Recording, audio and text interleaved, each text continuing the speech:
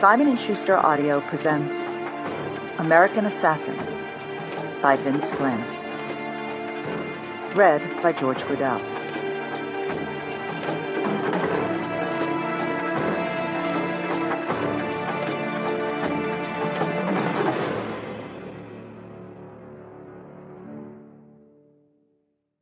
Prelude. Beirut, Lebanon. Mitch Rapp stared at his reflection in the dusty, cracked mirror and questioned his sanity. There was no shaking or sweaty palms. He wasn't nervous. It was just a cold, calculated assessment of his abilities and his odds for success. He went over the plan once more from start to finish, and again concluded it was likely that he would be severely beaten, tortured, and possibly killed. But even in the face of such prospects, he couldn't bring himself to walk away, which brought him right smack dab back to that part about his mental health. What kind of man willingly chose to do such a thing? Rapp thought about it for a long moment, and then decided someone else would have to answer that question. While everyone else seemed content to sit on their hands, it was not in Rapp's nature to do so. Two of his colleagues had been grabbed from the streets of Beirut by a nasty little outfit called Islamic Jihad. They were a tentacle of Hezbollah that specialized in kidnapping, torture, and suicide bombings. The jihadis had, without question, already begun the interrogation of their new prisoners. They would expose the men to unthinkable pain, and they would begin to peel back each layer of the onion until they got what they wanted. That was the savage truth. And if his colleagues could delude themselves into thinking otherwise, it just meant they had consciously or unconsciously gravitated toward convenient conclusions. After a day of watching the very people who said they would handle the situation do nothing, Rapp decided to look for a solution on his own. The bureaucrats and foreign service types back in Washington might be content with letting things take their natural course, but Rapp was not. He'd been through too much to allow his cover to be blown, and beyond that there was that nagging little thing about honor and the warrior's code. He'd been through the ringer with these guys. One he respected, admired, and liked. The other he respected, admired, and hated. The pull for him to do something, anything to save them, was strong. The gang back in Washington might be able to simply write off losing the faceless operatives as a cost of war. But to the guys who were in the trenches, it was a little more personal. Warriors don't like leaving their own to die at the hands of the enemy, because secretly they all know they might be in the same position one day, and they sure as hell hope their country will do everything in their power to get them back. Rapp eyed his fractured reflection. His thick, uncombed head of black hair and beard, his bronzed olive skin, and his eyes so dark that they were almost black. He could walk among the enemy without attracting so much as a suspicious glance. But that would all change if he didn't do something. He thought of his training and everything he'd sacrificed. The entire operation would be exposed, and that meant his career in the field would be over. He'd be stuffed behind some desk back in Washington, where he'd rot for the next 25 years. He'd wake up each morning and go to bed each night with the nagging thought that he should have done something, anything. And ultimately he would emasculate himself by questioning the size of his balls for as long as he lived. Rapp shuddered at the thought. He might be a little crazy, but he'd read enough Greek tragedies to understand that a life filled with that kind of recrimination would eventually lead him to the psych ward. No, he thought. I'd rather go down swinging. He nodded to himself and took a deep breath before walking over to the window. Rapp gently pulled back the tattered curtain and looked down at the street. The two foot soldiers from Islamic Jihad were still positioned across the street, keeping an eye on things. Rapp had dropped a few hints around the neighborhood about what he was up to, and they had shown up barely an hour after he had pressed his $700 bill into the willing hand of a local merchant. Rapp had considered killing one lackey and interrogating the other, but knew word would spread so fast that his colleagues would be either moved or killed before he could act on whatever intel he could gather. Rapp shook his head. This was it. There was only one avenue open to him, and there was no sense in delaying what had to be done. He quickly scrawled a note and left it on the small desk in the corner. He gathered his sunglasses, the map, and a large wad of cash and headed for the door.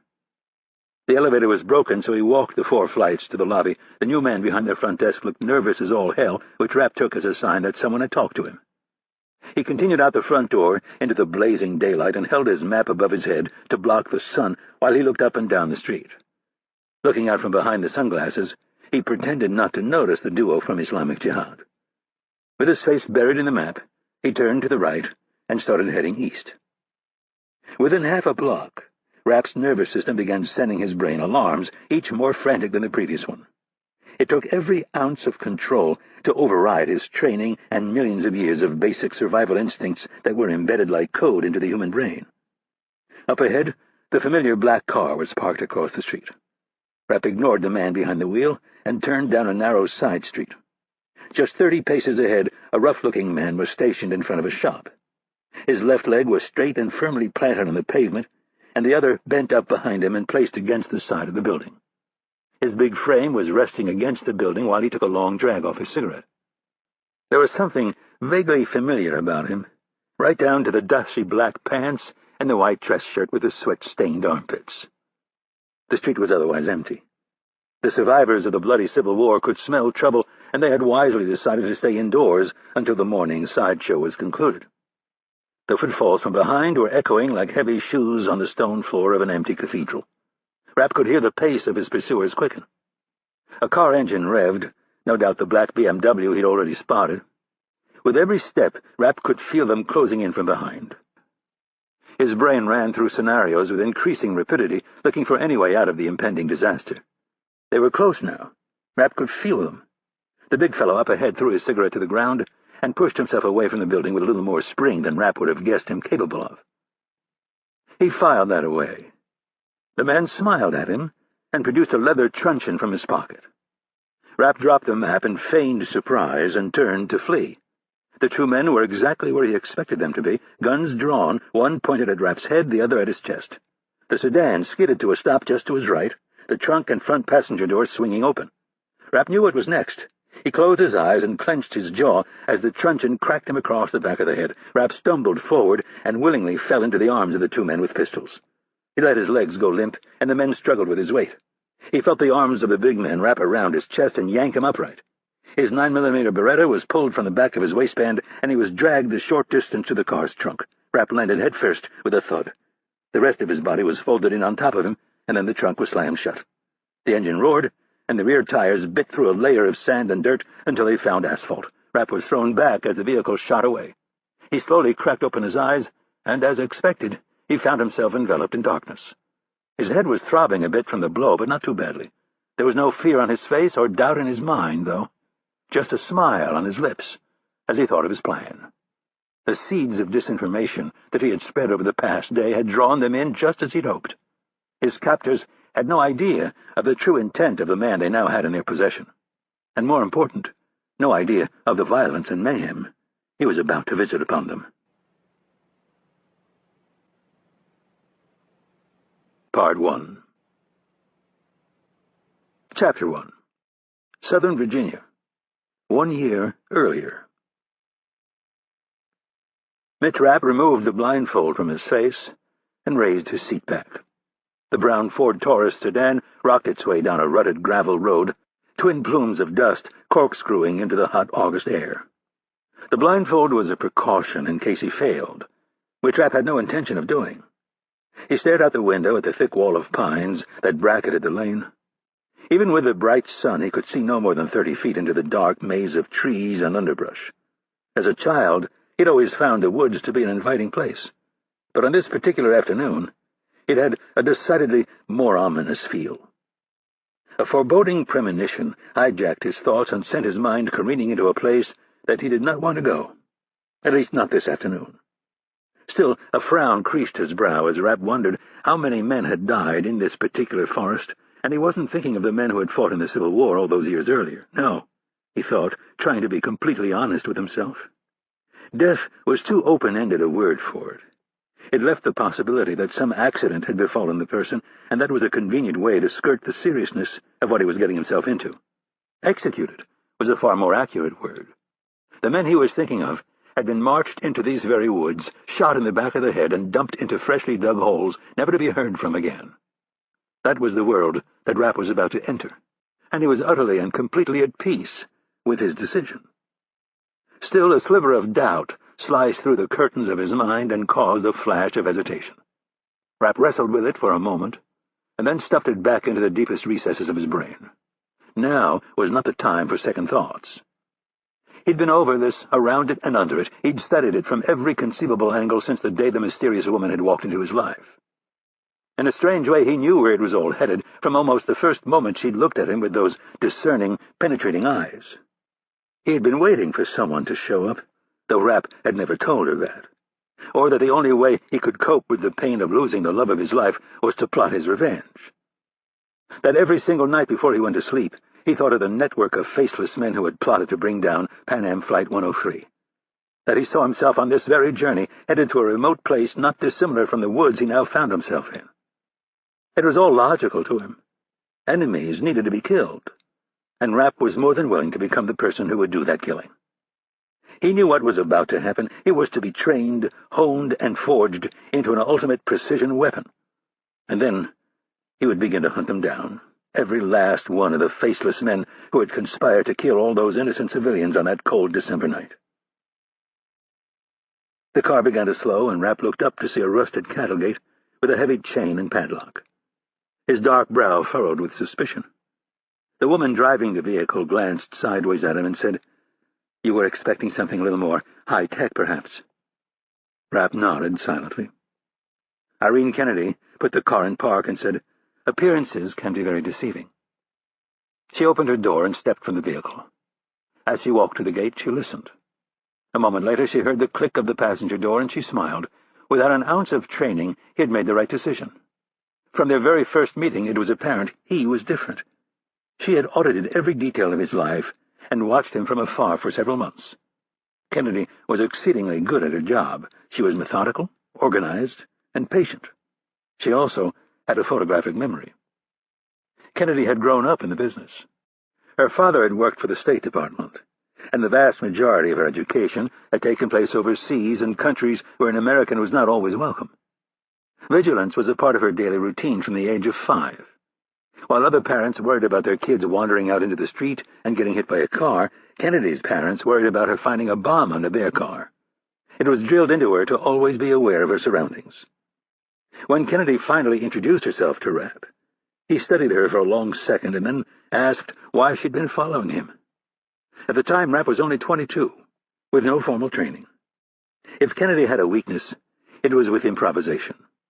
She liked things plotted out well in advance, and being so thorough, she had gone in assuming the novice would have no idea that she'd been running surveillance on him. She had recruited dozens of people, and this was the first. Kennedy was caught off guard to the point of stammering for an answer. The recruit was supposed to be the one struggling to understand what was going on.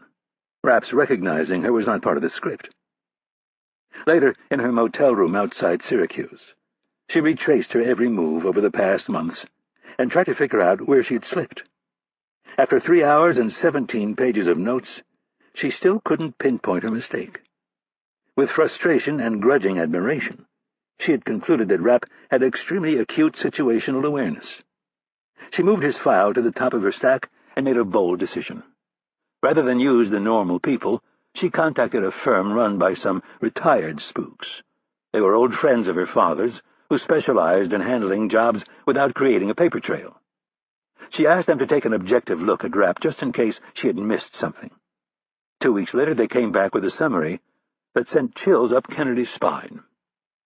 Kennedy took that report straight to her boss, Thomas Stansfield. Midway through reading the file, he suspected what she was up to. When he finished, he slowly closed the 2-inch-thick biography of the young Mitch Rapp and made her plead her case. She was concise and to the point, but still, Stansfield pointed out the potential pitfalls and obvious dangers of leapfrogging the initial phase of training. She countered perfectly. The game was changing. He had said it himself many times. They couldn't sit back and play defense, and in this ever more interconnected world they needed a weapon more surgical than any guided bomb or cruise missile. Having spent many years in the field himself, Stansfield also knew this person would have to be uniquely autonomous, someone who conveniently had no official record. Kennedy ticked off 8 additional reasons why she felt this young man was the perfect candidate. Her logic was sound, but beyond that there was the simple fact that they had to begin somewhere. By Stansfield's reckoning, this was an endeavor they should have started a good 5 years earlier, so it was with a heavy sigh and a leap of faith that he decided to proceed. He told Kennedy to forego the normal training and bring him to the only man they knew who was crazy enough to try to mold a green recruit into what they needed. If Rapp could survive 6 months of schooling at the hands of Stan Hurley, he might indeed be the weapon they were looking for. Before she left, Stansfield told her to eliminate any connection. Every last file, surveillance photo, and recording that could ever tie them to Rapp was to be destroyed. Kennedy pulled the car through the gate and asked Rapp to close and lock it behind them. Rapp did as he was asked and then got back in the car. 100 yards later, Kennedy slowed the vehicle to a crawl and maneuvered diagonally in an effort to avoid a large pothole. "Why no security on the perimeter?" Rapp asked. "The high-tech systems, more often than not, they draw too much unwanted attention. They also give a lot of false alarms, which in turn requires a lot of manpower. That's not what this place is about." "What about dogs?" Rapp asked. She liked the way he was thinking. As if on cue, 2 hounds came galloping around the bend. The dogs charged straight at the vehicle. Kennedy stopped and waited for them to get out of her way. A moment later, after baring their teeth, they turned and bolted back in the direction they'd just come from. Kennedy took her foot off the brake and proceeded up the lane. "This man," Kennedy said, "the one who will be training you." "The crazy little guy who's going to try to kill me?" Rapp said without smiling. "I didn't say he was going to try to kill you. I said he's going to try to make you think he's trying to kill you." "Very comforting," Rapp said sarcastically. "Why do you keep bringing him up?" "I want you to be prepared." Rapp thought about that for a moment and said, "I am. Or at least as prepared as you can be for something like this." She considered that for a moment. "The physical part is assumed. We know you're in good shape, and that's important, but I want you to know that you will be pushed in ways you never imagined.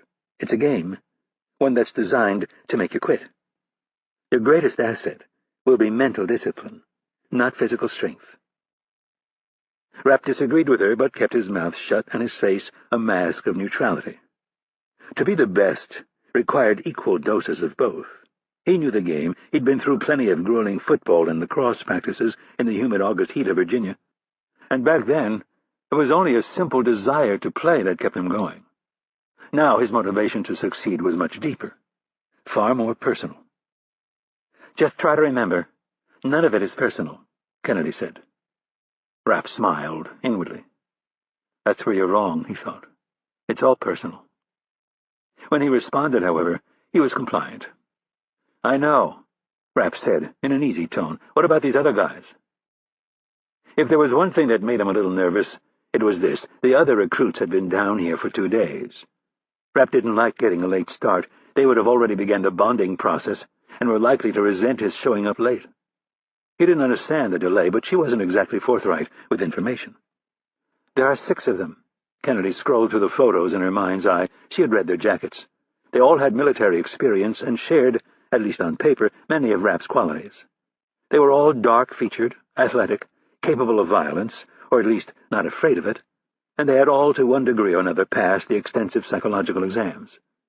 They had all showed a facility for foreign languages. In terms of a sense of right and wrong, they all hovered near that critical 6 o'clock position on the mental health pie chart, that thin line that separated law enforcement officers from career criminals.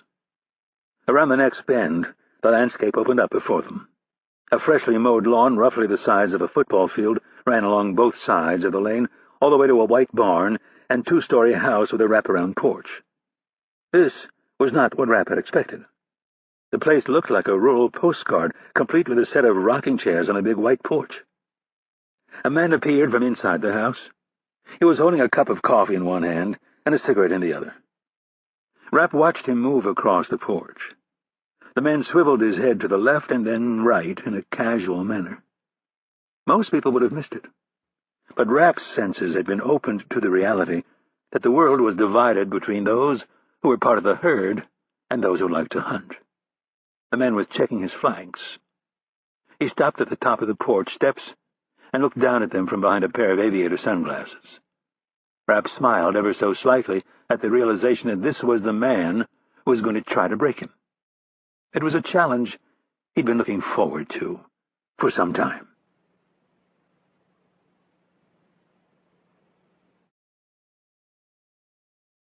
Chapter 2. Rapp looked through the bug-spattered windshield at the ballbuster he'd been warned about. Even from across the yard, he could see the displeased look on the guy's face. He had medium-length brown hair swept to the right and a full Tom Selleck mustache. He was in a pair of faded olive shorts that were a little on the small side and a white V-neck T-shirt. As the car came to a stop, Rapp noted the faded black combat boots and white tube socks that were pulled all the way up to his knees. His skin was a leathery, dark brown, and all of it, even his cheeks, seemed tightly wound with muscles and tendons. Rapp wondered about the eyes that were conveniently concealed behind a pair of sunglasses. He thought about his plan, and he figured he'd find out soon enough. "How old is he?" Rapp asked. "Not sure," Kennedy said as she put the car in park. "He's older than he looks, though, but I wouldn't bring it up. He doesn't like talking about his age." She unbuckled her seatbelt. "Wait here for a moment." Kennedy exited the vehicle and walked casually across the gravel driveway. She was wearing black dress slacks and a white blouse. Due to the heat and the fact that they were more than 100 miles from headquarters, she'd left her suit jacket in the back seat. A 9mm Beretta pistol was on her right hip, more to avoid a tongue-lashing from the man she was about to face than from any real fear that she'd have to use it. She looked up at the man on the porch and brushed a loose strand of her auburn hair behind her ear. Stopping at the base of the porch steps, she said, "Uncle Stan, you don't look too excited to see me."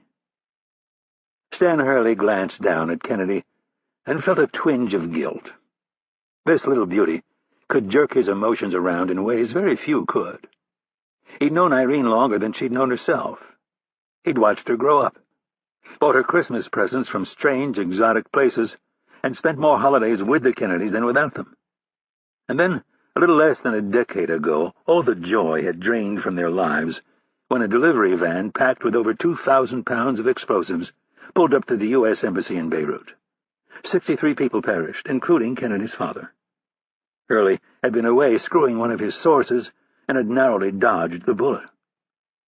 The CIA had lost 8 valuable people that April day, and they had been playing catch-up ever since. Hurley was well aware that he had almost no control over his temper, so it was his habit to keep things brief when he was upset and talking with someone he liked. He said simply, "Afternoon, Irene." Kennedy had been expecting and dreading this moment for some months.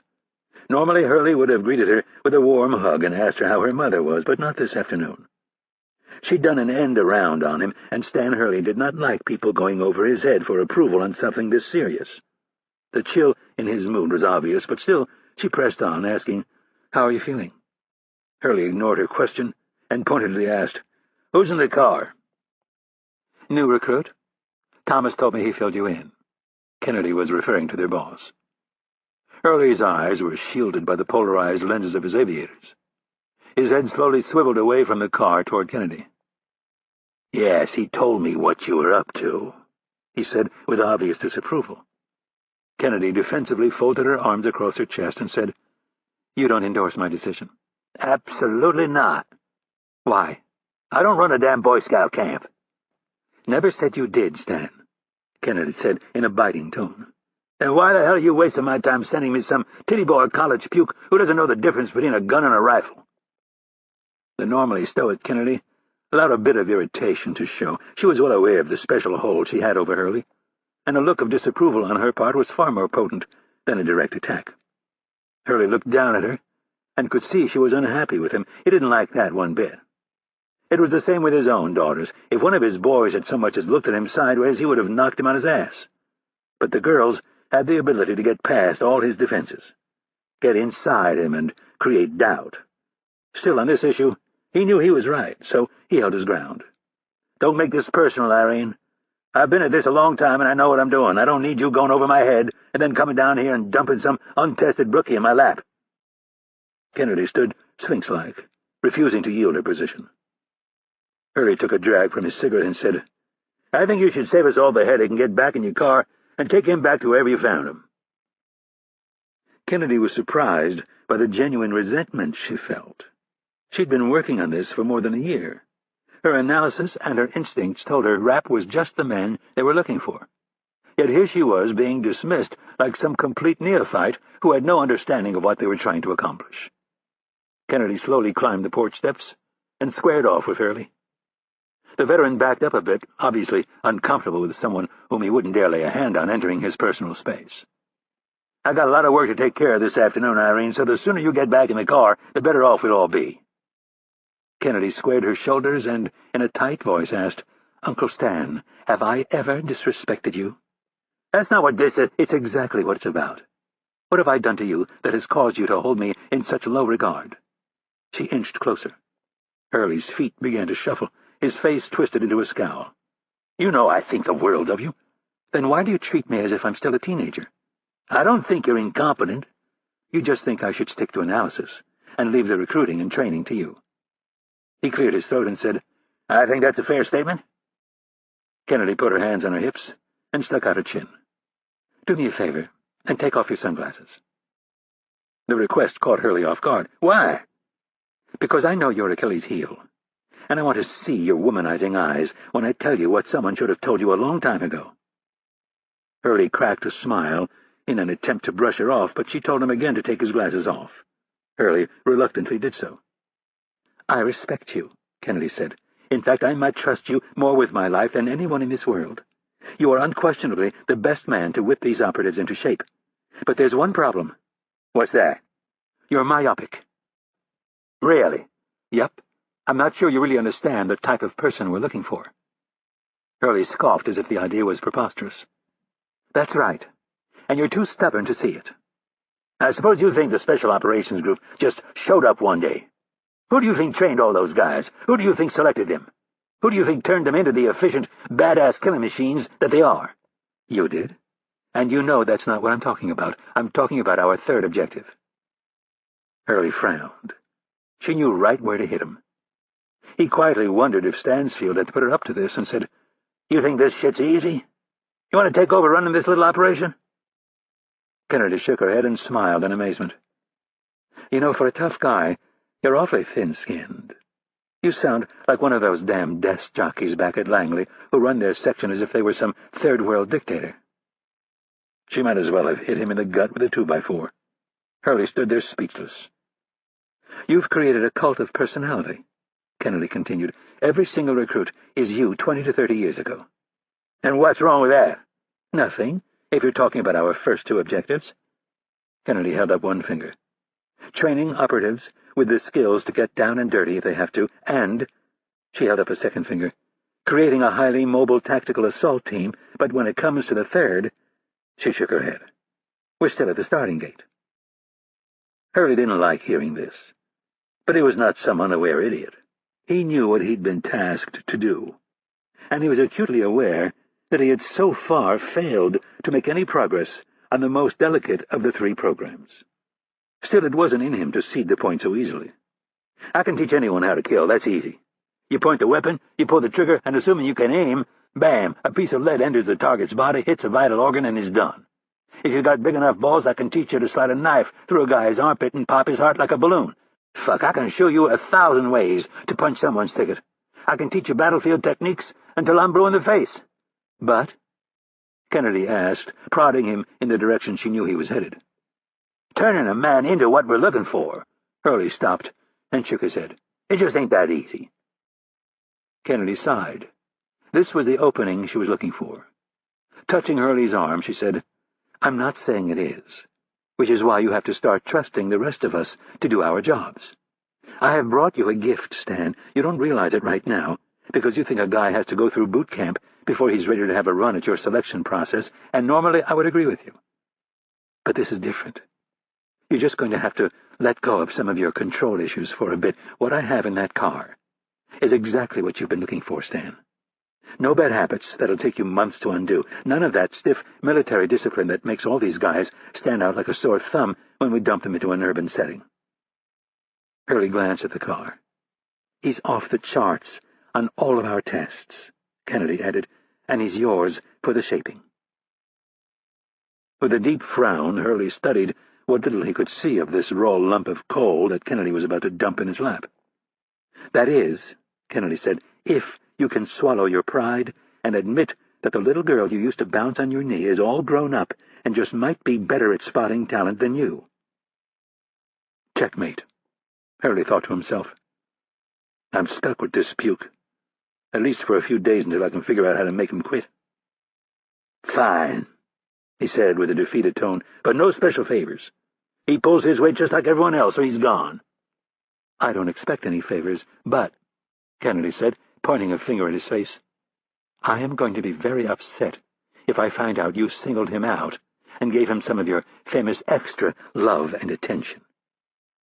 Hurley digested her words and then gave her a curt nod. Fine. I'll do it your way, but trust me, if I so much as get a whiff of weakness, I know, she said, robbing him of the final word. You'll make him wish he'd never met you. Kennedy had pushed it as far as she was willing for the moment. Rapp would simply have to show the crotchety old bastard what she already knew. I have to head over to the farm to take care of something. I'll be back for dinner. She turned to head back to the car, and over her shoulder she yelled, And he'd better look no worse for the wear than the other 6, or you're going to have one very unhappy niece on your hands.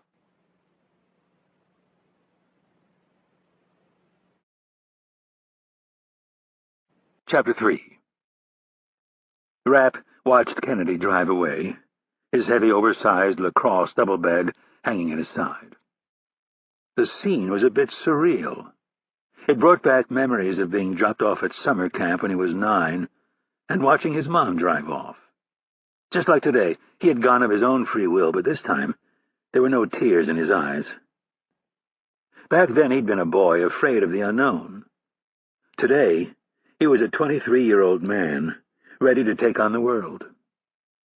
As the car drove down the lane, Rapp could feel the weight of his decision. The door was closing. He had picked one path over another, and this one was undoubtedly the one less traveled. It was overgrown and more treacherous than his imagination could do justice to, but then again his youthful self felt invincible and was filled with schemes to cheat death. He would undoubtedly be pushed to quit, but he was confident that wouldn't happen. He'd never quit anything in his life, and he'd never wanted anything anywhere near as bad as he wanted this. Rapp knew the score. He knew how his chain would be yanked and jerked every which way, and he would be forced to endure all of it. The prize at the end was what it was all about, though, and he was willing to endure all of it for his chance. Rapp could feel the man's eyes on him. He let his heavy bag fall to the ground and watched him come closer. The man with the stash and the sunglasses blocked his view of the long driveway. Rapp instantly smelled the acid mix of coffee and cigarettes on his breath. He wanted to take a step back, but didn't want to appear to be backing down, so he stayed put and breathed through his mouth. "Take a good look at that car," Hurley said sourly. Rapp tilted his head to the side and watched the sedan disappear around the corner. "She ain't coming back," Hurley added in a taunting voice. Rapp nodded in agreement. "That's front and center," Hurley snapped. Rapp stared at his own reflection in the polarized lenses and remained silent.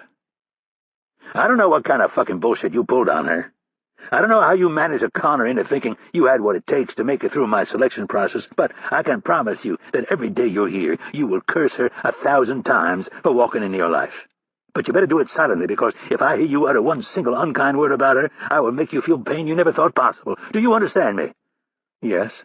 "Yes!" Hurley barked. "Do I look like one of your faggot college professors?" "No," Rapp said without twitching. "No?" Hurley howled with a veiny throat. "You call me sir when you talk to me, or I'll stick my boot so far up your ass you'll be chewing leather."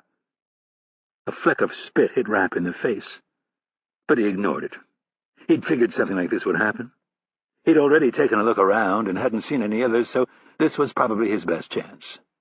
"Sir, permission to speak?" "I should have figured," Hurley said with a sigh. He placed his hands on his hips and said, "All right, Ivy League, I'll give you this one chance to say your piece. I can only pray you're going to tell me this was a bad idea and you'd like to go home, and I've got no problem with that," he added quickly. "Hell, I'll drive you myself." Rapp grinned and shook his head. "Shit," Hurley drew out the word as he shook his head in disgust. "You actually think you can do this?" "I do, sir." "So you're really going to waste my time?" "It appears so, sir, although, if I may, I suggest we speed things up a bit." "Speed things up?" Hurley asked. "Yes, sir. My guess is once you step in the ring with a man, you can probably figure out inside about 20 seconds if a guy has enough talent to make it through your selection process." Hurley nodded. That's right. I don't want to waste your time, so I say we find out if I have the goods. Hurley smiled for the first time. You want to take a run at me? Yes, sir, so we can speed things up. Hurley laughed. You think you can take me? From what I've heard, not a chance in hell. Then why are you in such a hurry to get your ass kicked? I figure you'll do it sooner or later. I'd rather do it sooner. And why is that? So we can get on with the important stuff. And what would that be? Like you teaching me how to kill terrorists. This was a first. Hurley took a step back and studied the new recruit.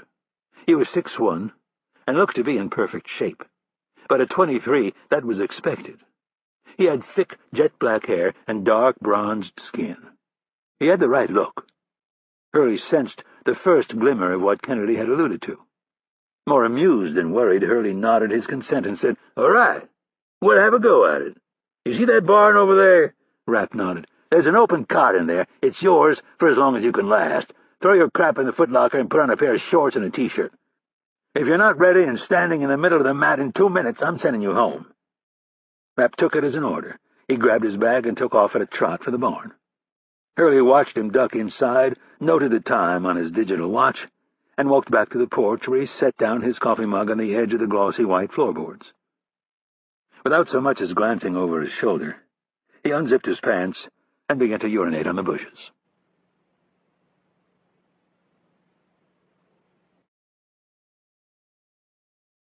Chapter 4. Rapp found the cot next to 3 bunk beds. It was standard military surplus. Not great, but a hell of a lot better than the floor. After stripping to his underwear, he opened his bag and pulled out a pair of shorts and a plain white T-shirt. Kennedy had told him to pack only generic clothing. She didn't want him wearing anything that could give one of the other men an idea where he came from. They were all under strict orders not to discuss each other's past. Rapp folded up his clothes, placed them in the footlocker, closed it, and set the bag on top. He would have unpacked the bag, but he heard his instructor approaching. Rapp took up his position in the middle of the well-worn wrestling mat and waited eagerly for his shot.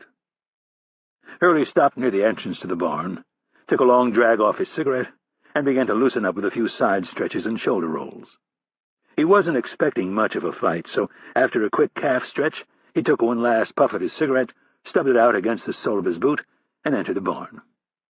The new recruit was standing in the middle of the mat, wearing shorts and a T-shirt.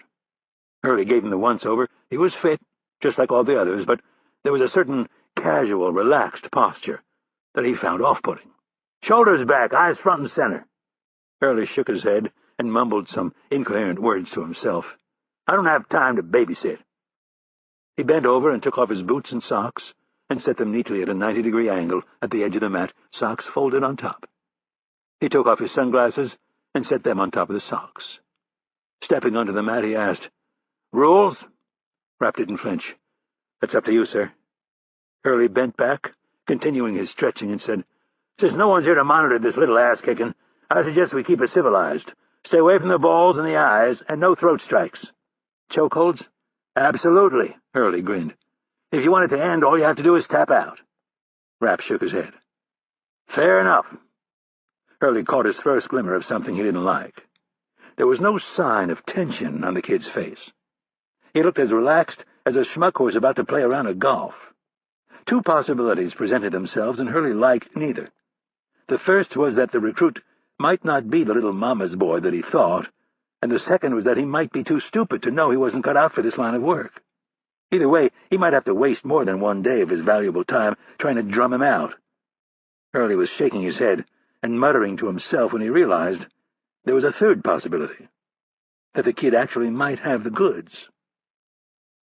The potential hazard made Hurley pause.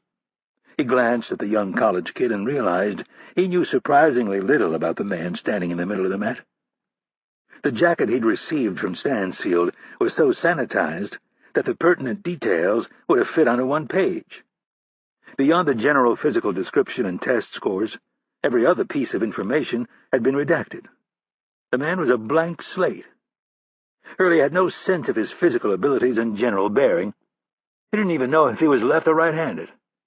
A frown creased Hurley's well-lined brow as he ran through some more scenarios. Normally, when Hurley stepped onto the mat with a recruit, He already had the advantage of having read an extensive personnel file, as well as having watched them for several days. You could tell a lot about a man by observing him for a few days. He silently called himself a dumbass for not thinking of this sooner. There was no calling it off at this point. His bare feet were on the mat. If he called it off, it would be a sign of weakness. Hurley set his apprehension aside and reminded himself that he'd bested every man he'd run through here. He moved forward with his normal swagger and a lopsided grin on his face. He stopped 10 feet away and said, "Ready when you are." Rapp nodded, dropped into a crouch, and made a slow move to his left. Hurley began sliding to his right, looking for an angle of attack. He glimpsed this opening when his opponent made an aggressive head fake that was an obvious tell of what would follow. In that moment, Hurley decided to dispatch the kid quickly. He wasn't going to waste time with defensive blocks and holds. He was going to make this kid feel some real pain, maybe bust a couple of his ribs. That way, even if he proved to be a stubborn fool, there'd be no hope of his keeping up with the others. Hurley anticipated the punch, ducked into a crouch, and came in to deliver a blow to the kid's midsection. Right about the time he pivoted off his back foot and let loose his strike, he realized something wasn't right. The kid was a lot faster than he had anticipated. The little shit had doubled back on his own weak fake and was now a good 2 feet to the right of where Hurley had thought he would be. It looked like he'd been suckered. Hurley knew he was horribly out of position and exposed, but he wasn't the least bit alarmed. He pulled back his punch and prepared to go back in again on a different angle of attack. He was in the process of delivering his second blow when he realized again that something was wrong. Hurley sensed more than saw the big left hook bearing down on his face. In the final split second before impact, he braced himself by pulling in his chin and dropping his hips. The crushing blow landed just above Hurley's right eye. Punches are funny things in that each one is different. You've got uppercuts, hooks, jabs, roundhouses, haymakers, and rabbit punches, to name a few. If you've sparred enough, you've felt all of them, and you learn to recognize each one by feel almost the instant it lands. A little scorecard in your head quickly analyzes the blow, and there's a brief conversation that takes place between the part of the brain that analyzes the thousands of instantaneous signals that come flying in and the part of the brain whose job it is to make sure the brain stays online. Hurley had been doing this for years, and as a man whose job it was to judge talent and teach, he had grown very accustomed to giving instant feedback to the man whose ass he was kicking. On this occasion, however, he was too busy trying to stay on his feet, so he kept his mouth shut. The punch hit him so squarely that Hurley actually went down to one knee for a split second. The turtle move had saved him from getting KO'd. If his head had been exposed any further, the force of the blow would have snapped his jaw around so quickly his equilibrium would have gone offline and he'd be down for a nice long nap. The ringside announcer in Hurley's brain made him aware of two things in extremely quick succession. The first was that he hadn't been hit this hard in a long time. The second was that he'd better launch a counterattack and do it quickly or he was going to get his ass kicked. Hurley pivoted from his back to his front foot and launched a flurry of combinations designed more to get this kid to back up than actually hit him. The first two were blocked, and the next 5 found nothing more than air. Hurley realized the kid must have been a boxer, and that meant he'd have to get him down on the mat and twist him into submission. No more punches. Before Hurley had a chance to regroup, he felt the leg sweep catch him perfectly in the ankle of his right foot, which happened to be bearing about 90% of his weight. What happened next was simple physics. The sweep took him out so cleanly that there was no hope of catching himself with his back leg, so Hurley went with it. He landed on his ass, tucked and rolled back, and sprang onto his feet. The fact that the kid had just swept him was not lost on Hurley. Boxers did not know how to use leg sweeps. There was a split-second pause while Hurley looked across the mat at the new recruit and wondered if he'd been lied to about his lack of military training. The respite didn't last long. Once again, Hurley found himself on the receiving end of a combination of well-placed punches. He had to get this kid down on the mat, or he really was going to get his ass kicked. He backed up quickly as if retreating for his life. The kid followed him, and when he launched his next attack, Hurley dropped down and slid in. He grabbed the lead leg and stuck his shoulder into the kid's groin while pulling and lifting at the same time. The kid tried to drop his hips, but Hurley had too good a hold. Hurley was about to topple him when a double-fisted hammer strike landed between his shoulder blades. The blow was so solid, Hurley nearly let go, but something told him if he did, he would lose, so he hung on for dear life and finally toppled the kid. Hurley was on top of him. He found a wrist and jammed his thumb into the pressure point while maneuvering the rest of his body into position for an arm bar. He rolled off and delivered a scissor kick to the throat of his opponent that, under the rules, was not exactly fair, but neither was their business. The kick barely missed, but Hurley had his opponent's wrist in both hands now and was ready to lean back and cantilever the kid's damn arm until he hyperextended the elbow. Before he could lock in the move, though, the kid did something that Hurley did not think possible. Rapp had somehow reversed into the hold and was now on top of Hurley, who still had a good grip on his wrist. Hurley's head, however, was now firmly locked between Rapp's knees. Rapp hooked his ankles together and began to close his knees in like a vice crushing a coconut. Hurley jabbed his thumb as deeply into the wrist of his opponent as he could.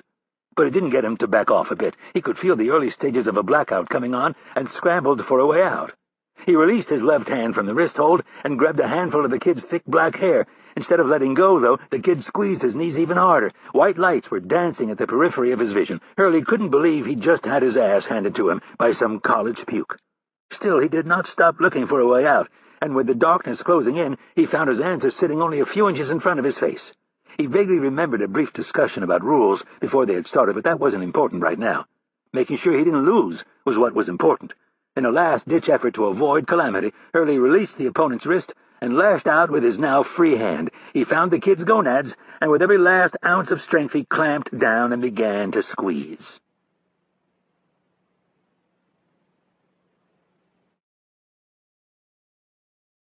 Chapter 5.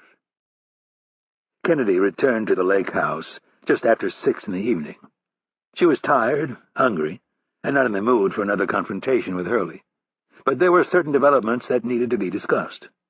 One of the unforeseen and increasingly difficult aspects of her job was the inability to communicate freely with her colleagues.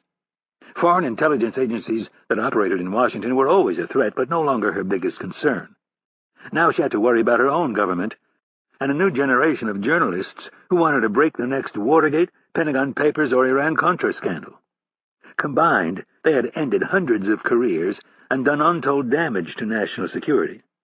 It was the new sport in Washington to pound on the very agencies tasked with keeping America safe. Surprisingly, Kennedy was fairly ambivalent about it. As her mentor, Thomas Stansfield, had told her many times, great spies don't complain about the rules. They find ways around them. She parked the car in front of the house and climbed the porch steps, dreading the thought of going another round with Hurley. Kennedy opened the screen door and entered. The rooms to her left and right were empty, so she went down the center hall to the kitchen. Her feet stopped where the hardwood floor transitioned to linoleum.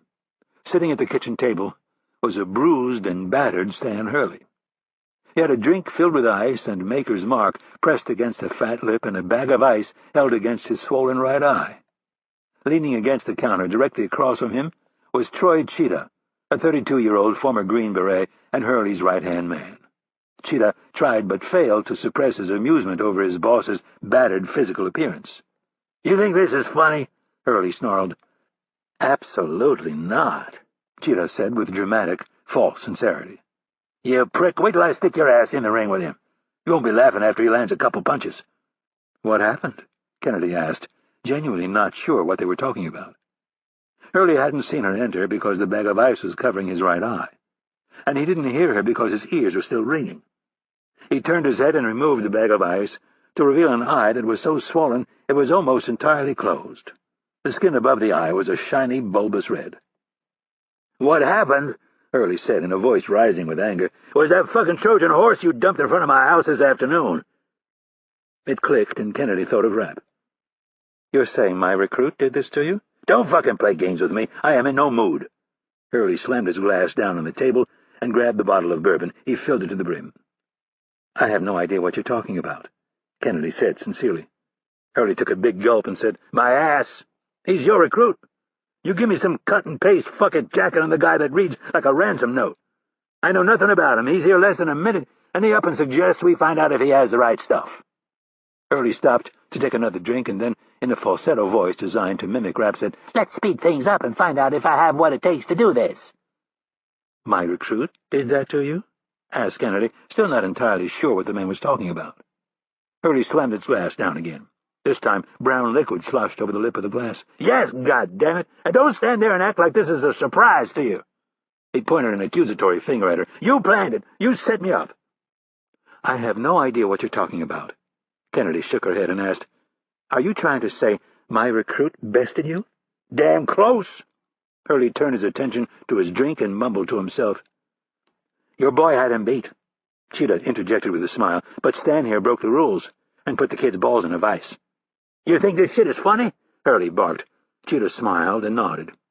Hurley looked like he was going to launch his glass across the room at him, and then, at the last minute, decided to use the bag of ice. Cheetah stuck out his right hand and caught the bag with ease. "Don't be a baby. After all the asses you've kicked around here, it's about time you got a little taste." "My problem," Hurley shot back, "is getting ambushed by this young woman here. Someone I helped raise, by the way." Hurley turned his one good eye back on Kennedy. "No military experience, my ass. Where did you find this kid?"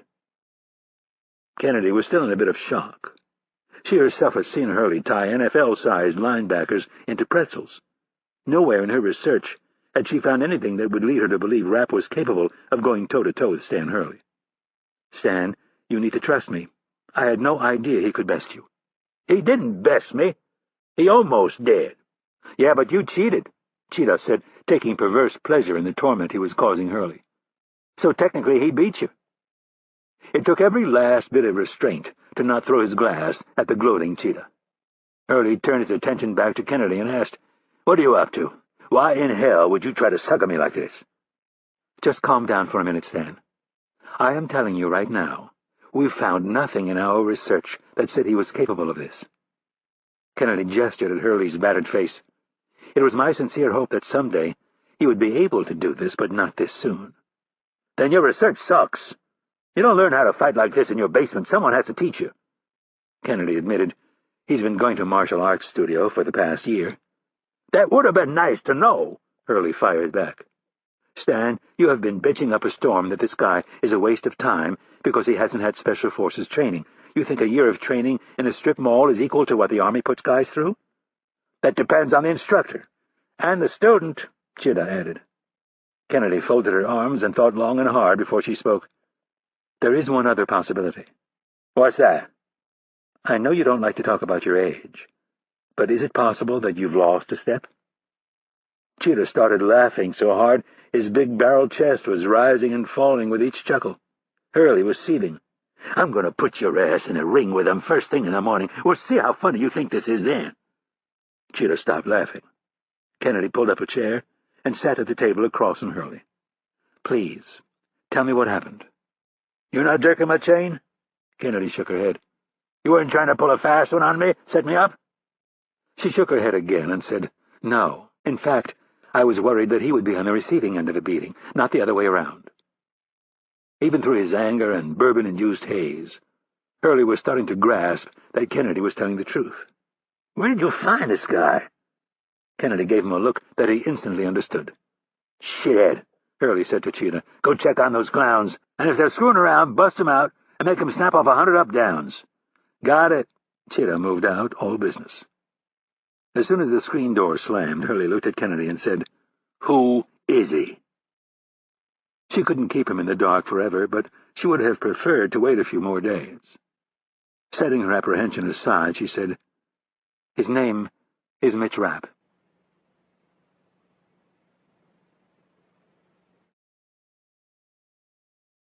Chapter 6. Rapp lay on his cot, his head propped up on a lumpy pillow, and a bag of frozen peas on his groin. Dinner had been served buffet-style on a folding table at the far end of the barn. His appetite wasn't really there, but he forced himself to eat. There were 7 of them, plus 2 instructors, and among them they polished off a giant pot of spaghetti, a plate full of rolls, and all the salad and corn on the cob they could stomach. The men were tired, hot, and ragged, but they stuffed their faces all the same and washed it down with pitchers of ice water and cold milk. Rapp had spent the last 5 years eating at a training table and knew how it worked. Tough drills and heat like this didn't exactly spur the desire to eat. It had the opposite effect, but you had to ignore it and shovel down the food. The physiology was pretty straightforward. They would be burning 5,000-plus calories a day, and that meant either they had to eat a ton of food or they would begin to lose weight. With his frame and current weight, Rapp could lose 10 pounds, but anything beyond that, and he would open himself up to injury and illness. Rapp tossed the copy of Time magazine on the floor and adjusted the bag of frozen peas. One of the instructors had pulled him aside as he was clearing his plate and told him he wanted him to get on his back and start icing. He then gave him strict orders to report any blood in his urine. Rapp simply nodded and took the bag of peas. After his sparring match and before dinner, He had a few hours to reflect on what had happened while one of the instructors led him through a tough circuit of calisthenics and then a 10-mile run through the woods. Rapp made it seem like he was struggling, but he wasn't, especially with the running. He could last all day if he had to, but he didn't want to show these guys too much too soon. Besides, give a teacher the choice between a straight-A student who has all the answers and an earnest one who gets better over time, and they'll pick the earnest one every time. Rapp was still trying to absorb what lesson there was to learn from his earlier throwdown with the man whose name he still did not know. He wasn't happy that the man had changed his own rules in the middle of a fight, but there wasn't a lot he could do about it now. He had to focus on how it would affect things going forward. It was important to know how far he could push it, and if these instructors weren't going to abide by the rules, they could hardly expect him to do so. Rapp's first chance to meet the other men was after his run. They were at the pull-up bars behind the barn doing 4 sets of 25. In addition to the mean old bastard running the place, there were 3 more instructors. Just as his recruiter had told him, no one was to use his real name or discuss any personal information. The first 2 instructors were easy to keep straight. The short, skinny one was called Sergeant Smith, and the tall, skinny one was called Sergeant Jones. They would start their days with Smith and end with Jones. Rapp had to do 2 sets of 25, with a 30-second rest between so he could catch up with the other recruits. After each man had polished off a full 100 pull-ups, Sergeant Smith went nuts. He lined them up and paced back and forth, dumping disdain on them. "One of you faggots doesn't think he needs to do a full pull-up," the instructor started. "Thinks he can go halfway down and not quite all the way up. Well, I don't like anything done half-assed, so you ladies get to start over." Then the invective really started to fly as he called into question their manhood, honor, intelligence, and lineage. Rapp noted that he treated them as a group rather than singling out the supposed offender, who he wasn't so sure even existed. He'd watched the other men, and none of them seemed to be slacking off. The sergeant was simply moving the goal line in hopes that one of them would grow sick of the games and quit. As he looked around, though, he didn't see that happening. The other 6 were hard individuals. "4 more sets on the quick, let's go," the sergeant barked. "And do 'em right this time, or I'll send you ladies on a nice long run, and you can forget about dinner." There were 2 bars, so the men lined up and started over. Rapp was waiting for his turn when one of the other recruits poked him hard in the kidney. Rapp turned around and took inventory of the man who had jabbed him and was now cussing him out in a voice only the 2 of them could hear. The man looked like one of those professional rugby players from Europe. He had a heavy brow made heavier by a single black eyebrow that traveled laterally from one temple to the other. His eyes were coal-black and wide-set, but his most prominent features were a hooked nose that looked to have been broken at least twice and a dimple in the middle of his pronounced chin. Rapp thought of 2 things almost instantly.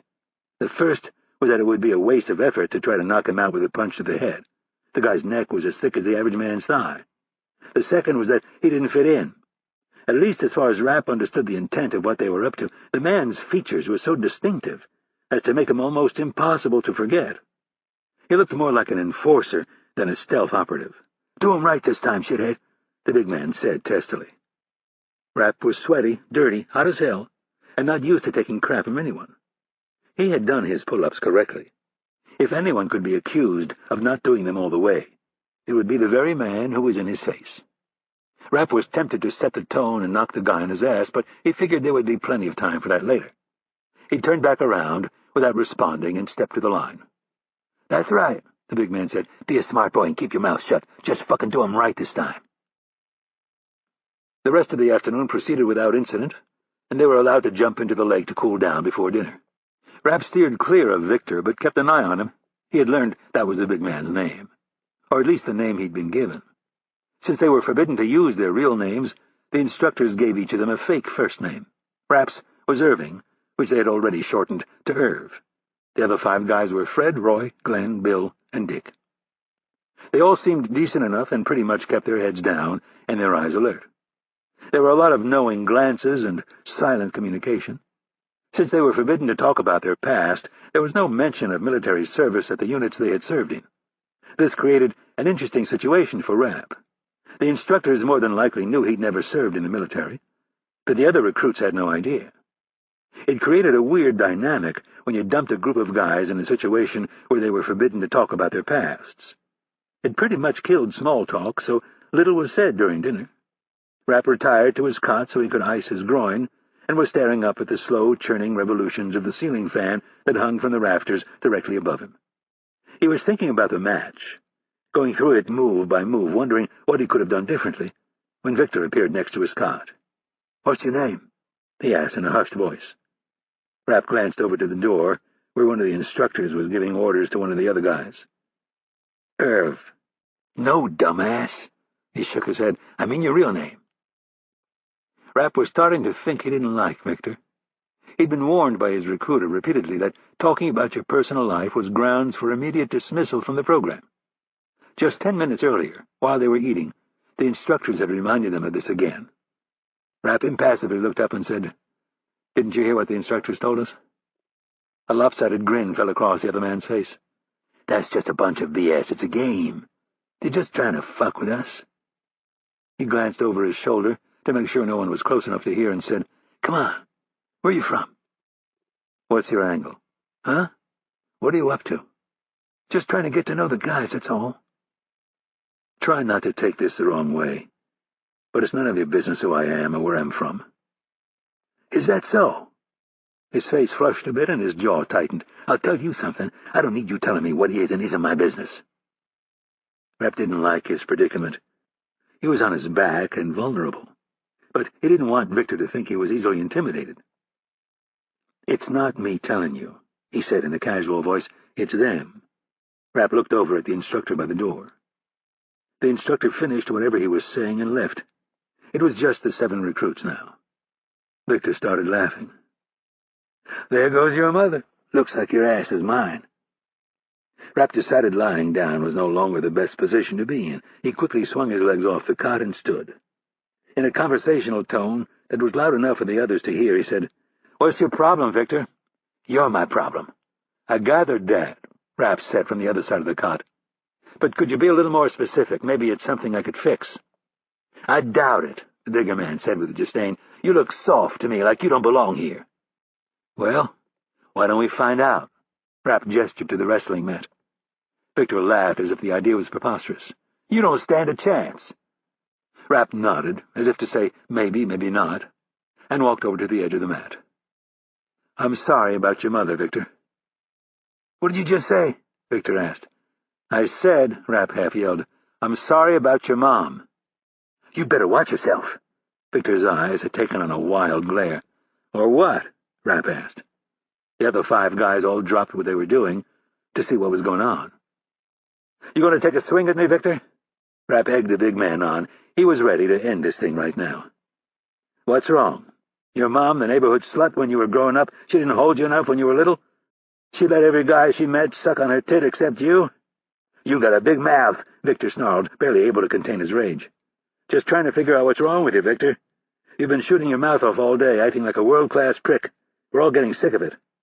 "I'm going to kick your ass," Victor howled as he hopped from one foot to the other like a boxer. Rapp didn't say a word. He moved to the middle of the mat and motioned for Victor to join him. Victor started whooping and hollering as he danced circles around Rapp. He was throwing shadow punches and explaining in detail what he was going to do to Rapp when suddenly one of the instructors reappeared in the doorway. "What in hell are you ladies doing?" Victor fell silent, but it was too late. "That's it, you dumbasses. If you got enough energy to fight, then you've got enough energy to run. You've got 60 seconds to muster your worthless asses outside on the line. Put your running gear on and move it." Everyone sprang into action, and while they were putting on their gear, the other 5 men made their displeasure known through a mix of looks and verbal complaints. Rapp did not respond, while Victor seemed to relish it. He turned the taunts back on the other men and invited any of them to take a shot at him just as soon as one of them grew a set of balls. Rapp put on his shoes and sprinted for the door. He was the first one on the line, and while he waited for the others, it occurred to him that something wasn't right. If this program was so secretive and elite, what in hell was a loudmouth like Victor doing here? Chapter 7. Camp Perry, Virginia.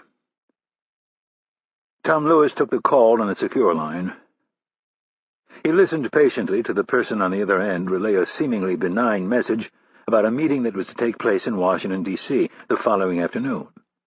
To anyone with the ability to breach the secure system, which of course included the internal security people back in Langley, the conversation would have seemed so ordinary as to not warrant a second thought. In the third sentence, however, an adverb was used that caused his right eyebrow to shoot up a quarter inch. Lewis thanked the person on the other end and said they would talk at the meeting the next day. The clinical psychologist slowly placed the phone back in its cradle and tapped his pen on a generic desk blotter. Everything in the office was generic, all standard-issue government furniture, the kind that was purchased in massive quantities every year by the behemoth federal government. The desk, bookcase, and credenza were all made from particle board coated with a thin plastic veneer that was supposed to look like wood, but didn't. The chairs were black plastic with coarse charcoal fabric seats that could render a pair of dress pants useless in just 9 months. Lewis was amazed at how ubiquitous this type of furniture had become in Washington, which in turn led him to the conclusion that the maker of this substandard furniture was more than likely headquartered in the home district of the chairman of the House Appropriations Committee. Lewis detested such poor craftsmanship, but nonetheless made no attempt to add personal touch to this office. His private office was in the district, and every square inch of it had been meticulously decorated. With what he charged for an hour of therapy, he could not only afford the fine trappings, but even more, his clients expected it. In a rather short period of time, he had built up a very profitable practice. His patient list was the virtual who's who of Washington's power elite. Lobbyists, lawyers, and CEOs made up the bulk of his business. He treated only a smattering of politicians, but dozens of women who were married to powerful senators and congressmen came to see him every week and poured their hearts and minds out. If he were unscrupulous, he'd be able to use that information to his benefit, but he had never been tempted. The 36-year-old Lewis had both the passion and the natural inclination for his work. He had obtained an undergraduate degree in economics and math from Pomona College and a graduate degree in clinical psychology from the University of Pennsylvania. The latter was paid for by the government, which required him to serve 4 years in the Army upon graduating. That stint in the Army, more than anything, was what pulled Lewis into this current situation, in a windowless, crappy office on a base that very few people even knew existed. It seemed he had a knack for spotting mental deficiencies, which when he was in the Army was something that greatly interested at least one flag officer and a couple of colonels down at Fort Bragg. He'd spent 3 years helping the Joint Special Operations Command tighten up their selection process and develop a new system for game theory. Lewis took a moment to collect his thoughts and figure out how the call would affect his evening. The camp had a bachelor's quarters of sorts for the various employees and consultants who traveled back and forth to D.C. When a new class was on the post, he normally stayed 1 or 2 nights a week so he could observe how they interacted. He had planned on staying the evening and spending some time with one of the recruits who was showing some troublesome signs, but the phone call was more pressing. Lewis looked down at his World War II Elgin A-11 U.S. military watch. His father had given it to him on his deathbed 3 years earlier. Lewis had replaced the worn strap and kept the watch in near-perfect shape. It was 7:14 in the evening. Nothing on his desk was that urgent, and besides, it was a perfect evening to get out on the open road and clear his mind. He collected the 2 open files and spun his chair around to face a gray metal safe which was already open. Lewis placed the files in the proper slot, closed the safe, and spun the dial. He left the office door open, as there was nothing other than the contents of the safe that needed to be protected. His motorcycle was parked in the first space in front of the building. Lewis took off his sport coat and tie and carefully folded and placed them on the seat. He unlocked one of the saddlebags of the BMW 1200 motorcycle and retrieved a gray and black leather riding jacket and a pair of chaps. He never rode his bike without them, even with the thermometer pushing 90 degrees. Imprinted on his brain was the road rash a friend had received when he'd been forced to lay his bike down on a hot California afternoon. The jacket and tie were placed in the saddlebag, and he put on his gray helmet. The motorcycle hummed to life, and Lewis climbed on. 60 seconds later, he tipped his visor at the sentry standing post at the main gate and blew past him. A minute after that, he was rocketing up the entrance ramp onto Interstate 64 and on his way north. The drive would take a bit more than an hour, which Lewis didn't mind in the least. No phones, no one knocking on his door, wanting him to listen to his problems. Lewis was finding it increasingly difficult to find the time to clear his mind and focus on the task at hand. A big green sign informed him how many miles he had to travel to reach Richmond, but he barely noticed. He was already thinking of their new recruit. That had to be why she had called. Lewis set the cruise control at 70 miles per hour, adjusted himself on the seat, and checked his mirrors. He considered how much work he had put into this one candidate. The man was as close to perfect as anyone they'd come across in the almost 2 years he'd been working on the program. Lewis leaned into a turn and wondered if it was possible for Hurley to run the kid out in one afternoon.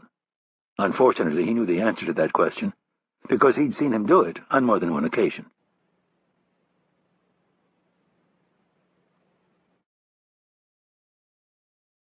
Chapter 8.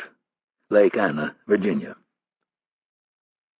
It was a moonless night sky, and all but a few of the exterior lights were off so as to not attract bugs. The mutts had just finished their run, and another 100 up and downs and a few more exercises designed to fatigue little-used muscles and maybe get one or more of them to quit so they could get down to the serious stuff. Unfortunately, all 7 were now filing into the barn in a manner not much different than that of cows returning from a day grazing in the pasture. Their heads were down, their pace was slow, and their footing unsure, and fortunately, the arguing was over. The only thing they could think about at the moment was sleep. Hurley took a sip of bourbon and looked out across the lawn. Despite the fact that it was his 7th in the past 3 hours, he was not drunk. When it came to booze, and a lot of other things, the spook had the constitution of a man 3 times his size. Tonight, however, his normally unshakable confidence was a little wobbly. Hurley was feeling a nagging indecision that, to the average person, was a daily occurrence, but to a headstrong, decisive man like him was rare. The shiner on his eye and his throbbing headache were nothing more than a nagging physical symptom. A few more glasses of Maker's Mark, and they would be thoroughly dulled. The problem was between his ears, a crack in his psyche that had put him in a rarely visited but increasingly familiar place. It was gnawing at the back of his head, trying to crawl into his brain stem and take him down. The signs were all there: tight chest, quick breath, a sudden desire to get the hell out of Dodge and go somewhere, anywhere but here. For a man who was used to being in control, used to being right all the time, it was the most unwelcome feeling he could imagine. He'd rather get kicked in the head until he was knocked unconscious than try to wrestle with this crap. The fix, Hurley knew, involved something he still wasn't used to. He'd spent years burying his problems, patching them, hiding them under anything he could find. His job was too important. There were too many enemies to confront, and not enough men willing to do it. There was too much to do. The stakes were too high for him to sit around and feel sorry for himself. He was, after all, a product of the Cold War. While the children of the 60s cut loose and got in touch, Hurley cut throats and got as out of touch with his feelings as was possible. He darted around Europe in the late 50s and early 60s, and then Southeast Asia in the mid-60s. The 70s brought him to South America, the early 80s to Central America, and then, finally, for the biggest shit show of all, he landed in the Middle East. The entire thing was a gigantic, multi-dimensional chess match with the Soviets, a continuation of what had happened at the end of World War I and then the aftermath of World War II. Getting in touch with his thoughts or feelings, or whatever they were, was not something Hurley relished. There was right and there was wrong, and in between an abyss filled with society's whiners, people who had inherited the luxury of safety and freedom while having done nothing to earn it. He had never heard these opinions pass the lips of his mother or father. They didn't have to. He was born during the Depression, but they had lived through it. They'd moved from Chicago to Bowling Green, Kentucky, with their 5 kids to escape the long food lines and massive unemployment of the inner city. Hurley had come of age not knowing any better. His lot in life seemed just as good as the next kid's. He'd taken that stoic demeanor and joined the Army. After serving a stint, he enrolled at Virginia Tech on the GI Bill and graduated with decent marks. That final spring, a man from the federal government who was extremely interested in his military record asked him if he'd like to see the world, asked him if he'd like to make a difference. Hurley bit. Officially, he'd spent the last 21 years darting in and out of war-torn countries and doing his part to create a few wars, too. Unofficially, it had been longer than that. He'd been on the very edge of the conflict between the Soviets and America and had no illusions about which side was the more noble of the two. All a person had to do was spend a little time in Berlin to understand the effects of communism and capitalism. Talk about a tale of two cities, East Berlin and West Berlin were living, breathing examples. Posters for the governments who had run them since the end of World War II. One side was a vivid Kodachrome film, and the other a grainy old black-and-white pile of crap. Hurley had never been more proud than when that damn wall came tumbling down.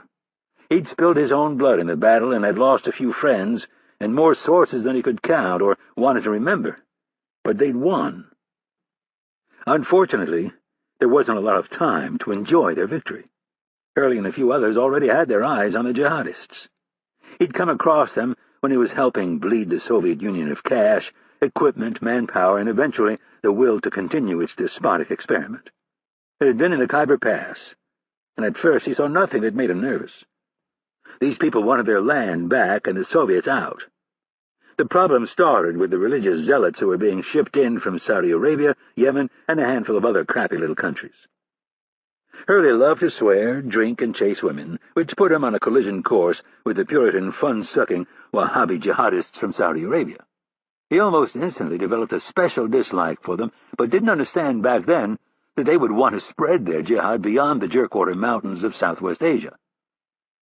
That came later when he started to see them meddling in the affairs of the Palestinians. It was starting all over again.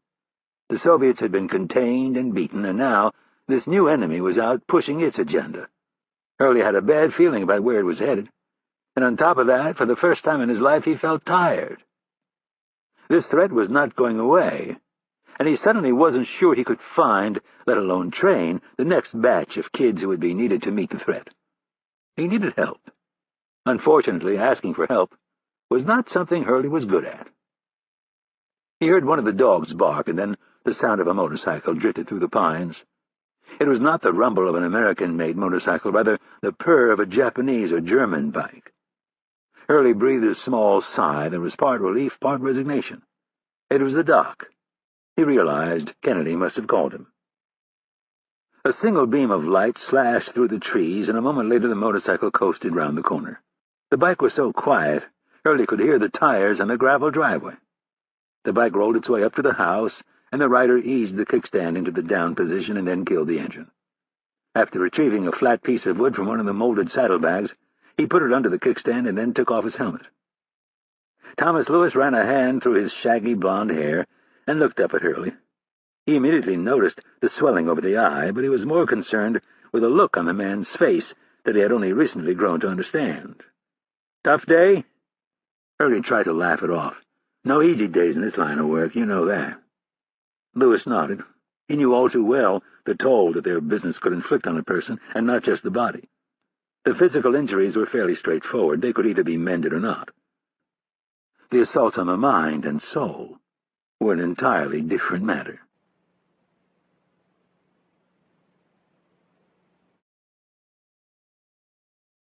Chapter 9. Beirut, Lebanon. The battered, dusty Peugeot slowed to a crawl.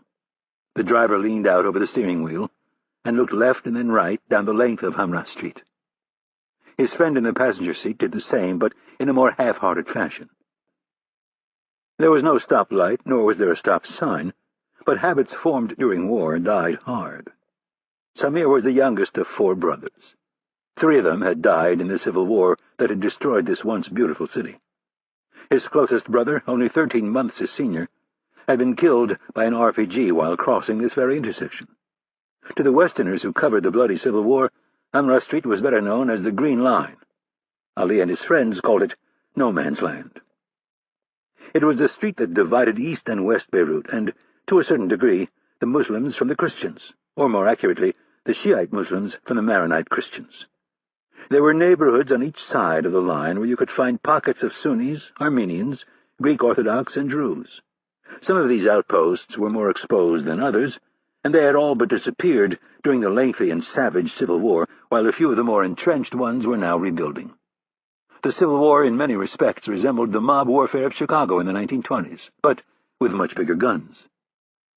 With the war officially over for almost 2 years, virtually every part of the city was showing signs of life.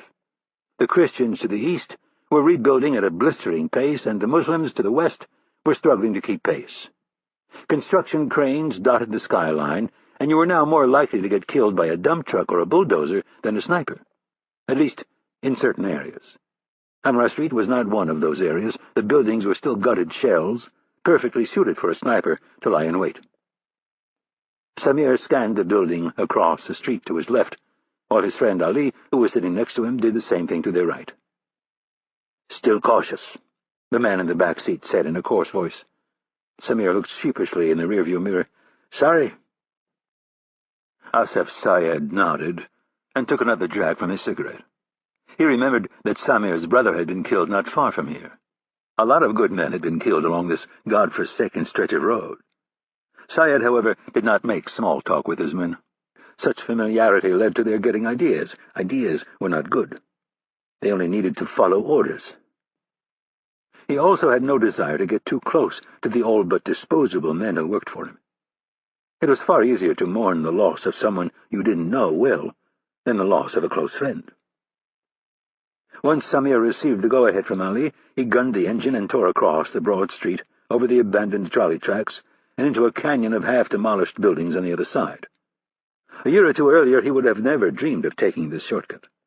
The car continued for 2 blocks, dodging piles of rubble, and then hung a sharp left turn. Building by building, block by block, things got better. The first sign was that the roads were clear of debris. Scaffolding and cement mixers were the next positive sign, and then, finally, they came upon a row of buildings that actually had windows, although the stone facades were pockmarked from artillery shells and small arms fire. 2 young men stood in front of a roadblock, AK-47 assault rifles at the ready. Samir slowed the car to a stop and looked at the young face of the man who was pointing the barrel of his rifle at his head.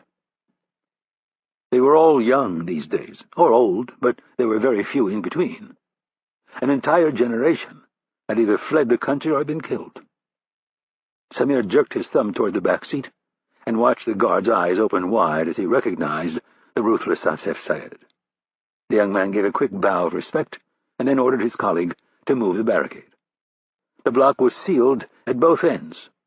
Some had started to question the manpower and effort that went into this, but all Syed had to do was flash them one of his withering stares, and they were silenced.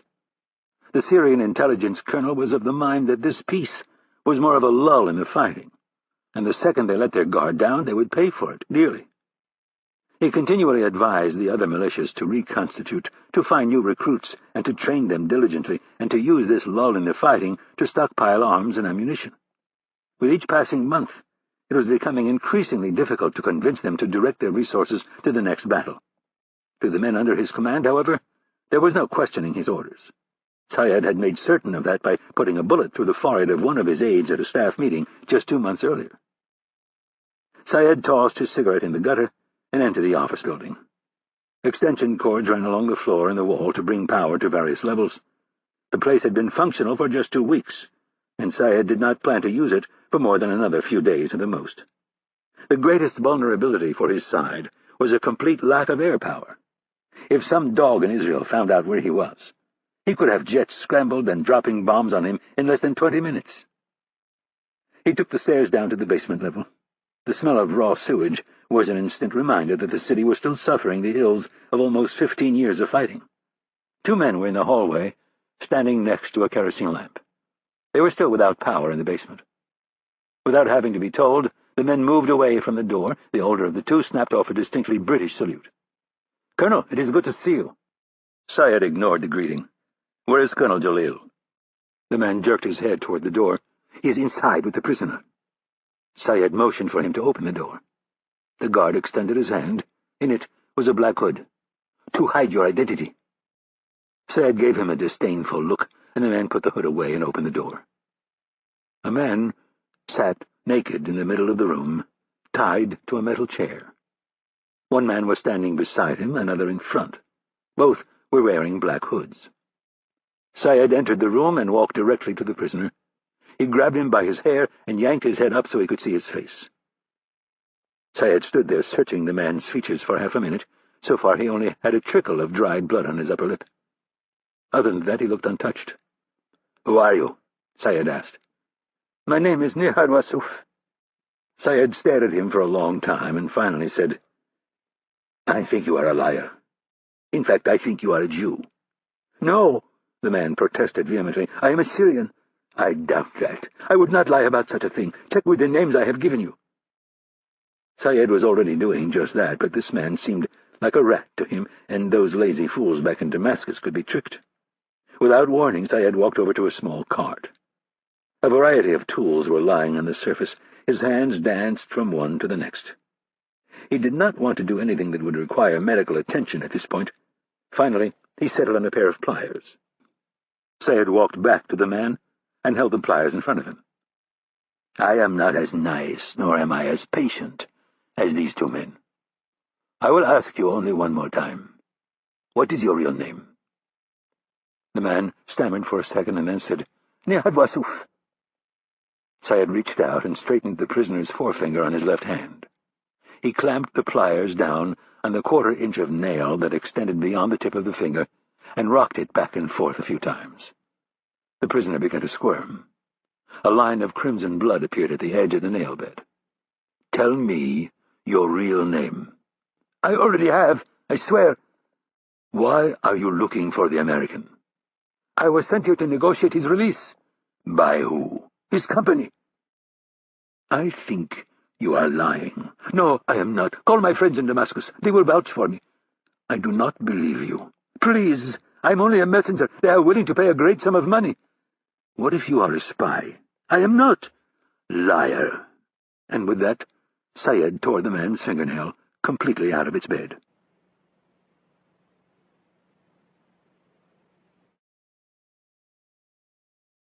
Chapter 10. Lake Anna, Virginia. The doctor peeled off his leather riding gear and stood on the porch, listening to Hurley recount the afternoon's events. He did so as passively as possible, even though his concern grew on several fronts. Interrupting, he'd learned with Hurley, was a bad approach. It was best to let him get it all out. Questions or comments could be perceived as a personal attack, which in turn would elicit a spirited counterattack, all of which the doctor knew was very counterproductive. Lewis had met the spook 5 years earlier. The Department of Defense had shipped his ODA team off to Pakistan to help the Black Ops boys from Langley, who were trying to train and equip the Mujahideen in the treacherous border region between Pakistan and Afghanistan. Hurley, in his typical gruff manner, had expressed his amusement that the vaunted Green Berets were now attaching shrinks to their units. He wondered if Lewis was similar to the political commissars who were attached to Red Army units, which was not exactly a compliment, since the Communist officers were political appointees and in charge of Communist Party morale among the troops. They were also known to ship off to Siberia anyone who didn't show absolute devotion to the party. They were feared and despised by their own men. Lewis had read clean through the rough bravado of Hurley, and rather than take offense, he laughed along. As the weeks passed, however, Hurley began to consult the shrink with increasing frequency. Hurley soon learned the good doctor was a valuable asset to have around. Lewis, he found out, had a gift. He could read people. The doctor was a walking, talking polygraph. When Hurley was finished giving the afternoon's play-by-play, he didn't stop to hear the doctor's opinion or let him ask questions. He moved headlong into what he thought needed to be done. "I want you to sit down with him and run him through the ringer. Clear your calendar for the rest of the week if you have to. I want to know what the deal is with this kid. He's hiding something, and I want to know what it is." As was his habit, Lewis pursed his lips and stared off into the distance while he thought about other possibilities. He respected, liked, and felt a sense of loyalty to Hurley, but he was not exactly a well-balanced, mentally healthy adult male. Kennedy, on the other hand, was possibly one of the most measured and thoughtful humans he'd ever had the pleasure of working with. Before he did anything, he wanted to hear her side of the story. "I'll clear my schedule for tomorrow," Lewis said, agreeing without really agreeing. "Let's head inside. I'm starving, and I need to use the bathroom." After Lewis had relieved himself and washed his face, they found Kennedy at the kitchen table reading a file and picking at a plate of noodles. Lewis looked at the uninspired pasta and frowned. One of his passions was cuisine, and it pained him to watch his colleagues put so little effort into something so important. Without saying a word, he began searching the cupboards for something, anything that he could use to create a passable meal. Kennedy and Hurley shared a brief smile. Lewis stuck his nose into the refrigerator, and without bothering to turn around, said, "Stan, would you be so kind as to fetch a bottle of wine from the basement? A Chateau Dominique would be fine." He took out a package of chicken and closed the door. Moving to the sink, he paused for a brief moment and then said, "You might as well grab two." When Hurley was gone, Lewis looked over his shoulder at Kennedy and motioned for her to join him at the sink. "So," he said, "Stan's not exactly thrilled with your new recruit." "He's not the easiest man to please." Lewis turned on the water and began to rinse the chicken. With a wry smile, he said, "He thinks you set him up." Kennedy rolled her eyes. "This is the one you told me about, the kid from Syracuse?" "Yes." Lewis splayed the chicken open and let the water run through the crevices. "You never said anything about his fighting abilities." Kennedy sheepishly shrugged her shoulders and said, "I didn't know he had them." "That's a pretty big thing to miss." Lewis glanced up at her. "I'm not judging. I'm not proud that I missed it, but in the end, isn't it a good thing? Maybe. Maybe not." Kennedy explained what she knew about Rapp, which admittedly wasn't a great deal, but she pointed out yet again that a blank slate was not necessarily a bad thing, that they could mold him into the man they needed. She finished her verbal report as Hurley made it back up from the basement. Lewis asked her to prepare a small salad while he went to work boiling noodles and slicing up the chicken and preparing a creamy white sauce. Hurley was left to open the red wine. While Lewis put the finishing touches on the main dish, Hurley and Kennedy started up again. They volleyed back and forth, each one putting forth his or her version of what had happened and how the other one had screwed up. Like any good shrink, Lewis was a good listener, and he played his part. It helped that these two were rarely boring. Hurley was a once-in-a-lifetime patient, the kind of man who was so outrageously entertaining that you sometimes felt you should pay him rather than the other way around. Sure, there was a flourish of exaggeration here and there, but Lewis had witnessed several of his exploits firsthand and knew the stories to be for the most part accurate. Kennedy was very different. There was no cussing or anger or animated hand gestures accompanied by thespian-like facial contortions. There was just a calm, analytical, intellectual way about her that put you at ease. Her answers were never rushed and almost always thoughtful. She did not participate in personal verbal attacks or attempt to sway opinion by exaggeration. Wildly different in almost every way, they did share a few qualities that served to exacerbate the situation. Both were deeply suspicious of everyone they encountered, and did not find it easy to admit they were wrong. On top of that, their long history and familiarity served to bring both the best and worst qualities to the surface in a very raw way. Lewis would never admit this to them, but it had become one of his great clinical joys watching these two argue. It was a verbal combat at an Olympian level. The table was set, the wine poured, and the food dished up.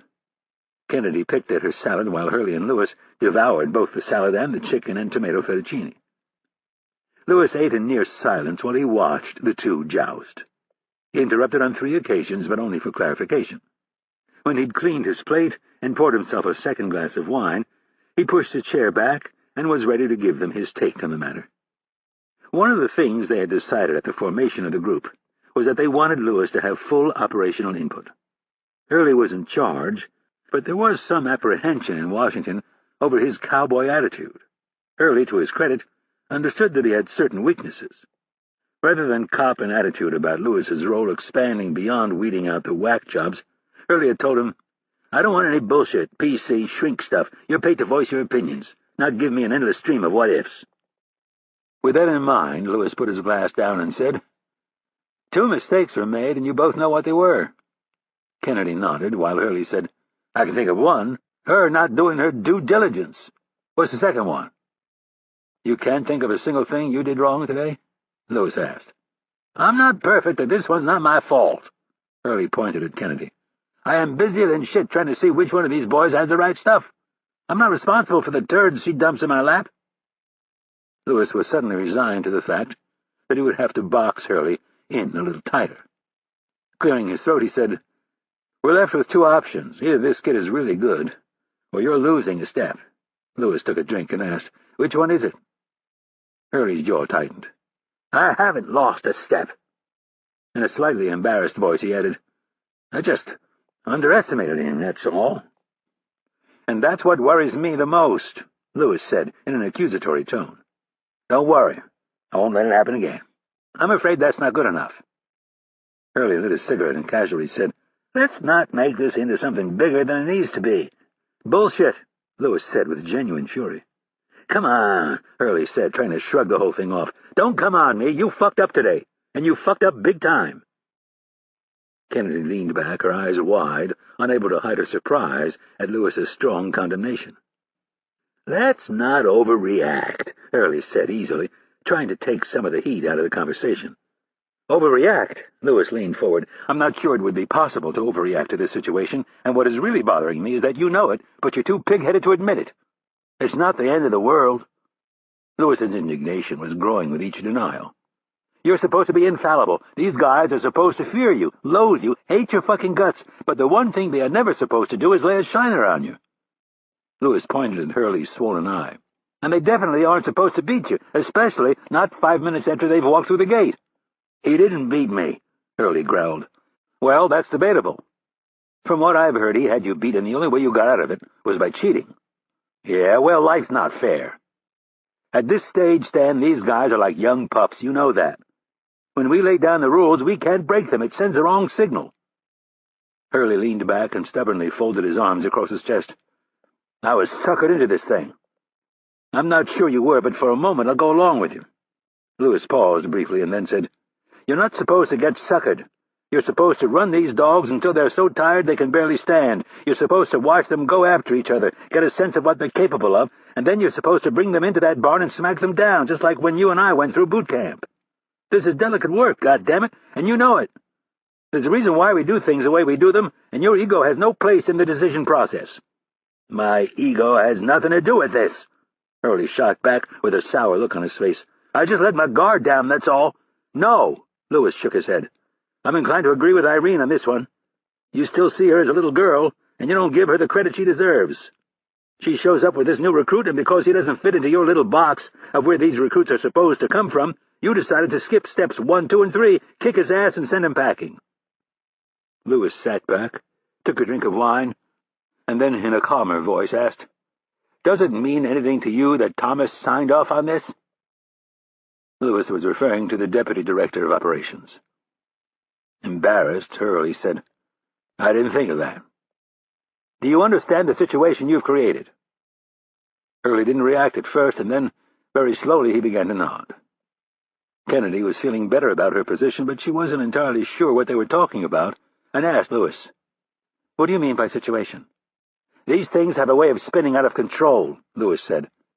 One recruit has some success putting a shiner on an instructor, and all of a sudden the rest of them think that maybe they can take a shot.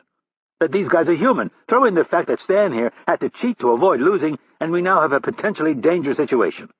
How so? Kennedy asked.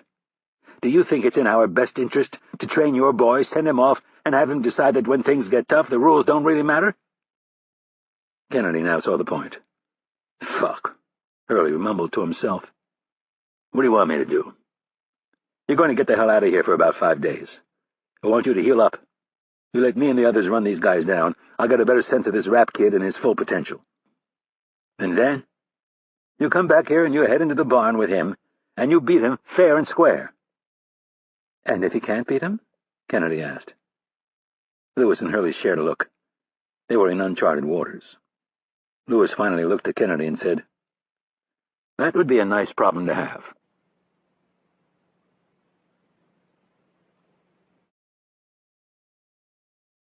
Chapter 11. The first night didn't go so well, at least as far as sleep was concerned.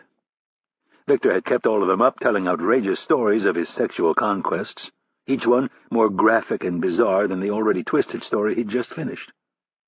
After an hour or so, he ran out of steam and called them all a bunch of faggots for not reciprocating. Victor then proceeded to launch into a symphony of unabated flatulence for a quarter of an hour, before eventually falling into a deep, snorting slumber. Rapp placed his pillow over his head and tried to block out the noise, but it didn't work. It was in those much-needed sleepless hours just after midnight when Rapp began to explore the idea of getting rid of Victor.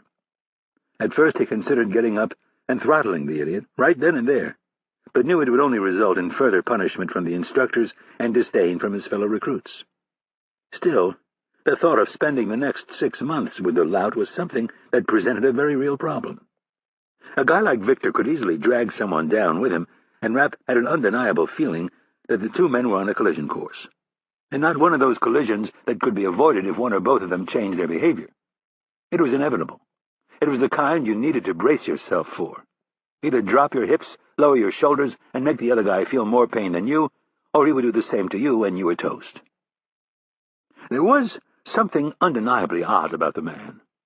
The idea of his participating in a covert op was preposterous. If he could ever walk among the enemy undetected, it would be a miracle.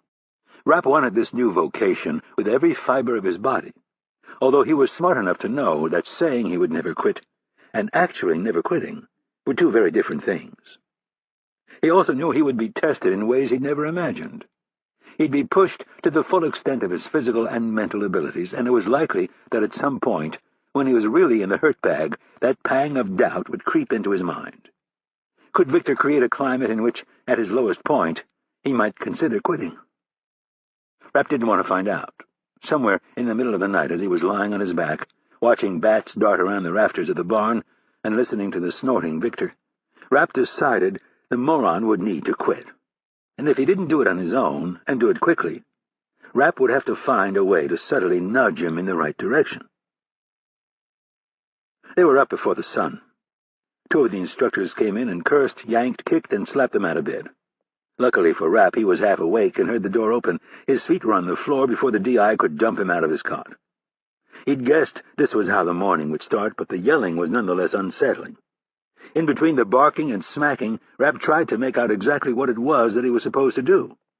Somewhere in the middle of it he heard the words line and PT. He threw on his workout gear and running shoes and was out the door like a shot. The lawn was covered with a thick morning dew, and the sun was only a gray veil in the east.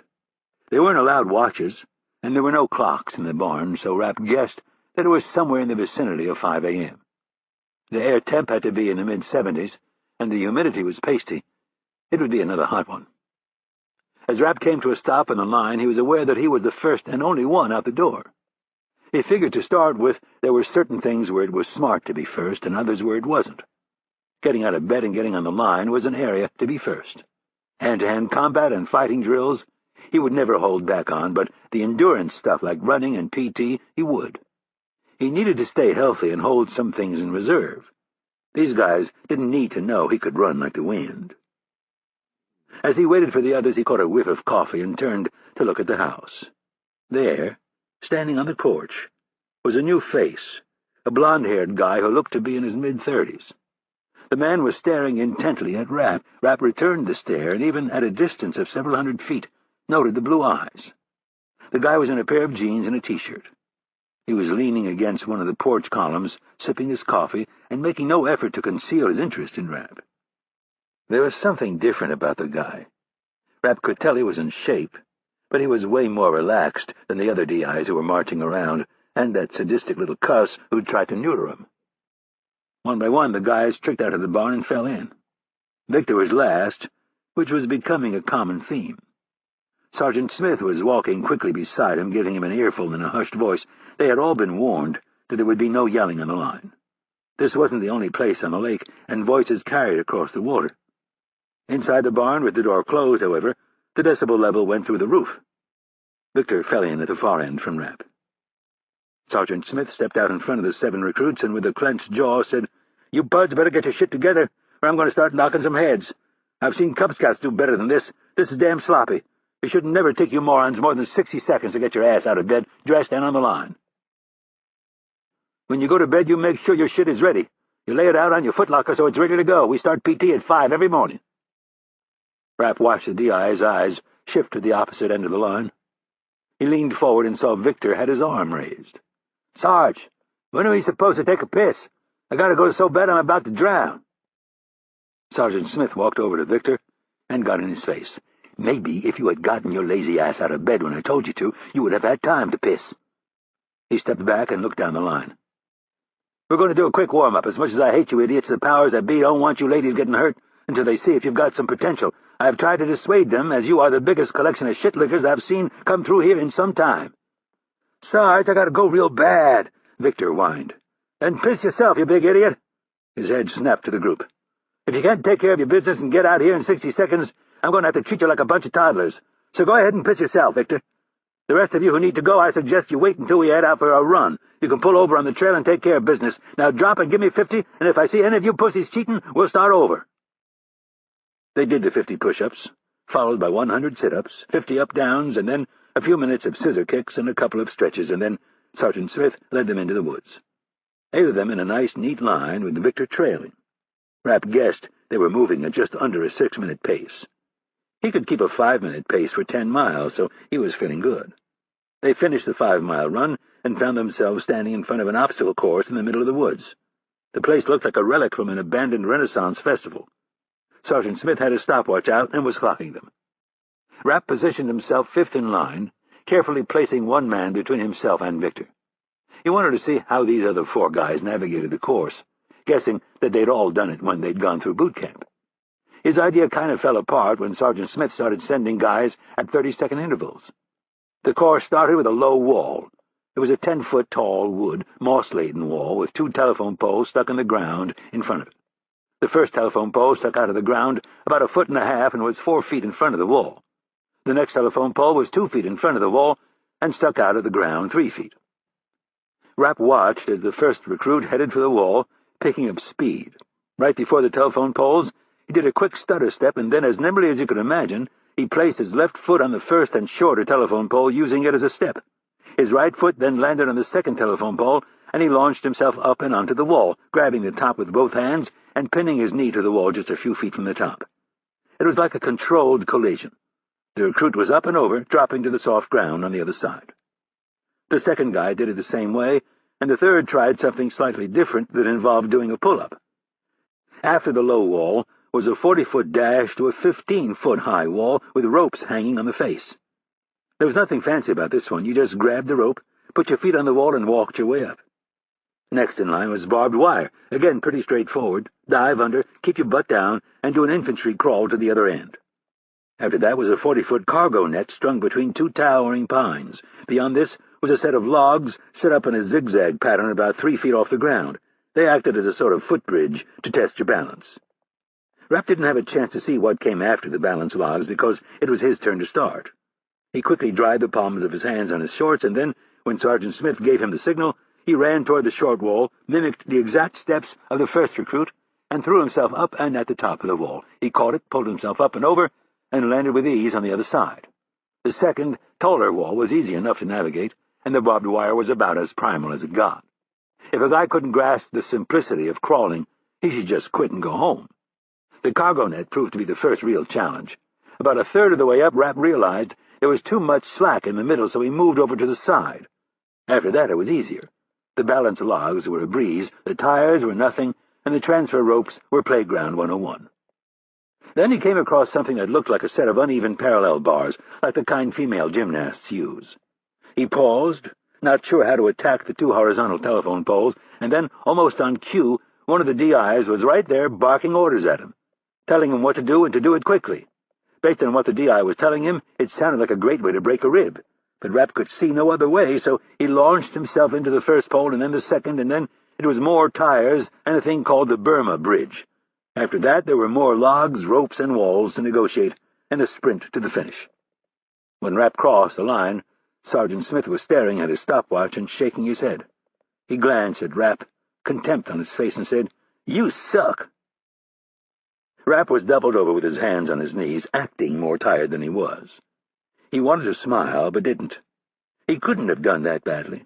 The guy in the number 6 position had yet to finish. Rapp turned to see how the last 2 were doing. At the edge of the course, about 50 yards back, he saw the blonde-haired guy he'd seen on the porch earlier in the morning. The men were standing at the edge of the woods, staring straight at him, making no effort to conceal his interest.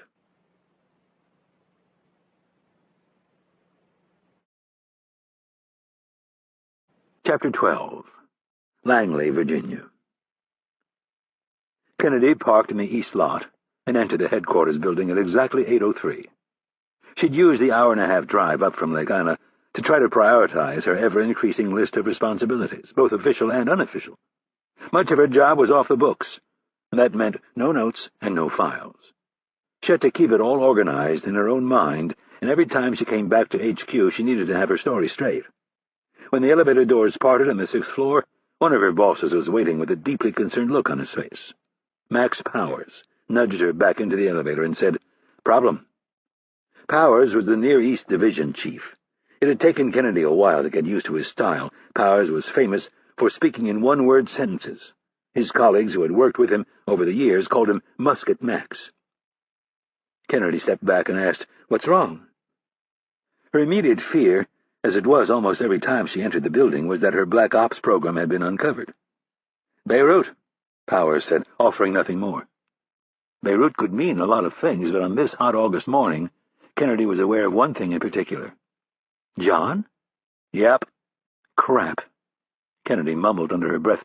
John Cummins was one of their deep-cover operatives who had snuck into Lebanon 3 days earlier. An American businessman who worked for a data storage company had been kidnapped the previous week. This company, it turned out, was run by a Texan with big contacts in D.C. The owner was old-school, former Army, and over the past 30 years, he had freely and enthusiastically kept the CIA and the Pentagon abreast of all the info he and his people happened to pick up in their international dealings. A lot of very important people in town owed him, and he decided now was time to call in a few of his IOUs. The Pentagon had 0 assets in the region, and the CIA wasn't much better. They were still trying to recover from the kidnapping, torture, and death of their Beirut station chief half a decade earlier. Langley did, however, have assets in Jordan, Syria, and Israel. Cummins, who had lived in Syria for the past 3 years, was the best bet. He'd built up some great contacts by passing himself off as a counterfeiter of U.S. currency and smuggler of American-made goods that were embargoed in the region. From the jump, Kennedy argued against using him. He was by far their most valuable asset inside Syria, and Beirut, although safer than it had been in the 80s, was still pretty much the Wild West of the Middle East. If anything went wrong, Cummins would be lost. Someone with a much bigger title had overruled her, however. "How bad?" Kennedy asked. "Bad." The doors opened on the 7th floor, and Kennedy followed Powers down the hall to the office of Thomas Stansfield, the Deputy Director of Operations.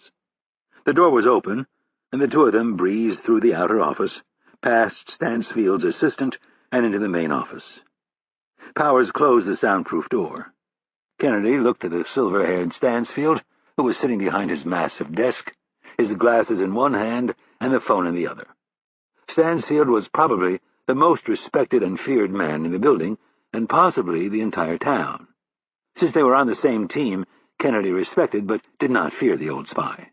Stansfield cut the person on the other end off, said goodbye, and placed the phone back in its cradle.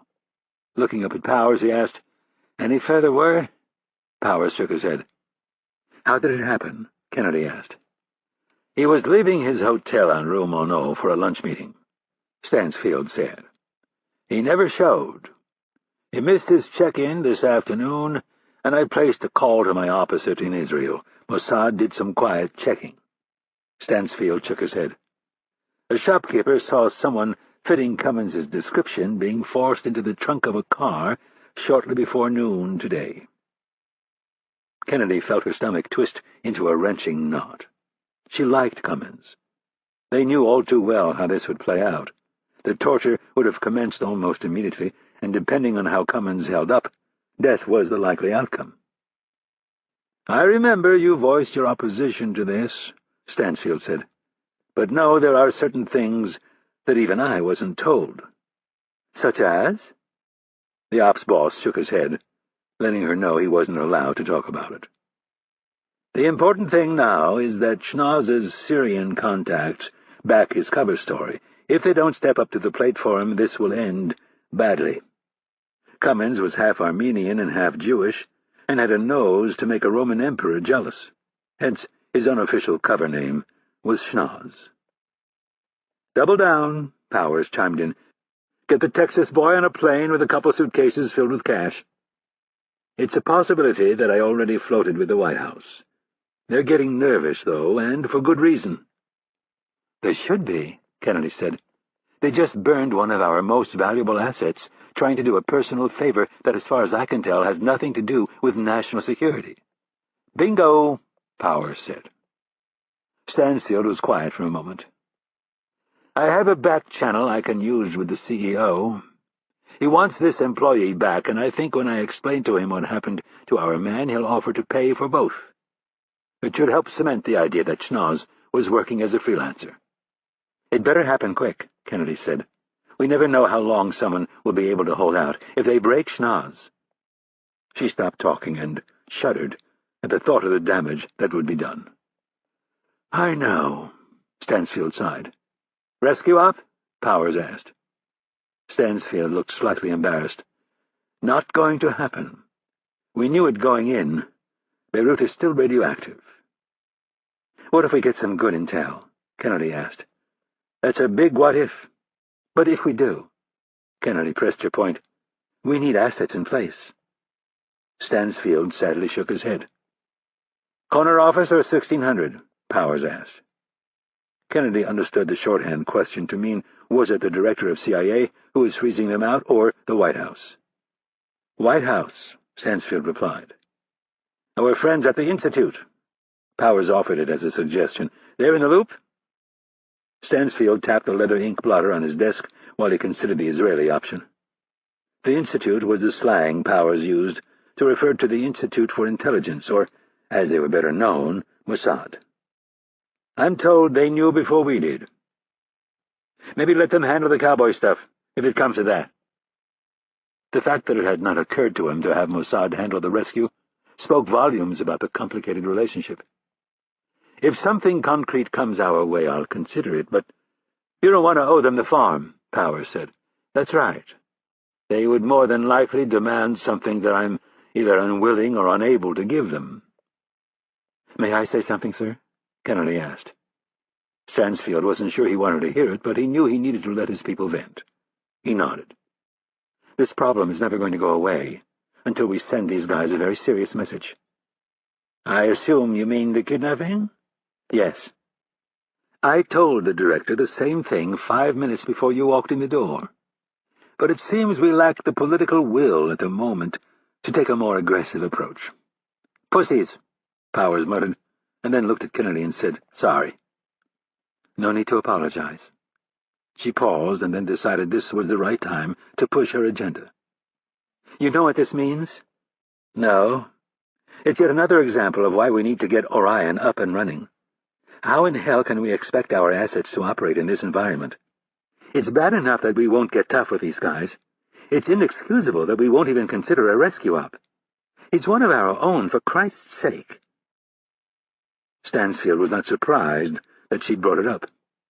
He would have done the same thing if he was in her place, but during a crisis like this, it was a common mistake to hurry things that needed time.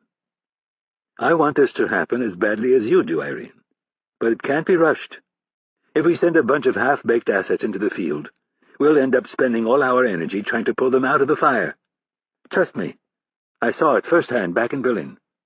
Just try to be patient for a few more months. If a couple of these guys can prove that they have the stuff, I'll greenlight it and support you every step of the way." Kennedy took it as a promise, but couldn't get her mind off Cummins and what he was enduring. Her thoughts, for some unknown reason, turned to Rapp. She hoped he was the one, the weapon they could turn loose on these murderous zealots.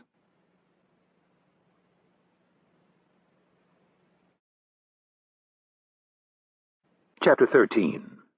Lake Anna, Virginia. They each ran the obstacle course 3 more times, and then double-timed it back to the barn for breakfast. They stuffed their faces with eggs and pancakes, then were given 30 minutes to digest their food and make sure their bunks were squared away. Rapp was somewhat relieved that Victor used this time to pester someone else. Then it was off to the pistol range, which was a 2-mile hike back into the woods. It was not a leisurely hike, however. They were given 12 minutes to get to the range, and were told that anyone who was late could pack his bags. Rapp was starting to get the idea that they would be doing a lot of running, which was fine by him. He kept a pace or 2 off the lead, and made it look as if he was struggling to keep up, but he wasn't. The range was adjacent to the obstacle course. It was 12 feet wide and 100 feet long, and was as bare bones as you could get. Basically, a tractor had scooped out a 10-foot deep trench that ran between a row of pines.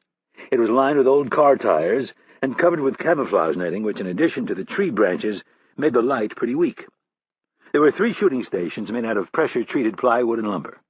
Silhouette targets were already hung at 20 feet, and silenced 9mm Beretta 92Fs were loaded and ready to be fired. The first 3 guys stepped up, and when Sergeant Smith ordered them to commence firing, all 3 methodically emptied their rounds into the paper targets. Rapp swallowed hard when they were done. The first 2 guys punched soup-can-sized holes through the chests of the black silhouettes. The third target had a nice, neat hole about the size of a silver dollar, in the center of the face. There was not a stray shot among the three. Rapp was impressed. But the thing that really surprised him was the reaction of Sergeant Smith. The instructor had a smile on his face. Sergeant Smith stood beside the last shooter and said, "Normally I don't like you SEALs, but goddamn, they sure do teach you boys how to shoot." He gave the recruit a rough slap on the back and ordered the next three up. The results were similar, at least as far as the first two were concerned. They had both punched nice, neat holes in the chest of their targets. Rapp's target, however, looked a little rough. Rapp lowered the pistol and took in his handiwork. He had only started shooting a few months earlier, and without any actual training from an instructor, the results were lacking. The target looked like a piece of Swiss cheese, with holes from the chest all the way down to the groin. He set the heavy Beretta down on the flat plywood surface and grimaced as the instructors fell in, one on each shoulder. "Definitely not a SEAL," Sergeant Smith said. "Nope," Sergeant Jones replied. "Not a D-boy either. Might be a gangbanger, though. That's how those little fuckers shoot, just spray it all over the place and hope they hit a vital organ." "Definitely not the way we do things around here," Sergeant Smith said. "Son," the taller of the two said, "where the fuck did you learn how to shoot?" Rapp cleared his throat and admitted, "I don't know how to shoot, Sergeant." "You mean you've tried and suck, or you've never been taught?" "Never been taught, Sergeant." There was an uncomfortable pause while the two instructors tried to figure out what to do. Unfortunately, Victor took the opportunity to throw in one of his asinine comments. "He shoots like a girl." Underneath Rapp's bronzed skin, his cheeks flushed. He had known that, due to his lack of training, shooting would be one of his weaknesses. Still, it embarrassed him that the others were so much better. Rapp looked to Sergeant Smith and asked, "Any pointers?" The shorter man looked up at Rapp and regarded him for a moment before nodding and saying, "Let's see you do it again." Sergeant Smith handed him a fresh magazine. Sergeant Jones yelled, "All right, Victor, you jackass, get up here and show us what you can do." The other five stood back and watched in silence while two fresh targets were put up. Sergeant Smith stood at Rapp's side and quietly issued instructions. He watched Rapp squeeze off one shot and then reached in to adjust his grip, elbow position, and feet. With each shot, the instructor issued corrections, and the grouping of shots grew tighter. This time, the holes were still loose, but at least all of them were in the chest area, as opposed to all over the entire target. Rapp heard someone giggle, and he looked over at Victor's target. The clown had shot eyes and a nose in the target, and 5 more shots made a down-turned mouth. The remainder of the shots were concentrated in the groin area. "Victor," Sergeant Jones said, "what in hell are you doing?" "Long-term strategic planning, Sarge." "I doubt your pea-sized brain could attempt any such thing." "Population control," Victor said, spitting a gob of chew on the ground. "Shoot the nuts off all the Hajis and no more baby terrorists. 20 years from now we declare victory. Brilliant, if I say so myself." Sergeant Jones put his hands on his hips. "Put the weapon down, Victor, and step back." The big man did so, and then Sergeant Jones continued in a disappointed voice, "Since all of you appear to be decent shots, and Victor here thinks this is a joke, we're going to head back over to the O course, where I'm going to run all of you until at least one of you pukes. Our earnest yet respectful Virgin will stay here with Sergeant Smith and attempt to learn the basics of pistol shooting." The big sergeant eyed the group, and when no one moved, he said, "Well, I guess you ladies would like to do some push-ups first." In a gruff voice, he shouted, "Assume the position!" All 6 men dropped to the ground and got into the plank position. They were told to start, and no one said a word except Victor, who continued to complain as they counted out their punishment. While they worked through their push-ups, Sergeant Smith began instructing Rapp on the finer points of marksmanship. Rapp listened intently, digesting every word. Sergeant Smith told Rapp to aim for the head this time. He slammed a fresh magazine into the hilt and hit the slide release. When you have a fresh magazine in and hit the slide release, a round is automatically chambered. The sergeant offered Rapp the weapon and said, "The hammer's back so she's hot. Not every gun is like that, but that's how the Berettas work. Also, that red dot right there, red means dead. So don't point it at anything you're not going to shoot at, and always keep that finger off the trigger until you're ready to fire. Got it?" Rapp nodded. "All right, show me that stance. Keep those feet just so. You're a lefty, so put your right foot a few inches in front of your left. Create the power triangle with your arms and place that dot right in the center of the head. Some guys get all hung up on breathing in versus exhaling, but I don't want you to think about that crap. You're going to need to learn to shoot on the run, so breathing in or out ain't going to work. The main thing right now is how you squeeze that trigger. Notice how I didn't say pull. Don't pull it. Squeeze it straight back and put a round right through the middle of the head this time." Rapp did everything he was told, and the bullet spat from the end of the suppressor. The muzzle jumped, and when it came back down, Rapp was staring at a perfectly placed shot. "Do it again," Sergeant Smith ordered. Rapp squeezed the trigger, and the bullet struck the target half an inch to the right of the first one. "Again." The third shot bridged the first and second. Rapp fell into a rhythm. He didn't rush it, but he didn't take too much time, either. It took him less than 20 seconds to empty the rest of the magazine, and when he was done, all of the rounds were within a 6-inch circle. A jagged hole punched through the face of the paper target. Rapp breathed a sigh of relief. Sergeant Smith clapped him on the shoulder and said, "You're coachable, kid. Nice work. Let's try this a few more times." Rapp was in the midst of reloading the weapon when by chance he turned his head and looked over his left shoulder. About 60 feet away, in the shadows of a big pine, a man was watching them. With the poor light, Rapp couldn't be certain who it was, but he thought it might be the guy he'd seen on the porch earlier in the morning. Rapp turned back to Sergeant Smith and was about to ask him who he was when he thought better of it. It would be a mistake to confuse a little one-on-one instruction with friendship.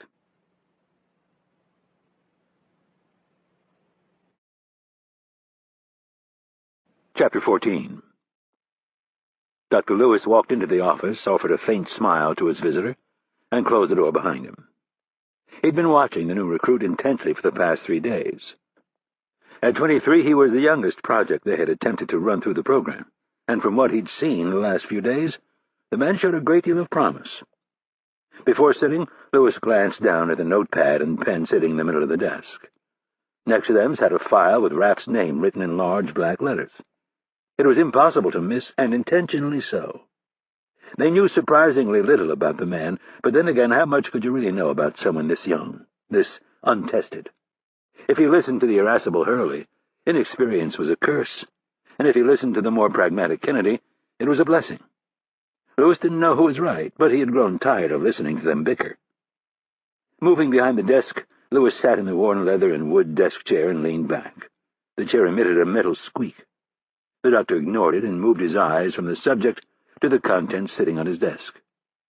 There were many tools in his trade, little tricks that could be used to test the people he was assigned to evaluate. Some were subtle, others more overt, but all were designed to help him get a better glimpse into the minds of the men they were recruiting. The file on the desk had been a test. Lewis had spent the last 5 minutes in the basement watching the recruit via a concealed camera. Rapp had sat sphinx-like in the chair. He had glanced at the file only once, and then adopted a relaxed posture that spoke of boredom. Lewis didn't know him well enough to gauge whether it was sincere, but there was something about this Mitch Rapp fellow that suggested great possibilities. There was a casualness on the surface that helped mask something far more complex. Lewis considered reaching for the notepad and pen. It was a way of establishing authority and creating stress for the subject, making him feel the pressure of possibly giving incorrect answers. Lewis decided against it, from what he'd witnessed over the last 3 days. It was highly unlikely that the ploy would fluster this one. Nothing else had so far. Going on a hunch, Lewis clasped his hands behind his head and casually asked, "You know what you're getting yourself into?" Rapp looked at him with his dark brown eyes and shrugged, as if to say it wasn't worth acknowledging the obvious. "I don't read minds," Lewis said, only half serious. "I'm going to need you to verbalize your answers. Hopefully, you're going to turn me into a weapon, a killer." Lewis considered the straightforward answer and then said, "Not me specifically, but in essence, yes. That is what we are going to do." Rapp gave a slight nod, as if that was just fine with him, and continued to look right back into the bright blue eyes of the man who had been watching him from a safe distance. "Do you have any reservations?" "Not really." Lewis placed his palm on the desk, and after staring at the back of his hand for a long moment, said, "It would be normal if you did." Rapp cracked a thin smile. "I suppose it would." "So do you have any reservations?" It was a pretty vague question, and Rapp didn't like vague. "In terms of what?" "This is a big commitment. Most of your friends are probably taking jobs with Kodak or Xerox." More than a few of them were, but Rapp simply nodded. Lewis noted that Rapp was not jumping out of his chair trying to please him with earnest answers, nor was he displaying the open disrespect that many of the candidates would employ as a defense mechanism. He was striking the perfect balance. Lewis decided to skip his standard 20 minutes of preamble and get to the heart of the matter. Have you ever wondered what it's like to kill a man? Rapp nodded. He had spent more time wondering about it than he would ever admit it to this guy or anybody else. Do you think that's healthy? This time Rapp let out a small laugh. Lewis noted the classic deflection technique, but didn't want to seem judgmental, so he smiled along with Rapp. What's so funny? I can answer your question 6 ways, and depending on your mood, you might find all of the answers acceptable or none of them. How do you mean? It's all in the context. Context is important, Lewis agreed. Give me an example. Rapp thought about it for a moment and then said, If I'm lying awake at night thinking about killing the guy who broke into my car and ripped me off, it's probably safe to say that I have some anger issues and a poor grasp of what constitutes just punishment. Rapp put his tanned arm over the back of the chair and looked out the window for a second, wondering how much he should admit.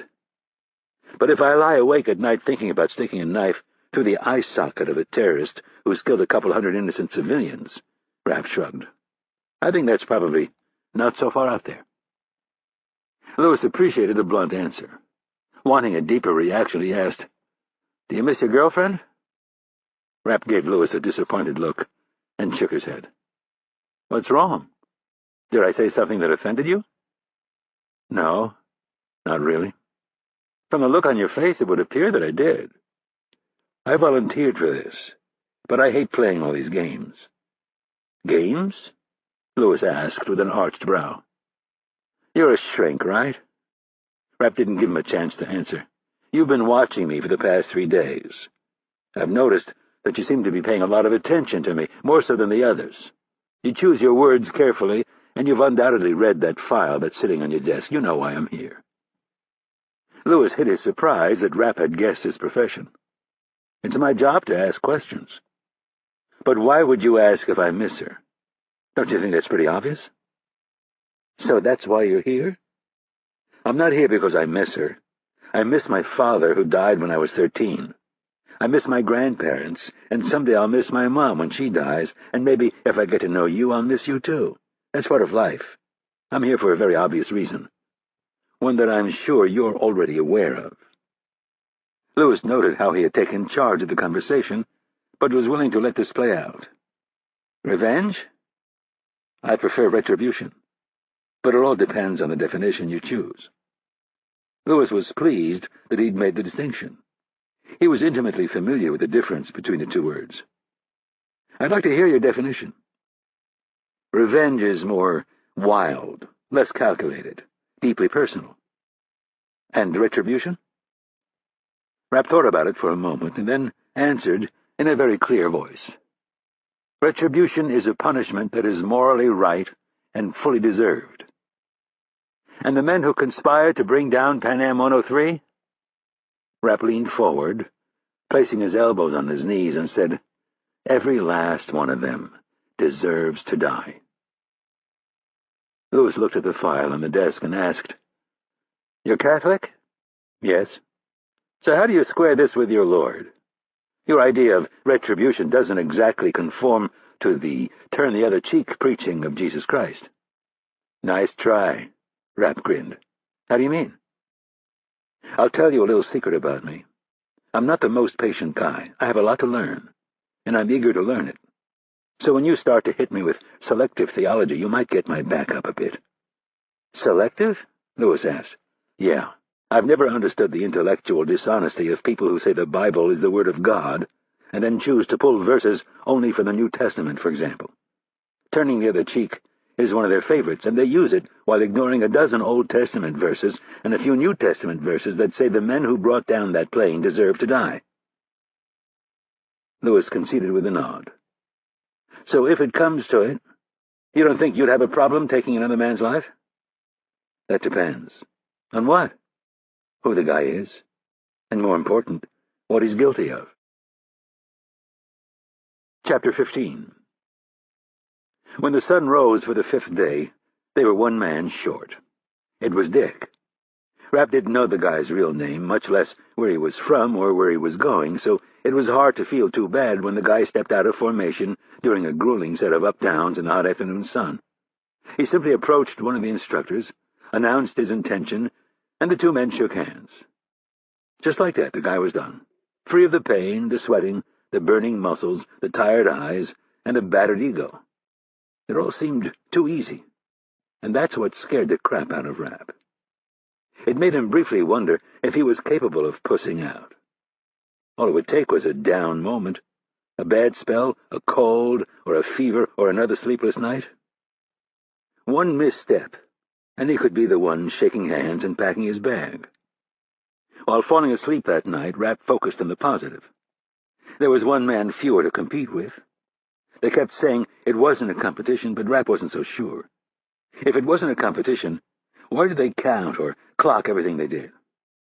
The image of the fellow recruit bowing out after 5 days put Rapp on guard against a moment of personal weakness. It refocused him by showing just how rapidly this journey could come to a very unsatisfying end. Rapp awoke tired but ready to push ahead. He was the first one on the line and was stretching his neck and shoulders waiting for the others when he noticed the two instructors having what looked like an unpleasant conversation.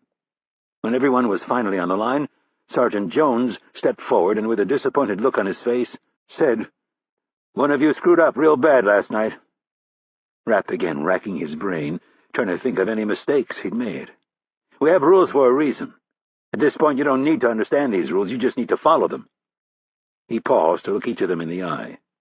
"You have all been repeatedly warned to not divulge any personal information. Now, we're realistic enough to understand that you boys will discover certain things about each other. Some of you have a slight accent, so it's pretty easy to figure out what part of the country you come from. As far as prior military experience, we haven't busted your balls over debating the healthy rivalry between the services, but last night, someone crossed the line." He stopped and looked at the ground. In a disappointed voice, he said, "The one thing you are never supposed to do is tell someone your real name." Rapp heard someone farther down the line mumble something under his breath, but he couldn't tell who it was, and considering the mood of the two instructors, he didn't dare look. "You're all smart enough to know this, and you were all warned what would happen if you slipped up on this one. This isn't a fucking summer camp. This is serious shit," Sergeant Jones said in a disappointed voice.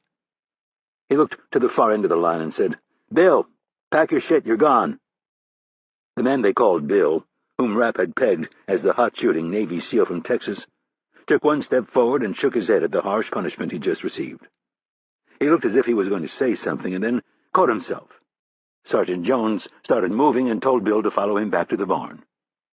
Sergeant Smith stepped in to lead them in PT, but before he could start, Bill turned back to the group. "Victor, you're a real asshole. I told you I didn't want to talk, but you just wouldn't leave it alone." Looking at Sergeant Jones, he asked, "Why isn't he getting the boot as well?" "Keep moving, we'll talk about it in the barn." "This is bullshit. He told me who he was and where he was from, same as me," Bill complained. Victor laughed. "I gave you a fake name, you stupid hick." "Why the hell would you do that?" one of the guys farther down the line asked Victor. "Asshole," someone else grumbled.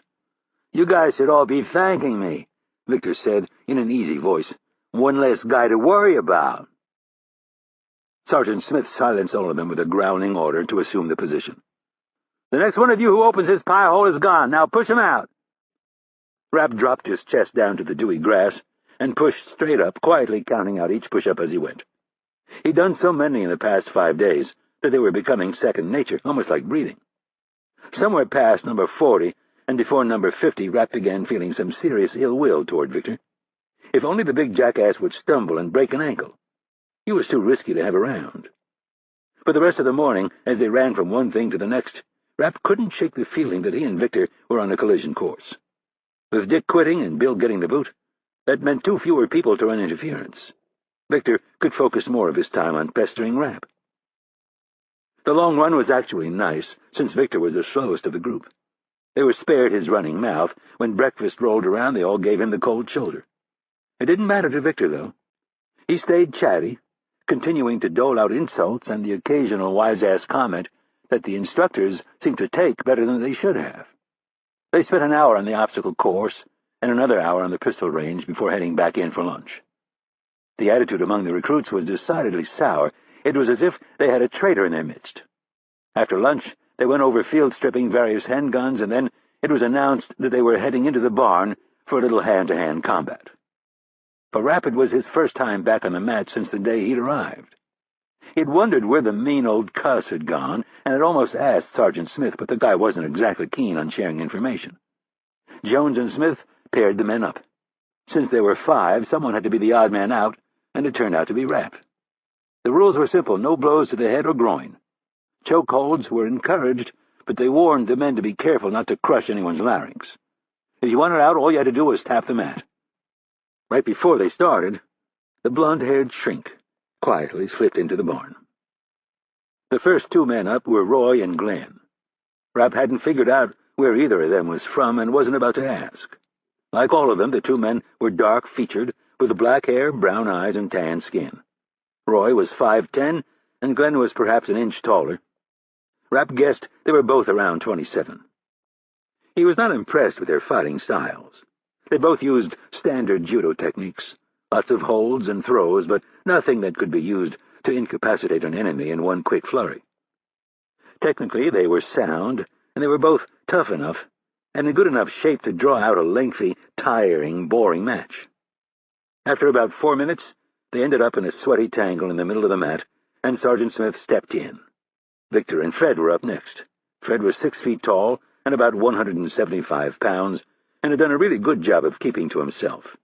He finished in the top 3 on every run, handled the obstacle course with ease, and was the top marksman after Bill. Victor, at 6'2" and 220 pounds, was by far the biggest of the group. His neck was nearly as thick as his thighs, which meant, as Rapp had noticed when he met him, that he would be really hard to knock out with a shot to the head. From all of the talking he'd done, Rapp half expected to see the second coming of Muhammad Ali.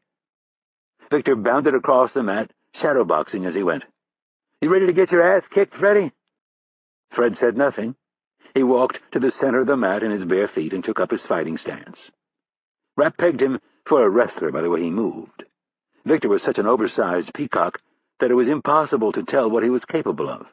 Most guys his size were not boxers, but he did move pretty well on his feet. Sergeant Smith dropped his hand, and the 2 men charged at each other. Fred went low, just as Rapp expected him to. Victor tried to sidestep him, but his right leg got looped by his opponent. Fred hooked onto Victor's knee and pulled it tight to his chest. He stayed low and kept driving with his legs, trying to tip the bigger man over. Victor hopped back on his left leg and started delivering punches to Fred's back. The first few were misplaced and lacked power. Rapp watched Victor lose his balance and begin to go down. He changed his tactic and smacked Fred in the back of the head with a closed fist punch. Fred appeared to slow for a split second, but he didn't lose his grip. Victor went down and rolled immediately onto his stomach. He flared his arms and legs out so he couldn't be flipped. Fred scrambled over the top of him and shot his right arm under Victor's neck. He wrenched the bigger man's head back and placed his left forearm across the back of Victor's head. The hold was commonly known as the sleeper hold, and if it wasn't broken in short order, it performed as advertised. Victor got hold of a couple of Fred's fingers and twisted with everything he had while turning into the man. Victor used his strength to reverse out of it. At first it looked as if he was getting the upper hand, and then Rapp saw what Fred was up to. He had allowed Victor to think he was initiating the move, but in truth, it was Fred's idea. Once on his back, Fred wrapped his legs around Victor's waist and clamped down with a vicious scissor lock. Victor only made things worse by trying to pull himself up and away. As Rapp had learned the hard way, the best way to get out of that hold was with a well-placed elbow to the inner thigh. Earlier in the summer, his instructor had put him in the same scissor lock and made him pay dearly. By pulling away, you stretched out the torso, which allowed the person initiating the hold to clamp down even tighter. Then you emptied your lungs to take in a big breath, and the person squeezed even tighter. The next thing you knew, you were desperately in need of oxygen, writhing in pain, and genuinely concerned that you were about to end up with a broken rib or 2. Victor made that mistake, and it was obvious by the worried look in his eyes that he knew he was in trouble. He swung hard, trying to hit Fred in the solar plexus, but the blow was blocked. Next, he tried to twist away, which only allowed Fred to tighten his hold a few more notches. Victor's face was beet red. Rapp knew it would only last a few more seconds, and he was silently hoping to hear a few ribs pop between now and then. It looked as if Victor was going to quit. He started to wave his left hand, and then, just as Fred relaxed a touch, Victor brought his big right fist smashing down.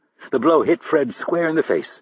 His head bounced off the mat, and he released his legs. Then blood began to pour from his misshapen nose. Rapp took a step forward, Ready to kick Victor in the head, he was on the verge of delivering the blow when Sergeant Smith stepped onto the mat and began barking orders. Rapp took a step back and watched as Victor rolled off Fred, flopped onto his back, and began laughing.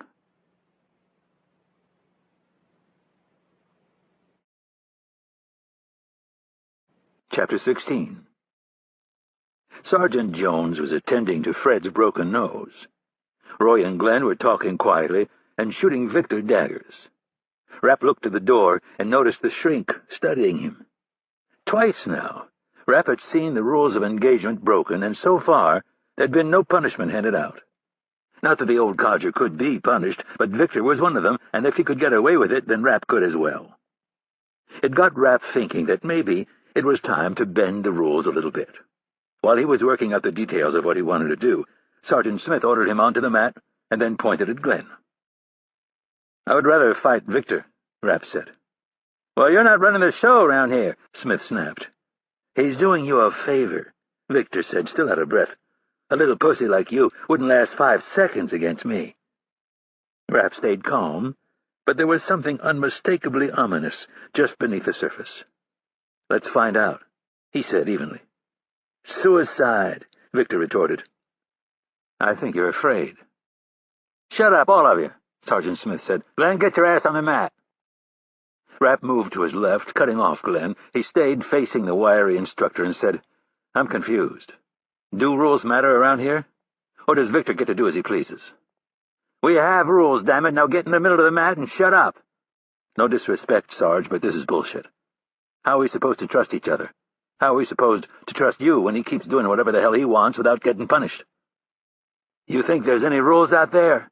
Victor laughed. "In the real world? Hell no. But in here, we should just let you do whatever you want." "Sarge," Victor said as he got to his feet, "I got this one. Don't worry. I can take care of this little college puke with one arm tied behind my back." Sergeant Smith looked as if he was about to lose it, but the blond-haired shrink stepped in and said, "Sergeant, I think we should allow Victor and Irving to have a go at it." The sergeant's head snapped around. Rapp noticed a brief exchange of thoughts between the men before the sergeant retreated. "All right," he grumbled. "Both of you center the mat, square off, and on my mark you start." "Do we bother with rules this time, or should I assume Victor will break them?" Rapp asked, stone-faced. "The head and neck are off limits, damn it." "I appreciate the effort, Sarge, but I prefer no restrictions," Rapp said. "I don't care what you prefer. I make the rules." Rapp hesitated. He wanted clarification on this point, and he'd rather not have to worry about Victor cheating. "And if Victor accidentally punches me in the face?" "God damn it," the sergeant boomed. "This isn't a debate club. Do you ladies want to go for a nice long run?" Rapp silently moved to the center of the mat, satisfied that he had made his point, but nonetheless wary that Victor would do whatever it took to win. A strategy was already forming in his head. Victor had shown that he was a fairly one-dimensional fighter. Against the uninitiated, he could probably hold his own on the mat, but boxing was his preference. That was plain enough to see. Victor was all smiles as he slapped one fist into the fleshy palm of the other. "I'm going to kick your ass, you little puke." Rapp brought his fists up close to his face like a boxer, elbows in tight. "And if you can't, Victor?" There's no doubt you're going down." Rapp drew him in. He feigned that he was out of position and allowed Victor to initiate the first salvo. 2 slow left jabs were launched straight for Rapp's face. Rapp blocked them with his right hand and then ducked under a big hook that would have knocked him off his feet if it had connected. Rapp noted that 3 punches had been thrown by Victor, and all 3 had been directed at his supposedly off-limits head. And more important, Sergeant Smith didn't seem to care that Victor was breaking the rules yet again. That would make things easier for Rapp. He changed directions and bobbed back to his left as Victor threw 2 hard right jabs. The first one Rapp dodged, and the second one hit him in the left shoulder. The blow was solid, but Rapp played it up, intentionally stumbling to his right, as if he were in trouble. Victor took the bait and charged in, his left hand trying to push Rapp's hands out of the way so he could deliver a knockout blow with his right. As Victor brought his fist up by his right ear, Rapp sprang forward with such quickness that he caught Victor completely off guard.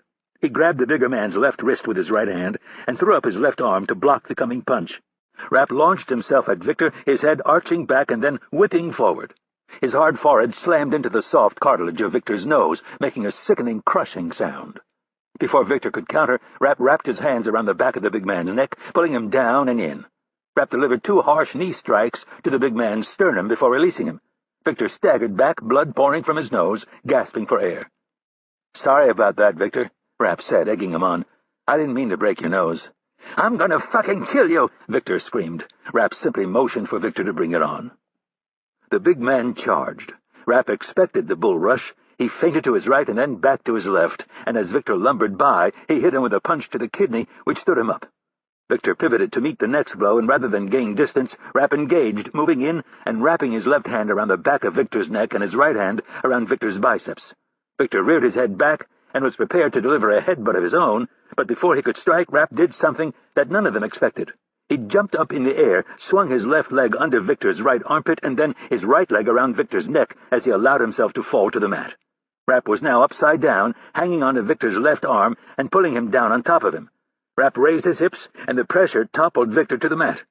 Rapp had him in a version of the same armbar that he had put the mean old cuss in on the first day, except that Rapp wasn't looking for submission this time.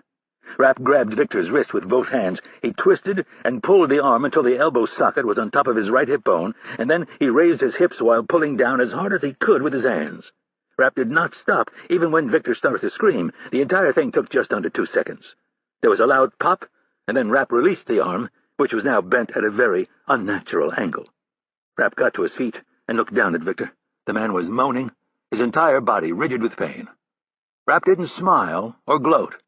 There was a touch of guilt over what he'd just done, but Victor was a bully and a jerk. Fred was sitting at the edge of the mat with cotton shoved up his nostrils and an ice pack on his nose. Fred nodded to Rapp and flashed him the thumbs up. Roy and Glenn wandered over, each man quietly congratulating him for solving their problem.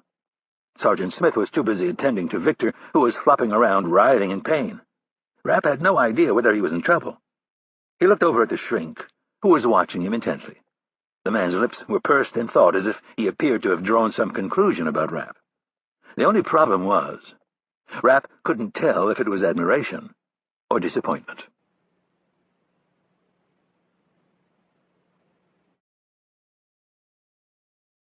Chapter 17. Lewis made the calls late in the afternoon, after he'd had an hour to put his thoughts and observations down on paper. As darkness approached, they descended one by one on the house by the lake in Southern Virginia. Kennedy was the first to arrive, then Deputy Director of Operations Stansfield, and finally Hurley. Stansfield's bodyguards remained on the porch. They were 2 of his most trusted and knew to be very selective about what they saw and, more important, about what they remembered. Stansfield suggested in his typical quiet way that they all adjourn to the basement. It was not a suggestion, it was an order. The 4 of them walked downstairs and proceeded to a freestanding room that sat in the middle of the basement. It served as the surveillance communications shack for the property. The inside walls and ceiling were covered with an egg carton gray foam that absorbed sound. A bank of monitors and 2 listening stations occupied the wall on the right, and an oval conference table for 6 sat in the middle. When everyone was seated, Stansfield closed the soundproof door and threw the bolt. The number 3 man at Langley took the chair at the head of the table and loosened his tie. He looked the length of the short table and said, "Doctor." Lewis was leaning back in his chair, his hands steepled in front of his face. "We've had an interesting development." "I'd say so," Hurley interrupted, unable to contain himself. "I heard one of my instructors is out of commission for 6 months. 3 titanium pins in his arm. For Christ's sake! He was one of my best."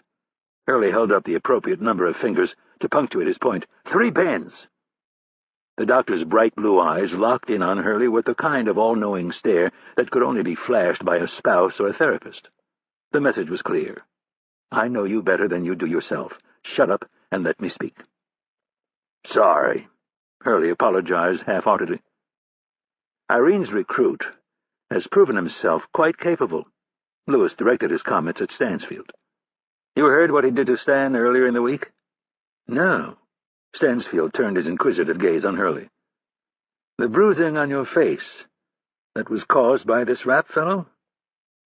The swelling was down, and the bright red bruising had turned dark purple with a yellow tinge. Hurley shrugged his shoulders. "I made a mistake. It won't happen again." "You got thumped by a college kid with no military experience," Kennedy said. "I still can't get over it." Lewis interceded before Hurley could blow his lid. Looking at Stansfield, he said, "Let me give you the narrative. Lewis explained in detail what had transpired during the opening minutes of Rapp's arrival at the complex. Hurley tried to interrupt twice, but Lewis shut him down with an open palm. Stansfield, for his part, listened in total silence. Kennedy had nothing new to add and knew how Stansfield hated too many people talking, so she kept her information to herself. In situations like this, Hurley was more than capable of scuttling his own ship. "Now, to Victor," Lewis said, turning his gaze from Stansfield to Hurley. "I have made it very clear from the outset that I am not on board with your methods of deception." "I know you have," Hurley said, "and in your theoretical world I'm sure your points have merit, but this is where the rubber meets the road. I don't have all day to dick around with these kids. I need to know who has the goods, and the sooner I find out the better." "And using your system, how many men have you found thus far?" Kennedy asked, unable to resist. "My concerns," Lewis said forcefully, "are centered on building a relationship of trust. And if we introduce deceit into the training—" "It's not training," Hurley said with a scowl. "This is selection. And besides, this is what we do for a living. We deceive people. If these kids don't understand that, they have no business signing up with us." "There is a major difference between deceiving each other and deceiving our enemy. Again, strong relationships are built on trust. We can work on the deception part later." "This is bullshit," Hurley said defensively. "You two come and go as you please, but I'm the guy down here 24/7 playing nursemaid. I don't pretend to know how to do your jobs. Do me a favor and stop trying to pretend you know how to do mine." "You are so thin-skinned," Kennedy said, with a tone of open contempt. "Yeah, well, young lady, this is serious shit. It ain't amateur hour. We recruit our candidates from the best of the best, and that means Special Forces and Spec Ops guys. It doesn't mean some amateur who doesn't know the right end of a rifle from his ass, or how to navigate his way through the woods in the dead of night, or 1,000 other things." "Are terrorists living in the woods these days?" Kennedy asked, making it clear she was mocking him. "The last time I checked, they were urban dwellers, so I'm not so sure knowing how to start a fire with a knife and belt buckle qualifies you to hunt terrorists." "Don't talk to me about training. You have no idea what it takes to turn these guys into killers." "Apparently you don't either." "Well, at least I know how to recruit, which is more than I can say for you." "And what exactly is that supposed to mean?" "It means you didn't do your job. I did a little reconnaissance of my own the past few days. Do you know where your boy spent the last few months?" "He was staying at his mother's house in McLean." "Yeah, and spending his days hanging out at a dojo in Arlington." "And what, pray tell, would be wrong with that?" "I told him he would need to be in shape, and it would be a good idea to start taking some judo classes." "Yeah, well, I spoke to his sensei." "You did what?" Kennedy was irked that he had gone behind her back. "I went in and had a conversation with his sensei. After going around with him on the mat, I could tell something wasn't right." Kennedy looked to Stansfield for help. "He had no right to do that. It's my recruit. I have worked almost 2 years on bringing him in, and I haven't left a single trail. No one in his life knows that we're interested in him." "And they still don't," Hurley said dismissively. "Really? How in hell did you introduce yourself?" "I told him I was a trainer from Richmond. Said I went around with this young kid named Rapp and was very impressed. I wanted to ask his sensei what he thought." "And?" Lewis asked, suddenly very interested. "The kid doesn't pass the smell test. His sensei says he came in 3 months ago and claimed he had almost no experience. Within a month and a half, he had throttled everybody in the dojo except the sensei." "Brazilian jiu-jitsu?" Lewis asked. "Yeah. How'd you know?" "I saw him take Victor down today. The style is hard to miss."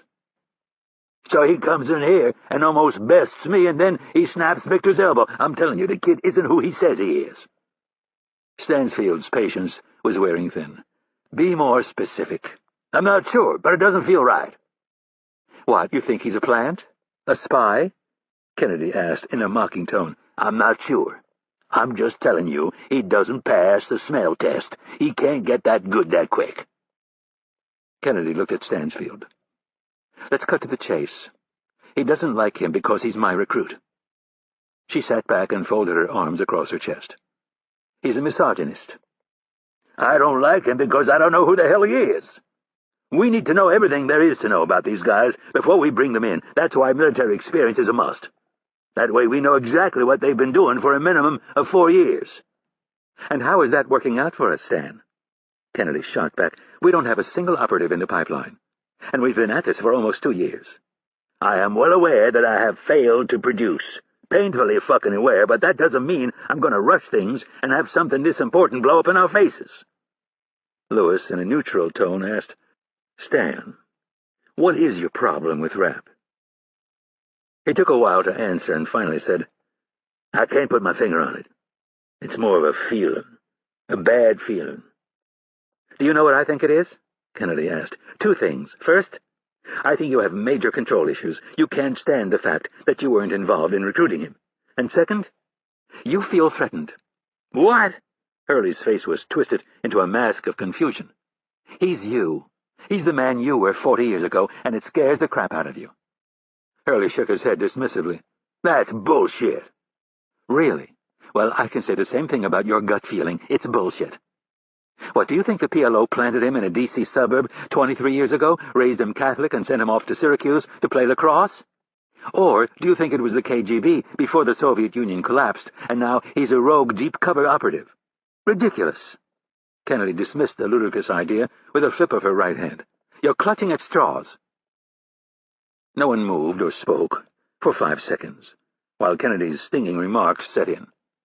Lewis finally said, "She has a point." He pushed back his chair and stood. "I'd like to show you something." I sat down and talked with him before all of you arrived. I think you'll find this very interesting. Lewis approached the surveillance control board and pressed a few buttons. A black-and-white image of Rapp appeared on the screen. He was sitting in the office on the first floor. Lewis's voice came over the speakers. He was off-screen to the right. "That was unfortunate. What happened this afternoon?"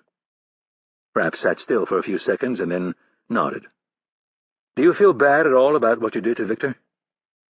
It took him a long time to answer, and then he said, "We're all big boys here." "So you feel no remorse?" "I wish it hadn't happened, but Victor isn't exactly the nicest guy." "I see. Is it possible that you intentionally broke his arm?" "Intentionally is a strong word. We were sparring, and one thing led to another. The thing that led to the other was you snapping his arm before he could tap out. I'm not sure he would have tapped out. You could be kicked out for what happened." "Why?" "Sergeant Smith thinks you intentionally broke Victor's arm." "I don't see how that would be fair. No one said anything about what holds we could use or not use. We were supposed to stay away from the head and the groin. That was it. If you intentionally broke another recruit's arm, that would be grounds for dismissal." Rapp looked at the floor for a long moment and then said, "I don't like playing all these games." "Games?" "Yeah, games." "How do you mean games?" "You know what I'm talking about." "I'm not sure I do." "That file on your desk the other day." Rapp pointed to the clear surface. "The file with my name on it." "What about it?" "You were testing me." "Really?" "Yes," Rapp said in an easy tone. "I've seen the way you monitor what's going on around here. You study everything." Rapp gestured at the desk. "You're not the kind of guy who leaves sensitive files lying around unless there's a reason. I'm sure this place is wired for video and sound." Rapp motioned toward the bookshelf and then the overhead light. "When you asked to see me a few days ago and I was left sitting in here by myself for 15 minutes, you were probably sitting up in the attic or down in the basement watching me, testing me to see if I would open the file and read what was in it." Lewis could be heard clearing his throat and then saying, "Even if that were true, I don't see it excuses your breaking Victor's arm. I never said it excused anything. What I said is that you are playing games with us. You leave files lying around, tell us one set of rules, and then let Victor break them. You were in the barn. How was it okay for Victor to punch Fred in the face?" "We will deal with that separately. This is about what you did." "I saw the way you reacted when Victor punched Fred in the nose."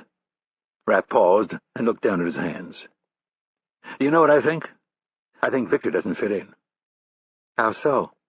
"Based on what I've seen since I've been here, there are just two logical conclusions where Victor is concerned. Either Victor is a recruit just like the rest of us, or he's part of your evaluation process." "Part of the process?" "He works for you guys. He's one of the instructors." "And why would we do that?" "So you could get a closer look at us. You put Victor in with us, and his job is to tempt us into making mistakes. Ask us who we are and where we're from. Try to get guys to screw up so you can get rid of the guys who don't have the discipline." "Interesting. Either way, it isn't good. If I understand this program correctly, Victor is not the kind of guy you're looking for. So if he is a recruit, and you guys can't see that, I'm not sure I want to work for people who can't grasp the obvious." "And if he is one of the instructors?" It's a pretty fucked up way to train disciplined men. Let's assume you're correct for a second. Knowing all of that, you decided to break his arm. Rapp shook his head. I had my suspicions before, but I wasn't sure. After I broke his arm, I saw the way you and the other instructors reacted, and I pretty much knew he was one of you. There was a good 5 seconds of silence, and then Lewis asked, Do you think you have a good moral compass? Rapp let out a small laugh. Here we go with your vague questions. I know, but please, try to answer this one. You mean, do I understand the difference between right and wrong? Yes. Rapp hesitated. I would say, pretty much yes. But here, at this place, it seems like that line keeps getting moved. Can you give me an example? That angry old cuss, the one my recruiter warned me about. Well, I'm not here 5 minutes, and the two of us end up in the barn. He's telling me to quit and save all of us the effort. I tell him no and suggest we should find out if I have what it takes. He very clearly tells me that the head and groin are off limits while we spar. We lock horns, and 20 seconds into it, I have him beat. He was about 2 seconds from blacking out when he grabbed my nuts and practically turned me into a eunuch. He never said anything to me about it. In fact, I haven't seen him since. Then you have Victor running around here breaking every rule he wants while the instructors are all over the rest of us. Again, we go into spar today, and the instructors clearly tell us the head and groin are off limits, and what does Victor do? Fred is within seconds of beating him, and Victor punches him square in the face. I saw the look on your face, but the other two didn't say boo. It's screwy. I don't know how you expect the rest of us to follow any rules. And here I sit. Technically, I didn't do anything wrong, and I'm being threatened with the boot. I didn't threaten you. You said Sergeant Smith thinks I should get the boot. I'd say that's a threat. Lewis hit the stop button and turned to face Hurley. With arms folded, he said, That was one of the more difficult sessions I've conducted. Do you know why? Hurley shook his head. Because I agreed with virtually everything he said.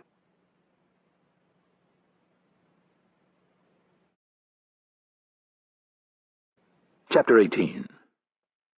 Stansfield stood at the end of the dock, looked up at the moon, and ran through the list of transgressions. Although he didn't show it, and he never did, he was livid with what was going on down here. He had allowed Hurley far too much latitude, and while much of his anger was directed at the snake-eater, more of it was directed back at himself. How had he not seen the signs earlier? This place, this operation, all of it was his responsibility. Kennedy had tried to warn him as respectfully as she could, but his days were filled with 100 other pressing issues of national security. And he had a blind spot when it came to Hurley, especially on the operational side of things. He'd known Stan longer than anyone at the company. He knew his long list of talents and his short but potent list of faults. There'd been a few bumps over the years, occasions when Hurley had let him down, but even the great Ted Williams struck out every now and then. They had met in Budapest in the summer of 1956, just as everything was heating up in the unwilling Soviet satellite. Stansfield was in his 30s and was quickly rising through the ranks of the fledgling CIA, while Hurley was in his early 20s, fresh out of training and thirsting for a fight. Stansfield saw firsthand in the run-up to the Hungarian Revolution that Hurley had a real aptitude for mayhem. He was talented and wild, and a lot of other things, some good and some bad, but one thing was undeniable. He knew how to get at the enemy, engage them, upset them, bloody them, and somehow make it back with nothing more than a few bumps. In the espionage business, it was easy to fall into a safe daily pattern.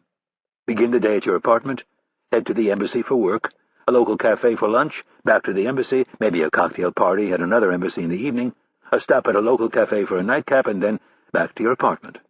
You could safely move about a foreign capital without ever risking your job or your life. Not Hurley. When he landed in a new place, he headed straight for the rough part of town. Got to know the prostitutes, the barkeeps, and most important, the black marketeers who despised their communist overlords. Hurley fed him daily reports about the rising contempt among the citizenry and proved himself to be a first-class field operative. He became Stansfield's indispensable man. Tonight, however, Stansfield was having his doubts. Budapest had been a long time ago. Sooner or later, all skills diminished.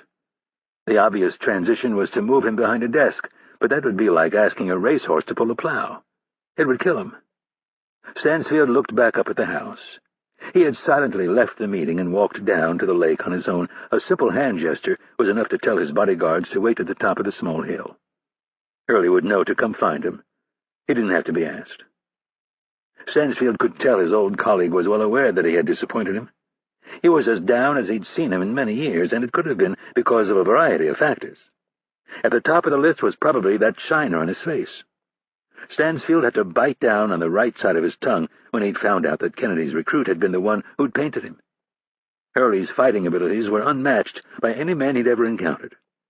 His tolerance for pain, his quickness, his mean streak, his Homeric ability to find the weakness of another man, no matter how big or strong, had become the stuff of legend at Langley. Looking back on it now, Stansfield could see where the mistakes had been made. He had allowed Hurley to create a cult of personality down here, his own little fiefdom of special operations shooters. All of them were extremely talented and useful, but as a group, they had the ability to create a toxic stew of contempt for anyone who had not walked in their shoes. Even Dr. Lewis, a snake-eater himself, had voiced concern. Kennedy had repeatedly attempted to nudge him in the right direction. She had the gift, the ability to glimpse where it was all headed. She knew they needed to adapt, change course and tactics, and she'd been trying to get Stansfield's attention. The problem was, as the Deputy Director of Operations, he was in charge of it all. Every valuable operative they had in every major city all over the globe, and all of the support people who went with him. Virtually all of it was compartmentalized in some way, and a good portion of it wasn't even put to paper. It was a never-ending chess game that was played in his head every day, all day long. Stansfield heard the soft footfalls on the stairs coming down to the lake. He turned and made out the image of Hurley in the moonlight. The platform swayed as he stepped onto the L-shaped dock. Hurley approached his boss without a word and pulled out a pack of Camels. He offered his old friend one, knowing that he liked to acquaint himself with his old habit when he was away from his wife. The two men stood facing the lake, looking up at the starry night sky, puffing on their cigarettes for nearly a minute, before Hurley finally spoke. "I fucked up." Stansfield gave no reply, just a simple nod of agreement. "Maybe it's time I call it quits." Stansfield turned his head a few degrees to look at Hurley and said, "I will tolerate a lot of things from you, but self-pity is not one of them. You've never been a quitter, and you're not going to start now." "I got my ass beat by a college puke. You got your healthy ego bruised is what happened. You don't understand. It should have never happened. I still can't explain how it happened. I'm not getting any younger, but even on an off day, I'm still better than 99.9% of the guys out there. I know math was never your strong suit, but the answer is pretty obvious. What the hell is that supposed to mean? If you can beat 99.9% of the guys out there, and he bested you, that means he's in the 0.1%. Hurley shook his head. "I don't see how it's possible. Not enough training." "You don't see it because you don't want to. I did a little checking on my own. Irene's find is an exceptionally gifted athlete. He's considered a bit of a freak of nature in the world of lacrosse. Did you know he's considered to be one of the greatest college lacrosse players of all time? What in hell does that have to do with fighting? A great athlete can learn almost anything, and do it a lot quicker than an average athlete." Stansfield said firmly, "Your big problem, though, is that you allowed your personal disdain for anyone who hasn't worn the uniform to cloud your judgment." Still nothing." Stansfield cut him off. "The boy is a 3-time All-American and national champ. You got thumped by a world-class athlete who has no real training. You yourself said he's been taking classes. Rolling around some mat at a strip mall is not training." Stansfield let out a tired sigh. It was his way of releasing pressure so he didn't blow. Some people you could gently tap with a finishing hammer a few times, and they would get the point. Not Hurley, though. You had to hit the man square in the forehead with a sledgehammer repeatedly to get your point across. "Sorry," Hurley said meekly. "I'm still having a hard time buying this kid's story." "You are possibly the most stubborn person I have ever met, and that's saying a lot. You have used that to your advantage many times, but it has also gotten you into a fair amount of trouble. And before you get all sensitive on me, this is coming from the guy who had to get you out of all that trouble over the years. I've called in a lot of favors to pull your ass out of the fire, so hear me when I tell you that this issue is moot. The kid beat you, and quite honestly, I don't care how he did it, or where he learned how to do it. The fact is he did it, and that makes him a very desirable recruit." Hurley finally got it. "What do you want me to do?" "Fix it." "How do I fix it if I'm not even sure where I fucked up?" "Stop being so conveniently modest. You know where you made mistakes. It's just not in your nature to confront them, so dig a little harder and they'll turn up. And by the way, I made a few mistakes of my own. Ultimately, you are my responsibility." Stansfield glanced back up at the house. "That last hour in there was one of the most embarrassing of my career." Hurley was too embarrassed himself to speak. "We're supposed to know better," Stansfield continued. "We're the veterans, and we just had two kids point out something that we both should have caught. There was a day when I knew better. To put it mildly, you are an organizational nightmare. You belong in the field. I think this—" Stansfield held his arms out and motioned at the nature around them, "lulled me into thinking that you were in fact in the field, but you're not. You're too corralled down here." "Then let me go active again," Hurley said, in an almost pleading voice. Stansfield mulled the thought over while taking one last puff. There were any number of sayings that could be applied to the espionage trade, but few were as appropriate as the phrase, "nothing ventured, nothing gained." At some point you had to jump into the game. Stansfield had grown weary of receiving secure cables telling him that another one of his assets had been picked off by these radical Islamists. It was time to start hitting back. "Stan, these Islamists aren't going away. I've been telling you that for 10 years. Looking at the big picture, they've been a minor irritation until now, but I sense something bigger. They are organizing and morphing and spreading like a virus. You can thank the damn Saudis and the Iranians for that."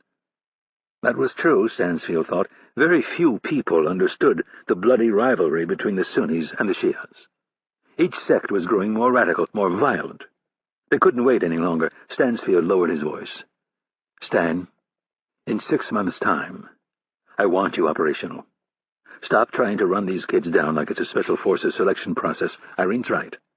I don't really care if they can survive in the forest for a week with nothing more than a fingernail clipper. I want them ready for urban operations. I'm going to task Doc to you full-time. Listen to him. He knows what he's doing." "Okay. And after 6 months?" Hurley asked, with a bit of optimism in his voice. "I'm going to turn you loose.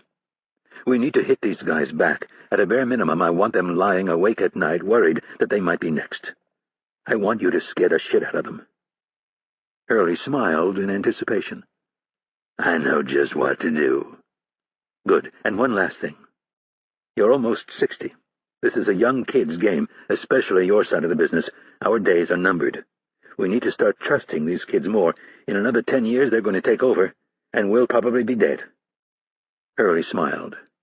"I'm not going down without a fight."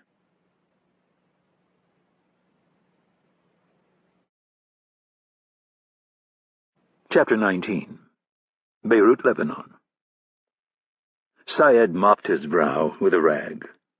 The front of his white T-shirt was splattered with the blood of the man who had just confessed to myriad sins.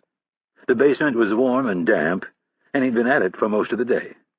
He couldn't remember the last time he'd had to work so hard to get a man to talk. He was thirsty and hungry, but both needs would have to wait. They were gathered upstairs, nervously waiting to hear what he'd discovered. Syed dropped the pliers on the metal cart. The device bounced and fell open, the serrated clamps releasing a bloody fingernail. There were 8 total, strewn about the stainless steel surface, sticky and gooey with blood and tissue. Syed admired his work for a second. Every man was different. For some, the mere threat of physical pain was enough to get them to admit their deception. Others, like this Jewish pig, took a little more work. He'd employed many different methods to get at the truth, but he preferred fingernails and toenails for the simple reason that there were 20 of them. And they grew back. Syed had seen torture practiced in a wide variety of forms. Most sessions were brutish and conducted without forethought or planning. Slapping and kicking was the most common method, but employed against a man who had been desensitized to such things, it was more often than not useless. There were stabbing and slicing and shooting, and although they worked, they also required medical care if you were going to continue to interrogate the individual.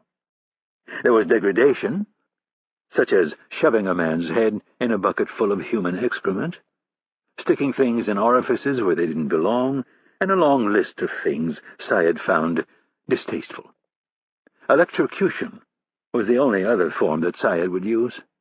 It was extremely effective and clean. Its only downside was the potential for heart failure and long-term brain and nerve damage. Syed liked to spend time with his subjects.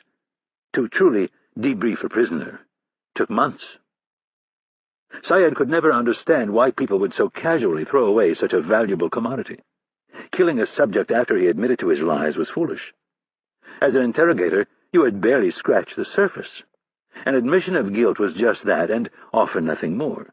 The truly valuable information lay buried in the subject's brain and needed to be slowly and carefully coaxed to the surface. And to do that, you needed time. Syed wiped his hands on a blood-smeared towel and said to one of the guards, "Clean the wounds and bandage the fingers. I don't want him getting an infection." He put on his black dress shirt and left the interrogation room. He continued past the guards and up one flight of stairs. There were a dozen men milling about the lobby. Most were in plain clothes. A few wore fatigues, but all were armed with rifles and sidearms. Syed continued up another flight of stairs to the second floor, where he found more armed men milling about the hallway. He frowned at the sight of them. The presence of so many men was bound to draw attention. His colleagues were far too one-dimensional. They were still thinking of their struggle as a ground battle between vying factions. Car bombs, snipers, and assaults must always be taken into account, but the bigger threat at the moment was the jets flown by Jews and the Americans. These men had not walked here, which meant there were far too many cars parked in front of the building. Syed traveled with a light contingent of bodyguards for this very reason. 3 or 4 were usually more than enough. The others were either too paranoid, too proud, or too stupid to see the folly of traveling in such large motorcades. 8 guards were standing in the hallway outside the office at the back of the building. Syed approached one of the more recognizable faces and said, "I pray for the sake of our struggle that no more than 6 vehicles are parked in front of this building." The man looked in the direction of the street, and without answering took off at a trot. Syed was pleased that at least one of these morons knew how to take orders. He opened the door to the office and found 4 faces instead of the 3 he had expected. Mustafa Badruddin, the leader of Islamic Jihad, was at the head of the table. To his right was the leader of Islamic Jihad's paramilitary wing, Imad Bughnia, and then Colonel Amir Jalil of the Iranian Quds Force. He was Iran's liaison between Islamic Jihad and Hezbollah. The last man, Abu Radi, was not welcome, at least not as far as Syed was concerned. He was the representative for Fatah, the extremely unreliable band of men who claimed to speak on behalf of the approximately 500,000 Palestinians living in Lebanon. In Syed's conservative opinion, they were nothing more than a gang of organized mobsters who stumbled from one confrontation to the next, leaving a trail of havoc in their wake. They were only good for 2 things: to use as a buffer against the Jews to the south, or as cannon fodder against the Christian militias to the east. "Well?" Colonel Jalil asked. Syed ignored the Iranian and turned instead to Mustafa Badruddin. "CIA." "I knew it," Radi said excitedly. Syed glanced at the imbecile who had created the problem and said, "You knew no such thing."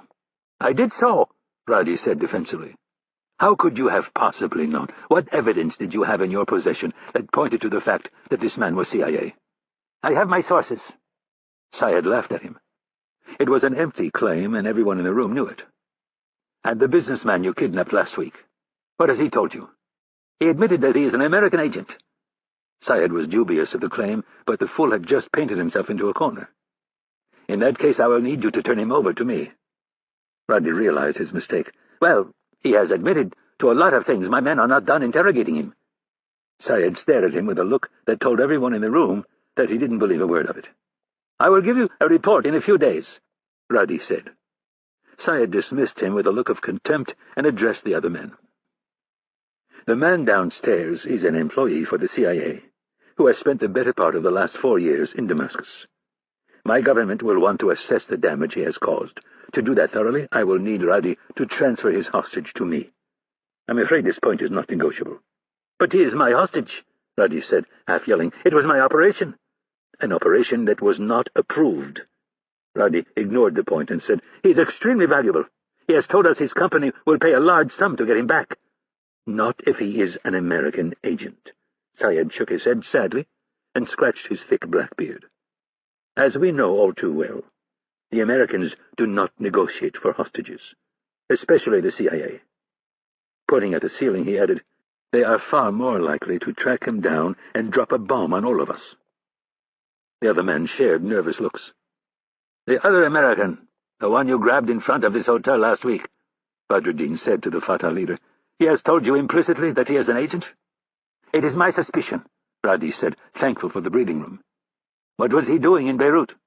"He works for one of their big telecommunications companies." Radi blathered on about his prisoner, but Syed was only half listening. The CIA man in the basement had verified the fact that the other man was a legitimate businessman, but Syed did not feel like coming to the aid of the twit from Fatah. He would only know for certain after spending months interrogating the men. Syed looked at Mughniya and said, "Some men are very good liars. It takes a skilled hand to discern the truth from these Americans." Mughniya nodded and spoke for the first time. "I don't like the coincidence. We should turn him over to Syed. He will get to the bottom of it." Syed was quietly pleased. Mughniya had a reputation for killing those who crossed him. Radi would not want to defy him. "The entire thing gives me great concern," the Iranian chimed in. Syed could barely stand the man. He was a self-proclaimed intellectual who was part of the rabble who had helped bring down the Shah and bring about the Islamic Revolution of Iran. "It cannot be a good sign that the Americans are back," Jalil said, as he caressed his bottom lip with the forefinger of his right hand. "Nothing good can come from them poking around in our business." "I will find out what they are up to," Syed said confidently. The three men exchanged looks, ignoring Radi, who was growing more agitated by the second. Badruddin spoke for the group. Turning to Radi, he said, "Please transfer your hostage to Syed as soon as it's possible." "That means tonight," Syed said, not wanting to give the man an inch. "That is impossible," Radi said, as if they were asking him to fly to the moon. "This man is too valuable. I am more than capable of finding out his true identity." With a casual flip of his hand, he said, "I will give all of you a report within a few days." "That will not work," Syed held his ground. "I want him tonight. I will not give him to you. He is my prisoner." Mughniya leaned forward in his chair and glared at the representative from Fatah. The temperature seemed to drop a few degrees. "I don't remember your seeking our permission to conduct this operation in the first place. And when was the last time any of you came to me to ask permission to launch an operation?" With an icy voice, Mughniya said, "I do not need your permission. That hardly seems fair. You are invited to these meetings as a courtesy, nothing else. The rest of you have taken hostages for years, and have profited greatly while the rockets of retaliation rained down on my people, and I did not complain to you. Now all I am asking is that I be allowed to share in the spoils of war. You have not allowed me to partner on any of your other business ventures, so I must take what is rightfully mine." With a look of sadness he added, "I have given nothing but loyalty, and this is how you treat me." Mughniya threw his arms up in frustration. He looked at Badruddin and Jalil. "Talk some sense into him before I shoot him." Syed didn't let it show, but he was enjoying every minute of this. Badruddin sighed heavily and said, "This is only temporary. Hand the man over to Syed. He is without question the best man to do the job. When he is done, if the man is in fact a businessman, he will turn him back over to you, and you can then negotiate a ransom. That is fair." Radi shifted nervously in his chair.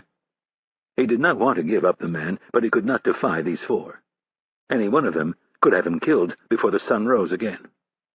He could see what Syed was up to. The hostage could be worth as much as several $1 million if he did in fact work for the telecommunications company, and once the man was out of his hands, he would be lucky to get half of the ransom. Still, half was better than being dead. With great reluctance he said, "Fine." And then, glancing sideways at Syed, he added, "You can interrogate him at my camp." Syed laughed. "Nice try." "Why not?" "Because I said so. I do not need to explain such things to you." "He is being unreasonable," Radi said to the other three. Before they could answer, Syed said, "I need to inform Damascus of the situation, and I need to continue my discussion with the American agent. I expect Roddy to have his prisoner here by 10 o'clock tonight so I can get to the bottom of this, and I suggest you all leave as quickly as possible." He glanced at the ceiling. "The four of us," he said, intentionally leaving Roddy out, "are far too tempting a target, and with the American in the basement, who knows what they are up to these days? They may have other spies in the area." Moving toward the door, he said, with absolute finality, "I will have more answers for you tomorrow."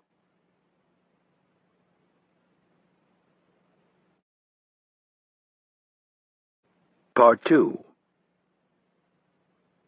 Chapter 20. Istanbul, Turkey. Of all the changes Rapp had to make over the 6 months of his training, adjusting to the solitude had been the most challenging. As he became increasingly immersed in his new trade, he drifted further and further away from his friends. The big change was not that he didn't see them as much.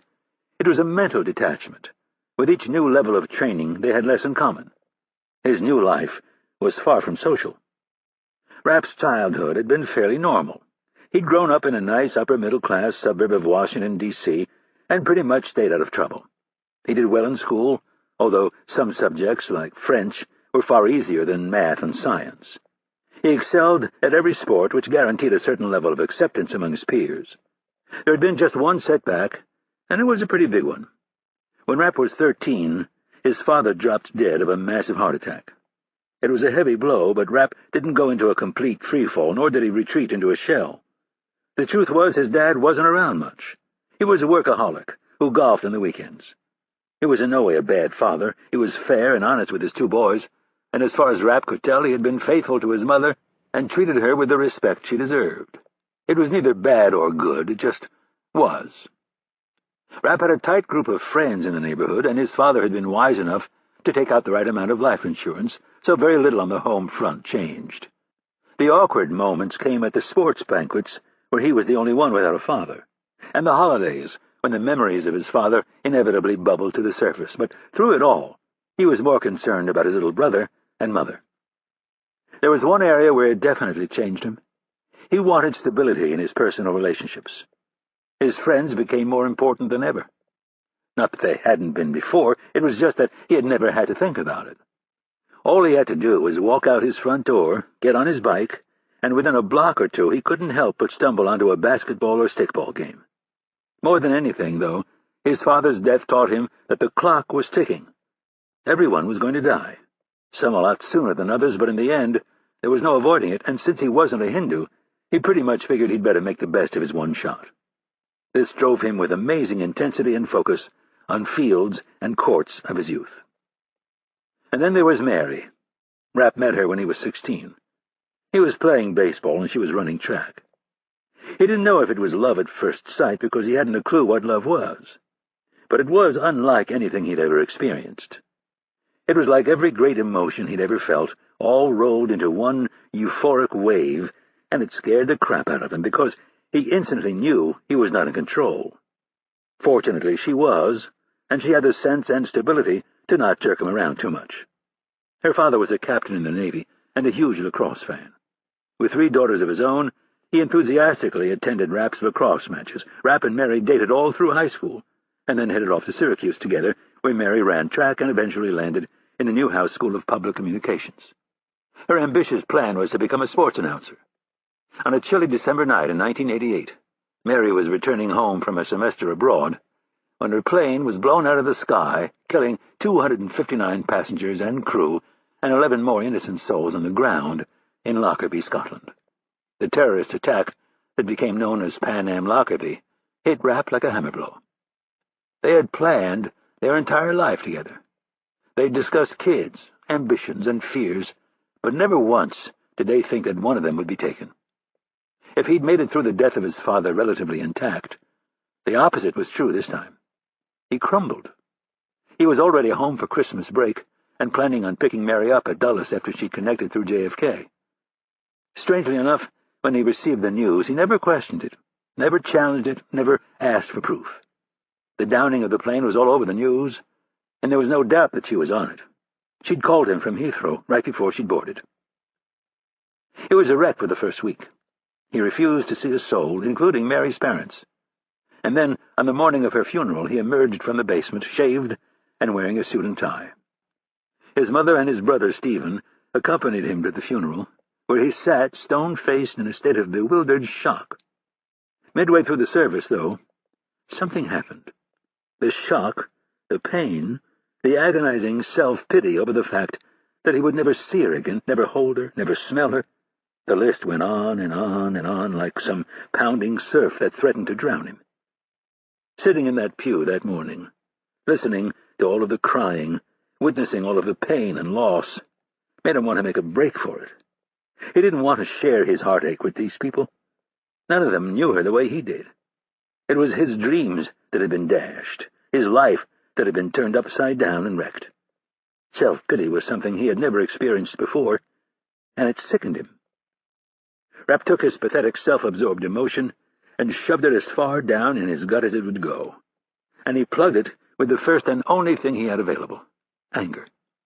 That anger slowly metastasized into a suit of armor. For the first time since the news had hit him, he saw a way out, a faint light at the far end of the cavern. He wasn't sure what it was, but he knew he had to head toward it. It was the only thing that offered him hope. The rest of these people could sit around and feel sorry for themselves and each other, but not him. He wanted to hurt someone. He wanted to make someone pay. He didn't know for certain that he would achieve his goal, but he knew with absolute certainty that he wanted to kill the men who were responsible for bringing down that plane. Rapp didn't know if it was right or wrong, and he didn't care. All he knew was that the anger kept the pain at bay. Rapp and Hurley had developed a hate-hate relationship. The shrink had told him it didn't really matter as long as they were united in their hatred for the enemy. It had been a strange 6 months, and looking back on the journey, Rapp was amazed that he'd made it through without any serious injury.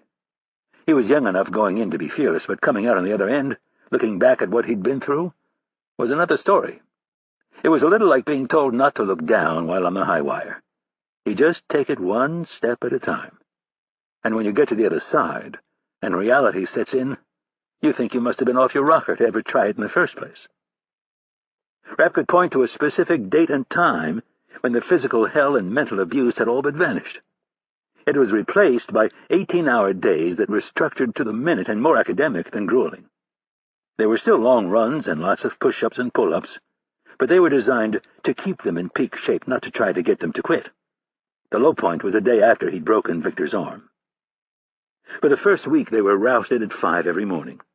Rapp didn't need an alarm. He was on his feet as soon as the door was opened. But on the morning after the incident with Victor, Rapp found himself thrown from his cot and rolling across the dusty floor. After landing with a thud, he came up swinging. It was still dark, and his muscles were tight, and he never saw the blow that came out of the darkness. It hit him in the solar plexus, and as Rapp doubled over from the first strike, another punch hammered his left eye.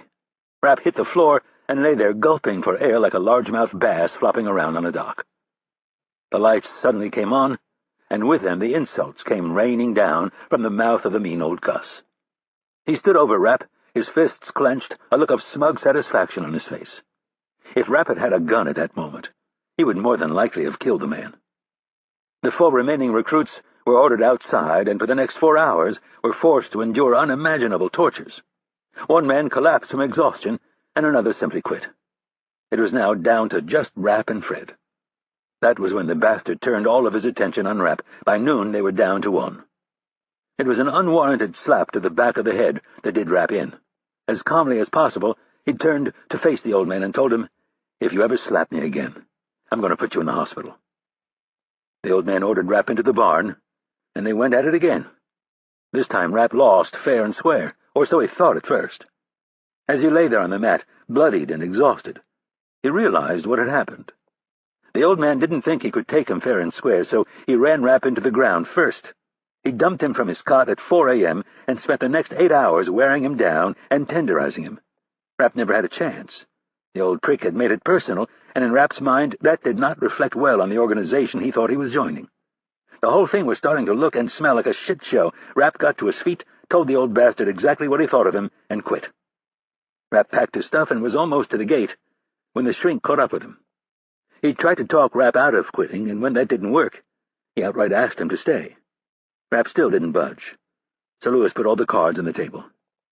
He formally introduced himself and admitted that Victor was, in fact, one of the instructors.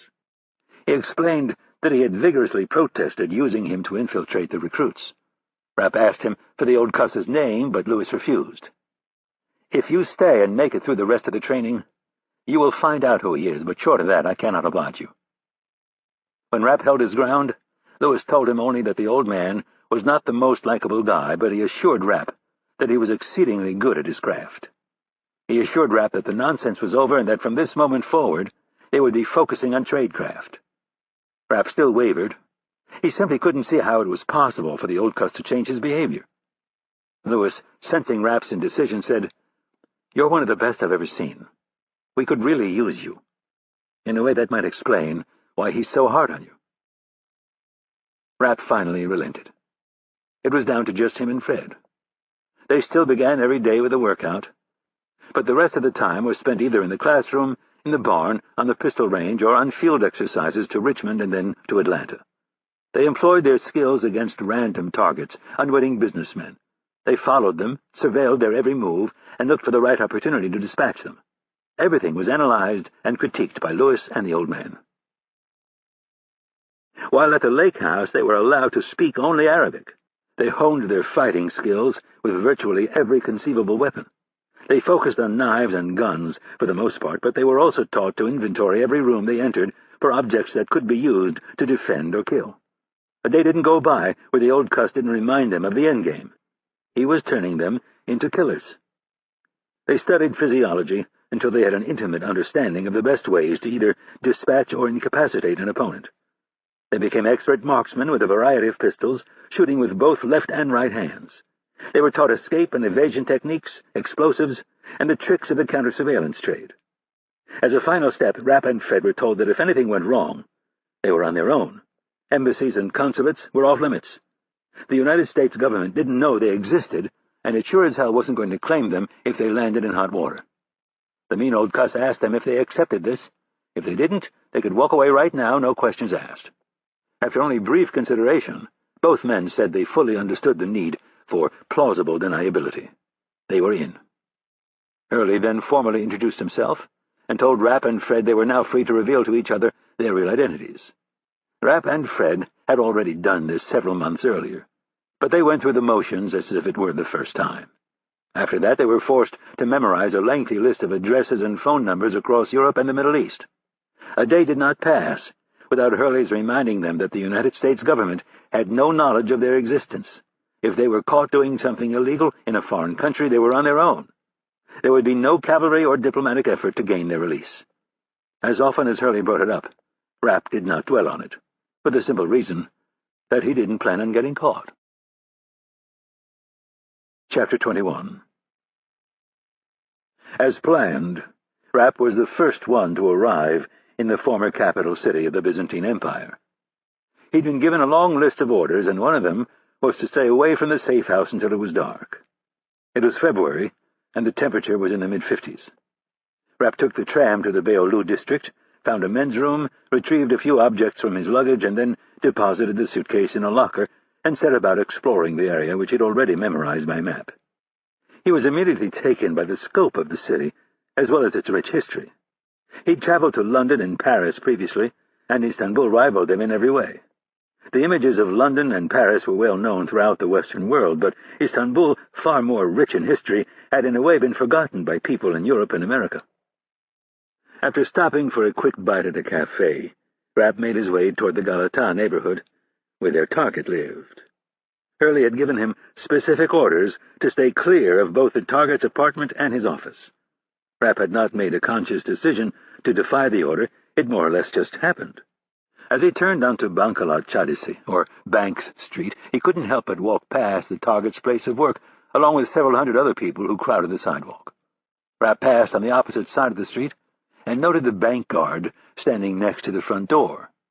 With that done, he decided he might as well take a look at the man's apartment, which was 6/10 of a mile from the office. It was on a tree-lined street that reminded Rapp of a much smaller version of the Boulevard Montmartre in Paris. It was a wealthy enclave, and as in all such enclaves in cities the world over, the occupants were protected from the riffraff by security guards, ornate fences, and iron bars on the first-floor windows. At first glance, neither the office nor the apartment looked like the ideal place to strike. When the sun finally set, Rapp found his way to the two-bedroom flat via a back alley. He went by once without stopping to check and see if there were any surprises, and then circled back. In the poor light, he threaded the worn key into the lock and held his breath. The first attempt didn't work. Rapp jiggled the key a bit and then tried again, this time the deadbolt released. He stepped into the room, barely breathing, and closed the door behind him.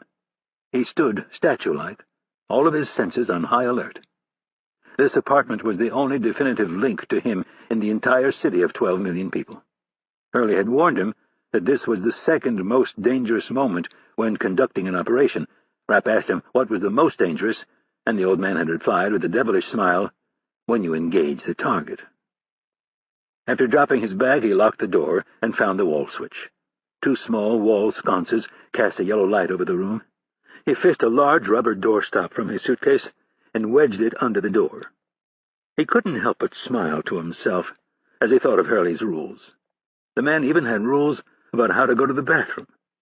Some of them, like the rubber doorstop, made complete sense, while others, like which stall to choose and why, seemed a bit much.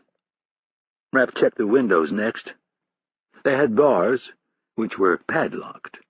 There was only one way in and out, the door he'd just come through. That was not the best situation should the police come looking for them. Rapp made sure the shades were pulled tight on the two garden-level windows that faced the alley, and then he went straight for the bedroom. At the bottom of the armoire, under an extra blanket and pillow, he found what he was looking for. Rapp placed the tattered leather suitcase on the bed, dialed in the combinations, and popped the clasps. Inside was a shrink-wrapped file, a small arsenal of pistols, silencers, ammunition, knives, and a surveillance kit. Rapp snapped on a pair of latex gloves and retrieved a Beretta 92F from the foam cutout. He checked the slide, the chamber, the firing pin, and then the trigger. The gun had been cleaned by a pro. After screwing a silencer to the end, he took one of the 15-round magazines and inserted it, chambered a round, and checked the safety. Rapp then set about doing a complete examination of the apartment. He retrieved the electric razor from his shaving kit, pressed two buttons, waited for the light to blink. The shaver was actually a scanning device used to detect bugs. Hurley had explained that the flat had been rented by a freelancer, which in this case was code for a retired agency employee. The man was to sanitize and stock the flat, but Rapp had been ordered to go over the entire place again from top to bottom just to make sure. It took him the better part of an hour to go over the entire apartment. When the jet lag finally caught up with him, Rapp was too tired to make anything to eat, so he took a quick shower and then tore the shrink-wrap from the file. He'd been given a full briefing on Hamdi Sharif back in the States, but this file, he was told, would be far more target-specific. The target was 58 years old. He was a Turkish national, and according to press clippings had made his money in real estate. What the clippings left out was that the majority of his wealth had come from supplying arms to various regimes throughout the Middle East and Southwest Asia. British, French, and American intelligence agencies all had his number, but Sharif was in bed with the Russians, which made him a bit of a sticky situation. None of the Allies wanted to risk upsetting the Russians, so they tolerated him. Rapp frowned as he reviewed the section on Sharif's ties with the tangled web of former Soviet generals and Ivan-come-lately millionaire businessmen. All but a few were thugs and mafiosi, and the legitimate businessmen were being dropped and squeezed out of their holdings on a weekly basis. Russia had become the Wild West, and the sheriff was in on the fix. The KGB brutes had new business cards, but other than that, not much had changed. The Allies, for some reason, couldn't see that the more they turned a blind eye, the more brazen these men were becoming. Rapp could give a rat's ass about the Russians and who they used to peddle their arms, so long as those arms didn't end up in the laps of terrorists. Unfortunately for Sharif, that was precisely what he had been doing, and in ever-increasing shipments. Most of the file was a summary of what Rapp already knew, such as his ties to Hezbollah, but there were a few new snippets about a Marxist outfit called Dev Sol. In the past year, the group had targeted the overseas offices of 15 U.S. corporations in Istanbul. The bombs were all military-grade, and the Brits were saying Sharif's outfit had supplied the goods. Sharif was a Muslim and an ardent supporter of Hezbollah, Hamas, and Fatah. How he had ended up in business with a bunch of leftist, God-hating communists was a real head-scratcher. The file didn't draw any conclusions, just gave the facts. Rapp was left to venture guesses on his own. He supposed it was money first, and then the old saying, "My enemy's enemy is my friend." The dev's soul wrinkle gave Rapp pause, however. He got the sense that this might be about more than just Pan Am Lockerbie, or at least that certain important people stateside don't care so much when innocent civilians get killed, but by God, if the day-to-day operations of a couple of Fortune 500 companies were disrupted, it was time to send a message. Those corporations contributed a lot of money to the coffers of important politicians in Washington. The more Rapp thought about it, the more he realized it didn't matter. It was like Sharif supporting Dev's soul. As long as he and the corporations were going after the same enemy, it didn't much matter. Rapp finished the file and stuffed it under the mattress. He lay there for a long moment with his eyes open, thinking about the detailed report. It was written in English, but it had not been written by an American. The choice of words was distinctive and the sentence structure more formal. Rapp concluded the Brits had put the report together and that they had taken a long, hard look at solving the Sharif problem. They had conducted careful surveillance on the arms dealer. His daily routine was detailed down to the minute. The report didn't say how long they had watched him, but he got the impression it was for several weeks. Rapp remembered that the shrink back at the lake house had told him you could discern patterns in almost any person's life. In reading Sharif's file, those patterns jumped off the page, and one in particular was almost impossible to ignore.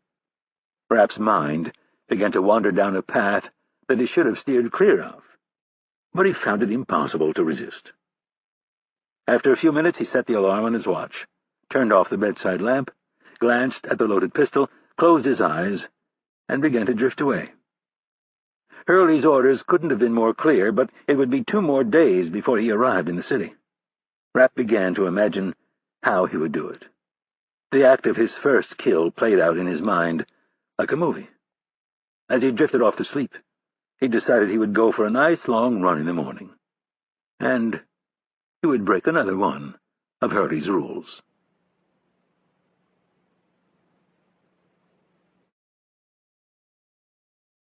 Chapter 22.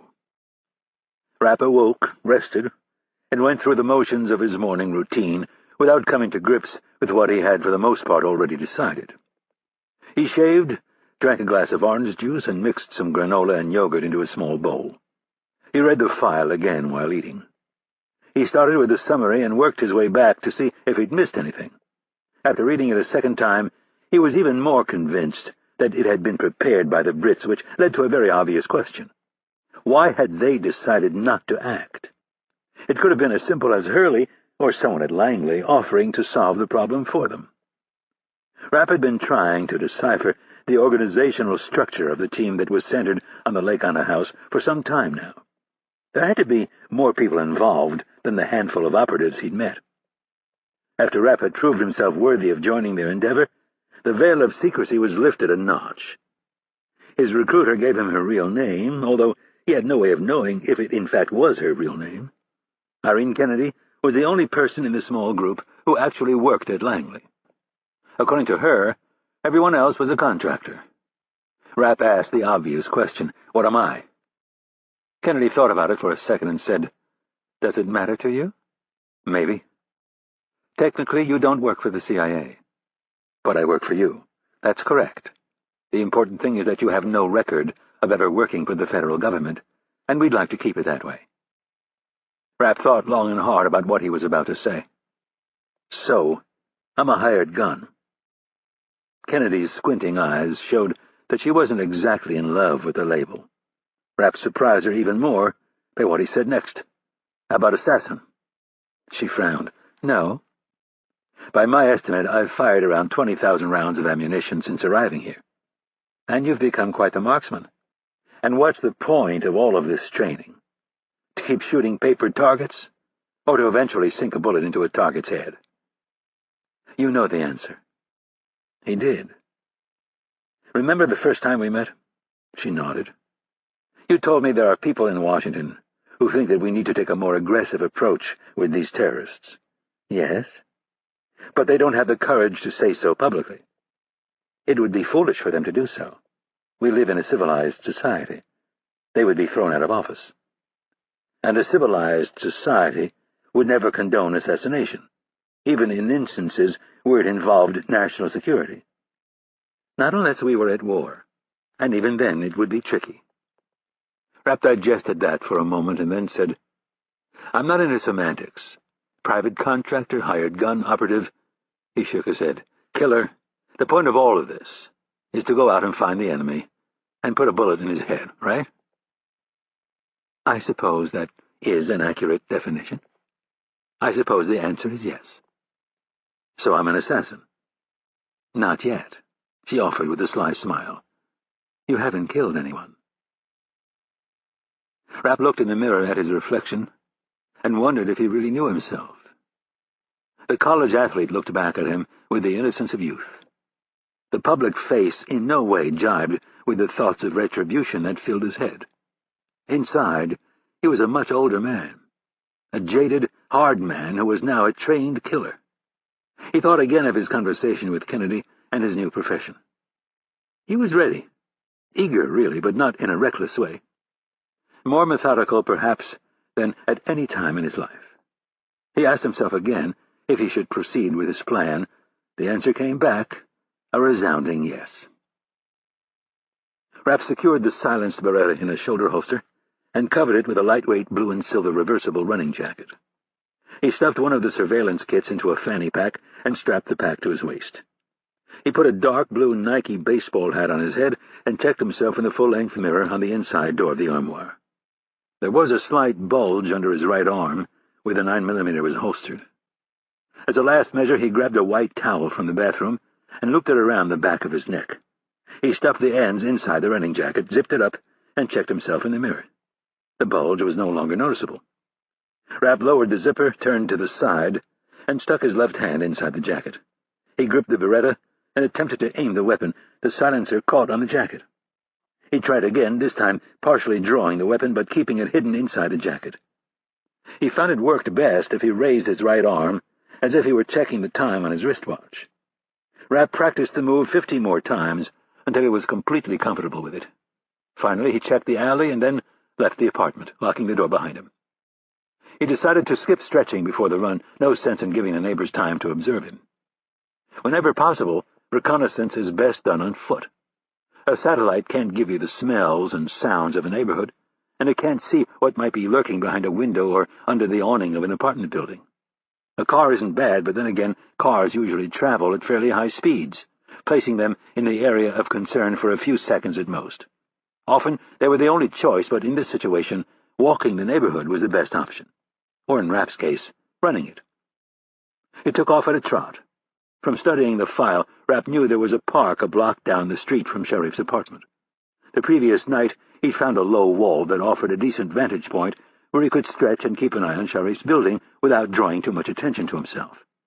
It was 1.5 miles to the park.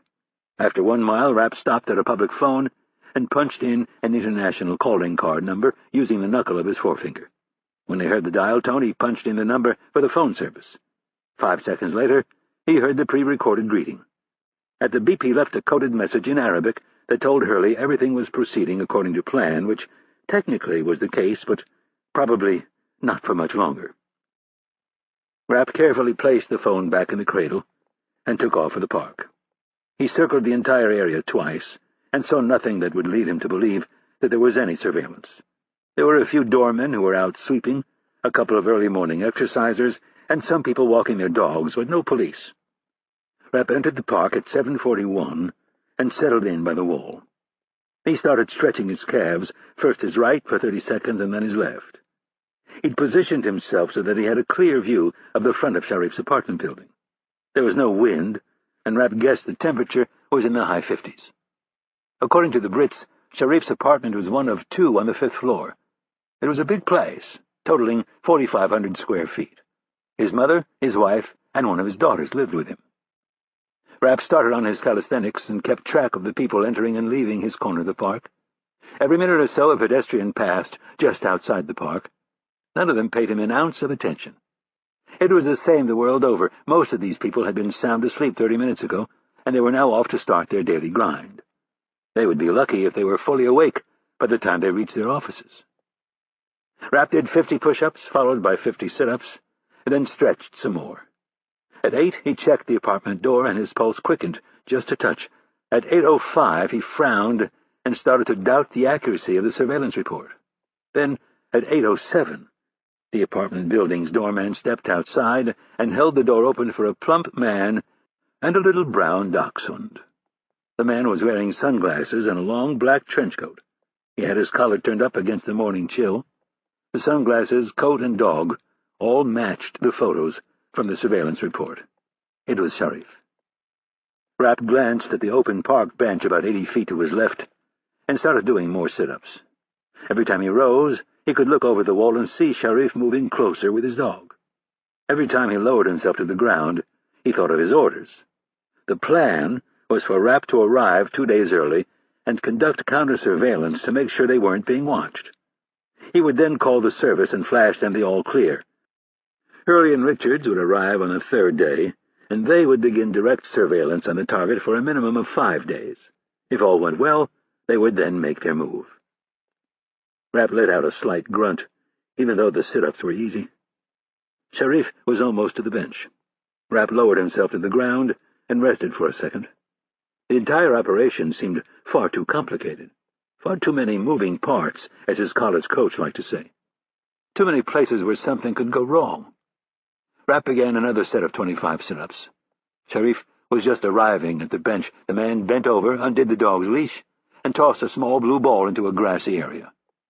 The little brown sausage took off after it. When Rapp came up the next time, Sharif had a mobile phone out and was punching in a number. Kennedy had played a tape to Rapp and Richards 2 weeks earlier, on which Sharif implicated himself in a number of illegal dealings with known terrorist organizations. Rapp asked her where she got the intel, and she politely told him it was classified information. Rapp guessed it came from these morning chats on his mobile phone. Rapp did another sit-up and thought of Dr. Lewis, the shrink. The man must have asked him in every conceivable way how he thought he would cope with taking another human life. Rapp had answered that question so many times, he finally said to the shrink, "Well, I guess I won't know until I kill someone." "That's right," Rapp muttered to himself. The whole idea behind the Orion team was that it would have a small footprint. It would cut through all the bureaucratic BS and get things done in a more expeditious manner. And of course, deniability was paramount. Rapp finished the set of 25 and lay flat on his back for 60 seconds, playing the entire thing out in his mind's eye. The longer they were on the ground in Istanbul lurking around Sharif's apartment and office, the greater the chance they'd be noticed. He didn't like that one bit. He also didn't like the idea of dragging this thing out when the solution was so obvious. He thought of how mad Hurley would be and dismissed the thought almost immediately. The man was always mad about something. Rapp thought of the past 3 years, all the sleepless nights where he had yearned for the opportunity to meet just one of the men behind the downing of Pan Am 103, where he had imagined down to the most minute detail what he would do to them. And now he had the men who had supplied the plastic explosives and military-grade fuse and detonator sitting in his sights. He'd waited long enough. When the best course of action was staring at you in the face, you should take it. Rapp hopped to his feet and did a couple of side bends before walking over to a tree. He stretched one thigh and then the other, stealing a glance at Sharif as he did so. The man was too busy yapping on the phone to notice Rapp. Rapp did a few more stretches and took a quick inventory of his surroundings. He counted 4 people within 200 feet. The closest had just passed by on the sidewalk. Rapp waited to give the woman a good head start and then stepped out from behind the tree. His feet fell silently on the dirt jogging path that ran in front of Sharif's bench. He unzipped his jacket a foot and slid his left hand inside. His thumb found the safety. He flipped it up. Rapp then pulled his hand out of his jacket and kept moving toward the target, who had yet to notice him. 20 feet away, Rapp's pulse was as steady as it had ever been. His eyes narrowed a bit, and he took in a deep breath. He could hear the man clearly now. It was the same voice he'd heard on the tape Kennedy had played for him. He was talking about an extremely valuable shipment. Rapp never flinched, never wavered for a second. He was only 10 feet away when Sharif finally looked up. Rapp gave him a friendly nod and then raised his right wrist to look at his watch. A split second later, His left hand slid between the folds of his jacket and found the grip of the Beretta. He swung the gun up, the holster acting as a sling, the blue fabric of his running jacket bulging just slightly. Rapp's finger was prepared to squeeze the trigger when he changed his mind. He wanted to look into Sharif's eyes. He wanted to confront the man. The two men locked eyes for a second. Rapp smiled at him, and then changed directions, took 2 steps, and casually sat down on the bench next to the arms dealer. Rapp leaned forward and jabbed the end of the silencer into Sharif's ribs. A look of panic washed over the Turk's face. His mouth was agape, the mobile phone held in his right hand a half-foot from his face. A man's voice could be heard squawking from the tiny speaker. Rapp elevated the silencer a few inches and squeezed the trigger. The bullet pierced the fabric of the running jacket, leaving a small hole, and then, a millisecond later, it shattered the cell phone. Sharif let out a yelp, dropped what was left of the phone, and clutched his bloody hand. Rapp jabbed the silencer firmly into the man's ribs and, in a menacing voice, said, "How do you sleep at night?" "What?" Sharif asked in total confusion. "You heard me, you piece of shit. How do you sleep at night? Do you think of all the innocent people you've helped kill? Do you think of their faces?" Rapp poked him hard with the silencer.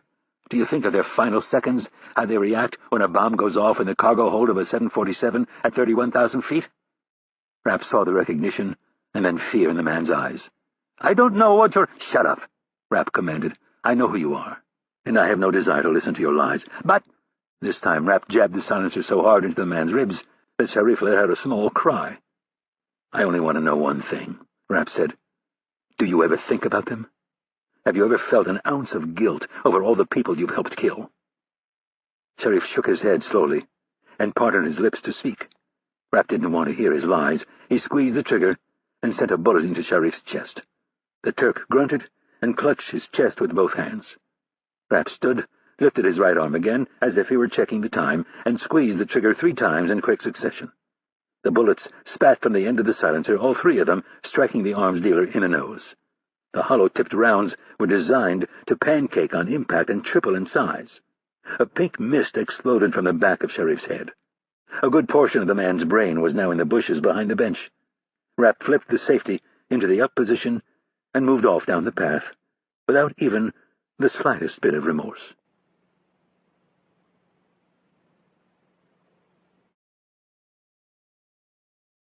Chapter 23.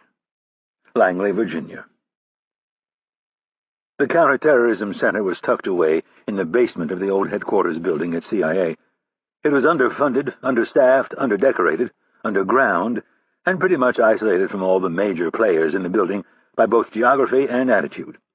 8 diligent souls worked there, and that was counting an overworked administrative assistant and Irene Kennedy, who was loosely attached to the group as an expert on all things Arab and Islamic. Kennedy had spent her youth moving from one diplomatic post to the next, all of them in the Middle East, and all of them, save one, in Arabic-speaking countries. Her father had diplomatic credentials, but in fact worked for the CIA. Kennedy was reviewing a particularly bad translation that had been kicked downstairs by someone on the intel side of the building. The translation was so poorly done that Kennedy finally sat back and looked at her colleague, Andrew Swanson. The tall, blonde-haired Dartmouth grad was leaning against the wall of her cubicle, tugging at his curly hair. He'd been up all night, trying to make sense of the intercept. "You keep pulling your hair like that and you'll go bald," Kennedy said without looking up. Swanson pulled his hand away and tried to stand still. After a half-minute, he couldn't take it any longer and said, "The thing doesn't make any sense." "That's because the translation is wrong." Kennedy scratched a few more notes in the margin. "I knew it." Kennedy closed the folder and tapped it with her pen. "I'm going to need the tape." Swanson groaned in frustration. "Shit." She looked at the designation on the folder. "What's the problem?" "It's frickin' NSA." "I see that. I'll be lucky if I get the tape before the 4th of July. Kennedy grabbed a post-it note and wrote down a name and number. She stuck it to the front of the folder and handed the whole thing back to Swanson. "Call Kathy, tell her I said she owes me, and ask if she can messenger the tape over this afternoon." "And if she tells me to get in line like everyone else?" Kennedy's phone rang. She looked at the small rectangular monochrome screen and saw that it was Stansfield's extension. "She won't, I promise. Now run along and bug someone else. I need to take this." Kennedy grabbed the handset and said, Good morning, sir. Good morning. Would you please come upstairs? There's something we need to discuss. Kennedy instantly recognized the touch of intensity in her boss's voice. The average person would not have noticed, but she knew him so well that she was instantly alert. I'll be right up. She hung up her phone, locked her desk, and started for the door. On the elevator ride up, she reviewed the various operations that she was currently running or involved in. There were 14 active operations that she was associated with to one degree or another. It could be any one of them, or something entirely new. She really hoped it wasn't anything new. She didn't know if her marriage could take much more of her job. She barely saw her husband as it was. Kennedy passed through Stansfield's outer office. His assistant, Meg, was on the phone and motioned for her to go in. Kennedy entered and closed the door behind her. Stansfield was standing at the map table behind his desk, reviewing a document. The corner office was devoid of any personal touch, with the exception of a family portrait of his wife and kids that he kept on his desk, and even that faced away from visitors. As Langley's top spy, he was very cognizant of those who collected information and ferreted out secrets. Kennedy had done some digging 3 years earlier and came up with a long list of medals, citations, ribbons, and awards that Stansfield had received dating back to World War II. Not a single one of them was displayed, either here or at home. Thomas Stansfield was an intensely private man. "Please sit," he said without turning around. "There's tea on the table. Help yourself." Kennedy went to the leather couch, opened the bamboo box, and selected a green tea. After tearing open the package, she dropped the bag in a cup and filled it with steaming hot water. Stansfield crossed the office, a piece of paper in hand. He sat in the chair to Kennedy's right, slid the sheet of paper across a cherry-inlaid coffee table, and clasped his hands in front of him. Kennedy stopped dunking the tea bag and looked at the very top edge of the sheet. As someone who was on the operations side of the business, she was intimately familiar with what she was looking at. It was a secure cable. These sheets came in all day long from U.S. embassies and consulates the world over. They were sent using some of the most secure and classified encryption software mathematicians could design. The designation across the top told her not only the sensitivity of the information, but where it had originated. This particular piece of paper had come from the U.S. consulate in Istanbul. Kennedy swallowed hard as her eyes raced through the body of text. Hamdi Sharif was dead, gunned down in a park across the street from his house. "Is my memory failing me?" Stansfield said. "Or was I misinformed about the operational timetable?" Kennedy read the cable again and went over the dates in her head. Finally, she looked up at her boss and said, "To the best of my knowledge, Stan and Richards aren't even in the country." "Where are they?" "Greece." Stansfield sat back and ran his right hand over his black and blue striped tie. "Where is Rapp?" "In country." He thought about that for a second. "When did he arrive?" "Yesterday afternoon." "You're sure?" She nodded. "He checked in last night and then again this morning." "His time or ours?" "It would have been around midnight our time." Stansfield looked out the window for a moment, and then removed his black glasses. He set them on his lap and rubbed his eyes. Jumping to conclusions wouldn't do him any good. Anything, of course, was possible when it came to a character like Sharif. He had made more than a few enemies over the years, but the notion that two separate camps had decided to go after him at the exact same time was a tough one to swallow. Before Stansfield could say what was on his mind, his office door burst open. Max Powers, the nearest chief, strolled in without offering an apology. "Big news." "What now?" Stansfield asked. "Our favorite arms dealer is no longer with us." Out of the corner of his eye, Stansfield saw Kennedy withdraw the secure table and fold it in half. "Which arms dealer would you be referring to?" "Sharif, that fat Turk," Powers said with a satisfied grin. "Someone blew his head off in Istanbul this morning." "His entire head?" Kennedy asked, taking the comment literally. "The back of it, at least." Powers placed the palm of his right hand on the back of his head and tapped his bald spot several times. "I have a good source who works for Turkish NIO. Says someone plugged him up close. One in the heart, and they're not sure how many in the face, but more than one. Right here." Powers tapped the space at the top of his nose between his eyes. "Tight grouping, very professional. Blew the back of his head off." NIO was Turkey's national intelligence organization. "Do they have any idea who carried it out?" Kennedy asked. "Not a clue, but the rumor mill is already working overtime." "Candidates?" Stansfield asked. "Usual suspects: Jews, frogs, Iranians, Iraqis, Syrians, and us, of course." "Russians?" "My guy said they were thick as thieves. Also said he got a call from your old friend at KGB." "You mean SVR?"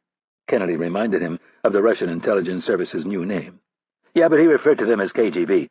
Same assholes as before, just a new name." "What did Mikhail want?" Stansfield asked, referring to Mikhail Ivanov, the deputy director of Directorate S, perhaps the most ruthless outfit in the espionage business. "Not happy," Bauer said, with an emphatic shake of his head. "I guess he made some pretty heavy demands." "Such as?" "He wants to know who did it. And he expects full cooperation. Said he's going to make life very hard for anyone who doesn't cooperate fully. Pushy bastard." "Any witnesses?" Kennedy asked. "Not one," Power said with a grin. He looked at his watch. "The Turk's been dead for 5 hours. It looks like it was professional. 5 hours means the guy who pulled the trigger is long gone. They're screwed." "Guy?" Kennedy asked. Powers shrugged. "Just my guess. No offense, but it's pretty much an exclusively all-men's club." Kennedy smiled to let him know she wasn't offended. Stansfield asked, "Your source? He's good?" "Great. Very dialed in." "Loyalties?" "To the almighty dollar, but he prefers to do business with people he likes. We can trust him." "Keep me posted. I want to know what Mikhail is up to. If he starts swinging his velvet hammer, we might be able to win over a few more hearts in Ankara." "Good idea. Anything else?" "I'll have my gang put together a full workup for you." "Thank you." Stansfield looked to the door, letting Powers know he wanted to get back to his meeting with Kennedy. As soon as the Near East chief was gone, Kennedy was on her feet. She made a beeline for Stansfield's desk and grabbed the handset of his secure phone. She started punching in numbers, pausing for prompts, and then hitting more numbers. After an interminable 20 seconds, she accessed the voicemail. Kennedy listened intently to Rapp's brief, coded message and then slowly hung up the phone. Stansfield twirled his glasses in his right hand and asked, "Well?" Kennedy nodded, cleared her throat, and said in near disbelief, "It was him."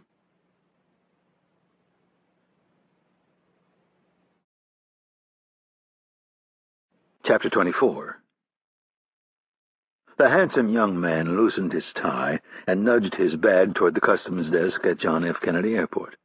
He casually yet carefully studied the face of every officer who was checking passports and clearing people through customs. He had a U.S. passport and thus was spared the more stringent and crowded queues that were serving foreigners seeking to visit the United States. He chose this particular line not because it looked like the fastest, but because the officer manning it looked to be the oldest and most uninterested of the 6 currently on duty. When it was his turn, he stepped to the elevated desk and slid his passport across the cheap blue laminate surface. The officer, a 50-some-year-old gray-haired man, gave him a serious look and then glanced at the passport. He was all business. In a voice devoid of real interest, he asked, "Did you have a good trip, Mike?" The man gave a relaxed shrug and said, "Business." "What do you do?" "Computer software, workforce management stuff." The man asked a few more standard questions before getting back to his second one. "Workforce management, what's that?" "Sorry, scheduling software. They tell me workforce management sounds more cutting edge." The officer let out a small laugh while he applied the appropriate stamps. He closed the passport, slid it back across the surface, and said, "Have a nice day." "Thanks, you too." The software salesman headed for the main door and a connection to one of the domestic terminals. He was just another man in a blue suit, white shirt, and burgundy tie, trying to earn a living. Other than the fact that he was tanned and fit, there was nothing that made him stand out. He found a stall in the men's room outside the Delta ticketing desk. He carefully pulled back the magnetized liner on his black Travel Pro carry-on bag. He deposited the passport from Mike Cruz along with a wallet stuffed with matching credit cards, a Maryland driver's license, a bent and tattered UVA college ID, and a brand-new Blockbuster card. He extracted a thin money clip with just one credit card, a Virginia driver's license, and $800 in cash. After closing the suitcase, he left the men's room and proceeded directly to the Delta ticket counter, where a very enthusiastic young woman with a southern accent asked how she could be of service. "I'd like to purchase a ticket on your next flight to Dulles." He placed his driver's license on the counter. The woman was already pecking away at her keyboard. She nodded at her screen and then looked at the license. "Well, Mr. Rapp, we have a flight that leaves in 1 hour and 48 minutes. She went on to give Rapp the time of arrival and cost of the ticket plus tax. He simply smiled and slid $400 bills across the counter. 3 minutes later, he was on his way with his change and ticket. He'd spent the last 3 days traveling across Europe, pretending to be someone else. He was relieved to be back on U.S. soil, but was not naive enough to think that his problems were over. He'd taken a roundabout way back to the flat after he'd executed Sharif, and he'd forced himself to run at a much slower pace than he was used to. A man running a sub-5-minute mile in any city of that size would look as if he were running away from something. Back at the flat, Rapp snapped on the latex gloves and wiped down and disassembled the Beretta. He placed the magazine, slide, and frame back in the worn leather suitcase, along with the surveillance kit. He locked the case and put it back in the armoire under the pillow and blankets. The barrel and firing pin were tightly rolled up inside the running jacket and placed in a brown grocer's bag. The rest of the clothes that he'd worn to the park, including his shoes, were placed in a second grocer's bag. Rapp took a fast shower and put on his suit. After taking 2 minutes to walk through the flat and make sure he wasn't missing anything, he stuffed the 2 paper bags in his black duffel and attached the duffel to the top of his black wheeled carry-on suitcase. 41 minutes after executing Sharif, Rapp locked the apartment and headed for the tram. The closest stop was 3 blocks away, and Rapp had 2 major decisions to make. The first was to find the right place to dispose of the 2 brown bags, and to do it quickly. The second decision involved getting out of the country. 3 different plans had been researched. The first was to simply fly out of the country. The second was to take the train, and the third was to rent a car. Rapp did not like the car rental as an option unless it was to be used to drive to Ankara 8 hours away, where he would leave it at the airport and grab a flight. Using the car to cross the border would create a different set of problems that he wanted to avoid. It put a name in a system that the police could trace. It would be a fake name, of course, but even the false identities that they had manufactured would be protected. Heading straight for Istanbul's airport would be the faster way out of the country, but it would also involve standing in close proximity to a large number of police, who he didn't think had a description of him, but he couldn't be sure. A half block from the tram stop, he ducked into a bakery and purchased a coffee, newspaper, and breakfast roll. He paid in liras and took the coffee black and in a to-go cup. Outside, he removed the lid, blew on the hot coffee, and watched a nearby public garbage can. He had enough credits left on his tram card that he didn't need to worry about buying a new ticket. The digital readout above the stop told him he had 2 minutes before the right tram arrived. Rapp put the lid back on his coffee and partially opened the black duffel bag. He extracted the more damning of the 2 paper bags and stuffed it under his left arm. The hum of the approaching tram caused everyone to look, and that was when Rapp moved. He headed toward the flock of passengers who were waiting to board, pausing for a split second near the garbage can. He released the suitcase, grabbed the bag, and stuffed it in the big circular receptacle. The tram stopped, the throng moved forward in unison, and 10 seconds later they were all on their way to Sirkaji Station. When they pulled into the grand old home of the Orient Express, Rapp searched the crowd for police officers who were showing unusual signs of alertness. There were none to be seen, which he took as a good omen. He exited the train and went straight to the nearest kiosk. Rapp had the departure times for Greece and Bulgaria memorized and knew that the express trains for both countries left in the evening. Hanging around the busy transportation hub for the rest of the day just to grab an express train was foolish. It was better to start working his way toward the border. A train was leaving for Alpulu in 15 minutes. Rapp bought his ticket and made a quick stop at a bank of payphones. He punched in the long series of numbers and then, in Arabic, left the coded message that would tell Richards and Hurley to not bother coming to Istanbul. Then, threading his way through the busiest part of the terminal, he slid past a trash bin and got rid of the second paper bag that contained his running gear. After that he found the right platform, boarded his train, and took his seat. He pretended to read the newspaper while keeping a close eye on the platform. When the train finally pulled out of the station, Rapp relaxed a touch with the comforting thought that he was putting distance between himself and the crime. Distance, he had been taught by Hurley, was your greatest ally and your #1 objective after taking someone out. As the train rolled through some of Istanbul's less desirable neighborhoods, he thought of Hurley. The man would lose it when he retrieved the message. Rapp spent the rest of the afternoon hopping westbound trains until he crossed the Greek border at 2 in the afternoon. The Greeks and Turks did not have good relations, diplomatic or otherwise, so for all intents and purposes he was safe. He was sick of riding in trains and listening to other people yammer, so he decided to rent a car. It would be returned at the Macedonia International Airport in Thessaloniki, and as long as he didn't kill anyone in Greece, no one would care that an American by the name of Mike Cruz had rented a crappy little red four-cylinder Fiat. Rapp pointed the tin can south and headed for the coast. As he neared the ocean, he cracked the window and smelled salt air. The landscape before him didn't look anything like the travel brochures he'd thumbed through back at the rental agency. The city of Alexandroupolis lay before him, an industrial fishing village with a few archaeological sites of significance. Istanbul it was not. It was gray and brown and dirty and dead, and it didn't affect his mood one bit. Rapp was not the kind of person who allowed geography or climate to depress him, as long as he didn't have to stay in one place too long. He rolled through Alexandroupolis just before sunset and continued up the coast for another 15 kilometers until he found a small light blue seaside hotel. It was off-season, so the place wasn't busy, and the rate was cheap. Rapp wheeled his bag straight into the reception area, which also doubled as the bar and dining room. A heavy-set older gentleman waved to Rapp from behind the bar. Rapp walked over, and the two of them worked out the details in broken English. The proprietor then held up a bottle of liquor and asked Rapp if he would like a drink. Rapp wondered for a brief second what Hurley and Richards were doing in Athens, and then decided that a drink was a great idea. He ordered a beer.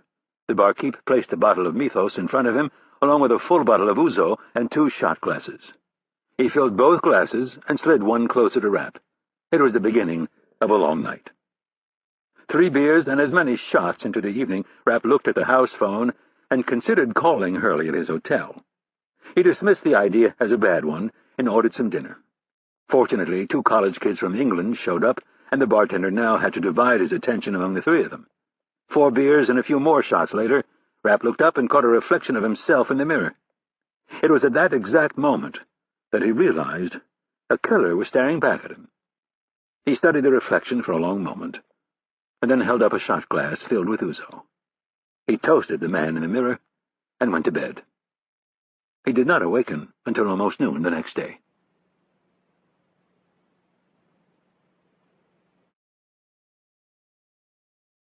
Chapter 25. Vienna, Virginia. The world headquarters for International Software Logistics, Incorporated, or ISL, was located in a new office park on Kingsley Road. The campus, as the developers called it, consisted of 5 buildings. They were all made of brown brick and reflective glass. 3 of the buildings were strictly office space, while the other 2 were a mix of office and industrial. The developers were an LLC out of the Bahamas who had quietly set aside the southernmost building for software logistics. It was at the far end of the office park, and it backed up to a ravine. Nice and private. The building had 22,000 square feet of space. The front quarter was built out with a reception area, 6 offices, a conference room, an area for cubicles, a break room, and a bathroom. The warehouse occupied the remainder of the space, and for the most part sat vacant. There were plans, however, to do some expansion. Stansfield looked at the building through the windshield of a Dodge Caravan and suppressed his concern. These front companies were laborious to set up. The LLC he was part of had directed legitimate funds into the development of this piece of land. The other owners were like-minded men of his era who had made millions and now in that final season of their lives were suddenly very concerned with where their country was headed. All 5 of them had fought in World War II under the command of Wild Bill Donovan, who ran the Office of Strategic Services. After the war, they went on to have successful careers in defense, politics, finance, and in Stansfield's case, espionage. He went to great lengths to make sure they were protected should the Orion team ever be exposed. But they all understood that if you were going to run an effective clandestine operation, you actually had to lock horns with the enemy and possibly get your hands very dirty. Kennedy told him she could handle the meeting, but he had his doubts. It wasn't that he didn't think her capable. While it was perfectly fine to send people off with messages, words had a funny way of being interpreted differently by different people, often in a way that gave them the outcome they were seeking. And there was a very real chance that his old friend would steamroll her. Even so, his desk was full, and he did not want to go through the deceptions it would take to actually get to the meeting.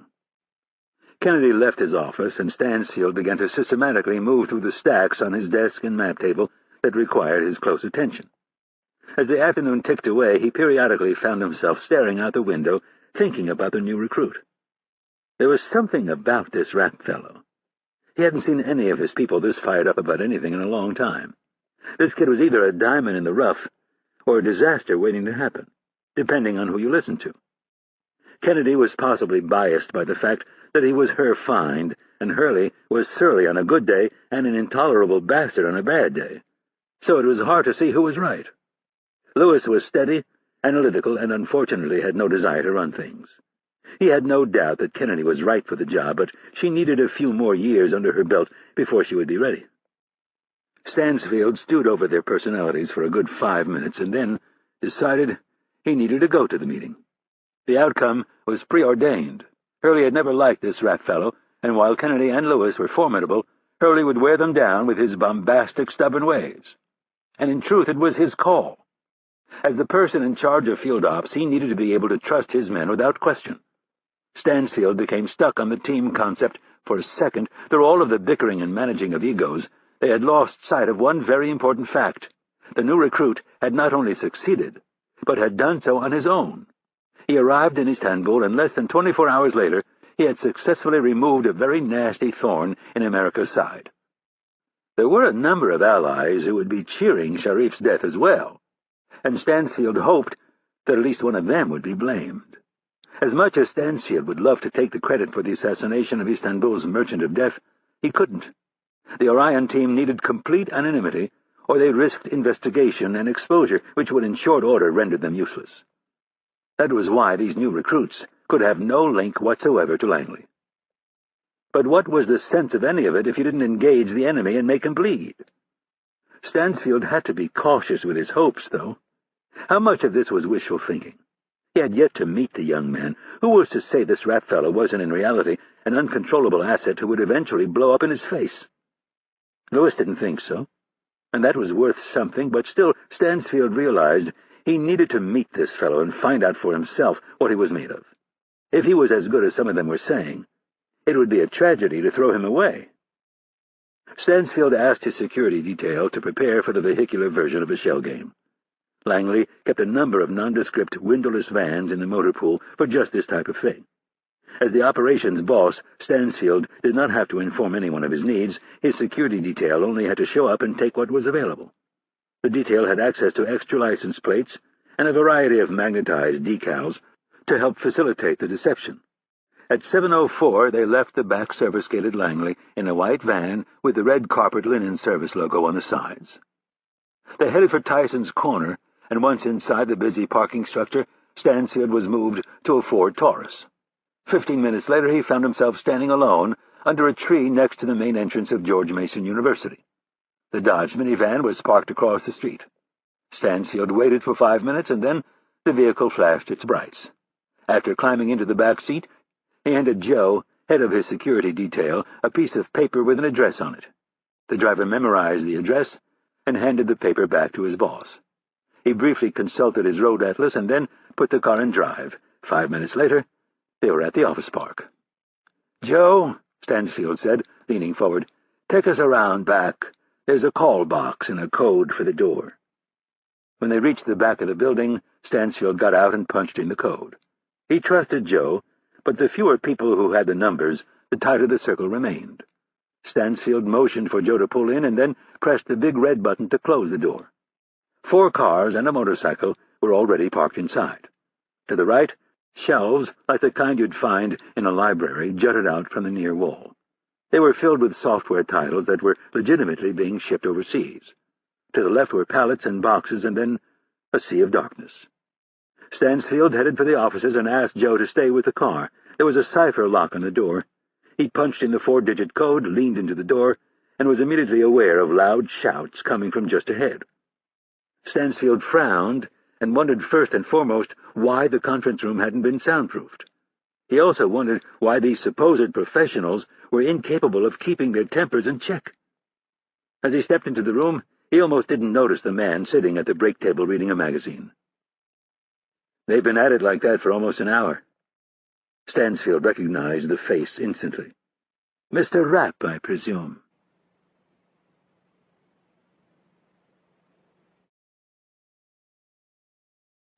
Chapter 26. Rapp didn't know who the man was, but there was something about him that instantly garnered respect. The gray hair, charcoal suit, shiny wingtips, discerning eyes, and the fact that he'd just walked unannounced into the secure building told him he was standing before someone who more than likely had an office on one of the top floors at Langley. After he gave him the once-over, he couldn't help but think the man reminded him of a more slender version of Spencer Tracy.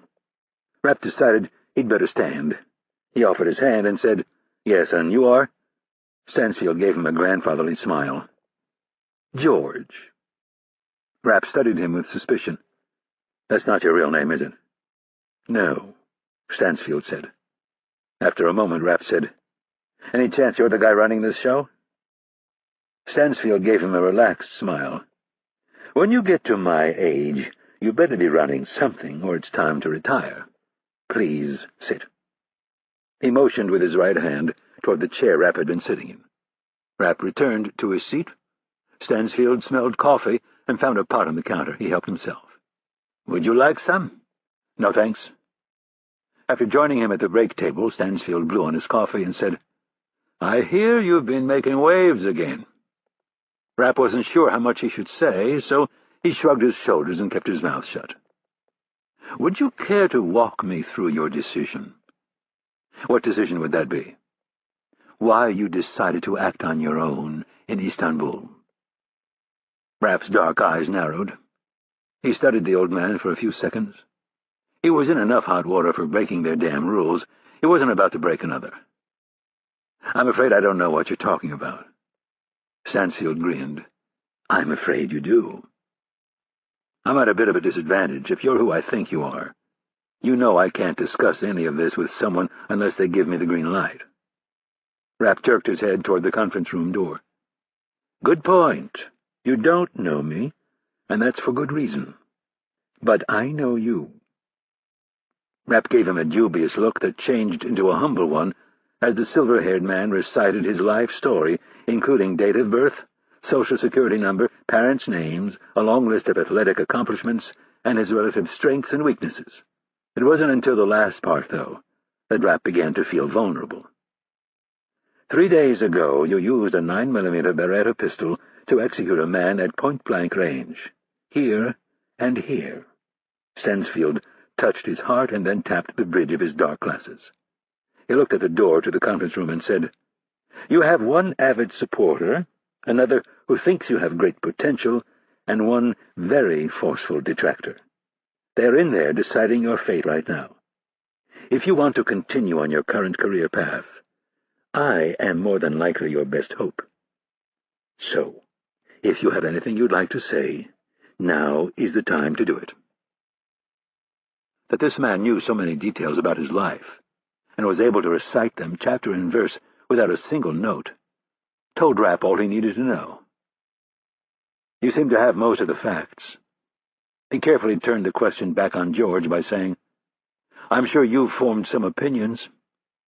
Stansfield sat back and crossed his left leg over his right. "I'm hearing conflicting stories. That is why I decided to meet you in person." "What are the conflicting stories?" "You appear to be a man who is possibly uniquely suited for this line of work. You also appear to have a hard time following rules, and that, young man, can be a dangerous thing." Rapp nodded.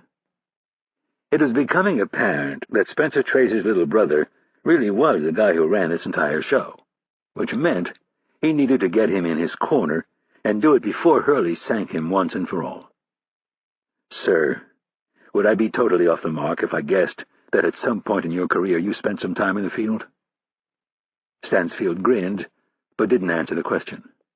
"And when you were in the field, did things always go as planned?" Stansfield saw instantly where he was headed. There's a big difference between adapting and disregarding orders. Rapp nodded and was sullen for a split second. That was exactly what Hurley had screamed at him, with a few colorful words thrown in to boot. If Doc Lewis hadn't been there, Rapp was pretty certain they would have come to blows. "To be fair," Stansfield continued, "I use great caution when I evaluate a decision that someone has made while operating in a high-stress environment." The man's choice of words gave Rapp pause. He considered them carefully and then said, "High stress?" Yes? I'm not sure I'd call it high stress, sir. Stansfield's eyes sparkled with amusement. You snuck into a foreign country using a false identity, killed a man at close range, and then made it out of the country all on your own. You didn't find any of that stressful? The getting out part maybe a little, but really only getting out of Istanbul. After that, the odds of getting caught were pretty low. Why did you decide to act on your own? I didn't go to Istanbul thinking that I would handle the job on my own. It happened. It evolved. I saw the opportunity and I took it. What do you mean you saw an opportunity? Stansfield was keenly interested in the young man's next words. I read the surveillance briefing that the Brits gave us. Stansfield held up his hand and stopped him. Who told you the Brits gave us that report? No one. Then why did you say the Brits gave it to us? Rapp shrugged, as if to say it was obvious. I could tell by the way it was written. Stansfield nodded for him to continue and made a mental note to revisit the subject later. I read the report, and there it was. It jumped right off the page. There what was? The opportunity. The report said that the target took his dog to the park every morning. He sat on a park bench and talked on his cell phone while he threw a ball to his little dog. Rapp turned his palms up and said, How does it get any easier than that? No bodyguards to deal with, no drivers or armor-plated cars, no security cameras, very few witnesses, and the few who are around are busy living their own lives. And it didn't occur to you to pass this information on to Stan? It did, but it also seemed like it was too good to pass up. If you'd brought it to Stan, you wouldn't have been passing it up. You're not serious. Completely. If I had brought my idea to Stan, he would have called me a moron and told me to shut my mouth. The young recruit was probably right. Stan is very good at this type of thing. This is not his first dance. So I've been told, Rapp said, unimpressed. You have some problems with Hurley, I hear. Who doesn't? The point was more accurate than not. Still, he has a lengthy resume. I'm sure he does. But the entire thing was more complicated than it needed to be. The whole idea here is that we're supposed to get in, get it done, and get out without anyone noticing we were there.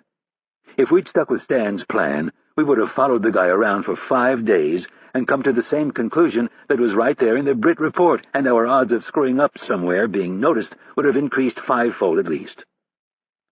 He was probably right, but Stansfield didn't tell him so. He would have to deal with Hurley later. When did you read the report? When I got to the safe house. That first night? Yes. And you decided that night that you would handle it on your own? No. I saw the possibility, that was all. And when you decided to go to the park armed the next morning? I thought there was a chance. I wanted to see with my own eyes and then decide. But when you left the safe house, you were prepared to kill him if the opportunity presented itself. Rapp hesitated, and then admitted the truth. Yes. Stansfield took a sip of the coffee and slowly set the mug on the table. Any other reason why you chose to act on your own? How do you mean? Stansfield gave him a knowing grin. I was your age once, a long time ago. I was asked to do certain things for my country, and until I actually did them, I wasn't sure I had it in me. Rapp looked down and studied the pattern in the gray and black carpeting. It was not in his character to be this open with someone he'd just met, especially on a subject like this, but there was something about this guy that made it difficult to be anything but forthright. I wanted to kill him, he finally said. Revenge? Rapp shrugged his shoulders in a non-committal way. Remember, we recruited you for a reason. I know what you went through. I know how you were affected by Pan Am Lockerbie. Revenge? Justice? I don't know. I just know when I left for the park that morning, I wasn't sure. And then as soon as I laid eyes on him, I wanted to kill the bastard. I was sick of all the planning and talking. It made no sense that it had to be so complicated. Stansfield took off his glasses and looked at Rapp with his gray-blue eyes. Any other reason that may have pushed you over the edge? Rapp looked at the carpeting again. He hadn't even admitted the next part to himself, at least not fully. Without looking up, he said in a soft voice, "I was afraid I wouldn't have the guts to do it." With the understanding of someone who had walked the same path, Stansfield gave him a sympathetic nod. It had been a long time since Stansfield had killed a man, but he remembered the doubt that gnawed at him until he pulled the trigger for the first time. "How do you feel now?" "How do you mean?"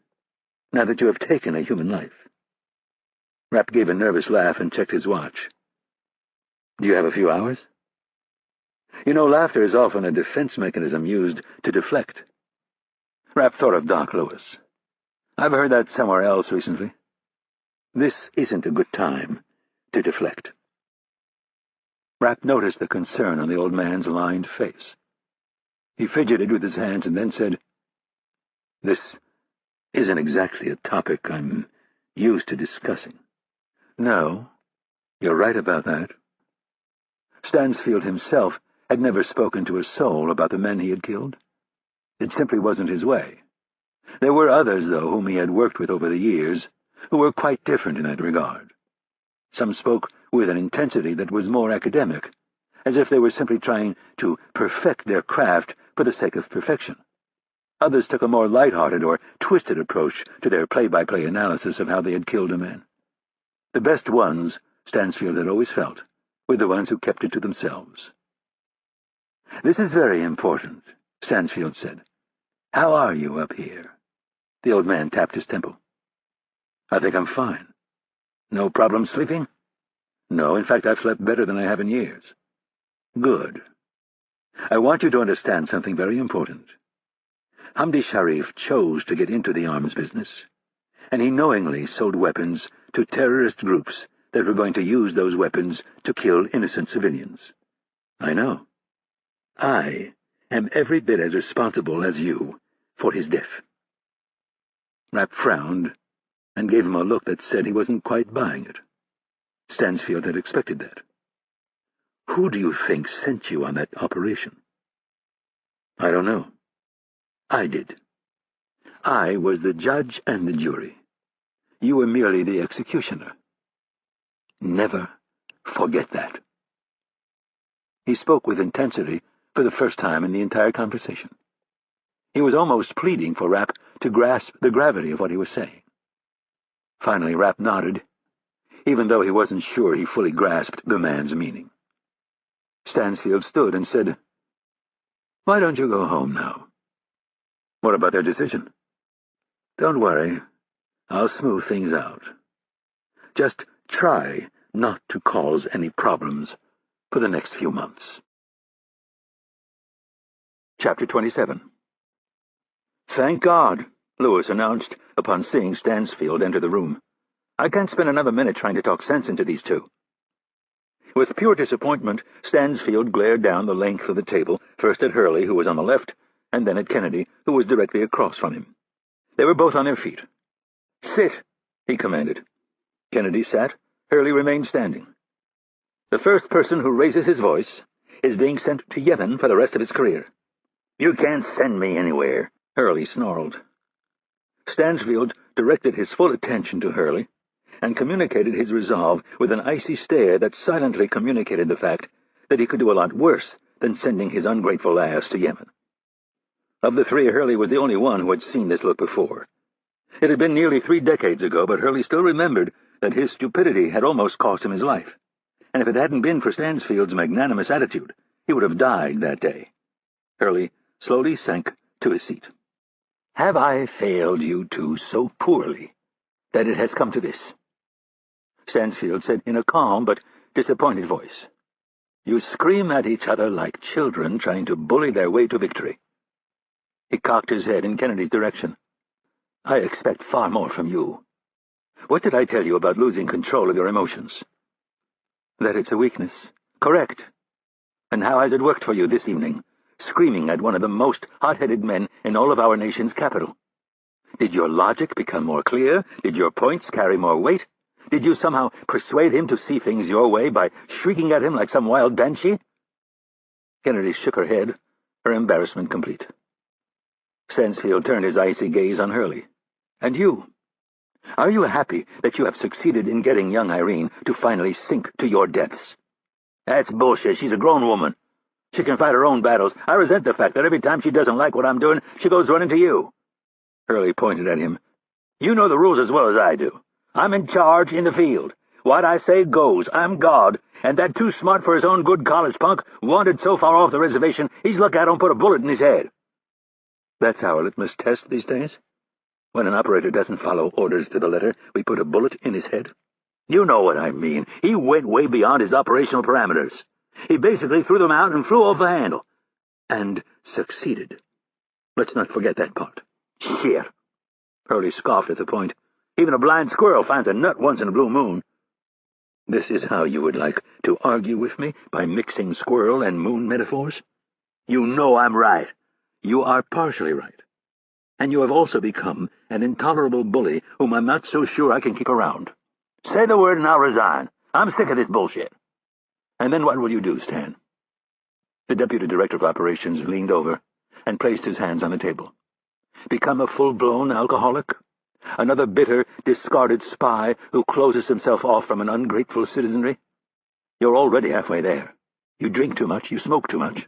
You piss and moan like some miserable woman who's mad at her husband because she's no longer young and beautiful.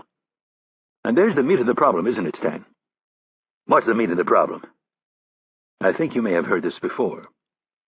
He reminds you of yourself. Who? The college puke? Stansfield nodded slowly. And he might be better than you. That's what really scares you. That's bullshit. Stansfield should have seen it sooner. He stood up abruptly and said, "So your recommendation is that I cut him loose?" "Absolutely. He's too much of a loose cannon. Sooner or later, he's going to cause you a lot of problems." "And who do you have to replace him?" Hurley waffled. "A couple of decent candidates." Stansfield looked to Lewis, who was at the head of the table. "Doctor?" Lewis shook his head. "Neither of them has his skill set. Even if we worked them for a year, I don't think they could match him." "That's not true," Hurley said, while looking as if he'd just taken a bite out of a lemon. "Irene?" Stansfield asked. She didn't speak, just shook her head. Stansfield pondered the situation for a moment and then said, "Here's my problem. We are flying blind in Lebanon and Syria. The director and the president overruled me and sent Cummins in to negotiate for the release of that Texas businessman." Stansfield stopped speaking for a second. He couldn't get over the stupidity of that decision, and all of the damage that had been done after Cummins himself had been taken hostage. "Our assets have been getting picked off one by one for the past 6 months. Our network that we worked so carefully to rebuild is now in shambles. This situation has to be turned around, and I need men in the field to do it. I need shooters on the ground. We've all spent enough time over there to know that weakness breeds contempt. That stops today. I want these guys looking over their shoulders wondering if they're next. I want the leadership of Islamic Jihad and Hezbollah afraid to pop their heads out of their holes for fear that they might get those heads blown off. I want them on notice that if they're going to grab one of our assets who is negotiating in good faith and torture him for months on end, damn it, we are going to come after them like crazed sons of bitches." He turned his attention back to Hurley. "I don't want to lose you, but I need this kid. He's too good to just throw away. He knows how to take the initiative." "Initiative? That's what you want to call it?" "Oh, for Christ's sake, Stan. Could you please get hold of your ego and hypocrisy and listen to me? This is bigger than you. We have a gaping hole in our operational abilities. A big, nasty neighborhood in the Middle East that is breeding terrorists like rabbits, and we have nothing. I need to get back in there." "You're calling me a hypocrite?" "You have an extremely convenient short-term memory. Tell me, Stan, how many times in your first 2 years did you get yourself into trouble by ignoring orders or running off and launching your own operations?" "It was a different time back then. We were given far more latitude." "And you still got in trouble?" Stansfield shook his head as if trying to reconcile an irreconcilable thought. "Does the truth matter to you at all? Or do you just want to go round and round all night until you wear everyone down? You don't remember all the times I had to go to bat for you and bail your ungrateful butt out of trouble? And now you're coming down on this new kid as if you were some saint." Hurley started to speak, but Stansfield cut him off. "I'm not done. If the kid had screwed up, we wouldn't be having this conversation. He'd be gone. But he didn't screw up, did he? He made all the right decisions. He took care of our problem and didn't leave a speck of evidence and made it back here all on his own. He's a natural, and you want to throw him away." Hurley stubbornly shook his head. Stansfield was done arguing with him. "Irene," he said, turning his attention to Kennedy, "what about running him on his own? Break him off from the team. Let Stan and Richards work together." Hurley didn't hear Kennedy's answer because he was too busy reliving all the various times he'd landed in hot water with the station chief or someone back at Langley. There were too many to even begin counting. That was part of the reason why Stansfield and Charlie White had set him up as a freelancer almost 20 years ago. He'd worn out his welcome at every embassy from Helsinki to Pretoria. Simply put, he wasn't good at following rules, so White and Stansfield had removed him from the system. They had gone to bat for him against Leslie Peterson, that Ivy League prick who wanted to out the clandestine service and replace it with satellites. He liked to say, "Satellites don't get caught breaking into embassies." Yeah, well, satellites can't seduce an ambassador's secretary into working for the CIA or kill a man. At least not yet, anyway. Hurley grudgingly saw the plain truth, that he was an ingrate. "I can work with him," Hurley announced. "And if I can't, I'll turn him back over to Irene, and she can run him." Stansfield was speechless for a moment. Kennedy and Lewis were thunderstruck. "Don't look so surprised," Hurley grumbled. "No one hates these fuckers more than I do."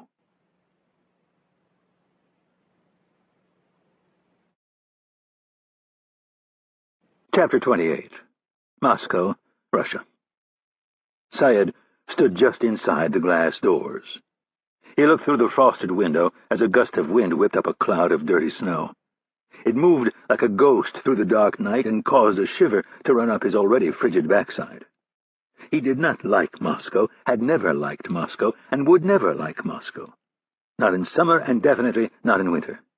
His warm Mediterranean blood found it to be perhaps the most inhospitable place he had ever visited. He could practically feel his skin cracking.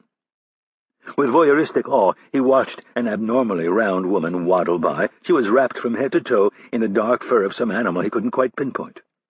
Why did these people live here? He would endure 100 civil wars if he could avoid ever coming here again. A vehicle entered his field of vision from the left. The handler reached out and touched his elbow. He gestured to the waiting SUV and grunted, the way big Russian men do. Syed was fairly certain he'd smelled vodka on the man's breath when he'd met him at the gate. That was another thing about these Russians. They all drank too much. Syed was not the kind of Muslim who ran around telling everyone what they could or couldn't do. He enjoyed a glass of wine from time to time, but never in excess. They would want him to drink tonight. He knew it. He didn't want to drink, and he didn't want to go outside. But he had no choice. He had been summoned, and his bosses in Damascus had eagerly offered him up. With great effort he clutched his long black coat around his neck and stepped into the cold Moscow night. The bite of the cold wind snatched at his ears and cheeks. His eyes filled with tears, and he could have sworn the hair in his nose had turned to icicles in under a second. He opened his mouth narrowly to catch a breath, but his teeth ached from the sub-zero temperature, so he lowered his head and shuffled toward the car. He'd learned that the hard way on the last trip. You never ran on a Moscow sidewalk in winter. No matter how cold it was, you shuffled, half skating, half walking. It wasn't until he was in the back seat that he realized he was sitting in a brand-new Range Rover. Apparently, capitalism had been very good to the SVR, the KGB's bastard offspring. The man who had fetched him from the gate tossed Syed's suitcase in back and jumped in the front passenger seat. "I take it you don't like the cold?" a voice asked, in decent yet accented English. Syed had his head shoved so far down into his jacket that he hadn't noticed the diminutive man sitting next to him. "How do you people live here?"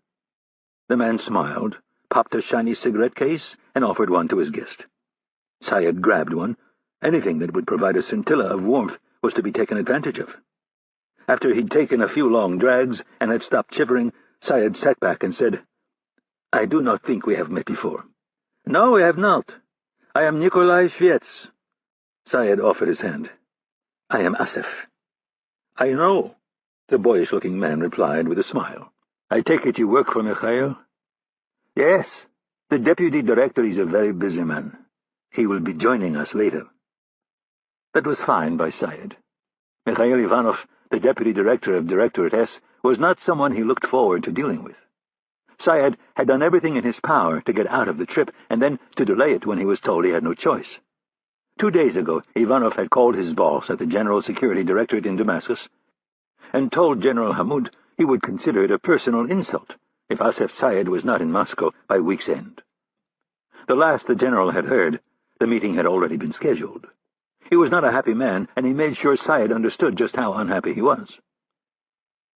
"The deputy director is very much looking forward to speaking with you. He has been talking about it for some time." Syed couldn't pretend happiness over seeing the old spider, so he said, "It's too bad you did not travel to Damascus.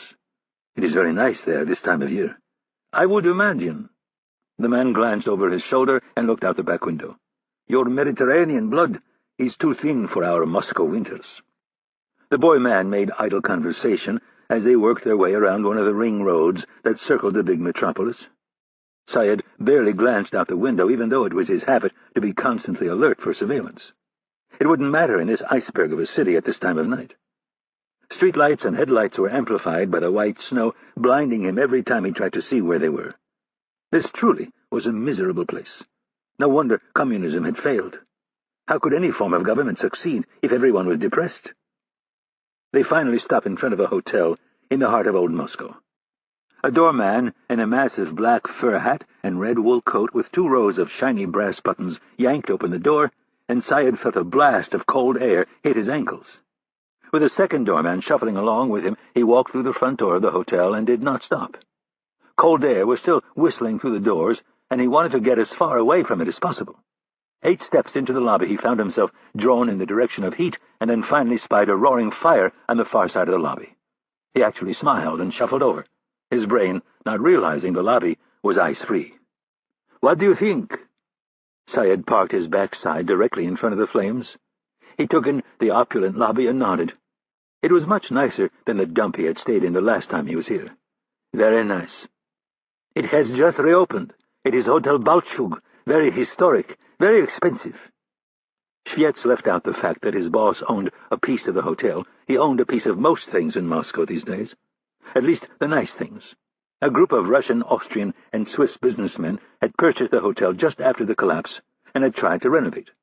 After a year of getting turned down for permits and dealing with theft and workers not showing up, one of the Russians went to Ivanov for help.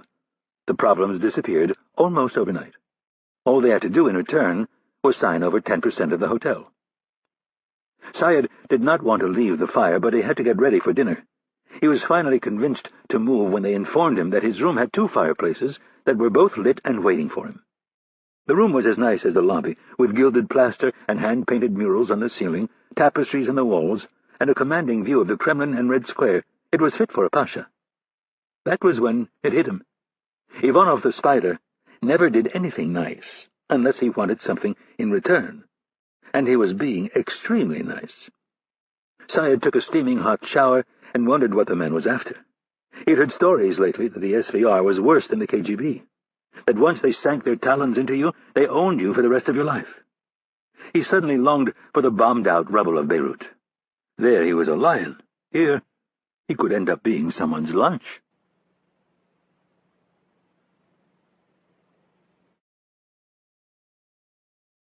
Chapter 29. Syed had just one wool suit. It was black and was worn for special occasions.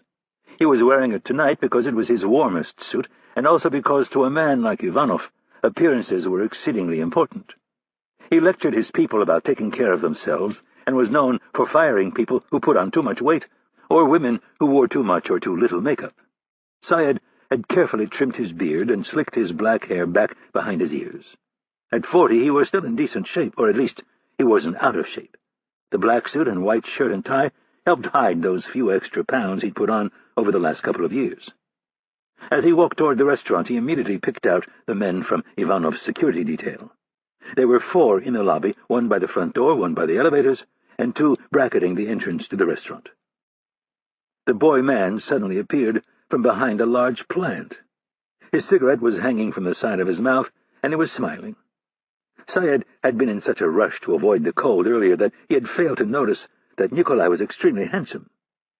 More pretty, really, in kind of a movie star way. There were none of the usual rough edges that were standard with the lackeys in the Russian state security services.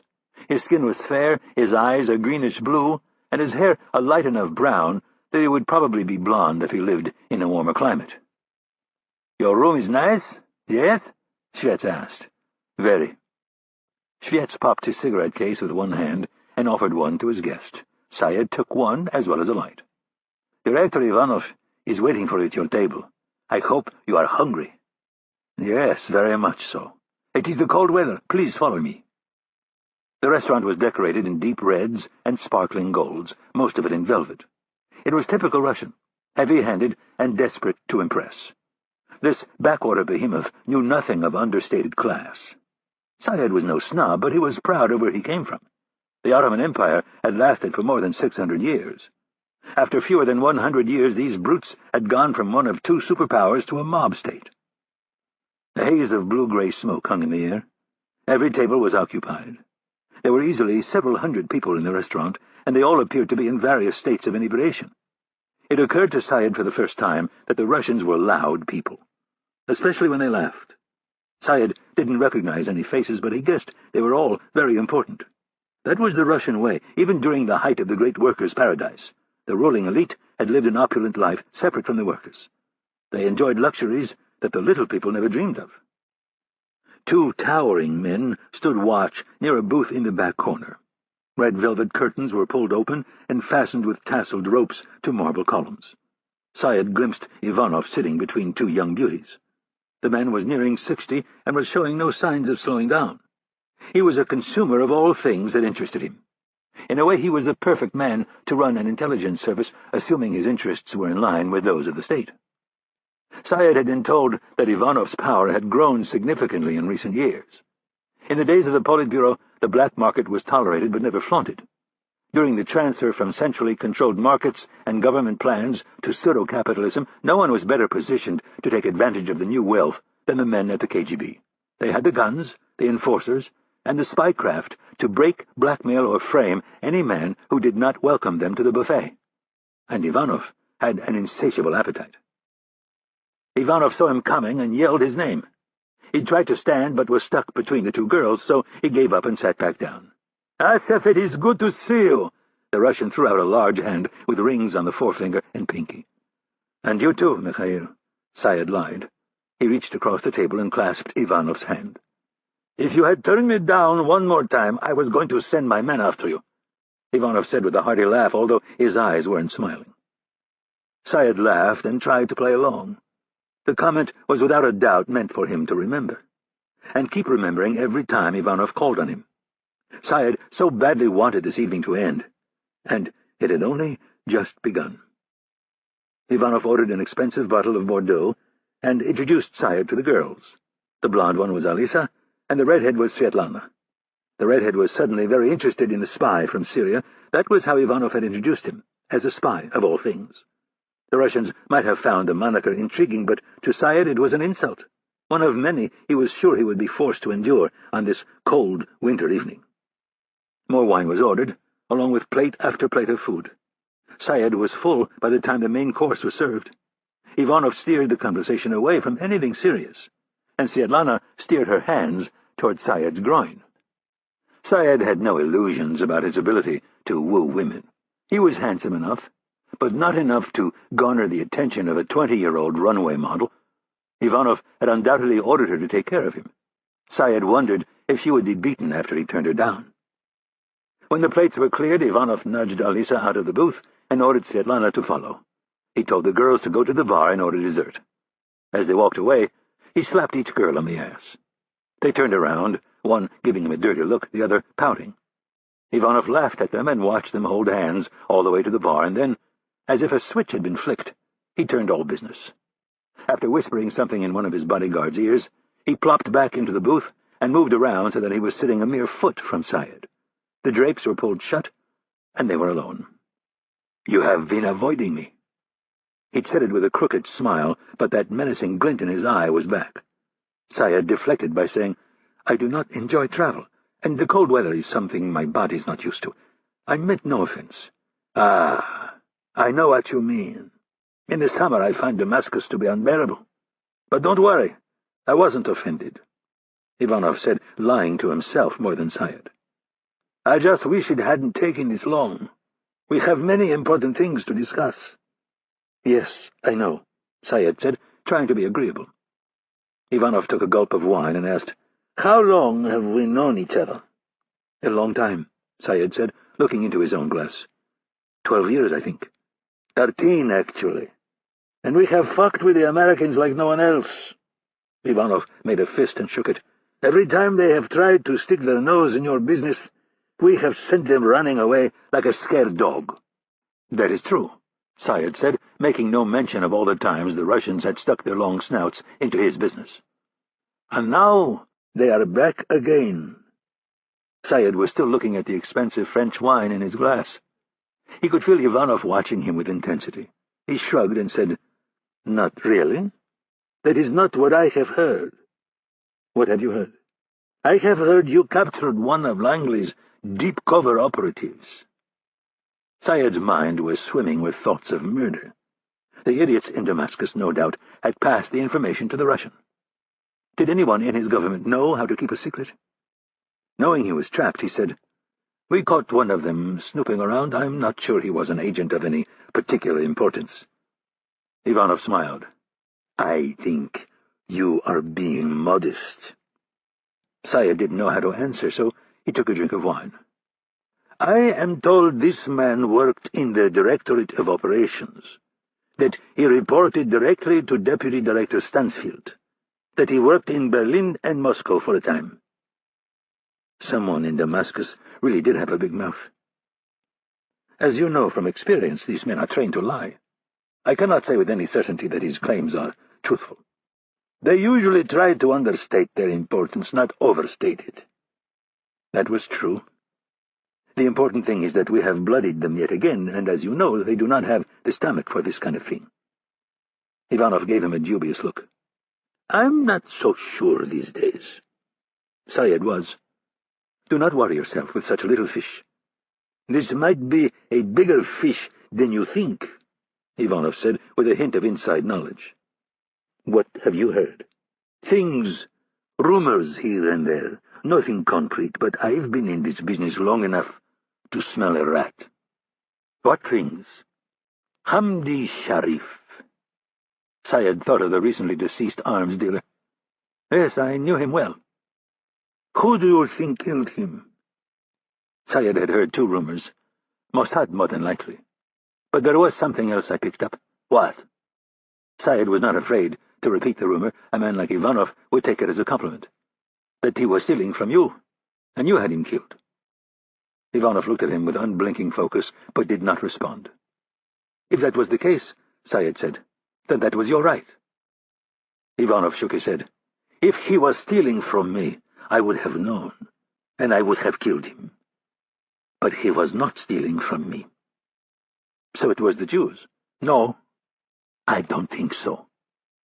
"Who then?" Ivanov sat brooding for a half-minute and finally said, "I would like to speak to the American rat you are keeping in that basement in Beirut." He had not told a soul in Damascus where he was keeping the CIA man, which meant either that Ivanov had obtained the information from one of Syed's supposed allies, or that it was a good guess. Whichever was the case, he would need to move the American as soon as he got back. "You are more than welcome to speak to him. You are welcome in Beirut any time, you know that." Ivanov began shaking his head at the mention of Beirut. "I cannot. There are far too many things happening here in Moscow. Things that need my urgent attention." Syed tried to deflect by saying, "So you think the Americans are trying to get back in the game?" "I don't think so. I know so." Syed looked skeptical. "How?" "Because Thomas Stansfield is finally in charge of their clandestine activities." "You think one man is capable of turning that mess around? They don't have the stomach to get back into Lebanon. This man I caught—" Ivanov pounded his fist on the table, cutting him off. "Let me tell you something about Thomas Stansfield. I had to go up against him early in my career. The man plots on more levels than you or I are capable of comprehending. He is a master of deception operations. He gets you running around like a dog chasing your tail." Ivanov circled his hand around his wineglass faster and faster. "You become obsessed with trifles in your midst, and you forget to do your job. You see shadows everywhere you turn, and you become completely defensive, and that is just one facet of the man. There is another side, where he is more Russian than American." Syed had no idea what he meant. More Russian than American? "He is the last of a breed of Americans who knew how to be every bit as dirty as the dirtiest enemy. Don't let his grandfatherly image deceive you. The man is a street fighter with a big set of Russian balls." Syed wasn't sure why the man's balls were Russian. Beyond that, he thought Ivanov was overreacting. "The Americans haven't bitten back in years," Syed scoffed. "I know.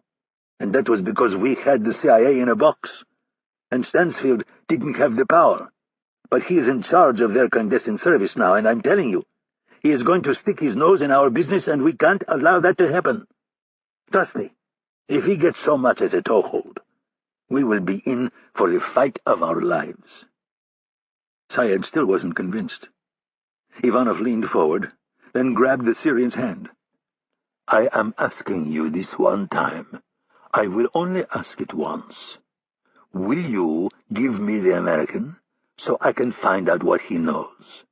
I know your Iranian friends want him, but I will make sure you are compensated." This was why Syed did not want to come to this godless frozen city. There was nothing in it for him, especially since he was not done dissecting the mind of Agent John Cummins. Unfortunately, there was no way out. If he did not bend to Ivanov's wishes, he might not make it out of the country in one piece. With a heavy sigh, he told Ivanov that he could have the American.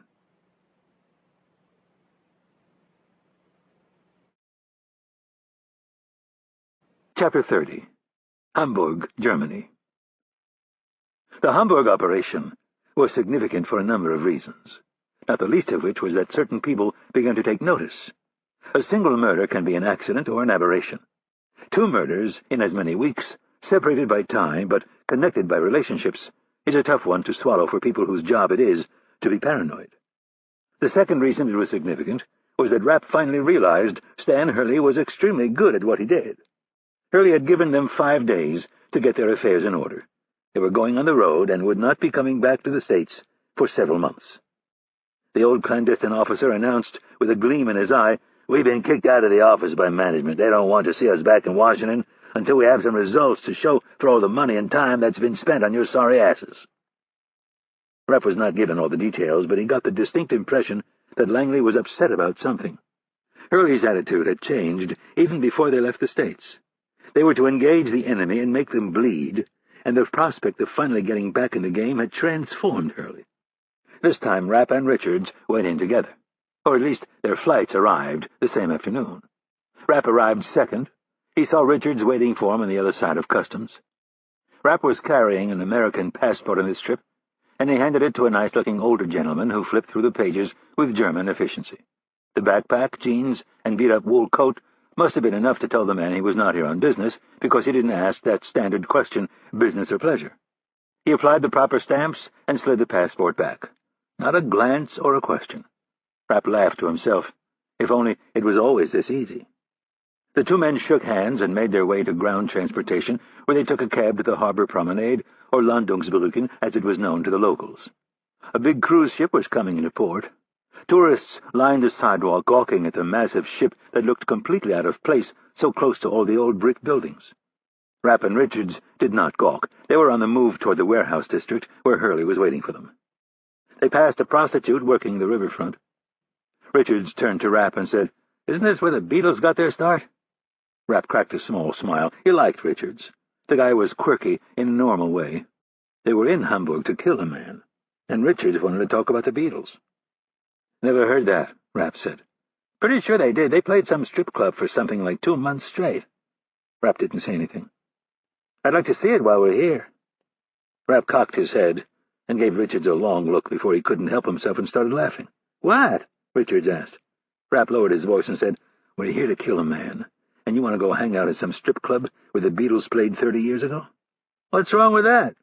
That we do what we do for a living doesn't mean we can't do what normal people do." Richards had a much easier time transitioning between their two worlds. "You have a point. I can't wait to see the look on Stan's face when you ask him. You watch. If it involves booze and strippers, my bet is he's all in." "You're probably right." The flat was located in one of the 100-year-old warehouses that had been converted into condominiums near the river.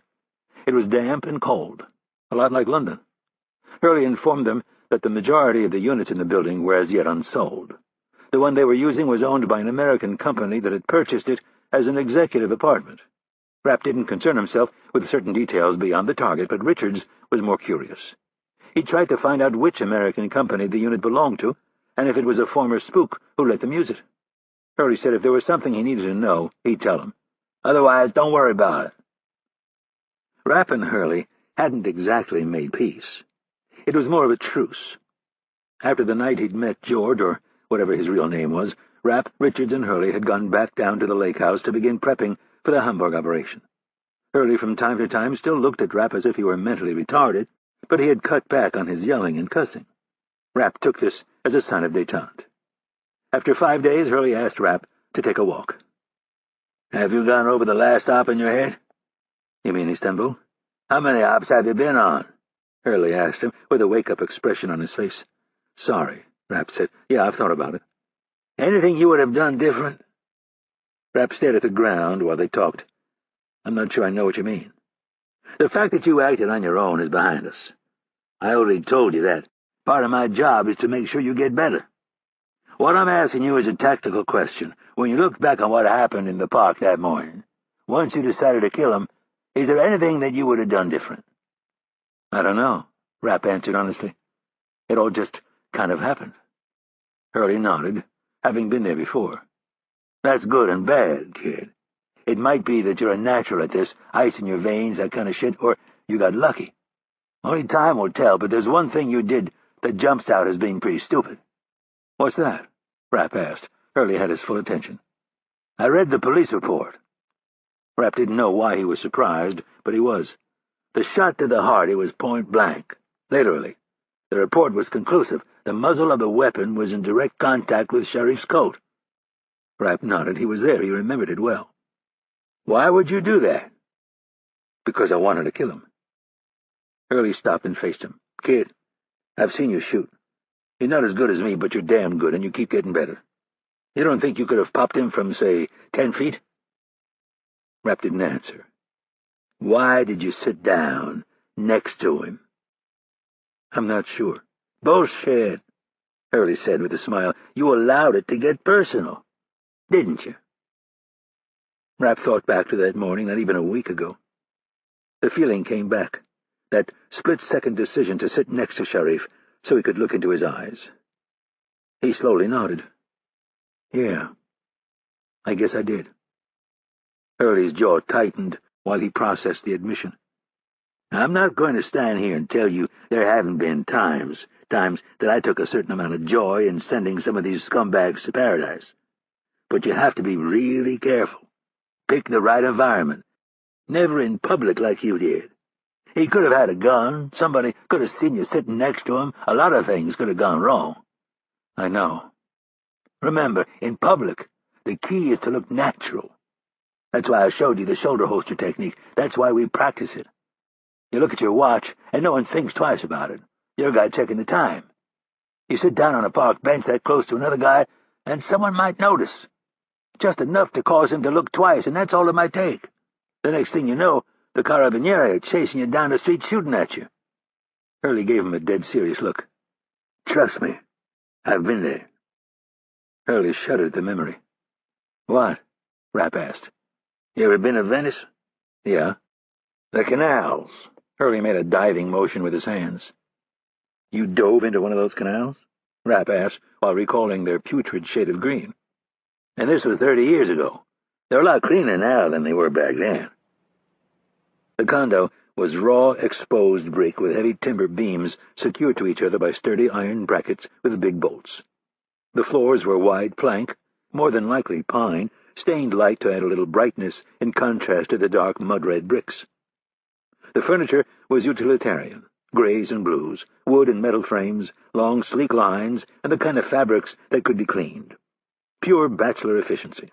It was a corner unit, so it had 2 small balconies, one off the master bedroom and another off the living room. There was a second bedroom and a loft space with a desk and pull-out couch. When they arrived, Hurley had everything prepared. The dining room table was covered with a sheet. Hurley carefully pulled it back to reveal what he'd pieced together in 3 short days. The target was a banker by the name of Hans Dorfman. He looked innocent enough, but then again, to Rapp, most bankers did. Dorfman's crime, as Hurley stated it, was that he'd decided to get into bed with the wrong people. "You're probably wondering," Hurley asked, "why a well-educated man who was raised a Christian would decide to help a bunch of Islamic whack jobs wage terrorism." Richards looked down at a black-and-white photo of the 63-year-old banker and said, "Yep. Well, officially, it's none of your goddamn business. When we're given an assignment, it's not our place to question, right?" Both Rapp and Richards gave half-hearted nods. "Wrong," Hurley said. "I don't care what anyone tells you. HQ can fuck up, and they can fuck up big time. Beyond that, you'll run into the occasional yahoo who doesn't have a clue how things work in the real world. When you get a kill assignment, you'd better question it, and you'd better be damn careful. We don't do collateral damage. Women and children are strictly off-limits." Rapp had heard this countless times from Hurley and the other instructors. But people make mistakes. "They do," he agreed. "And the more difficult the job, the greater the chance that you'll make a mistake. But if you want to make it out of this, one day, with your soul intact, follow my advice on this. Question the assignments they give you. We're not blind or robots." Richards was still looking at the photo of the banker. "Stan, are you trying to tell us this guy isn't guilty?" "This guy?" Hurley waved his right hand from one side of the table to the other. "Hell no. This Nazi piece of shit is guilty as hell. In fact, guys like this piss me off more than the ones who shoot back. This prick lives in his fancy house, takes 2 months off every year, goes to the nicest places, and sleeps like a fucking baby every night. He thinks it's no big deal that he helps these scumbags move their money around. No." He shook his head. "This is one of those times when I will enjoy pulling the trigger."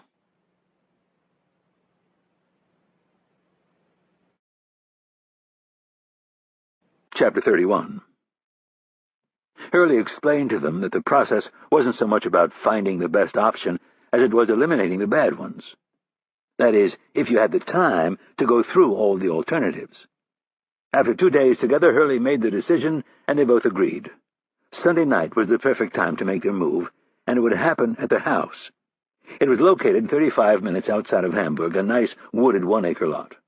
Rapp was pretty sure Hurley had known from the get-go that this would be the appointed hour, but he wanted some pushback. He wanted Rapp and Richards to tear into his plans and make sure there wasn't a better time to go after Dorfman. For 2 days, that's pretty much all Rapp and Richards did. For Rapp, one of the more enlightening exchanges happened when he asked the salty Hurley, "What about the dogs?" "Dogs," Hurley said with a devilish smile, "are a double-edged sword. Take this fuckstick, for example." Hurley pointed to Dorfman's black-and-white photograph. Hurley had taken a black marker and drawn a Hitler mustache on him the night before. "He's an anal-retentive Nazi prick if I've ever seen one. Wants complete order in his life, so he gets 2 poodles. Why?" He looked at Rapp and Richards. "Because they don't shed," Richards answered. "Exactly. Hans is a neat freak. Wants everything just so. Wakes up the same time Monday through Friday, and Saturdays and Sundays he allows himself 1 extra hour of sack time. He thinks he's too smart for the religion his parents raised him on, so on Sundays, instead of going to church, he reads 2 or 3 newspapers, studies his value lines or whatever it is that a German banker studies, and he takes his dogs for a walk along the river and comes back and takes a nap. He has pot roast, mashed potatoes, and green beans for dinner, watches some crappy TV on the couch, and then lets the dogs out one last time at 10 o'clock, and then it's lights out." Richards looked at the surveillance info. "How do you know all these details? I don't see any of it here." Hurley smiled. "This isn't my first banker." Rapp set that thought aside for a second and asked, "But what about the dogs?" "Oh, yeah, the dogs. The dogs run the show. They need to be let out 4 times a day. Every morning at 7 on the dot, a couple more times during the day, and then 1 more time before they turn in. What does he have to do every time before he lets them out?"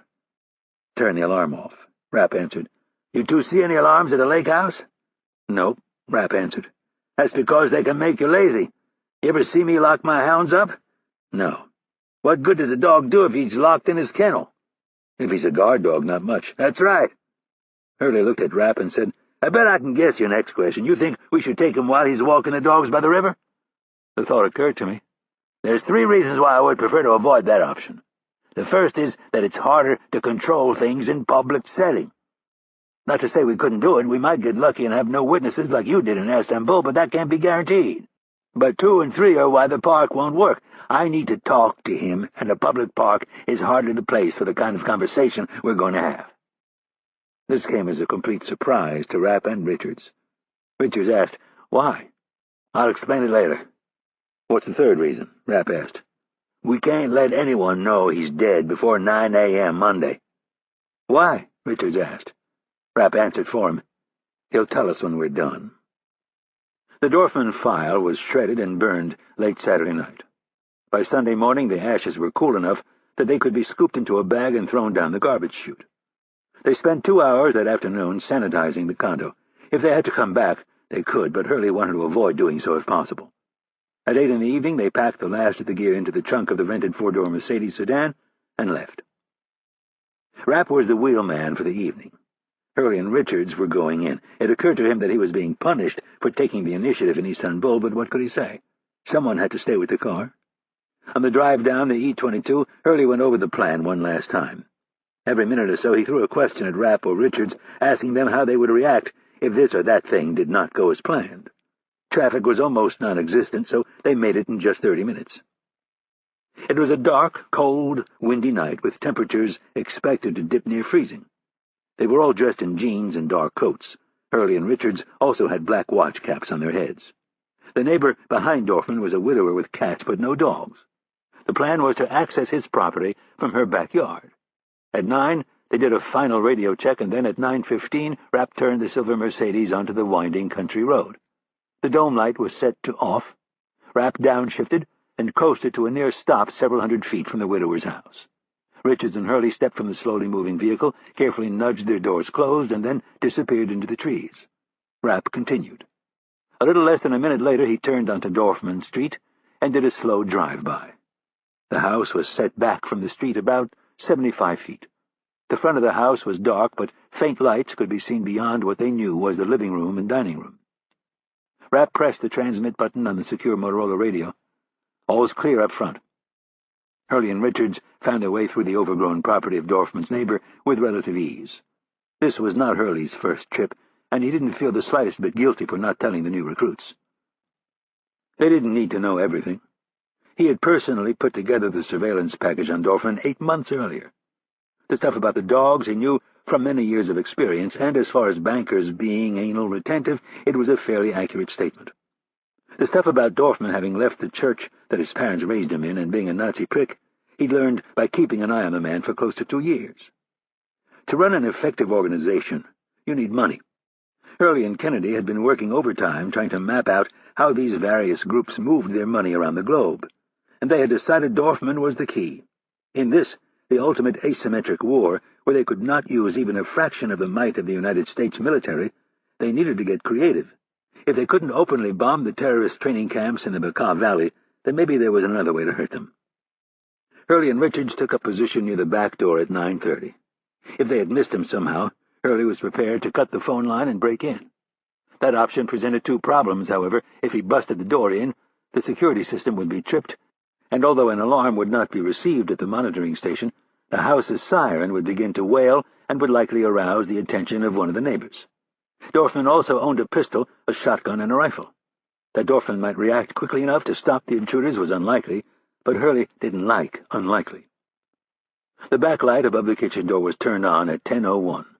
Hurley was crouched closest to the door on one knee, and Richards was right behind him. From where he was positioned, Hurley could hear the chimes on the keypad as the digits were entered. The door opened, and the 2 standard poodles bounded out the door and onto the patio. Hurley had to trust Richards to do his job and stay focused on his. He sprang from his position and put his shoulder into the door before it could be closed. He hit it with enough force that it bounced back and hit an unsuspecting Dorfman in the face. Over his shoulder he heard the dogs begin to growl. He grabbed the door by the edge and, looking through the glass, came face to face with a stunned Dorfman. The growling had turned to barking, and Hurley resisted the urge to turn around and see how close they were to taking a bite out of his ass. Instead, he pulled the door toward him and then smashed it into Dorfman's face. There was a scramble of nails and paws on the brick patio, and then the welcome sound of compressed air forcing a projectile down a muzzle. One shot, and then a second, each followed by short yelps, and then some whimpering. Hurley saw the light switches to his left. There were 3 of them. He raked his silencer down the wall, knocking all 3 into the off position and relegating them to semi-darkness. Quickly, he slid through the door, partially closed it, and stuffed the silencer into the shocked and open mouth of Dorfman.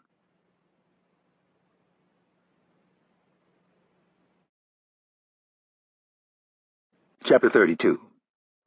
The Mercedes was the same color and model as the one Dorfman drove. Rapp cruised the neighborhood, listening to Hurley and Richards with one ear and the police scanner with the other. His German was non-existent, but as Hurley had pointed out, the only thing he needed to listen for was a car being dispatched to Dorfman's address. No car was dispatched, so Rapp pulled the rented Mercedes into the driveway and turned around in the small car park so it was facing out. Hurley reasoned that if any of the neighbors saw the car, they would assume it was Herr Dorfman's. Rapp walked around the side of the house to the backyard and helped Richards carry the second poodle down to the basement. A small dart with red fins was still stuck in the animal's ribcage. It rose and fell with the animal's heavy breathing. Rapp had been tempted to say something to Hurley 2 days earlier when he informed them that they were going to use a tranquilizer gun to take out the dogs, but he kept his mouth shut. He knew that Hurley loved his dogs, but still they were going to kill a man tonight. From a big-picture standpoint, it didn't make a lot of sense to him. Hurley's way was going to take a little more effort and wouldn't silence the dogs as quickly. Hurley knew what Rapp was thinking and noted that the surveillance report said that the dogs usually barked when they were let out of the house, especially at night. It wasn't as if they were storming a terrorist stronghold. It was just a German couple in their 50s. So Rapp kept his tactical opinion to himself. Rapp was now looking down at one of the Germans. Frau Dorfman was blindfolded, gagged, hog-tied, and shivering from fright. He glanced at the knots Richards had made. They were well done. Her wrists and ankles were bound and attached with a length of rope. The only reason Rapp knew anything about them was that his little brother had been fascinated by many things as a child, but knots and magic were the 2 that became his passion. After their father died, Rapp saw it as his duty to take an interest in Stephen's various hobbies, even if they weren't his. The basement had been finished as a rec room with a bar and a small pool table. Richards had been nice enough to deposit the big German woman on an area rug. Rapp saw a blanket on the back of the couch. He grabbed it and paused. On the wall behind the couch was a poster-sized photo of Dorfman and his 2 dogs. He was holding a trophy, and the 2 dogs were licking his face. Rapp covered the woman with the blanket. It was going to be a long night for her, and an even longer morning, but unlike her husband, she would live. Rapp grabbed the phone next to the couch and yanked the cord from the wall. He quickly coiled the cord around the phone as Richards reappeared from the utility room, flashing him the all-clear sign. They were not to speak a word in front of the woman. Rapp climbed the stairs to the first floor, turned off the basement lights, and closed the door. Per the plan, all of the lights had been turned off on the main floor except for the single light over the kitchen sink, as was the Dorfman's habit upon going to bed. Rapp walked through the formal living room, past Richards, who was keeping an eye on the front of the house. The French doors that led to the study were cracked an inch. Rapp pulled his black mask down to cover his face, entered, and closed the door behind him. Dorfman was on the floor in his light blue pajamas. His comb-over hair was all askew, and his nose was bleeding. A leather reading chair had been tossed to the side, and the rug pulled back to reveal a floor safe. Dorfman looked up at Rapp with tears in his eyes. Again, Rapp didn't understand German beyond 100-odd words, but he could tell the whimpering idiot was asking about his dogs and not his wife. Rapp looked around the office and counted no fewer than 10 photos of his dogs. There was one 5x7 of the wife and 2 kids that had to be 15 years old. Rapp counted 7 trophies and a dozen-plus ribbons. Dorfman was still desperately asking about his Hunde. Rapp raised his silenced Beretta and said, "Shut up." Hurley squatted down on his haunches and tapped the dial of the safe with the tip of his silencer. His German was perfect. He ordered Dorfman to open the safe. Dorfman closed his eyes and shook his head. They spoke for another 20 seconds, and still he refused. Hurley looked up at Rapp and said, "Go get his wife." Rapp shook his head. Hurley frowned. "Let me take a shot at this. What do you say I grab one of your dogs and put a bullet in his head?" Rapp saw the flicker of recognition in the banker's eyes. "That's right, you idiot. I'm going to get one of your dogs and bring him up here." Rapp reached into his coat and pulled out a tactical knife.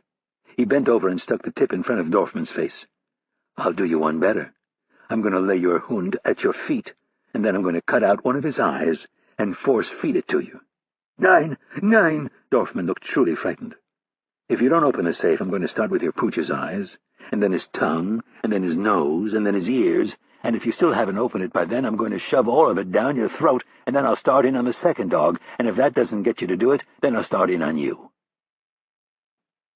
Dorfman closed his eyes as tight as he could and shook his head in defiance. Patiently waiting for Dorfman to decide to open the safe wasn't in the cards. Rapp flipped the knife up in the air and caught it, reversing his hold. He then slammed the tip of it down into Dorfman's thigh. The banker's entire body went rigid with pain, and he opened his mouth to scream. Hurley gave him a quick backhanded chop to the throat, successfully choking off the shriek of agony. 10 seconds passed before Dorfman was calm enough to talk to. "Last chance. Open the safe," Rapp said. Dorfman was now slobbering, muttering something and shaking his head. "Fine," Rapp said as he moved to the door. "We'll do it your way." Rapp went back to the basement, turned on the light, and stood over the 2 poodles and the wife. He wasn't sure which one to grab, so he picked the one on the left. Rapp cradled it in his arms and went back to the office. Richards opened the door for him. Rapp gently laid the pooch at his master's feet. The sight of his precious dog in the arms of the masked maniac sent Dorfman into a near apoplectic state. Hurley slapped him hard and once again pointed at the safe. At least this time Dorfman didn't shake his head. Rapp retrieved his knife and held the tip in front of the dog's face. "Left eye or right eye, you choose." Dorfman was now bawling like a child, reaching out for his dog. Rapp wasn't sure he had the stomach for this, but what the hell else were they going to do? He glanced at Hurley, whose dark eyes, alert with uncertainty framed by his ski mask, seemed to be pleading with him to stop. Rapp got the impression that Hurley would rather torture the banker than harm the dog. Rapp cradled the dog's head in his arms and slowly started moving the blade toward the poodle's left eye. He was within a centimeter of piercing the outer layer when Dorfman finally relented. He literally threw himself onto the safe and began spinning the dial. Rapp waited until he entered the correct combination and then released the dog. Dorfman crawled to his dog and pulled him in, kissing him on the snout and the top of his head. "What the fuck?"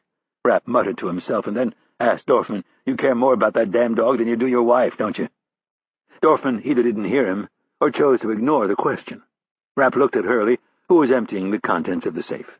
"I told you," Hurley said, as he pulled out 3 objects and held them up for Rapp to see. "An SS dagger and insignia. Nazi prick.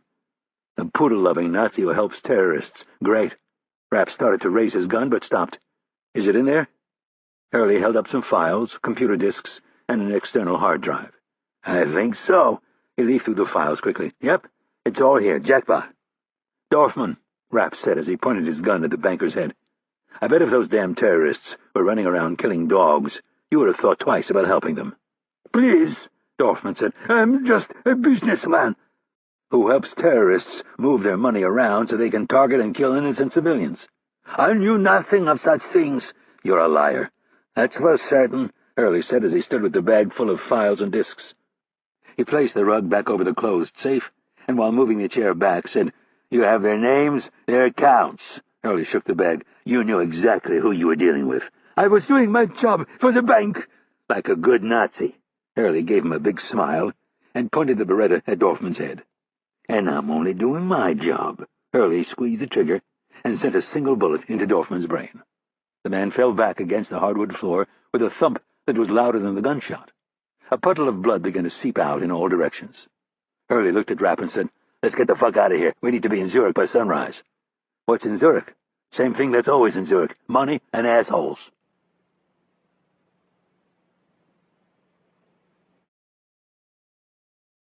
Chapter 33. Moscow, Russia. Ivanov carefully lowered himself into his chair at SVR headquarters in the Yasenovo district of Moscow. Last night had been a wild one. He had closed a very lucrative business deal. A group of foreign investors were looking to pick up some natural gas contracts and were willing to give Ivanov a 7-figure retainer and a nice piece of the action if he could guarantee the acquisition. Now all Ivanov had to do was talk some sense into one of his countrymen who had already made a nice profit on the fields. And if he couldn't talk some sense into him, he would have Schwietz and a crew of his loyal officers pay the men a call and make him an offer he couldn't refuse. Ivanov smiled as he thought of his favorite movie, The Godfather. He would very much like to meet Francis Ford Coppola someday. The man had captured the essence of power perfectly. That was what Russia was all about in the wake of the collapse of the Soviet Union. The two systems were not, at the end of the day, all that different from each other. Both were corrupt to the core, and both systems served to line the pockets of the powerful.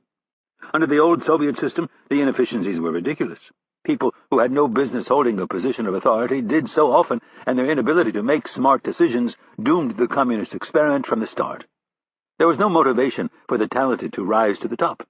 In fact, it could be said that there was the opposite motivation. If you dared criticize the foolish systems put into place by some imbecile who held a post because he was the brother-in-law of an important official, you were more likely than not to get your meager pay cut. Everyone wallowed in that sub-average world except the lucky few. Today, things were dynamic. Money was to be made everywhere, and lots of it. Startup companies were popping up at an incredible rate, and foreign investors were lining up to get into the game. The game, though, was a treacherous one. Remnants of the Soviet system were still in place, sucking off the system and causing a huge drain on the efficiency of the new economy. And then there were the corrupt courts, police, and security services. It was the Godfather, the Wild West, and 1920s gangster America, all rolled into one. These bankers and businessmen could either wallow in that inefficiency and red tape for months, costing them valuable time and money, or they could come to Ivanov, and he could make their problems go away. Unlike the army of Jew lawyers who had descended on the city, who claimed they knew what they were doing, Ivanov could actually follow through on those claims and deliver real results to his new partners. And they were always partners. Depending on the deal, Ivanov would sometimes lower his fee, but never his percentage. The 10% ownership stake was non-negotiable. He wasn't alone in this, and that was yet another parallel to the Academy Award-winning movie. There were others in Moscow and across the vast country who were doing the same thing, although Ivanov would argue not as well. Ivanov was not shy about touting the importance of his role in this brave new world, and defended it as a natural extension of his state security job. Someone needed to keep track of all these foreign investors and make sure they weren't stealing the motherland's natural resources. After all, he was far more deserving of the profits than some 25-year-old business school graduate. At least, that was what he told himself. Shviets entered the office looking far too rested and handsome, which had the effect of worsening Ivanov's mood. "Good morning, sir." Shviets remained standing. He knew better than to take a seat unless he was ordered. "Get me some water," Ivanov grumbled. While Shviets poured a glass, he asked, "You look like you stayed out all night. Would you like some aspirin as well?" "Yes." He snapped his long, tanned fingers to spur his assistant to move faster. He could feel his headache passing from one temple to the other, and then swinging back, as if he were being scanned by an irritating beam. He downed the 3 pills and the water. For a split second he thought of adding vodka. It would definitely help with the headache, but it was too early to surrender. Shviets and the new breed would take it as a sign of weakness. "I heard you got them to agree in principle to the partnership." "Yes," Ivanov moaned. "Would you like me to have Maxim bring the contracts over?" "Yes, and so, I want to know when you are leaving for Beirut and who you're bringing with you." "Tomorrow, and I'm bringing Alexei and Ivan." Ivanov thought about that. Alexei and Ivan were 2 of his best. Former Spetsnaz, they'd fought with valor and distinction in Afghanistan, but had gotten in trouble when their regiment's political officer had turned up with his throat cut one morning. They had more than likely done it. Political officers were notorious for being assholes, and in those final days of the USSR, more than a few of them simply disappeared. Ivanov was always looking for men who were good with their hands, and these 2 were better than good. "Why Alexei and Ivan?" "Because they're from Georgia, and they look like they could be Lebanese." That was true, but Ivanov didn't like having his 2 best gunmen leaving his side. In Moscow these days, the only thing you could count on was that sooner or later someone would try to take you out. It was just like the American mobsters. The vision of Sonny Corleone being mercilessly gunned down at the toll booth, betrayed by his own brother-in-law, the snake, sent chills down Ivanov's back. He shuddered and then decided he would keep Alexei and Ivanov close. They were his Luca Brasi times 2. "Take Oleg and Yakov." Shviets frowned. "Why can't you just follow my orders?" In a calm voice, Shviets said, "When have I once failed to follow your orders?" "You know what I mean, your face." "I am in no mood for it this morning." Ivanov lowered his big head into his hands and groaned. "I might as well go by myself." "That is a brilliant idea. Travel to the kidnapping capital of the Mediterranean by yourself so they can snatch you off the street and hold you for ransom. Brilliant." Is it my fault that you stay out drinking and screwing until sunrise? Don't start. I am half your age, and I can't keep up with you. You are half my size, too, so we're even. You need to slow down or there will be problems. Ivanov's head snapped up. Is that a threat? No, Sviet said, shaking his head with a pathetic disappointment in his boss. Why must my loyalty always be questioned? I am talking about your health. You need to take some time off. Go someplace warm, maybe come to Beirut with me. Beirut is a hellhole. It was once a great place, not anymore, you will see. I heard it's coming back. Ah, Ivanov laughed. Not the part where you'll be going. The famous Green Line looks like Leningrad in 1941. It's a bombed-out shell. Our friends are trying to reconstitute it before the Christians take it over. It is not a nice place. Before Sviet could respond, there was a knock on the office door. It was Pavel Sokol, one of Ivanov's deputies, who worked exclusively on state security financial matters. And if his ghostly complexion was any hint, he was not here to bring glad tidings. Sir, Sokol's voice cracked a touch. It did that when he was afraid it was going to upset Ivanov. We have a problem. What kind of problem, goddammit? Sokol started to explain, and then stopped, and then started again when he realized there was no good way to spin the bad news. We have certain accounts that we use to move money overseas, for our various activities, that is. I'm not an idiot, Sokol. We have accounts all over the place. Which ones are you talking about? The ones in Zurich. Specifically the ones, he glanced at his notes, at SBC. He closed the file and looked at his boss. Ivanov glared at the pasty man. They had 138 accounts with the Swiss Bank Corporation. Which accounts, damn it? Sokol opened the file again. Rather than trying to read the numbers, which even he didn't understand, he reached across the desk and handed the paper to his boss. Ivanov looked down at the list of accounts. There were 6, and he was intimately familiar with whom they belonged to. What am I supposed to learn from this? There's nothing. Just account numbers. Actually, sir, Sokol pointed nervously at the sheet. On the far side, those are the balances of each account. Ivanov's eyes nearly popped out of his head. This says these accounts are empty. That's right, sir. How? Ivanov yelled as he jumped to his feet. Swiss Interbank Clearing executed the order at 9:01 Zurich time this morning. The money was emptied out of these accounts electronically. I know how it works, you fucking moron. Where did it go? We don't know, sir. Ivanov made a fist, as if he might come over the desk and bash his deputy over the head. We'll find out. We can't, Sokol said, fearing for his life. Once the money is gone, it is gone. There is no way to trace it. Swiss banking laws— Shut up, you fool! Ivanov yelled. I am well aware of Swiss banking laws, and I don't give a shit. You'd better find a way around them, or you are going to be either dead or looking for a job. Sokol bowed and left, without saying another word. The vodka was on the sidebar. It was always on the sidebar, 5 different kinds. Ivanov could barely see. His head hurt so much, and he really didn't care which bottle he was grabbing. Vodka was vodka at this point. He poured 4 fingers into a tall glass. Sloshing a bit over the side, he took a huge gulp, clenched his teeth, and let the clean, clear liquid slide down his throat. No one was supposed to know about those accounts, let alone have the ability to drain them of their funds.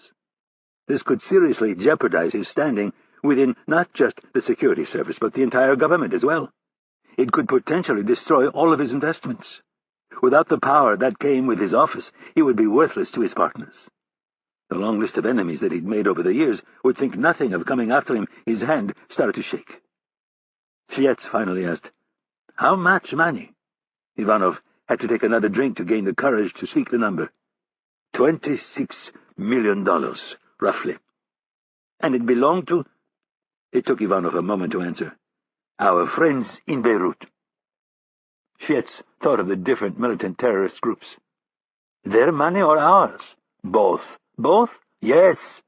Think of it as a joint venture. We invested money with those zealots? Fietz asked, not bothering to hide his surprise. It's control, you idiot!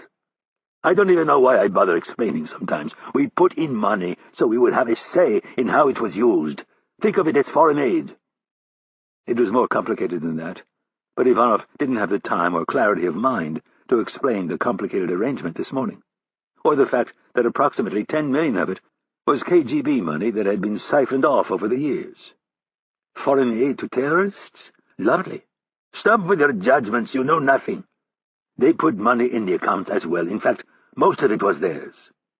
Ivanov had helped them find new revenue streams by peddling black market items such as drugs, guns, and porn. The drugs and guns were shipped all over the Middle East and North Africa, and the porn was smuggled into Saudi Arabia. If the majority of the money was theirs, why did we have control of it? Ivanov gave an exasperated sigh as it occurred to him that he would have to go upstairs and tell the director. He tolerated these side business deals, but only to a point. This he would not like very much. In fact, there would be a great deal of suspicion that Ivanov had stolen the money for himself, if for no other reason than that they could all imagine themselves doing it. Fietz repeated his question, and Ivanov said, "It was part of the deal. If they wanted our help, we wanted to know what they were doing with it, and we wanted them to put their own funds in as well." It was only a half-truth, but Ivanov did not feel the need to go into details with one of his deputies. "I'm assuming the 26 represents the bulk of their assets?" "Yes." Ivanov took another gulp. The vodka was starting to lubricate the gears in his brain. He began to make a list in his head of who he would need to talk to. Who had access to the account information and passcodes? They did, and I did. Any withdrawal of more than 25,000 had to be authorized by each of us separately. So you had one passcode, and they had the other? Yes. Fietz was asking too many questions. Who had access to both sets of passcodes? No one. The headache was starting to come back, although this time it was in his neck. He began rubbing the muscles with his left hand while he took another drink of vodka. It was intentionally set up so that neither party would have both passcodes. Fietz considered that for a moment and then said, "Someone had to have both codes. Someone at the bank. How else could the codes be verified and the money moved?" Ivanov stopped rubbing his neck. Why hadn't he come to the same conclusion sooner? Dorfman. Who? The banker. Ivanov looked up Dorfman's office number and punched it in as fast as his fingers could move. It took more than 2 minutes, 3 people, and a string of threats to get an answer that told him things were not good. Dorfman had not shown up for work, and they had been unable to reach him. Ivanov hung up the phone and laid his head down on the desk. Fietz opened the office door and asked the secretary to bring them coffee. He then walked over to the desk and took the glass of vodka. Ivanov tried to stop him. "This is not helping," Fietz said in a paternal voice. "I am tied to you whether I like it or not. And if we are going to avoid being interrogated by our colleagues in the Federal Security Service, we need to clear your head and get you thinking straight." Ivanov's entire body shuddered at the thought of the FSS goons dragging him into the basement of Lubyanka, the once feared grand headquarters of the KGB. He knew all too well what went on in those prison cells in the basement. And he would kill himself before he ever allowed that to happen. Chapter 34. Southern Germany. The trip was uneventful, in the sense that they pointed the hood of the big Mercedes south and stopped only twice before reaching the Swiss-German border. For 8 hours they cruised at an average speed of 120 kilometers an hour down the smooth, twisting Autobahn. Near some of the larger towns they had to slow, and when they neared the mountains to the south, the winding, rising road slowed their progress only slightly. They were thankful that there was no snow. They skirted Hanover, Kassel, Frankfurt, Strasbourg, and a blur of other towns, while Hurley pored over the treasure trove of information he'd retrieved from the banker's safe. Richards fired up the laptop and used the decoding software to uplink the information on Dorfman's disks via the satellite phone. Kennedy had a team assembled in D.C. who were translating and filtering the information. Richards was done sending the information by the time they reached Kassel. He slept for the next 2 hours. Rapp listened to the snippets of conversation coming from the back seat and wondered what the next move would be. Hurley liked to operate on a strictly need-to-know basis, and Rapp and Richards rarely needed to know, at least as far as Hurley was concerned. Halfway through the trip, Hurley ordered Rapp to pull over and switch with Richards. They topped off the gas, used the men's room, and Hurley bought coffee and some snacks for him and Richards. Rapp didn't mind driving, but Hurley was insistent. An hour or two of downtime was crucial. One never knew when things would get interesting. As was often the case, though, Hurley did not listen to his own advice and continued to work at a feverish pace. Rapp climbed into the back seat, and after a few minutes of silence, he asked Hurley, "What are we doing?" Uncharacteristically, Hurley laughed. "I'll explain before we cross the border. Right now, I need to figure this shit out." It occurred to Rapp that the man was punch-drunk, but he didn't dwell on it. Within minutes, the hum of the tires rolling at high speed on the concrete surface of the Autobahn sent Rapp into a trance. He rolled up his jacket, wedged it in between the door frame and his head, and fell asleep. For the next few hours he drifted in and out of sleep, the shrill ring of the satellite phone interrupting dreams of poodles, bad comb-over hairdos, and trussed-up, plump German women. At one point he was drifting off to sleep and wondered what Frau Dorfman would do with the dogs now that her husband was not of this world. For some reason that made him think of the expanding pool of blood under Dorfman's head. How far had it stretched? Would it begin to dry in the arid winter air? How much blood was actually in a human head? 1 pint? Before he could decide on an amount, he drifted off. Hurley never slowed. He reviewed every document, every file, post-it note, and receipt. He'd filled close to an entire notepad with the most pertinent information. At 5 a.m. they stopped at a roadside motel outside Freiburg and got 2 connecting rooms where they cleaned up and changed into suits and ties for the border crossing. Hurley ordered them to pack their weapons in the hidden compartments inside their suitcases. By 6, they were back on the road with fresh coffee and rolls, and Hurley was ready to explain what they were doing. Unfortunately, he chose the wrong military campaign to illustrate his point. "You too familiar with Sherman's March to the Sea?" Rapp was behind the wheel. Having been raised in Northern Virginia, he didn't really consider himself a Southerner, but he was a proud Virginian, and that meant he knew his Civil War history. To a true Southerner like Richards, who had been raised in Covington, Georgia, the mere mention of William Tecumseh Sherman was enough to start a fight. "Total war," Hurley said, "just like Sherman.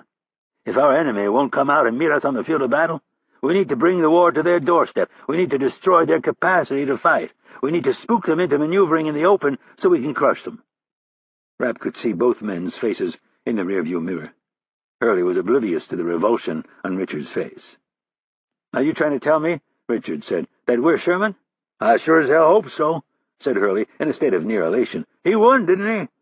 Rapp couldn't take it anymore and started laughing. "What the hell's so funny?" Hurley asked. When he got control of himself, he said, "You're sitting next to one of Georgia's finest. It's like singing the praises of Andrew Jackson to a bunch of Indians." "Oh," Hurley said, as he realized his mistake. "No offense intended. We'll have to debate that one over beers one night. Sherman was a badass." Throwing him a bone, he added, "And Lee and Jackson were 2 battlefield geniuses, can't deny that."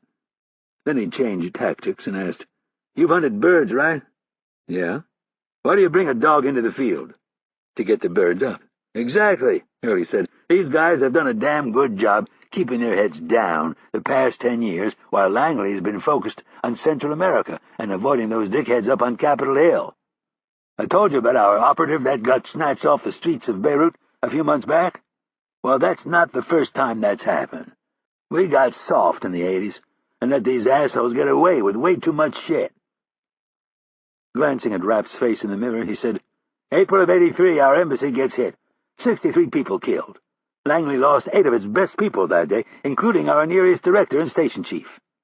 Hurley left out the fact that he had been in the city that day, that he could have easily been one of the victims.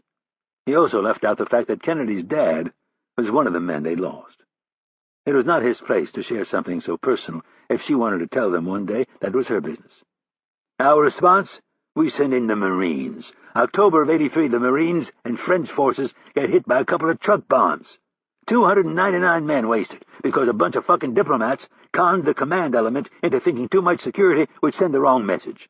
Mind you, not a single one of those dilettante pricks ever spent a day in that godforsaken city. Our response after the barracks bombing? We say, we're not going to leave. We drop a few bombs, and we leave." Hurley swore to himself. "And they get it in their heads that they can fuck with us and get away scot-free. March of '84, they grabbed my old buddy Bill Buckley, our new station chief, Korean and Vietnam War vet, amazing guy." Hurley looked out the window for a moment with sadness in his eyes. "They tortured him for almost a year and a half. Flew him over to Tehran. The bastards taped it. I've seen parts. Hurley shook his head as if trying to get rid of a bad thought. They sucked every last drop of information out of him, and then they sold it to the Russians and anyone else who was interested. They'll know a lot of shit. The info they got from him did a boatload of damage. I can't even begin to tell you how many nights I've lain awake wondering how I would have handled it. They brought in a so-called expert, a Hezbollah shrink by the name of Aziz al-Aboub, trained by the Russians at the People's Friendship University. The names these assholes come up with just boggles the mind. Al-Aboub pumped him full of drugs and poked and prodded. The word is he had 2 assistants who helped him. They turned it into a real science project. Bill's heart eventually gave out, but not before they extracted some of our most closely held secrets. One by one, assets started to disappear. Highly placed sources and governments around the region and beyond. And how do we react? We didn't do jack shit. And the result was they became more emboldened. Gaddafi, that quack, then decides to plant a bomb in a disco in Berlin, and finally we decide to hit back and drop a few bombs on his head. Unfortunately, we missed. And then in July of '88, that cowboy captain of the Vincennes decided he's going to start racing all over the Strait of Hormuz, chasing $10,000 fiberglass gunboats with a $500 million Aegis-guided missile cruiser. Hurley had to stop and close his eyes, as if he still couldn't believe that ugly piece of history. Rapp finished it for him. Iran Air Flight 655. 290 civilians. Yep, Hurley said, realizing that having lost his girlfriend later that same year, Rapp would know the story. Not our proudest moment. I don't care what anyone tries to tell you, that one was our fault. Instead of owning up to it and using it as an opportunity to show the Iranian people that we weren't out to get them, we denied the entire thing, went so far as to blame it on them. Now, they weren't without fault, but that captain had 2 choppers on board to deal with those gunboats. The strength of the Aegis cruiser is distance. You don't close with the enemy to use your World War II-era guns. If there's really a threat, you back off and fire one of your missiles. And that's what led us to Pan Am Lockerbie, Rapp said. Hurley nodded. It's a little more complicated than that, but in a nutshell, yeah. So, Richard said, we fit in how? Let's just say some people in Washington have seen the error of their ways. This terrorism, especially the Islamic radical shit, has some people spooked, and it should. They saw what happened last time when we allowed someone like Buckley to get snatched without lifting a finger. It gives people the wrong idea. Now the schnoz has been grabbed and is starting all over again. I'm not supposed to tell you guys this, but what the fuck? 5 of our sources have been killed in just the last few months. We've had to recall another dozen plus. We're flying blind, and once again, by doing nothing, we've reinforced the idea that they can do whatever they want to us, and we won't lift a finger. And the stuff you've been working on all night. How does that fit in? Rapp asked. Let's suppose for a second that you have $5 million sitting in a Swiss bank account. That money represents years of extortion, drug and gun running, counterfeiting, and a host of illegal scams. You've worked yourself to the bone squirreling away this money. What would you do if you woke up one morning and found out that account, your account, was empty? Rapp looked at the winding road and said, I'd flip. You think you might pick up the phone and start demanding some answers? Yeah, damn right you would. Right now these pricks are sleeping soundly in their beds, thinking their money is safe in Switzerland. At some point in the next 24 hours, they're going to find out that their ill-gotten gains have vanished, and they are going to pick up the phone, and they are going to go absolutely apeshit. And when they do, Hurley pointed skyward, we will be listening.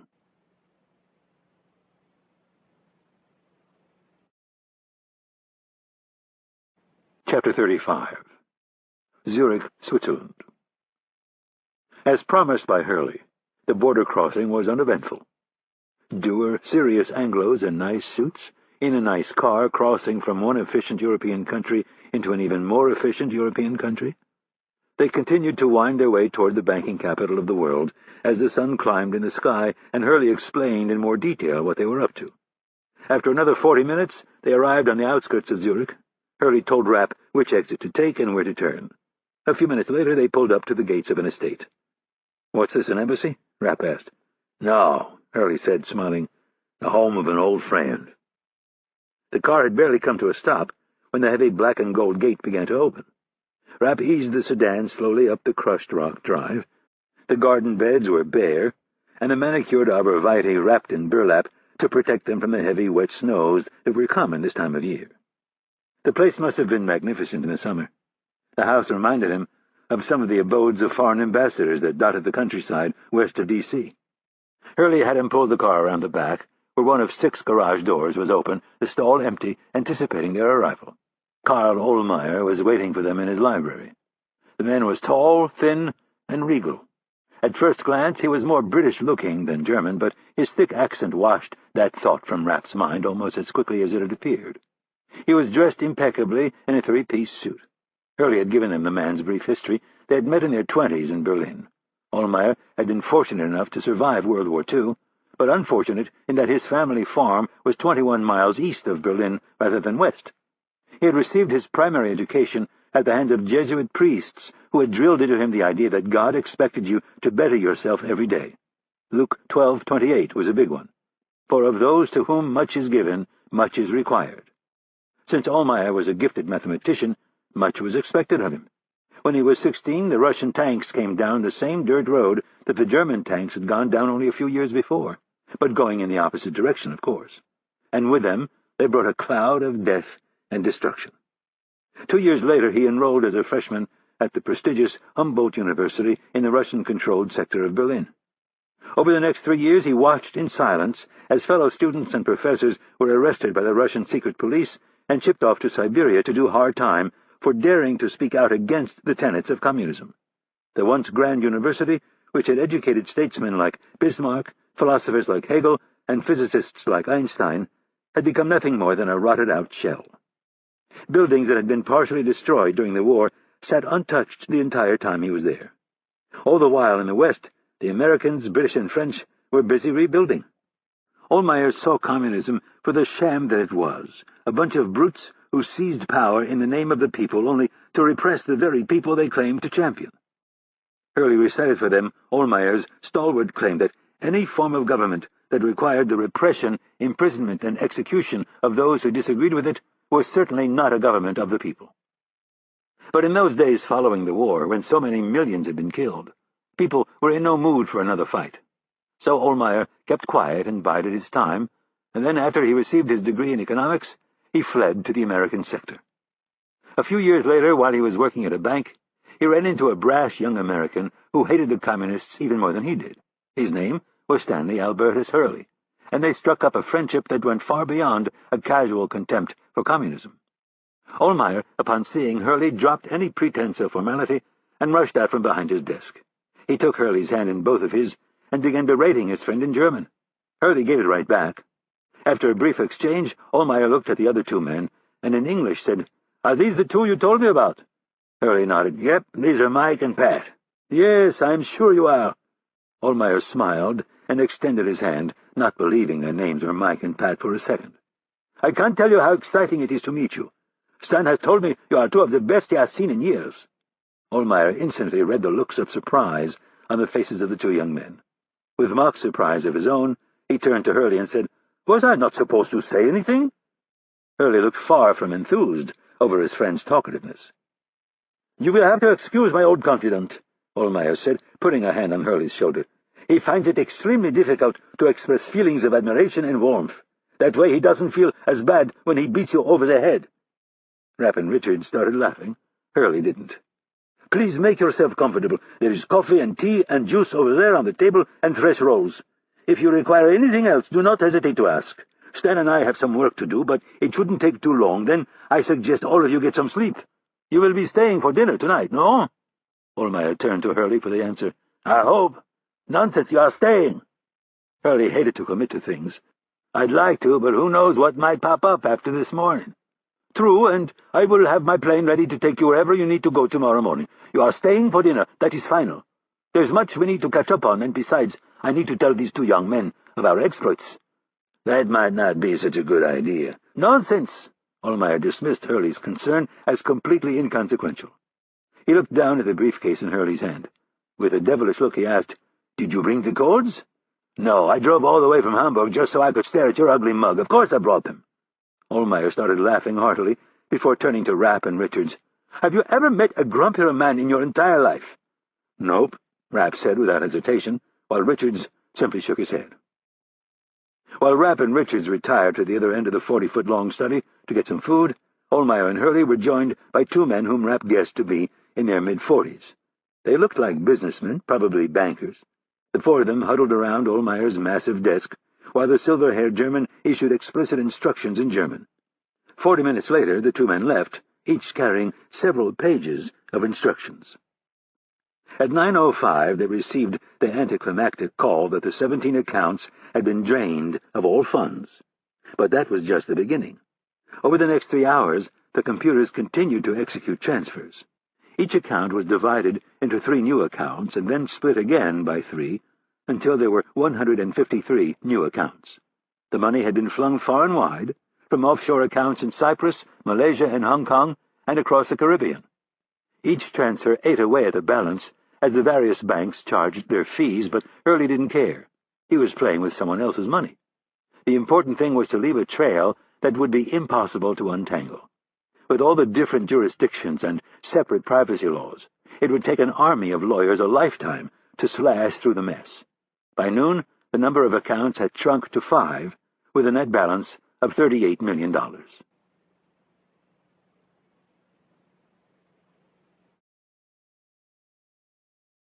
Chapter 36. Beirut, Lebanon. Syed's lungs and thighs ached as he climbed the crumbling concrete stairs. His week had gone from miserable to intolerable, starting with his trip to Moscow and ending with his superiors in Damascus issuing one of the most idiotic orders he had received in all of his professional career. With the ceasefire finally looking as if it was going to take hold, the cursed Maronites had decided to accelerate their land grab.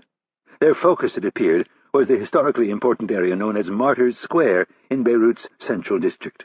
Damascus ordered Syed to get to the square, plant his flag, and plant it as quickly as possible. Like some battlefield general who had been ordered to hold a piece of land at all costs and then, given no support, Syed was left to sort out the how. 15 years in this city had taught him the importance of keeping a healthy distance between himself and the other factions. Rifles and machine guns were nasty things, and placed in the hands of teenage boys, they were extremely unpredictable. The idea of taking up one side of the square while the Maronites grabbed the other made his skin crawl. One errant shot, one young, crazy Eastern Catholic who wanted to avenge the death of a brother or the rape of a sister could plunge the entire city back into war. Orders, unfortunately, were orders, and as much as he would have liked to, he could not ignore them. So Syed sent Samir and Ali to choose an adequate building, and while he was contemplating how to fill it with enough men to deter the Maronites, he was struck with an ingenious solution. Schjetz would be coming from Moscow to collect the CIA agent in just a few days. That would leave him with the American businessman Zachary Austin. He was not an agent of any sort. Syed was sure of that. The only question that remained was how much they could get for him and how that money would be split with that fool Abu Radi. The Fatah gunman had been crying like a little girl over the fact that he'd been forced to surrender the telecommunications executive. If Syed brought him in, it would be seen as a great gesture of maturity and goodwill by the others. And maybe he could negotiate it in such a way that he could get the Fatah rats to come hold the entire western end of the square. The two had sat down over tea the previous afternoon. Radi had brought no fewer than 12 men, a ridiculous number for the current level of tension. Syed first explained the situation with the Maronites moving into Martyrs Square. He was hoping that the emotionally charged piece of land would spur Radi to action, and he was not disappointed. The man was so eager to show his passion for the cause that he leaped at the chance to hold the western half of the square. Without so much as seeking a concession in return, he pledged 50 men to the operation. The number surprised even Syed, and he was tempted to hold back his offer to hand over the American. Radi was an emotional fool to commit so much without gaining a single concession, but Syed had a problem. He couldn't very well hold the west side of the square and leave the 2 Americans in the basement of the office over on Hamra Street with only a few men guarding them. He had served 3 years in the Army before joining the General Security Directorate, and he recalled something they'd told him in infantry school about consolidating your forces. It would only be for a few days until the Russians could pick up the CIA spy. After that, Syed didn't really care what happened to the businessman, just so long as he got his share of the ransom. Syed looked across the small bistro table and said, "I have finished interrogating the businessman from Texas. "So, is he a spy?" Ruddy asked. "No. I am certain he is in fact a businessman." "Good. Then I can commence negotiations for his release." Syed did not speak. He waited for Ruddy to make him an offer. The same arrangement they'd had in the past. "I will guarantee you 20% of the ransom." Syed was tempted to ask for 50. The others would likely back him, but he needed Ruddy's help with the Maronite problem. "I think 30 would be fair, considering everything else." Before Ruddy could counter, Syed said, "I will bring him to the new building tonight, along with the other American. It can be your new command post for a few weeks." It was an honor Ruddy would never be able to refuse. He would be considered the vanguard in the struggle to reclaim the city from the Christians. The building itself would have to eventually be destroyed. It listed at a 5-degree angle toward the square and looked as if a strong wind might topple all 7 stories into the street. But it was built out of sturdy concrete and would have to be blown up before it would fall. Of all the buildings that bordered the square, it was perhaps the second strongest position. Unfortunately, the Maronites had the best position, no more than 300 feet directly across from them. Ruddy had already made one mistake, and Syed blamed himself for it. The self-promoter had left his sprawling slums near the airport in a 10-vehicle convoy and arranged for the peasants to send him and his men off as if they were valiant Muslims on a mission to evict the Crusaders. Instead of a quiet arrival, they had pulled into the square flying the bright yellow Fatah flag. The chances for escalation were now ripe. That was not Syed's preference. The last thing he needed with Schwetz coming to pick up the CIA man was open conflict. The prisoners had arrived the previous evening, transferred in just 2 cars. The proper way, very low-key. And then, for the next few hours, men and supplies were slowly transferred over from the office on Hamra Street. They had successfully moved the bulk of their stuff without tipping their hand. And then, in one fell swoop, with a gesture of egotistical grandeur, Ruddy had announced to the entire city that they were staking out their turf. While that might accomplish the short-term goals of Damascus, it also might plunge the city back into chaos. As Syed reached the roof, he realized that it also might get him killed. He peered around the corner with his left eye and looked across the street. The Maronite building was 1 story taller, and with a glance he counted no fewer than 5 heads and 3 muzzles along the roofline. It had just been reported to him that they were filling sandbags and barricading the windows and doors on the 1st floor. Of course they were. That's what he would do, and was in fact doing. It would be really nice if they could get through this little standoff without a shot being fired, because if just 1 shot was fired, the entire square would erupt in a fusillade of lead projectiles. He'd seen it happen before. Literally, thousands of rounds would be exchanged in minutes. He would have to remember to tell the men to keep their weapons unsafe. Syed found Samir around the other side of the blockhouse at the top of the building. It was the place most shielded from the position across the street. Samir handed Syed the satellite phone that Ivanov's effeminate deputy had given him before Syed left Moscow. "Hello," he said as he placed it to his ear. "My friend, how are things?" Syed frowned. It was Ivanov, and he sounded as if he was drunk. It was only mid-afternoon.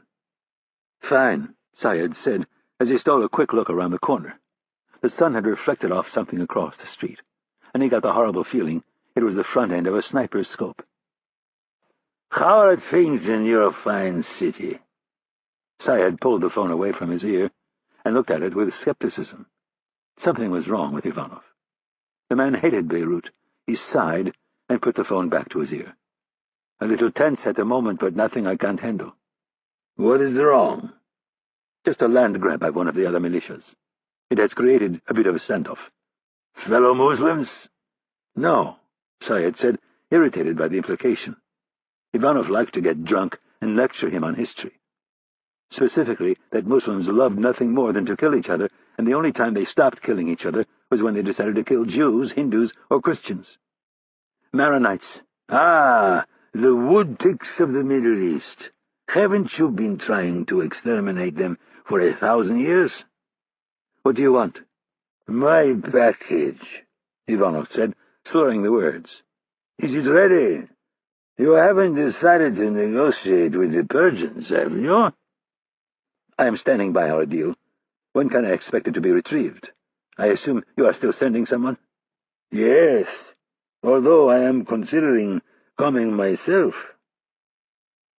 There was a long pause, and then, "You did offer, didn't you?" "Oh," Syed said, surprised that Ivanov was taking him up on his insincere offer. "Absolutely." "Good. I will be there in 3 days, maybe sooner."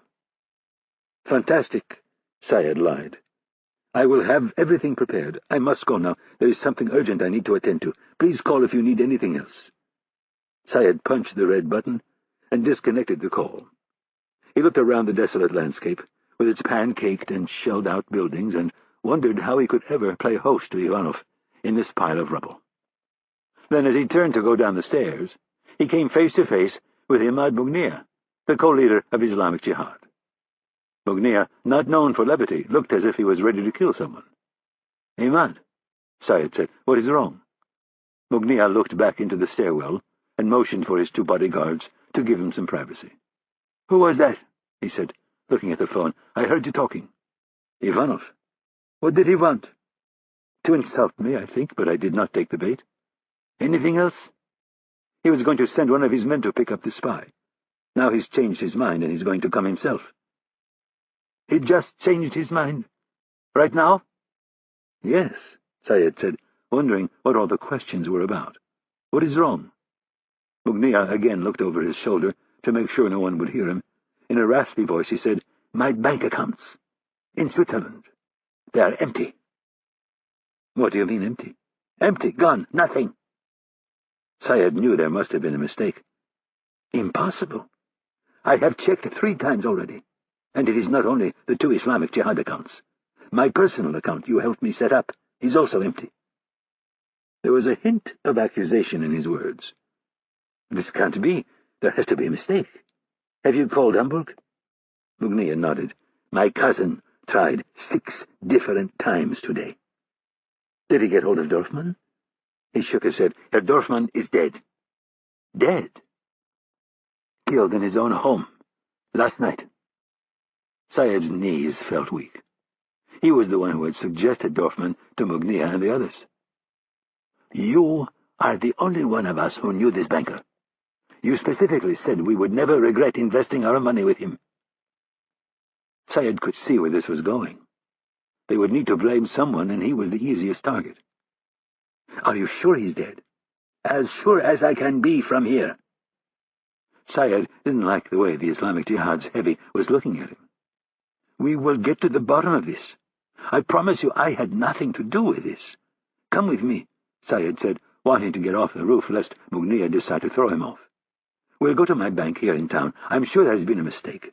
I had money with him as well." "Tell me again, what is the connection with Dorfman?" Syed had already reached the first landing. He stopped dead in his tracks and looked at Mughniya. "Ivanov introduced me to him 6 years ago." "And he just called you? And mentioned none of this?" "Not a word." "Fucking Russians. Always scheming."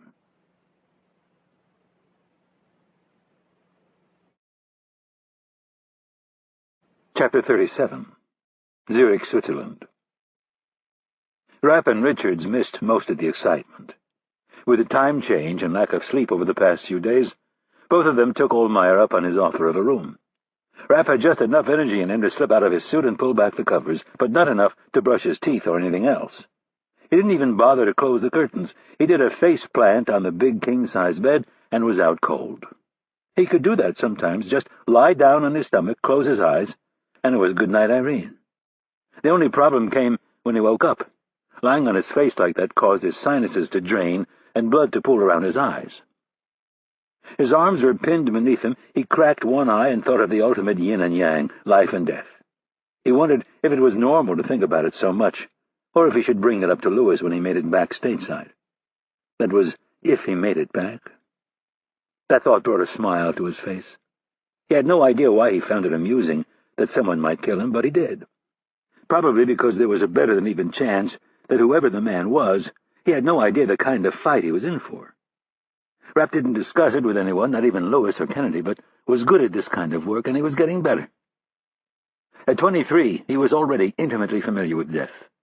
There was his father, and then Mary, and now less than a week ago he'd stared into the eyes of a man and pulled the trigger. And his life drained from the man's face, he had felt nothing. At least not guilt or sorrow or nerves. It was as if a calm had passed over him. And then last night, the bizarre home invasion of Herr Dorfman, when he'd signed on with Kennedy, he hadn't had that type of thing in mind. Killing a man in the manner that he'd killed Sharif, he'd dreamed of at least 1,000 times. Dorfman? Never. Never once had his fertile imagination predicted that he would see a man shot in the head while he clutched his prized poodle. Without warning or any real conscious decision, he jumped out of bed, assumed the position, and started doing push-ups. He thought of the old saying, if you're not busy living, you're dying. It felt good to be living. He ripped through 50 push-ups, flipped over, and did 50 sit-ups, and then decided he needed to take a run.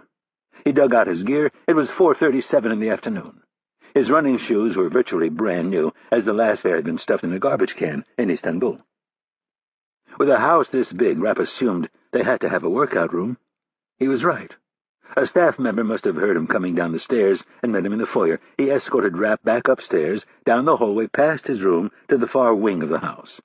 The room had windows on 3 sides, a treadmill, a bike, and a rowing machine, as well as a universal machine and some dumbbells. Rapp got up on the treadmill, picked the mountain course, and hit start. For the next 30 minutes the ramp rose and fell, and all the while he kept a 6-minute pace. When the digital readout told him he'd run 5 miles, he punched the red stop button and jumped off, his chest heaving, sweat dripping from his face. He didn't even have enough left for a cool-down. As he stood hunched over, his hands on his knees, he wondered for a brief moment if he might vomit. And that was when she walked into the room. Rapp stood up straight, a pained look on his face, and tried to take in a full breath. "Here you are," she said in near-perfect English. "I've been looking all over for you." Rapp could hardly conceal his surprise. Here, standing before him, was possibly the most attractive woman he'd ever laid eyes on. And she was looking for him. Still out of breath, he started to speak but stopped. The nausea came back, and he decided rather quickly that he needed to open one of the windows, or he really was going to vomit in front of this beauty. He held up a single finger and said, "Excuse me." Rapp cranked one of the windows open and took in the fresh, cold air. A couple of deep breaths later, the nausea began to pass. "Sorry," he said as he turned back around. "I'm a little out of shape." The blonde beauty placed a hand on her hip and gave him an appraising look. "I don't see anything wrong with your shape." Rapp laughed nervously and, not knowing how to respond, said, "You look great, too. I mean, you don't look like you need to work out, is what I mean." That's what came out of his mouth. Inside his brain, he was screaming at himself, "You're a moron." "Thank you." She flashed him a perfect set of white teeth. That was when Rapp noticed a dimple on her chin. Her overall looks had knocked him so off-kilter that he was just now getting around to categorizing her individual features. Blue eyes, platinum blonde hair, pulled back in a high ponytail, prominent cheekbones, like some Nordic goddess. Weren't these people all related somehow? A tiny little upturned nose, the dimple on the chin, though. That had caught his attention for some reason. "My grandfather sent me to find you." That was where he had seen it. Herr Ohlmeyer had that same dimple, or cleft, or whatever it was that they called it. Somehow it looked much better on her. Rapp smiled and offered his hand. "I'm Mike. Get hold of yourself," his brain screamed at him. "Greta. Pleased to meet you." The smile made him a bit wobbly in the knees. "Of course you are," Rapp thought to himself. The image of Greta in pigtails and lederhosen, with a white blouse and ample cleavage, holding a couple of beer steins, flashed across his mind. What the hell is wrong with me? He noticed her face muscles tighten a bit, and then she looked down at their still clasped hands. "Oh, I'm sorry," Rapp said as he released her hand. He hustled over to the shelf where the towels were and grabbed her one. Instead of giving it to her, he began mopping her hand. "I'm so sorry." She laughed nervously and took the towel from him. "My grandfather wanted me to tell you drinks are being served at 6 sharp in the library. Jacket and tie are required. His rules, not mine."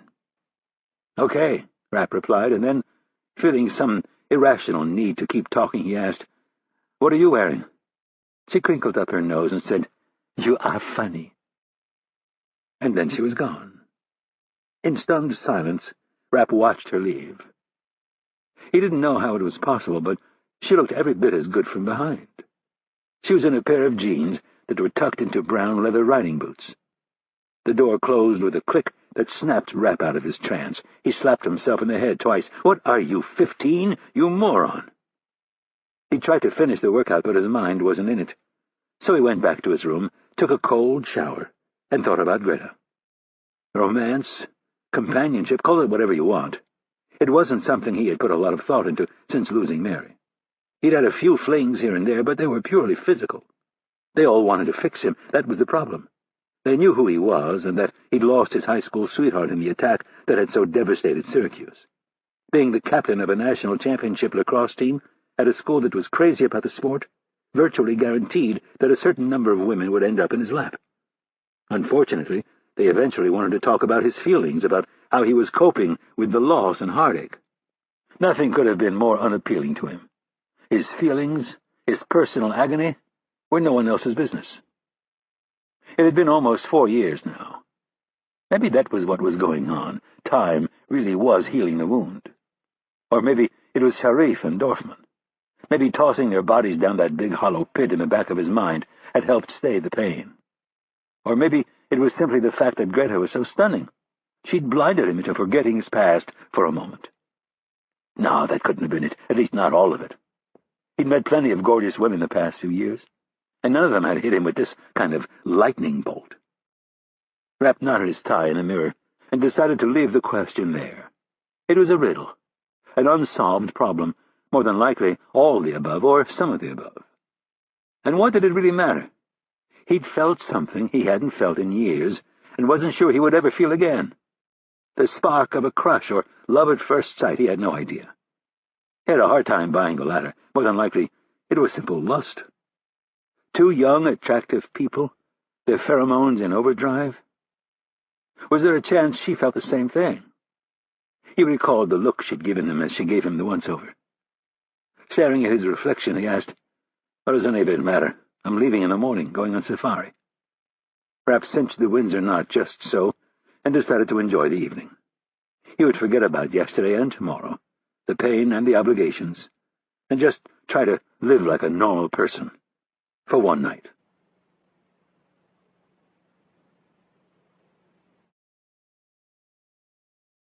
Chapter 38. Moscow, Russia. Ivanov placed the handset back in the cradle and reached for the glass of vodka. It was snatched from his grasp a split second before his hand got there. His fingers closed and found air. He blinked several times before looking up and seeing Shvets holding the glass. "Mine," was all he could manage to say. Shvets wanted to tell him he spoke like a toddler when he was drunk, but it would do no good at this point. "What did he say?" "He has no idea." "You're sure?" Shvets should have listened on the extension. When his boss got like this, he was extremely unreliable. "What's there to be sure about?" He pushed himself away from his desk and leaned back in his high-back leather chair. "The man is a camel jockey. He is not smart enough to steal this money from us." Shvets would have loved nothing more at this exact moment than to tell his alcoholic boss that Syed was smarter than him, but he'd seen him shoot people for such insolence. "I should go to Hamburg?" "No, I need you here. Send Pavel." Now, there was an idiot, Shvets thought. Pavel Sokol was fine with numbers and balance sheets, but borderline retarded when it came to everything else in life. Sending him to Hamburg would get them nowhere. "We need answers, and I'm afraid sitting here will not get us any. Sending Pavel will only add to the confusion. You won't allow me to discuss this with anyone other than you or Pavel, so getting those answers is going to be very difficult." "But I need you here." "There will be no here in a few days," he said with some force. "Once word gets out that the money is missing, the phone will start ringing, and sooner or later it will be kicked upstairs, or worse, across town, and once that happens, they will pull you in." "Us! You mean us!" he half screamed. "Your wagon is hitched to mine. Trust me, a minute doesn't pass that I don't think of it. And I have been good to you." "Yes, you have," Shvets said half-heartedly. "And I will continue to take care of you. We just need some answers." "What we need is money," he said, trying to get Ivanov to see the fundamental problem. "Answers might lead us to the money, but we will not get those answers sitting here in Moscow." "Stop speaking in riddles." Just let me go to Hamburg and see what I can find out. I will fly out tonight, and if all goes well, I'll be back on the first flight in the morning. And what am I going to do? Schietz's solution was suddenly very clear. Go out and get drunk.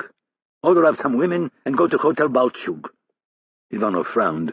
He was in no mood to socialize. You must keep up appearances. You know how this town is. If rumors start that you are in trouble and no one sees you in public, they will believe the rumors. If they see you out acting as if everything is normal, they won't believe the rumors. Schietz was willing to say almost anything to convince him. Sitting here in this office was getting them nowhere. He'd seen his boss in these funks before, usually only for a day or two. Always a pity party, but somehow the heaps of despair and recrimination eventually focused him, and he came out of it like a bear ready to charge. And when that happened, Schietz had better have a better understanding of what had happened, or he could end up being the casualty. He suggested, "Bring Alexei and Ivan. They will make sure you are taken care of." Yes, Ivanov thought, my two Lukabratsis. No one would dare challenge me with them as my companions. Ivanov felt better just thinking of his two loyal soldiers, and besides, some flesh might be the remedy for his dismal attitude. And he wanted a drink. "Fine," he relented, "but I want you to call me as soon as you hear something." Schietz turned tentative. They'd done enough talking on the phones today, and in this new era of electronic surveillance, there was no telling who was listening. "I promise," he lied as he started for the door. "And remember, act like nothing has changed tonight."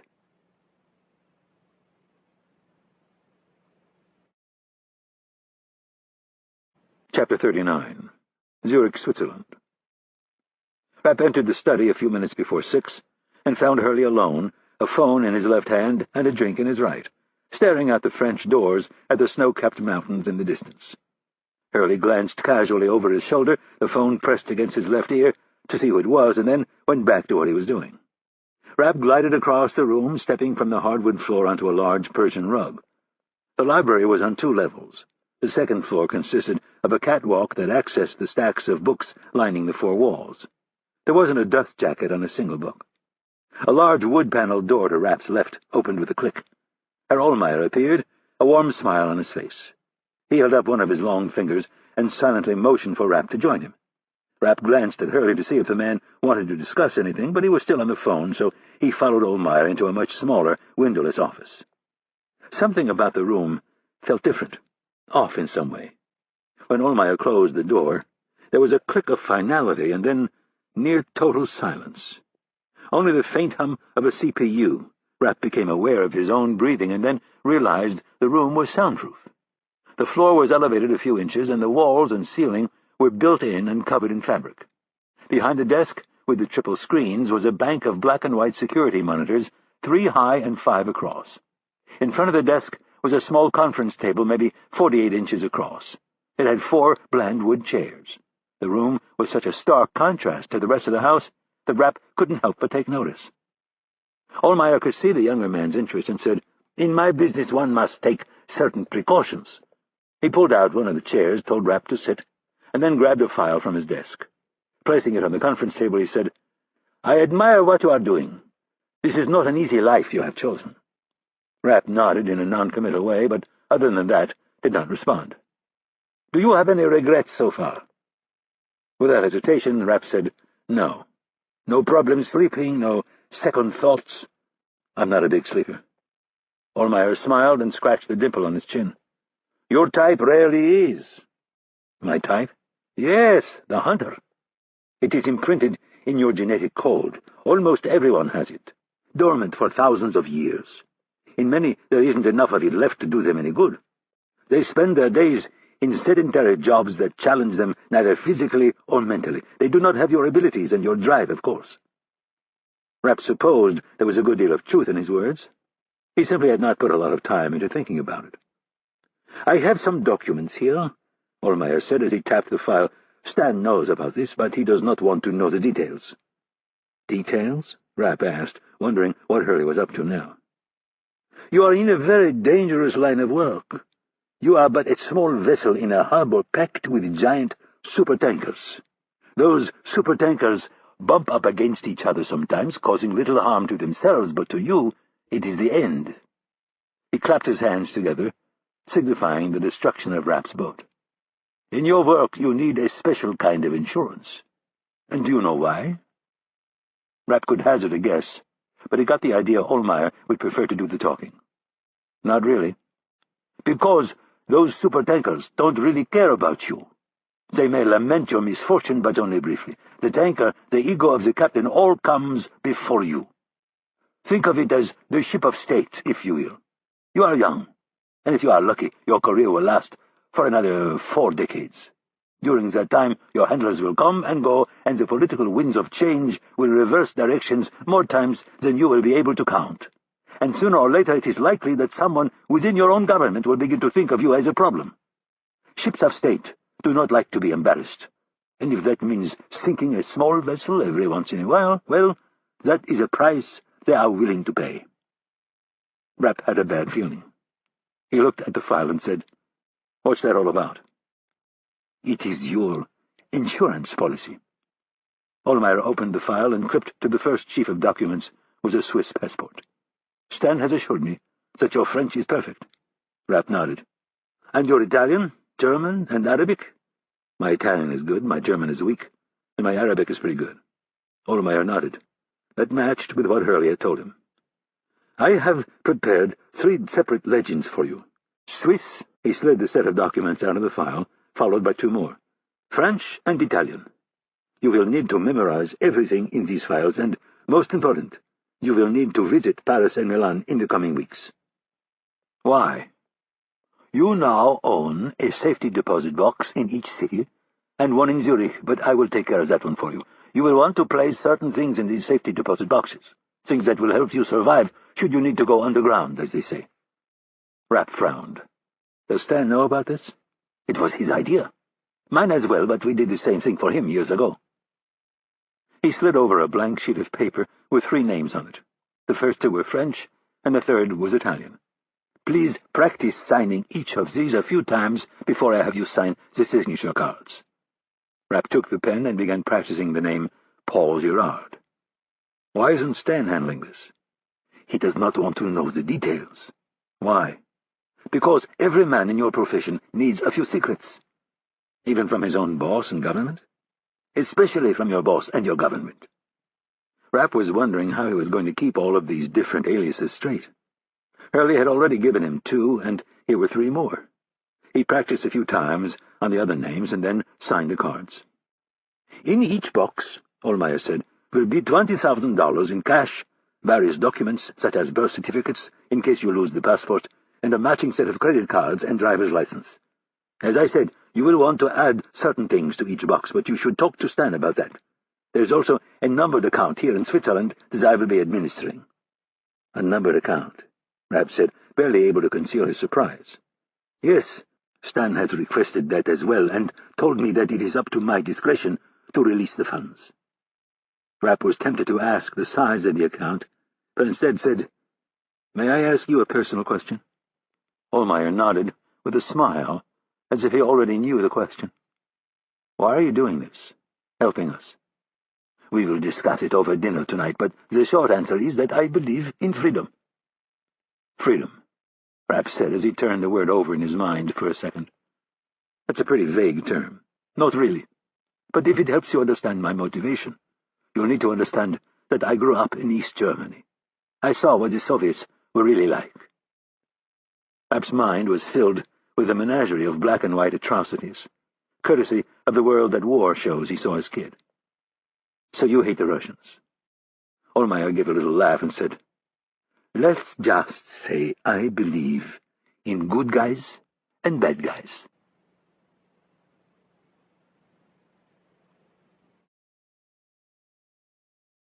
Chapter 40. Hamburg, Germany. By early afternoon, they learned that Dorfman was dead. The news sent Ivanov into a fit of rage. He went on for a good 5 minutes, ranting that he had never trusted the man, which caused Schwetz to silently ask himself why the fool had let a man he didn't trust handle such a large sum of money. After that, Ivanov, whose job and nature was to be paranoid, spewed out no fewer than a dozen conspiracy theories in as many minutes. He was convinced that Dorfman had gotten drunk and whispered secrets in the wrong person's ear, that this person had then decided to bump Dorfman off and take the money for himself. But then again, there were supposed to have been safeguards in place, so the criminals had to have had a certain level of sophistication. Ivanov had a long list of enemies that he ran through. There was a Cuban general he'd screwed over in an information swap 5 years earlier. How that man could possibly fit into this scenario was beyond Shvets, but he'd asked for the list of possible suspects, so he simply listened and let Ivanov purge the information from his vodka-soaked brain. There was a German industrialist whom he'd fleeced a year earlier, a Spanish tycoon as well, and then there were a host of Jews and Bolsheviks who had been out to get him for years. None of it appeared to be useful, but then again, maybe it was. Shvets took the information and boarded a Lufthansa flight to Hamburg. Before leaving, he'd called their man at the consulate and told him to work his contacts with the local police and get him a copy of the crime scene report. When he arrived at 5:36 that evening, Pyotr Sergeyevich was waiting for him, the report in hand. Shvets had met Pyotr briefly a few years earlier. After a polite exchange, Shvets told him to drive him to the bank. He sat in the passenger seat and read the report. Herr Dorfman had been stabbed in the thigh and shot once in the head. His wife was found bound and gagged and locked in the basement. She reported 2 men wearing masks entering the house at approximately 10 in the evening. She did not hear them speak and could not give police a description other than the fact that they were roughly the same size. The dogs, strangely enough, were unharmed. One was locked in the basement with the wife, and the other was found wandering around the first floor. At some point, the latter dog stepped in the pool of blood by Dorfman said, and then tracked it around the first floor. There was no sign of forced entry, and none of the neighbors had seen a thing. Shvets found it interesting that the wife and dogs were unharmed. That more than likely ruled out the vying factions in Moscow, although if Shvets were advising them, he would have tried just this thing to throw off a man like Ivanov. Whoever they were dealing with was very professional. Shvets finished the report, closed it, and decided it was nearly useless. Anything was possible. Dorfman could have told someone about the money, and that someone could have gotten the idea in his head to steal it. $26 million could do that to certain people. Shvets had thought about it himself. He had the skill set to make it work. It would have been so much easier if Dorfman had stolen the money and tried to disappear. They would have tracked him down. They always did. The fools habitually ran off to some beachside resort where they naively thought they would blend in with the locals and tourists. They reached the bank shortly after 6:30, and Shvets weighed the benefits of having Sergeyevich accompany him into the building. He decided against it. There was no need for muscle. At least, not yet, he hoped. And besides, the fewer who knew about Ivanov's vulnerable position, the better. The bank was typical, tall, covered in glass, and imposing, all meant to give the impression of stability and security. It was one of many things that Shvets was counting on. The armed guard who tried to stop him in the lobby told him the bank was closed, but Shvets assured him that he did not wish to make a financial transaction. He was tempted to add that that was, of course, unless the guard could somehow refund the $26 million that had been stolen from Shvets's employer and associates. But Shvets was fairly certain that this man was incapable of making that happen, so he instead asked to see the head of security. When the security guard hesitated, Shvets said, "Of course this has something to do with Herr Dorfman's death." That changed things significantly, and in less than a minute Shvets had been escorted to the top floor, where he came face to face with another, much older security guard. Same white shirt with black epaulets and black pants. Shvets flashed his SVR credentials and told the man secrecy was of the utmost importance. He was then told that the bank president was extremely busy. "No doubt meeting with the board of directors." The uncomfortable look on the man's face gave him the answer he was looking for. "I will wait no more than 2 minutes. Tell him now, and tell him that it involves Herr Dorfman. There are some very influential people in Russia who require some immediate answers." Shvets sent the man off to deliver the message. Less than a minute later, the guard came back down the hall with a well-dressed man who looked as if he had been through a difficult day. The guard stood awkwardly nearby, while the bank president said, "I am Herr König. How may I help you?" "I am Nikolai Shvets. I am with the Russian government." He again flashed his gilded badge, and then, nodding toward the receptionist, said, "Is there a place where we can have a word in private?" "Yes," the banker offered, nodding enthusiastically. "Please follow me." Shvets was disappointed when they ducked into a glass-walled conference room instead of the man's office. There was nothing to learn from this bland space, no photos of loved ones, not a single hint of personal information. He would have to ask Sergeyevich to look into the man's life for some leverage. Koenig remained standing, obviously impatient to get back to the board. "What is it you wish to discuss?" "I understand," Schett said, "that Herr Dorfman had a very unfortunate evening last night." The man nervously cleared his throat. "The police have advised me not to discuss matters surrounding the murder of Herr Dorfman." "Would you like me to inform the police that $26 million of Mother Russia's money went missing this morning, or would you like me to go straight to the press with that announcement?" Schett was well aware of his lie, but he could hardly tell the man the money belonged to various terrorist groups, and the head of the SVR's feared Directorate S.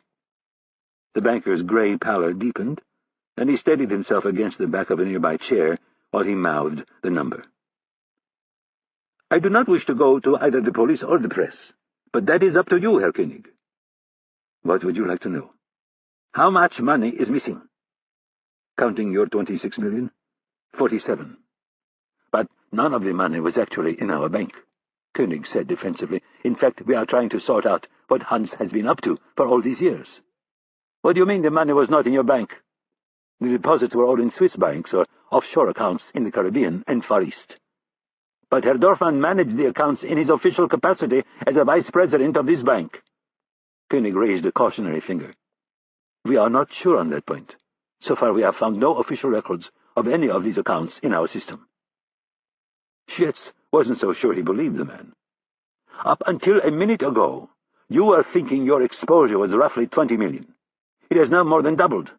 What makes you think it won't double again before tomorrow?" "I disagree with your use of the phrase 'your exposure.' As best we can tell, Herr Dorfman was in no way acting as an officer of this bank while he managed these various accounts." "Herr Koenig," Schett said with a sad laugh, "you and I both know that will not stand up. Those deposits may not have sat in your vault, but you had an officer of this bank who was managing on a daily basis a minimum of 47 million and quite possibly more. This bank earned fees off that money. But please, let me finish, Herr Koenig. I am not here to assign guilt. I am here to catch whoever took this money so we can get it back to its rightful owners." Probably for the first time since mid-morning, a touch of color returned to Koenig's face. As there always is in these situations, a financial forensic investigation is underway. "How long will it take to complete?" "It could take some time. Please be honest with me. I am going to head back to Moscow tomorrow, and the men I work for, they are not nice. They could never have a conversation like this. They would much prefer to strap you to a chair and attach things to your testicles. So I suggest you tell me what you know." Switching to a friendly tone, he added, "Then I can go back to them and tell them you are a reasonable man, someone we can trust." Koenig struggled with what he was about to say and then blurted it out. "I'm afraid we will never find that money." "Why?" The banker threw his arms out. "It has been spread to the wind. I have never seen anything like it in all my years. The initial round of transfers was executed via fax in 3 waves. They came from all over the world." "Where?" "Hong Kong, San Francisco, New York, London, Berlin, Paris, Istanbul, Moscow, New Delhi." "Moscow?" "Yes. I would like to see the faxes." The banker shook his head. Schett sighed. "Oh, why must we do this the hard way? Herr Koenig, I know where the accounts were held, your branch in Geneva. You are not as innocent as you would like me to believe. You will show me those faxes, and if you don't, some people will come visit you in the middle of the night and do to you what was done to Herr Dorfman." Koenig swallowed hard. "I think I can make that concession." "Good. Now, why do you say we will never find the money?" "My legal counsel has informed me that not a single bank that we transferred the money to today has consented to our request for information." "Certainly there's a way." "It would involve years of lawsuits, and even then you would be lucky to track down a fraction of the funds." "Well, maybe you need to turn up the pressure." Koenig watched as his words seemed to have the opposite effect from the one he'd intended. Koenig stiffened. "I should warn you that a faction of the board feels very strongly that this is dirty money." "Dirty money?" Schett asked, as if the accusation were an insult. "There are rumors that Herr Dorfman was an agent for the East German Stasi before the wall fell." "Rumors are bad things. And there is another rumor that he worked for your GRU as well, that he helped certain people launder money." Schietz gave him a wicked grin. Dorfman had in fact been a spy for the KGB, not the GRU. "Where have you heard such things?" "From people who know such things," Koenig answered cagily. "Would you like to talk to them?" Schietz suddenly got the feeling that he'd lost the upper hand. He needed to say something to fluster Koenig. "Back to these banking laws for a moment. I assume these very same laws could be used to conceal gross incompetence of your branch in Geneva. Or better yet, that one of Herr Dorfman's colleagues at the bank helped himself to millions of dollars that did not belong to him. Don't they say that most bank heists are inside jobs?" "That is pure unfounded speculation. As is your gossip about Herr Dorfman being a GRU spy." Checkmate. Koenig squirmed for a moment and then offered, "Would you be willing to talk to the people who have sworn that Herr Dorfman was a spy?" "Absolutely," he said, even though he had no such intention. "But I would like to see those faxes first, especially the one that originated in Moscow." Koenig studied him cautiously for a moment and then said, "I will have copies of the faxes made for you. Give me a minute." He left the room, glancing back over his shoulder with a frown. Schietz paced while he waited. This was starting to look like a big mess. Once these thieves in suits confirmed that Dorfman had worked for the KGB, they would not be the slightest bit inclined to repay a single dollar. The Germans hated the Russians almost as much as the Russians hated the Germans. Koenig came back a few minutes later. He had 2 other men with him this time, and Schietz knew the jig was up. Koenig handed over the stack of faxes. They were blank, except for the sending and receiving fax numbers. The men might as well have written "fuck you" in large letters across the top sheet. Still, it was better than nothing. Chapter 41. Zurich, Switzerland. They had drinks in the library, although Rapp thought of it more as shots, like he had done back in college, except instead of a smelly bar in upstate New York, he was in a mansion on the outskirts of one of the most refined cities in the world. Herr Ohlmeyer didn't believe in ruining fine spirits with anything other than ice, so the liquor was served either up, on the rocks, or neat, which Rapp learned was basically naked, meaning nothing but the booze. Rapp chose a glass of 16-year-old Lagavulin single-malt scotch, and asked for it on the rocks. Ohlmeyer liked playing host and told Rapp it was a fine choice. Rapp took the glass, smiled, and said, "Thank you." Greta had not made her entrance yet, so Rapp took the opportunity to corner Hurley, who was standing by the massive granite fireplace, speaking with one of Ohlmeyer's 2 sons. He approached Hurley from behind and tapped him on the shoulder. "We need to talk." Hurley said something to Ohlmeyer's son in German that Rapp didn't understand, and after he had walked away, Hurley turned to Rapp and asked, "What's up?" Rapp jerked his head in the direction of the small soundproof office. What was that all about? Hurley's jaw clenched, as was his habit when he didn't want to talk about something. Reluctantly, he said, "It's part of the deal. Don't worry. Just listen to Carl. He knows what he's doing." "Does Irene know about it? Or Spencer Tracy, that guy who I'm not supposed to know?" That was how Rapp referred to the man he had met briefly at the offices of International Software Logistics, the man who, he assumed, was running the show. The question caused the veins on Hurley's neck to bulge, which in turn caused Rapp to take a step back. That particular physical cue was often a precursor to Hurley's blowing his top. Hurley felt the older Ohlmeyer's eyes on him and told himself to take a deep breath through his nose and exhale through his mouth. It was a trick Lewis had taught him. It helped him center himself. Ohlmeyer despised public outbursts. "Listen, kid, this is a tough business. There are certain things they don't need to know about and quite frankly don't want to know about." Rapp considered that for a second before asking, "Can it get me in trouble?" "Pretty much everything we do can get you in trouble with someone. This is about taking care of yourself. No one else needs to know about this other than Carl and his 2 boys." Rapp took a sip of his scotch and was about to ask another question, but thought better of it. Don't look a gift horse in the mouth. Hurley wished he could say more, but the kid would have to figure it out the hard way, as he himself had had to do back in the day. He took a big gulp of bourbon and thought about how much easier it would have been if someone had just pointed a few things out to him. Hurley changed his mind and decided to let it fly. "Kid, you're good, and that's no small thing coming from me. My job is to find faults and try to beat them out of you. At some point in this line of work, I don't care how good you are, I don't care how just your cause, sooner or later you're going to land yourself in a big pile of shit. It might be your fault, although more than likely It'll be some asshole back stateside out to make a name for himself so he can advance his career. He'll put a target on your back. And trust me on this one. Even though you're going to want to stand and fight, you need to run. Run and hide. Lie low. Wait for things to blow over. And then what? You live to fight another day. Or maybe you just disappear for good. Rapp frowned, and Hurley knew exactly what he was thinking. We're not that different, kid. The idea of running away for good isn't in our veins, but it's nice to have options. You bide your time, you find out who it is who's out to get you, and then you go after them.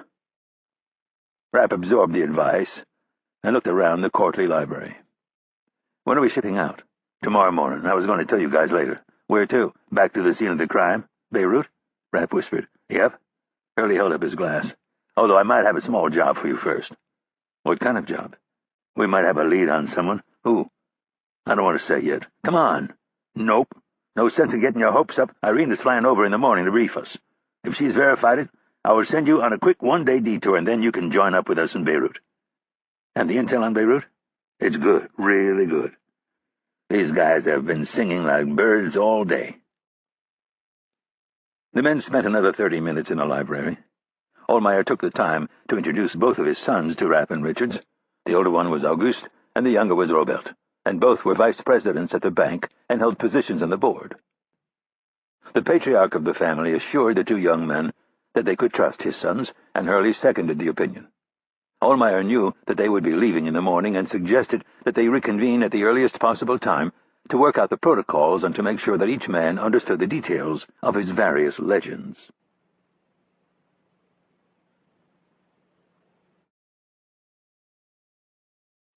Chapter 42. Shortly before 7, they moved from the library to a sitting room that was decorated in the French Baroque style. The white carved flowers, leaves, and shells on the furniture and molding were in stark contrast to the deep natural woods of the library. Sitting on one of the room's 4 sofas was Greta. Next to her was an older woman whom Rapp took to be her grandmother, and thus Karl Ohlmeyer's wife. Greta smiled at him from across the room. Rapp, in control of his faculties this time, flashed her a crooked grin and walked over, shaking his head. "Good evening, ladies." Rapp offered his hand again. This time it was dry. "Greta, you look lovely." "Thank you, Mitch. I mean, Mike." Rapp laughed. "You're good. I'd like you to meet my grandmother, Elsa." Rapp offered his hand. "Very nice to meet you, Frau Ohlmeyer. You have a lovely home." Rapp thought he noticed something wrong with her eyes when she smiled. A certain disconnect. Her grip was also a bit weak, and he wondered if she might be ill. Herr Ohlmeyer was suddenly at Rapp's side. "Michael, I see you have met Greta." "Yes, we bumped into each other this afternoon." "And my wife?" Ohlmeyer placed a hand on her shoulder. "Yes." Looking back at his granddaughter, he said, "Greta is our pride and joy." "I can see why. She's very sharp." "Yes, and so far the only one of my grandchildren who has shown any interest in getting into the banking business." For the next 5 minutes, Rapp got the family history. Karl and Elsa had 2 boys and 2 girls. One daughter was married and lived in London, and the other was divorced and in Spain. Auguste and Robert's wives were currently on vacation with their sister-in-law at her Spanish villa. There were 11 grandchildren, of which Greta was the 3rd eldest. Elsa did not speak, although she did smile a few times. Richards, Hurley, and the 2 brothers were at the opposite end of the room, no doubt discussing matters of far greater importance, but Rapp didn't beat up on himself too badly. Standing this close to Greta was worth it. Every chance Rapp got, he stole a look. Her high ponytail had been changed out for a loose clip in the back that made her look much more mature than when he'd met her earlier in the day. She was wearing a cobalt blue silk blouse and a black skirt with gray tights. He thought Herr Ohlmeyer caught him at least once ogling her, and he had no idea what Elsa was thinking. She just kept smiling at him with that faraway look in her eyes. The Ohlmeyers were kind enough not to ask him any personal questions about his own family, as he would have been forced to tell them a lie. Herr Ohlmeyer decided it was time to sit for dinner. He asked for his wife's hand, but before she stood, she pulled her granddaughter close and whispered something in her ear. Greta giggled, while her grandmother pulled away and flashed Rapp an intriguing smile before pulling her granddaughter close again. She whispered another few lines before finally taking her husband's hand and standing. Elsa took a step toward Rapp, and to his surprise, She reached out and gently patted him on the cheek. She gave him a warm smile and then walked away without saying a word. Rapp turned to Greta. "You have a very interesting grandmother." Greta reached out and grabbed his arm, pulling him close and walking him toward the dining room, but in no rush to catch up with the others. "Granny Elsa is an amazing woman. Unfortunately, she is not well." "What's wrong?" Rapp said, as his stomach did flips over Greta's touch. "She has Alzheimer's." "I'm sorry." "No need to be sorry. These things happen. Such is life." "I suppose," Rapp said, turning toward her.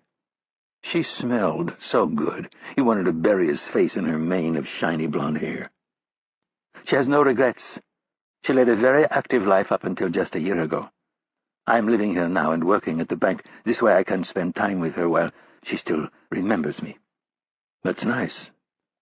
"We spend our evenings going through letters and photos. There is so much family history that only she knows. My grandfather is a brilliant man, but he has a hard time remembering the names of his own grandchildren." "Not yours.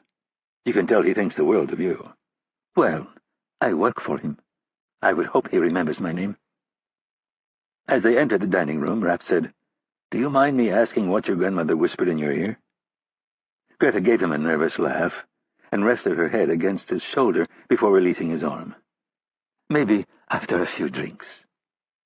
Rapp followed her like a puppy dog down the right side of the long table. There were chairs for 20, but they were only 8, so they clustered at the far end, with Carl at the head of the table and Elsa to his left, followed by Greta and Rapp. Hurley was to Carl's right, followed by August, then Richards, and finally Robert. The wine glasses were filled, and conversations that had been going continued while new ones were started. Richards got Rapp's attention at one point and gave him a "you lucky bastard" shake of his head while darting his eyes at Greta. Rapp, for his part, struck up a rather boring conversation with Greta's uncle, who was sitting directly across from him. When Greta had finished her glass of wine, Rapp leaned over and asked, "So, can you tell me now?" Greta slid her hand over and patted his thigh. "One more glass, I think." She held up her glass, and one of the servants filled it. "So how does an all-American boy such as yourself end up in this nasty line of work?" "We get recruited, like any other profession." "So your background is military?" Rapp shook his head and smiled. "I'm a fine arts major with a minor in poetry." Greta's face lit up in surprise for a moment, and then she caught herself. "You are teasing me." "Yes, I am." "Why?" she asked playfully. "Because you know I can't talk about my past, and I tend to tease people whom I like." "So, you like me?" she said, with an approving nod. He didn't know why he decided to say it. Maybe it was the wine, maybe it was his newfound confidence that he was finally making a difference, that he was part of something important. But he did nonetheless. Rapp leaned in close, so only she could hear, and said, "I don't know what it is about you, but I've had a hard time thinking of anything but you since we met this afternoon." She smiled at him, her cheeks flushing just a touch. "You are different, not so guarded." Rapp laughed. "I'm probably the most guarded person you'll ever meet. Just not with you, for some reason." "Is that good or bad?" "I think it's good. At least, it feels good." Rapp looked into her blue eyes. She was smiling back at him. He was about to really open up when Herr Ohlmeyer tapped his wineglass with his knife several times and stood. Ohlmeyer raised his glass and started giving a toast. Rapp turned his chair slightly so he could face him, and his right knee moved to within a few inches of Greta's thigh. Then her left hand slowly slid over from her lap and found his knee. From that moment on, Rapp didn't register a single word that came out of Herr Ohlmeyer's mouth, nor did he hear anything Hurley said when he rose to make his toast. The main course arrived. It was a braised beef of some sort, served with mushrooms, potatoes, gravy, and vegetables, the kind of meat-and-potatoes meal Rapp loved. There was only one problem.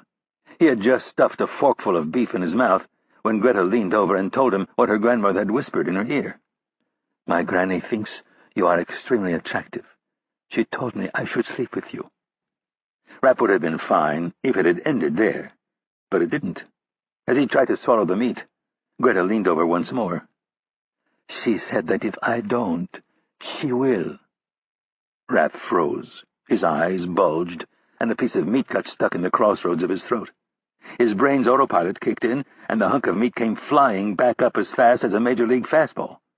The only thing that saved it from pelting Richards in the face was Rapp's quick hands. A fit that started out as a cough morphed into eye-watering laughter. Greta smacked him on the back a few times and had to hold her napkin over her mouth to conceal her own laughter and amusement that she had set the chain of events in motion. Conversation ceased, and all eyes settled on the young duo. Greta saved them by announcing, "I'm sorry." She dabbed at her eyes. "I told him a bad joke."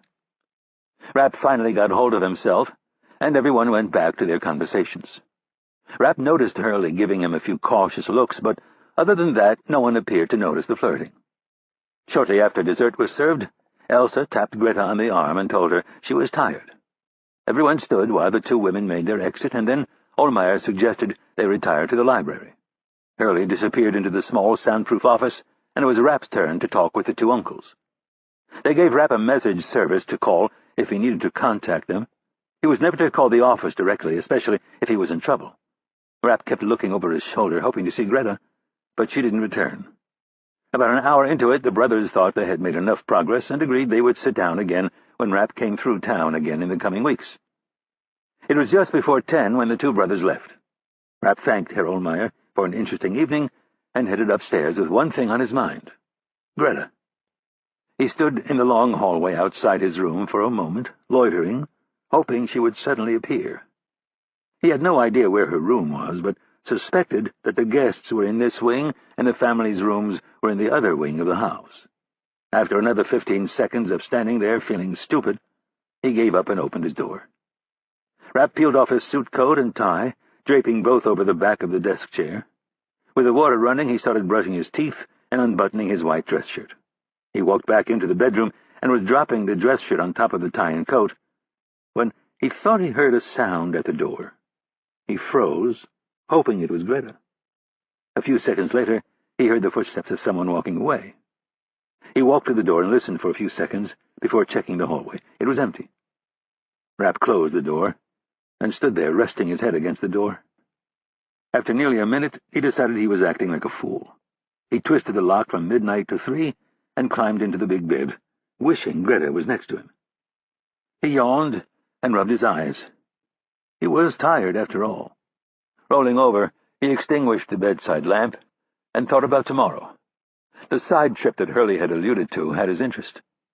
He wondered who the target was and if he'd had a direct role in the Panem attack.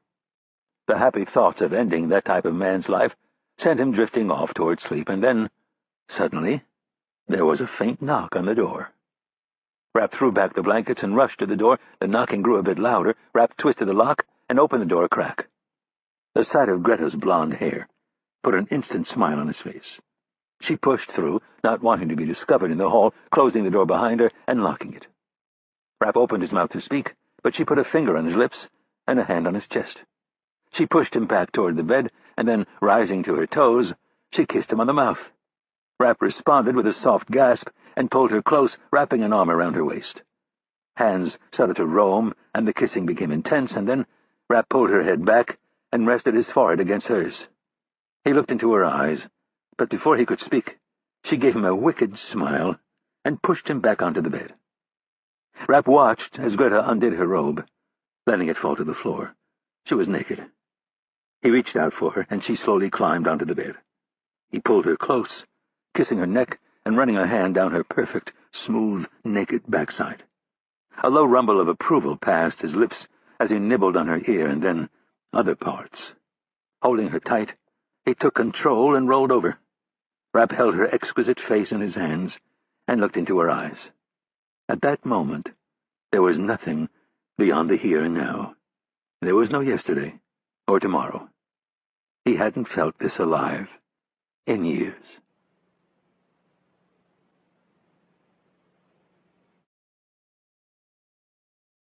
Chapter 43. Beirut, Lebanon. They were to meet 2 hours after sunrise. Syed asked Mugnia why 2 hours, and he told him it was because the cowardly Americans only attacked with the cover of darkness, and the Jewish dogs with the rising sun at their backs. Syed had seen the Jews attack at all hours of the day, but he wasn't going to argue with Mugnia, at least not considering his current mood. Syed looked down at his little CIA guinea pig. The man was not doing well. None of the nails had grown back enough to use the pliers, so he'd been forced to drill a hole through one of the agent's nail beds to try to get him to respond to his questions. Instead, the man had passed out. There were parameters in these situations, but they were only parameters. You could never tell when you had an outlier.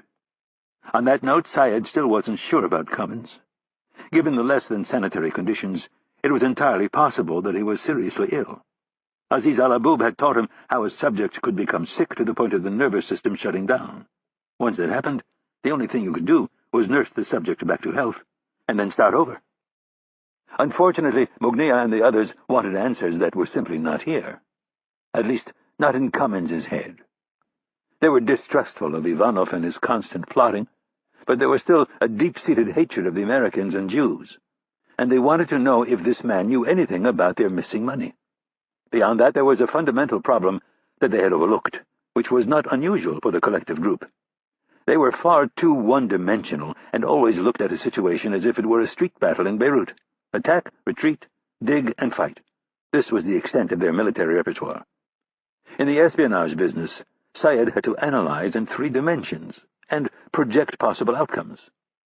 This John Cummins was going to eventually end up in the hands of Ivanov, if for no other reason than that Ivanov was used to getting his way.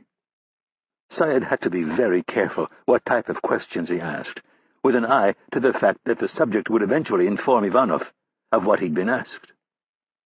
Syed would have to start the subject on a cycle of antibiotics. The others could talk all they wanted about not handing Cummins over, but Syed was done with him. There was nothing more to learn, and he did not wish to be put in the middle of this fight. He wiped the small splotch of blood on the front of the white butcher's apron and wondered what he should tell Damascus. They would want to be fully briefed on the situation, but they did not have to deal with all these crazy Palestinians. That was the paradox of Lebanon in general and Beirut specifically. The Palestinians were supposed to be in Palestine, not Lebanon. The Palestinians had upset the balance that the Turks had kept for centuries. Their displacement by the Jews shattered the fragile peace and plunged the country into civil war. And now, more than 15 years later, that civil war was over and the Palestinians were growing cocksure. With relative peace, Damascus was losing its sway over how all these vying factions conducted themselves. Damascus, for its part, was slow to realize what was plain to see. The child was now an adult, and did not appreciate, much less need, the consent of the parent. Fortunately for Syed, he was more like an uncle, a very non-judgmental uncle, especially this morning. Syed knocked on the metal door and waited for it to be opened by the guard. He stepped into the hallway and closed the door behind him. Looking at the 2 guards, he said, "He will need medical attention. Pass the word to the others. I want him treated like a baby. No more kicking or punching." The 2 men nodded, and Syed moved off down the hallway, still struggling with what he should tell Damascus. He could hardly share the details of the past few days. The Swiss accounts that had been so carefully set up were now empty. Damascus had contributed 0 to the accounts, but they were aware of their existence. They didn't know, however, that Syed had set up an account for himself with the aid of Sharif and Ivanov. He took a cut of every arms shipment that came into the country by helping assure that the various Syrian factions would leave the merchants be. Damascus needed to be kept in the dark as long as possible. He stopped in the small sandbagged lobby on the first floor. The door was completely blocked, and the floor-to-ceiling windows on each side were now nothing but small portholes, just enough to allow a man to take up a rifle position. Oh, how he wished those pesky Maronites would go away. He climbed to the 2nd story and followed the extension cords and phone lines to the makeshift command post. Once again the hallway was filled with armed men, but this time they didn't upset Syed. He needed them to deter the Christians from doing anything stupid. They were living in abject squalor. There was no running water, electricity, or phone service. The men were relieving themselves in the basement in random rooms and corners. No wonder Cummins was sick. Electricity and phone service would have to be brought in from 3 blocks away via a series of patched cords and lines that had been spliced into the surface of an apartment building. The guard stepped aside so he could pass, and he entered the command post. The men were standing around a sheet of plywood that had been placed on top of 2 50-gallon oil drums. Mugnia and Badruddin from Islamic Jihad, Jalil, who was Syed's Iranian counterpart, and Radi from Fatah. Each man had benefited handsomely from his association with the Turkish arms dealer, and now they were once again paupers. "Close the door," Mugnia commanded. Syed did so and joined the men at the makeshift table. "Well?" Mugnia asked. "Nothing." "Nothing?" Radi asked, obviously dubious. Syed looked at the little toad from Fatah and said, "I have been informed that some of your men have taken certain liberties with my prisoner over the past few days." "Your prisoner?" Radi shouted. "He is my prisoner." "The prisoner," Syed said, "has been kicked and brutalized by your men, and due to the lack of sanitary conditions from your men defecating all over the basement like a pack of wild dogs, it appears the prisoner is now ill." Badruddin made a foul face and said, "Really? You should institute some basic hygiene, at least have the men go on the roof. The sun will take care of it for you." "Do you want to walk up 7 flights of stairs to go to the bathroom?" Radi asked. "Enough!" yelled an impatient Mugnia. He looked from one end of the table to the other, making it clear to all that he was not in the mood for petty arguments. "Someone has stolen millions of dollars from us, and you want to argue about where the men should shit? I was only—" "Silence!" Mugnia screeched. With his fists clenched, he turned on Radi. "I am sick of it. All of the complaining and fighting, the bickering, and for what? It gets us nowhere. Millions are gone. Sharif is dead. Our banker is dead, and that vulture, Ivanov, is now talking about coming to Beirut for the first time in years. Am I the only one who finds this a bit disconcerting?" "He told me he had nothing to do with Sharif's murder," Syed offered. "And since when do you believe anything that comes out of a Russian's mouth?" "I have no trust in the man, but on this point he did seem to be upset that someone had killed Sharif." "Maybe someone else did kill Sharif. And that was when Ivanov decided that with our Turkish friend gone, it was the perfect time to take all of the money." Syed considered that one for a moment. It was possible. Ivanov had proven many times that he could be ruthless. "Add to that these damn Christians deciding to make a show of strength." Mugnia gave a swift shake of his head. "I like none of it. Something is very wrong, and we know far too little." "Why would Ivanov want to visit Beirut?" Badruddin asked. "Land."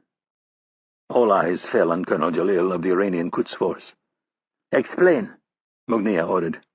"There is a great deal of valuable land here in Beirut, and many are saying that with war finally behind us, there are huge sums of money to be made." "Why can't these people leave us alone?" Mugnia asked no one in particular. "What about the Americans?" Radi asked. "We have one of their agents in this very building." "Who was sent here to negotiate the release of the businessman you kidnapped." Syed's tone suggested what he thought of the idea. "That is the story he has given you." Syed turned his head to look at Radi. "You doubt my ability to get the truth out of people? None of us are perfect." "So you think the American is holding back on us? That his coming here is all part of a master plan by the Americans to take over Beirut?" "I did not say that." "You did, in so many words." Looking back toward the leaders of Islamic Jihad, he said, "We do not have enough information to know what is actually happening. It could be anyone at this point, but based on what we do know, we have to assume that Ivanov is the front-runner." "So what should we do?" Badruddin asked. Syed thought about it for a moment and then said, "Let him come to Beirut. Keep our eyes and ears open, and see what we can find out."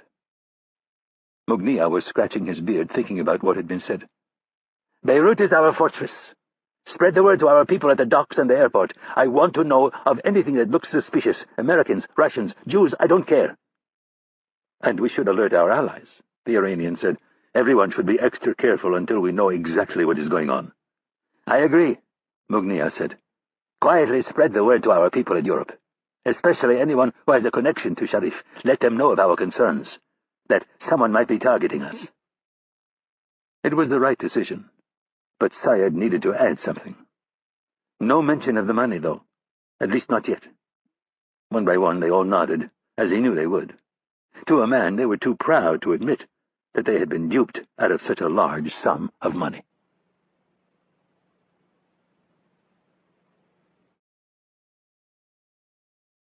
Chapter 44. Zurich, Switzerland.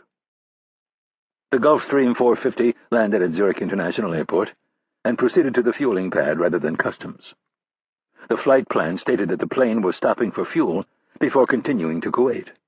The truck was waiting, and while one of the men began to unwind the hose, a second man in blue coveralls approached the plane's fuselage, opened his hand, and slapped the side of the plane 3 times.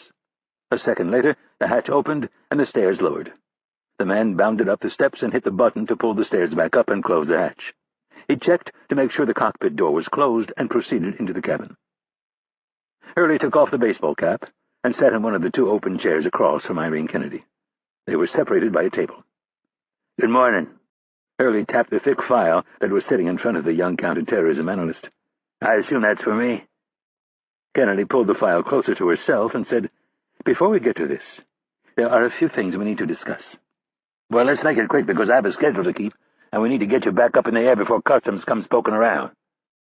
She nodded as if to say fine, and then asked, "What was the final dollar amount?" "For?" "You know damn well what for."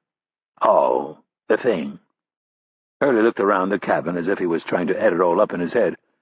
"I suppose somewhere in the neighborhood of—" Hurley flashed her a 4 with one hand and a 5 with the other. "Roughly, of course. A lot of it gets siphoned off along the way, fees and whatnot." "You're sure?" Kennedy asked, fairly confident that he was lying to her. "Irene, to be frank, it's really none of your business. This is between Tom and me." "Well, Thomas wanted me to ask you face-to-face, since you're so paranoid about using phones." "He knows damn well why I don't use phones. The same reason he doesn't." "True, but he still wants to know." "Why?" Hurley asked. "Because he thinks you're holding back on him." Hurley laughed. Stansfield knew damn well Hurley would never give him an official accounting. To handle all the black bag stuff they threw his way, he had to have access to piles of cash. "Darling niece, I think you are either bending the truth or trying to bluff me. Which one is it?" Kennedy studied him with a crooked frown, none too happy that he had figured out what she was up to.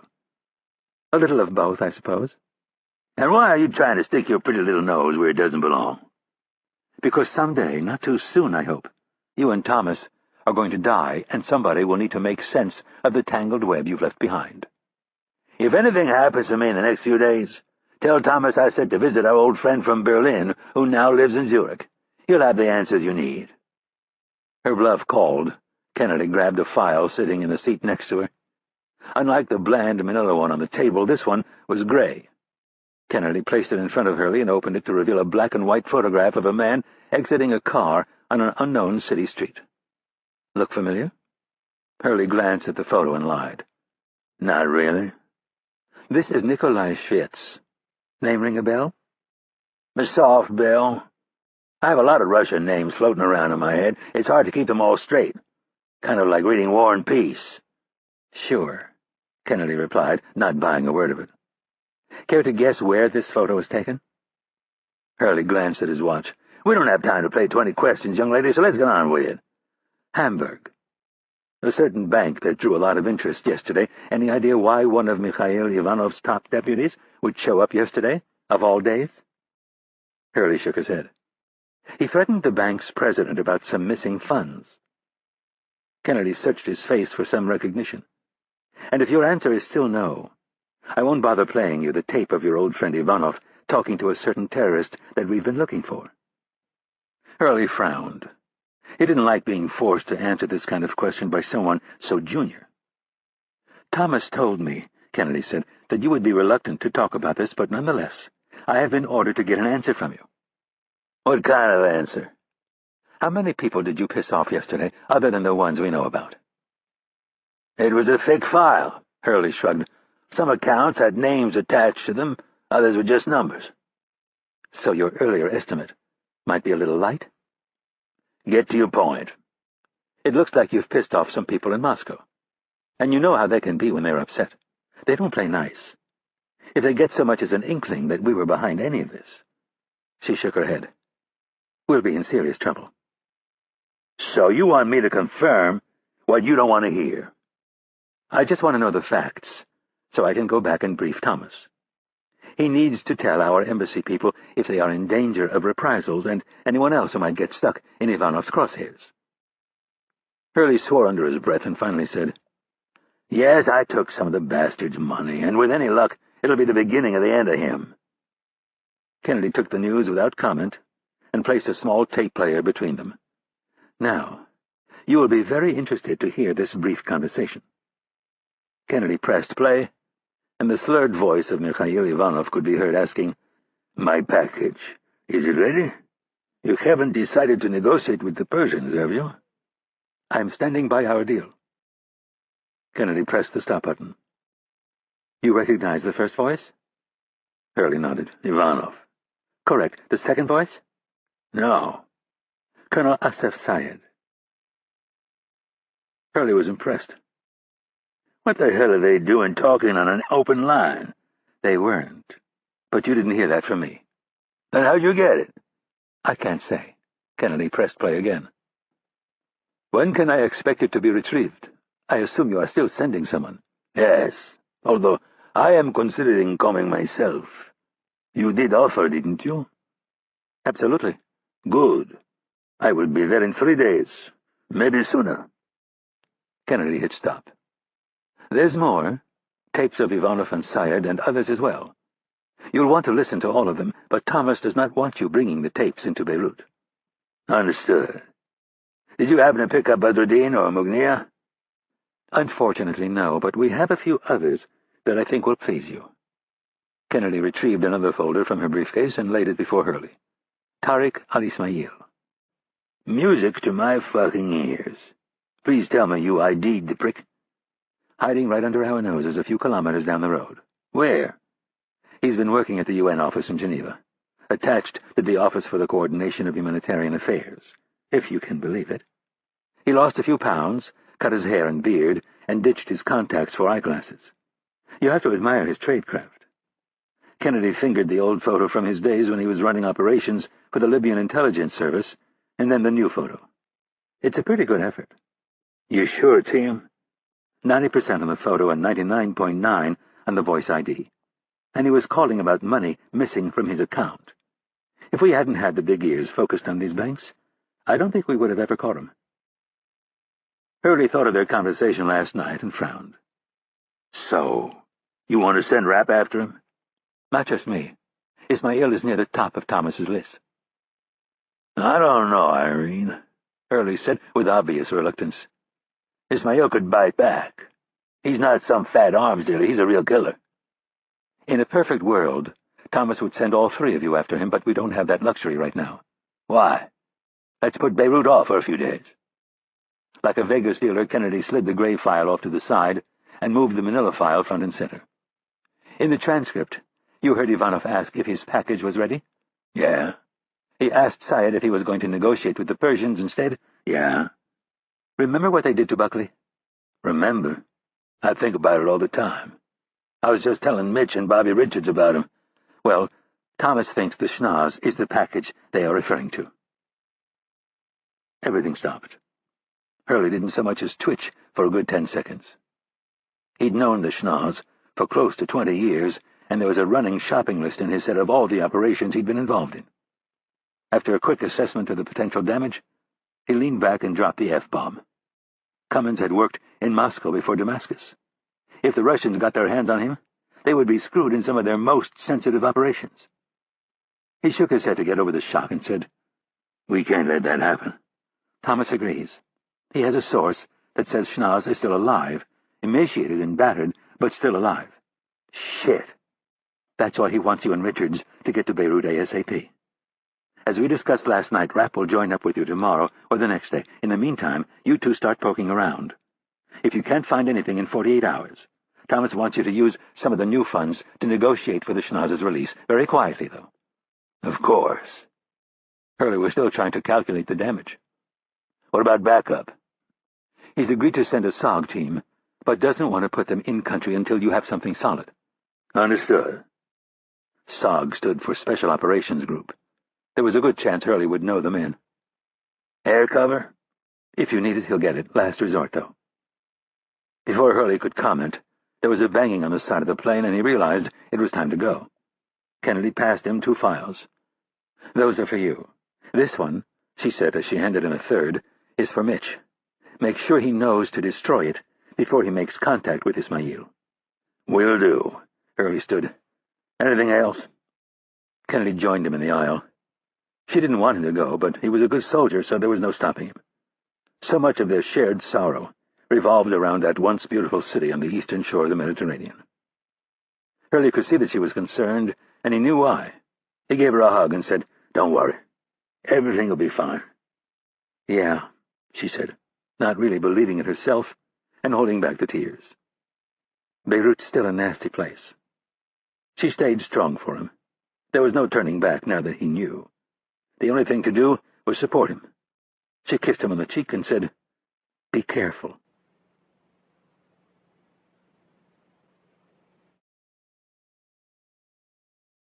Chapter 45. Geneva, Switzerland.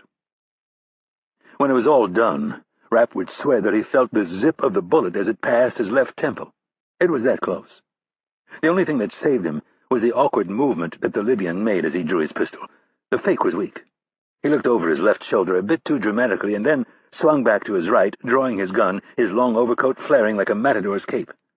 The other reason Rapp didn't fall for it was that mean old cuss Stan Hurley. It was the first time Rapp could honestly say he was grateful for all the shit Hurley had heaped on him. All of that damn methodical, shitty training paid off in the split second it took Ismail to draw his gun and turn on him. The fact that Rapp didn't want to kill the wrong man also contributed to the harsh reality that he was now cowering behind a Swiss mailbox, rounds of an undetermined caliber thudding into the metal receptacle at an alarming rate. And Hurley had been right, of course. He had told them that there were two ways to win a gunfight. Either land the first shot, or find cover and conserve your ammunition. Hurley had put them in a situation so similar to this that it was now damn near calming to listen to his opponent mindlessly fire one shot after the next into a four-sided box of steel that had survived every change of season for the past 50 years. Back in the woods of Virginia, the idea was to find cover while Hurley fired live shots at you. And mind you, he didn't fire them safely over the horizon. He liked to hit things close to you, not rocks or anything, hard enough to cause a life-ending ricochet, but soft things like dirt, sandbags, and wood. The object of the lesson was to teach you what it felt like to be shot at so you could keep your head when confronted with the real thing. As a bonus, you learned to count not just the number of rounds you fired, but the number of rounds your opponent fired as well. At first the exercise was unnerving, but after a while, as with most things in life, you adapted and got the hang of it. Rapp squatted, his back pressed firmly against the mailbox, and counted the number of shots, which had been 8 so far. He was waiting for the inevitable calm in the storm. There was a problem, however. While Rapp's pistols were equipped with silencers, the Libyan's gun was not. 8 extremely loud gunshots had rung out in a city with one of the lowest murder rates in the entire industrialized world. It might as well have been an artillery barrage. There was no telling how many extra magazines the Libyan had in his possession, but he doubted the man could match the 72 rounds Rapp carried. Rapp released the grip of his still-holstered Beretta and stabbed the big gray button on his Timex digital watch. Just as Hurley had taught him, it was set for stopwatch mode. The average response time for a police car in a city of this size was roughly 3 minutes, and that was assuming there wasn't one nearby. There were rules that were flexible, and there were rules that couldn't be broken. And killing a police officer was one of those unbreakable rules. Hurley had told them, "If you kill a cop, I will kill you before they do." The first 8 shots had come in rapid succession. By the sound, they were 9mm or maybe .40 caliber at the most. Rapp never heard where the first one landed after it flew past his head, but the second shot had blown out the driver's side window of the white BMW parked a few feet away, which was now chirping and beeping like a car with Tourette's syndrome. The next 6 had hit the mailbox. Not a smart move, unless he had a second gun and he was closing on him. Rapp thought that unlikely. Ismail was spooked and on the run, which in itself bothered Rapp. The drive from Zurich had been easy, just under 3 hours, counting a quick stop to call the answering service and confirm that the target was at his place of work. The file was straightforward. They were monitoring the calls he made at work. They knew where he lived and the make and model of his car. Hurley gave Rapp specific instructions: tail Ismail after work and follow him to his apartment. If he comes out for an errand or an evening stroll and there's an opportunity, take him. If not, wait until morning and shoot him while he's getting into his car. Rapp had followed the instructions to the letter, and when Ismail bowed out of his apartment at 10:09 that evening, Rapp watched him round the corner and then pursued on foot. A block later, Rapp noticed that Ismail had a duffel bag slung over his left shoulder. It was at that point that the wheels started to turn in Rapp's head. He asked himself if it was normal to leave your apartment on a crisp winter night when you should be getting into bed. It wasn't unheard of for someone to head out after 10, but it was far from common, especially on a Tuesday night. Throw in the overnight bag, and you now had someone who might be running. That was pretty much what Rapp was thinking when Ismail pulled his lame matador move. That, and wondering if he could rush him at the next intersection, shoot him in the back of the head, and be in France before midnight.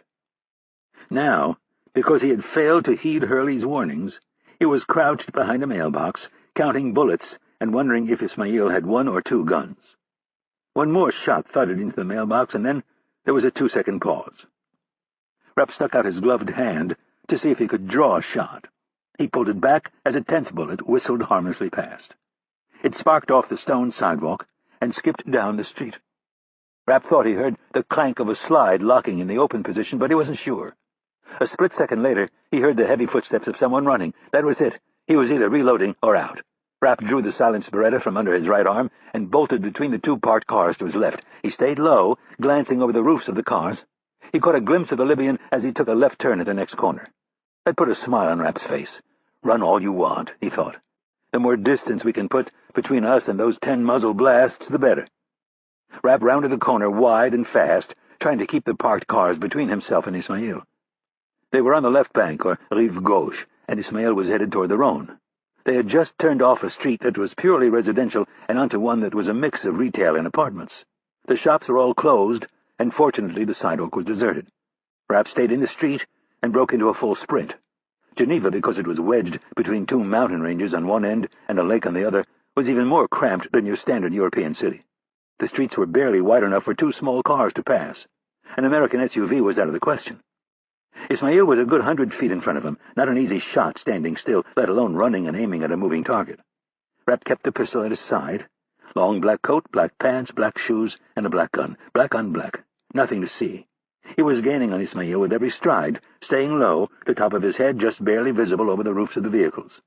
And then Ismail saw him as Rapp passed from one car to the next. There was now no more than 70 feet of separation, just over 20 yards. Either the man was really slow, or Rapp was really fast, or probably both. 60 feet in closing was the best Rapp could figure when they locked eyes. Rapp started to raise his pistol to fire, but before he had it leveled, Ismail was swinging the bag around, and then all hell broke loose. The bag exploded, spitting red-orange flashes on the dark street. Rapp turtled, dropping behind a nice piece of German steel. Counting shots was not an option with whatever it was in the overnight bag. The rate of fire told Rapp that it was probably an Uzi or a MAC-10. To the uninitiated, a gun was a gun, but in his new line of work, caliber was every bit as important as rate of fire. Since the Mercedes had no problem stopping the rounds, Rapp concluded it was a 9mm Uzi. If it had been the MAC-10, he would have felt the punch of the .45 caliber rounds as they penetrated the body and rattled around the interior of the car. Rapp glanced at his watch as glass rained down on him from the blown-out windows. He could picture in his mind's eye the Libyan backing up as he laid down fire. The Uzi he was firing used either 20, 32, or 40-round magazines. The 40 was unlikely because it probably wouldn't fit in the bag. And if it was 20, he would be done already, so that meant it was 32 rounds, and he was almost out. And once Rapp heard the click, it would be over. There was no way the guy could pull a weapon like that out of a bag and reload it before Rapp was on him. The bullets stopped, the noise replaced by a half-dozen car alarms that were now chirping and beeping and screeching and flashing. Rapp came up with his weapon this time, his finger on the trigger, ready to fire. Ismail was gone. Rapp caught a glimpse of him farther down the block and tore off, again staying in the street so he could use the cars for cover. The clock in his head was marking time as he pressed his advantage. He closed again to within 60 feet. Ismail looked over his shoulder, raised the bag, and let loose another burst. Rapp went into a crouch behind a car but kept moving. Rapp couldn't be sure if it was a 4- or 5-round burst, but it had stopped, and Ismail was on the run again. Rapp, thinking the gun was out of bullets, or close to being out, ran tall now, more worried about speed than cover. Ismail made it to the corner and turned left. Rapp stayed wide again, and when he cleared the corner, he came upon the unwelcome sight of Ismail standing there with his left arm wrenched around a woman's throat. Rapp didn't look at her. He didn't want to look at her. Old, young, fat, skinny, none of it mattered. Ismail's right hand was still in the duffel bag, gripping the Uzi, which might or might not be out of bullets. Ismail started screaming at him to drop his weapon, or he would kill the woman. Rapp continued to close, as he had been taught. His pistol was up, directly in front of his face, an extension of his left eye, which was attached to his brain, which was still counting the seconds and telling him to finish this and get the hell out of there. The woman was now screaming, and for the first time Rapp noticed she had a small dog on a leash that was yipping and snapping at Ismail's legs. He had no doubt that Ismail would kill the woman, but what purpose would it serve? If Ismail had any bullets left in that gun, he would turn it on Rapp right now and zip him with a nice burst to the chest. If he shot the woman, he was a dead man, and he didn't want to die, as he had proven very loudly over the last half-minute. His only way out of this was to kill the man who had been chasing him. He was nicely shielded by the woman. All he had to do was swing the bag around and unload. Rapp stopped at 20 feet and decided that since Ismail hadn't taken aim at his chest, he was bluffing. In the end, it was the dog that tilted things in Rapp's favor. Ismail wisely tried to create some distance between them by stepping back. What he didn't know, because he hadn't bothered to look down, was that the little yipping dog had run a couple of circles around them, and his leash had formed a nice little lasso around the Libyan's ankles. Ismail stumbled and jerked to his left to catch himself. For a brief second, the side of his head was clearly visible. Rapp was now only 20 feet away. He squeezed the trigger once, and that was all it took.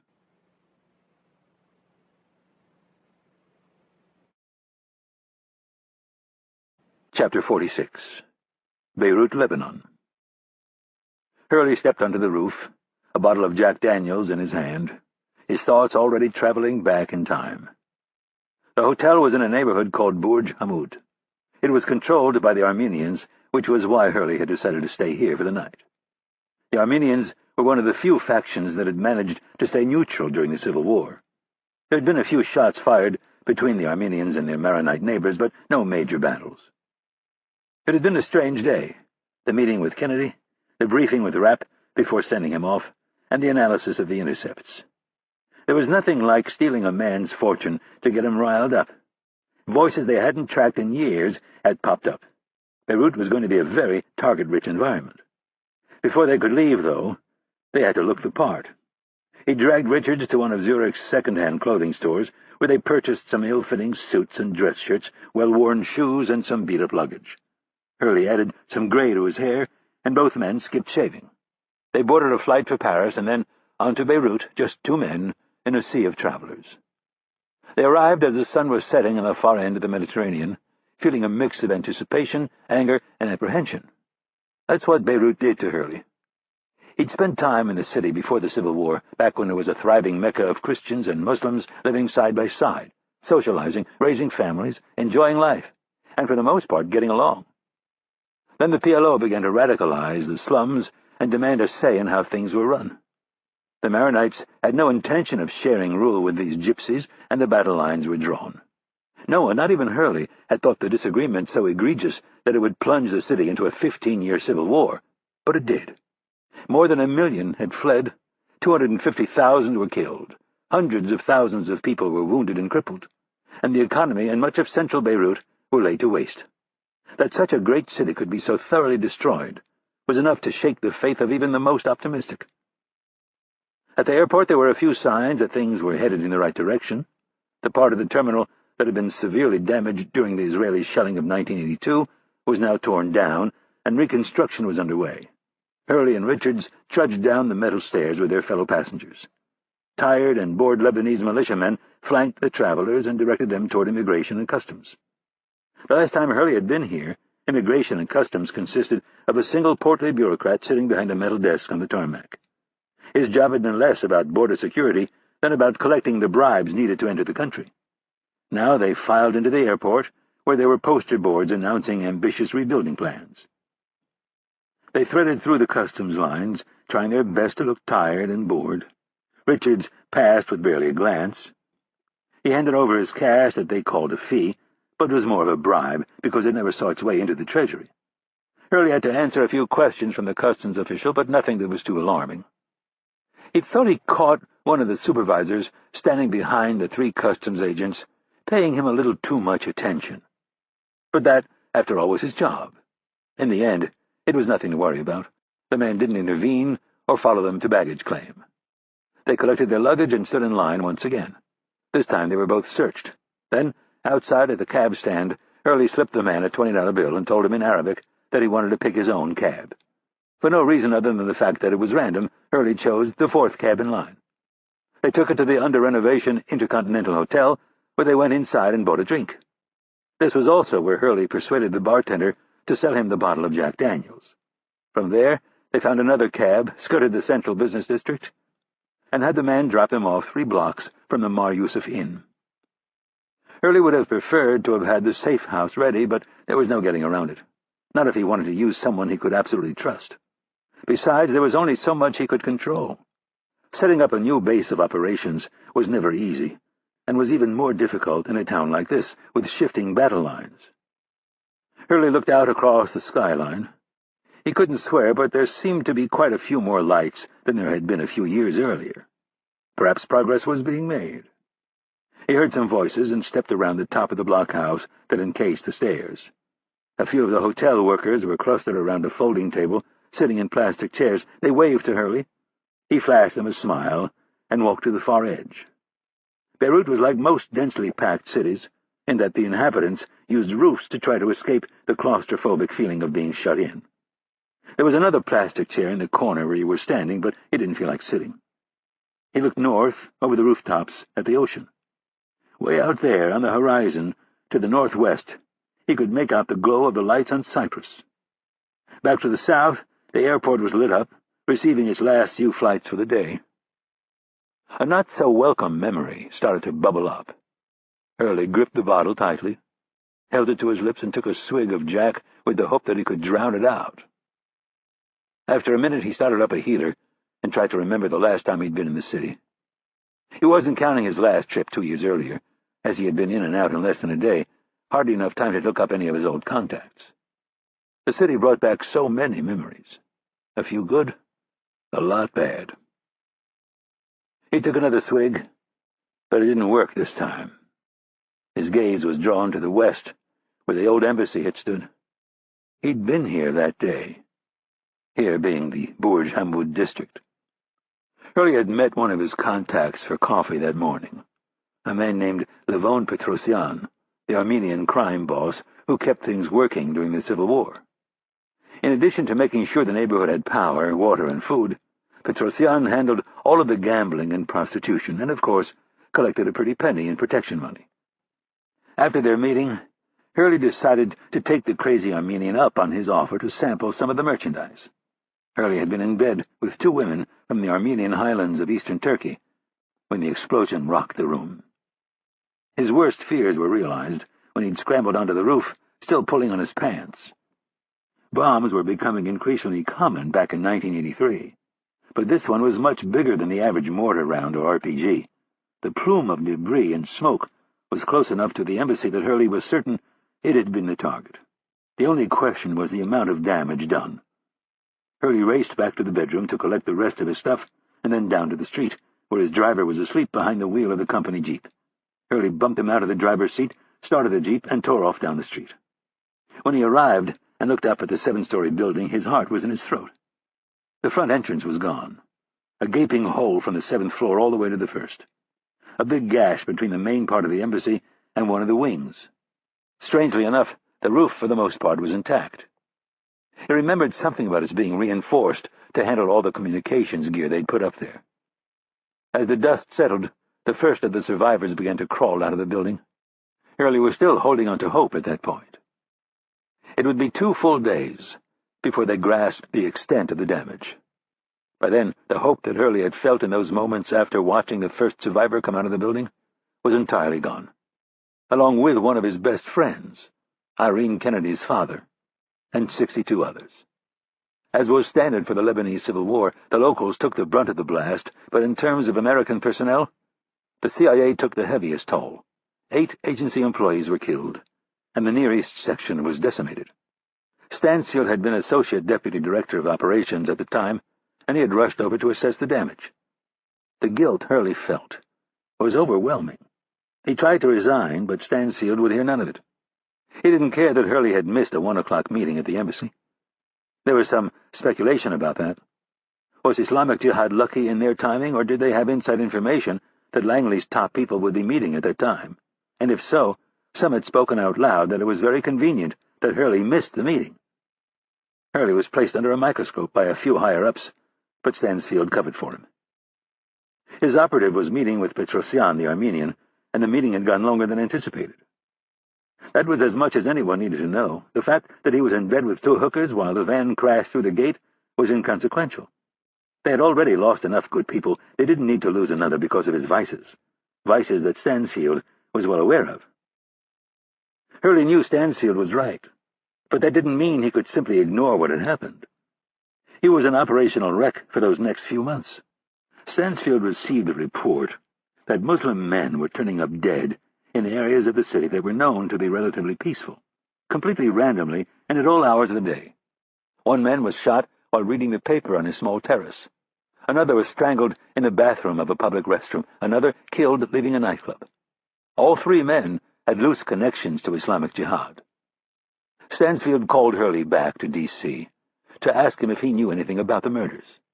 And to his astonishment, Hurley admitted to the killings. Stansfield could not allow one of his oldest friends and best operatives to go running off half-cocked, killing whomever he wanted, even if the targets were somewhat legitimate. As Hurley had pointed out, Islamic Jihad had declared war on the United States. He was simply obliging them by participating in the war. There was a bit of logic in his thinking, but Langley couldn't afford any more scrapes with the press and the politicians at the moment. The solution was easy. Things were heating up along the Afghanistan-Pakistan border, and Hurley knew the Russians better than anyone. So Stansfield shipped him off to Peshawar to help train and equip the Mujahideen. And now, almost 10 years later, here he was, full circle, right back in this stew of religious fascists who all fervently believed they, and they alone, knew what God wanted. Hurley had been trying to warn Langley for years that these Islamic whack jobs were the next big problem. He'd seen both fronts up close, Beirut and Afghanistan, and the Afghanis made these guys look like pikers. Any culture that swaddles its women from head to toe and refuses a drop of booze while exporting opium around the globe is seriously screwed up. Another of Hurley's rules was to be extremely distrustful of anyone who didn't drink. Afghanistan was an entire society that didn't drink, and it scared the piss out of him. Hurley took a pull from the bottle and shook out another cigarette. He lit it, blew the smoke up into the ocean breeze, and thought about tomorrow. The safe house should be set up and equipped by then, and the backup would be ready by early afternoon. He'd have to see what kind of info the agency guy had, and if it wasn't enough, he'd go pay Petrosian a call. Hurley had heard he owned more than 2,000 apartment units in the neighborhood. That would generate a lot of income. But a guy like Petrosian could always use more money, and that was one thing that Hurley finally had a lot of. What he didn't have was time. If they were going to save the schnoz, they would have to work fast. Sometimes working fast could be used to your advantage, but you had to mix it up, and they'd been moving at a pretty good clip for about a week. Sharif, Dorfman, and by now Ismail, they might as well stay on the attack for a few more days.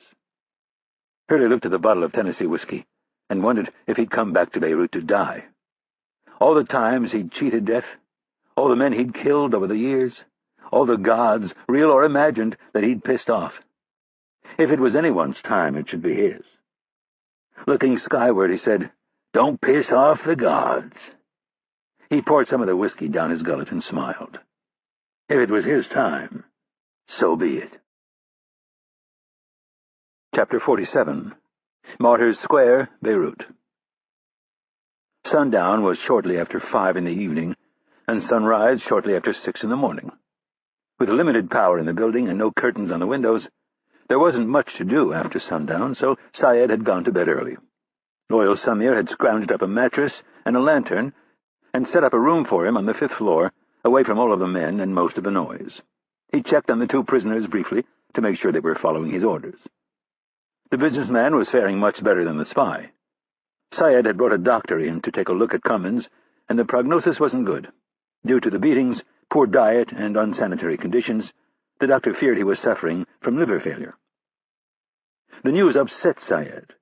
He'd been warning the guards for several weeks to lay off the prisoners, but they somehow couldn't get it through their thick heads that the 2 men were worthless to them if they were dead. Add to that the stress of the missing money and Ivanov coming to town, and it was enough to make Syed's temper flare out of control. He gathered the men in the basement and told them he would execute the next man who dared lay a hand on either prisoner. He caught one of the men rolling his eyes at the order, and before the imbecile knew it, Syed had the muzzle of his Markov pistol pressed firmly against his forehead. The others finally got the point. Syed went to bed wondering if they would rebel or follow his orders. It was just another thing to add to his general discomfort. He did not sleep well. His dreams, vivid and bizarre, taunted and tortured him. He was running. He must have been on the beach, because no matter how fast he told himself to run, his legs plodded along as if they were stuck in deep sand. There was a dense fog, so thick that he could see no farther than the end of his hand. Jets were overhead, screeching and dropping deafening bombs in the distance. Bright flashes erupted through the marine layer, the noises of the big bombs muted by the moisture in the air. Why was he running toward the bombs? What was he running from? He woke up with a start, his heart pounding out of his chest, covered in sweat. Syed looked around the office where he decided to spend the night. A soft moonlight spilled in from the blown-out window. There was a pile of garbage in the corner where Samir had swept the glass and debris. Scavengers had taken everything. The furniture, even the carpeting, had been pulled up, leaving only the bare concrete floor and the dried glue that had been used to hold the carpeting down. The whole thing was depressing. The geniuses in Damascus should all be forced to live like this for a night.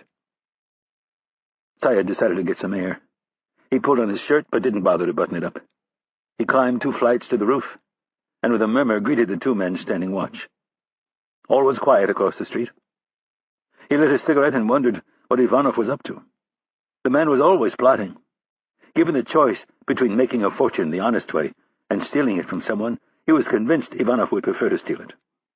He was a thief at heart. It was in no way a stretch to think of him plotting to kill Sharif.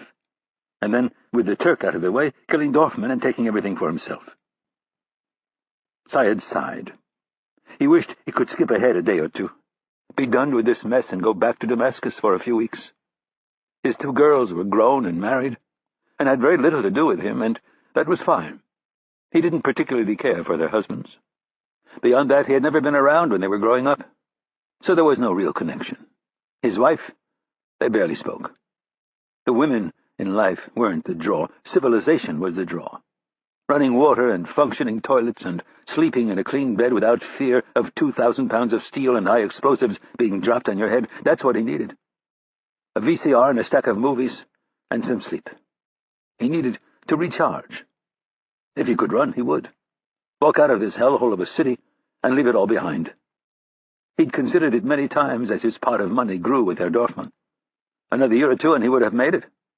He could have gone back to Damascus, retired, and used the money he had stashed away in Switzerland to invest in opportunities as Beirut stabilized. He could have lived like a wealthy sheik. All of those years of hard work gone in an instant. It was almost impossible to bear. He finished his cigarette and looked at the stars. He didn't like having to stay in one place like this, especially a place so primitive. The food was horrid and infrequent, the conditions ripe for illness, and he couldn't sleep. And if he couldn't sleep, he would make mistakes. Mistakes were not something he could afford these next few days. He didn't want to go back to the depressing room with the soiled mattress, but he had to, at least to close his eyes and rest. Syed plodded down the steps and into the dark room. He took his shirt off, setting it on the floor, and then lay back down on the dirty mattress, trying to ignore the stench. The crux of the problem was the money, and it was a bigger problem than any of them realized. They were all lamenting their loss of personal wealth, but the dire situation lay in their inability to pay their people. There were a few mentally unstable militants who would work for free, but the bulk of the foot soldiers would walk away. They were paid in cash every week, and payday was Thursday. They would be able to scrape together enough to get through this week, but then they would be bankrupt. The following week, they have to pay their monthly bribes to the police, politicians, bureaucrats, and spies in the other camps. There would be hundreds, if not thousands, of hands extended, waiting for the money, and behind them, families, waiting to put food on the table. If they did not rectify this situation quickly, it could be a major disaster. The Maronites and the other factions would swoop in and pick up territory it had taken them years and thousands of men to gain. Everything they had worked for would unravel. He would have to tell Damascus and, of course, leave his personal loss out of it. They were likely to punish him by banishing him to Yarmouk, the bleak Palestinian refugee camp on the outskirts of Damascus that was teeming with the Pushy tribe in search of a permanent home. He heard footsteps down the hall, and then some voices. They sounded as if they were going from room to room. Looking toward the open doorway, he saw the beam of a flashlight. Syed grabbed his pistol and sat up. "He's up here somewhere," he heard a voice in the hallway say. "Who is it?" Syed asked. "It's me. I've been looking all over for you." Syed recognized Radi's voice and lowered his gun. "I'm in here." Radi appeared in the doorway. 3 other men were behind him. "Asif, you are not going to believe the news I bring you." Radhi clapped his hands together.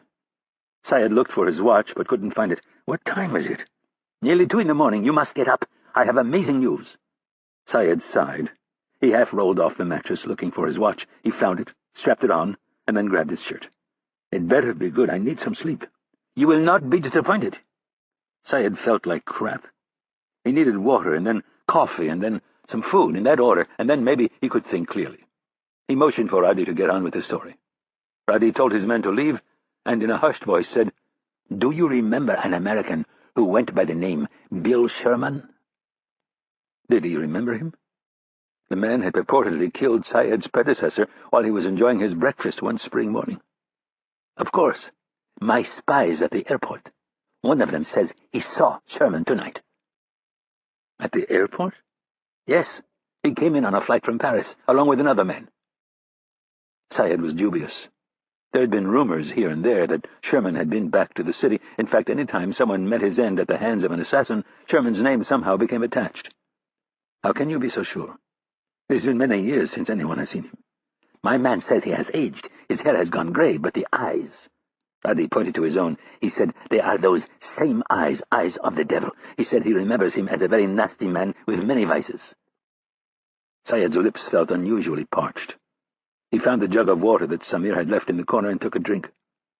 Why would the Americans send Sherman to Beirut after all these years? The most obvious answer was in the basement of this very building. They wanted their agent back. But why send an assassin like Sherman? The man was a harbinger of death, not a negotiator. Turning back to Radhi, he asked, "Did your spy happen to know where he was headed?" With a self-satisfied grin, Radhi said, "I put out the word yesterday after our meeting. I told everyone to be on the lookout for anything suspicious. My people know how to do their jobs. They followed him and the other man to the Intercontinental. And they had a drink at the bar, and he bought a bottle of Jack Daniels from the bartender and then got into a cab, one of ours. He had the cabbie drop him off in front of a hotel on Daura. After the cabbie was gone, they walked 3 blocks to a different hotel." "Which one?" "The Mar Yosef Inn." "And he is there? Right now?" "Yes. They got 2 rooms for 1 night. I just spoke to the manager. They are still there." "Are you sure?" Syed asked skeptically. "The Bill Sherman I remember would never allow himself to be followed." "My men are good. We have trained them to use radios. They have a system set up at the airport. When they see someone who might be a fat target, they follow him and pass the word to me. We then swoop in and grab him. I have men heading to the area now. There's only one problem." "What?" "The hotel is in Burj Hamud." Syed needed to wake up. Normally, he would never ask such a stupid question. The Sherman he remembered was tight with the Armenians. This would have to be handled delicately. If we get in a gun battle in Burj Hamud, we might not make it out alive. Radhi did not disagree. "We can wait and follow him. If he leaves the Burj, we can grab him." They'd been lucky enough to stumble across him. That luck would not hold with a man like Sherman. He would see them sooner rather than later, and then he would kill whoever it was who was watching him and disappear.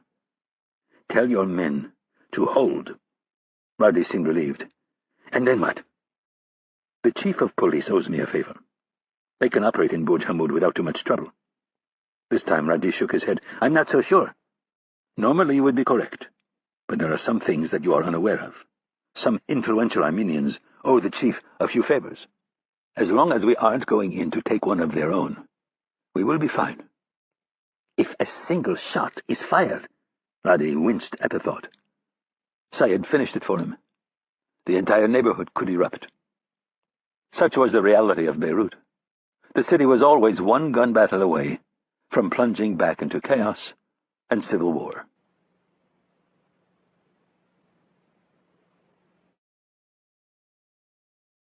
Chapter 48. When he hit the midway point of the last run of stairs that led to the small lobby, Hurley noticed the man sitting in the chair with his back to the door. It was probably nothing, but then again, Hurley had survived all these years by noticing the little things. If enough of them piled up, they usually led to trouble. There was a couch and 3 chairs.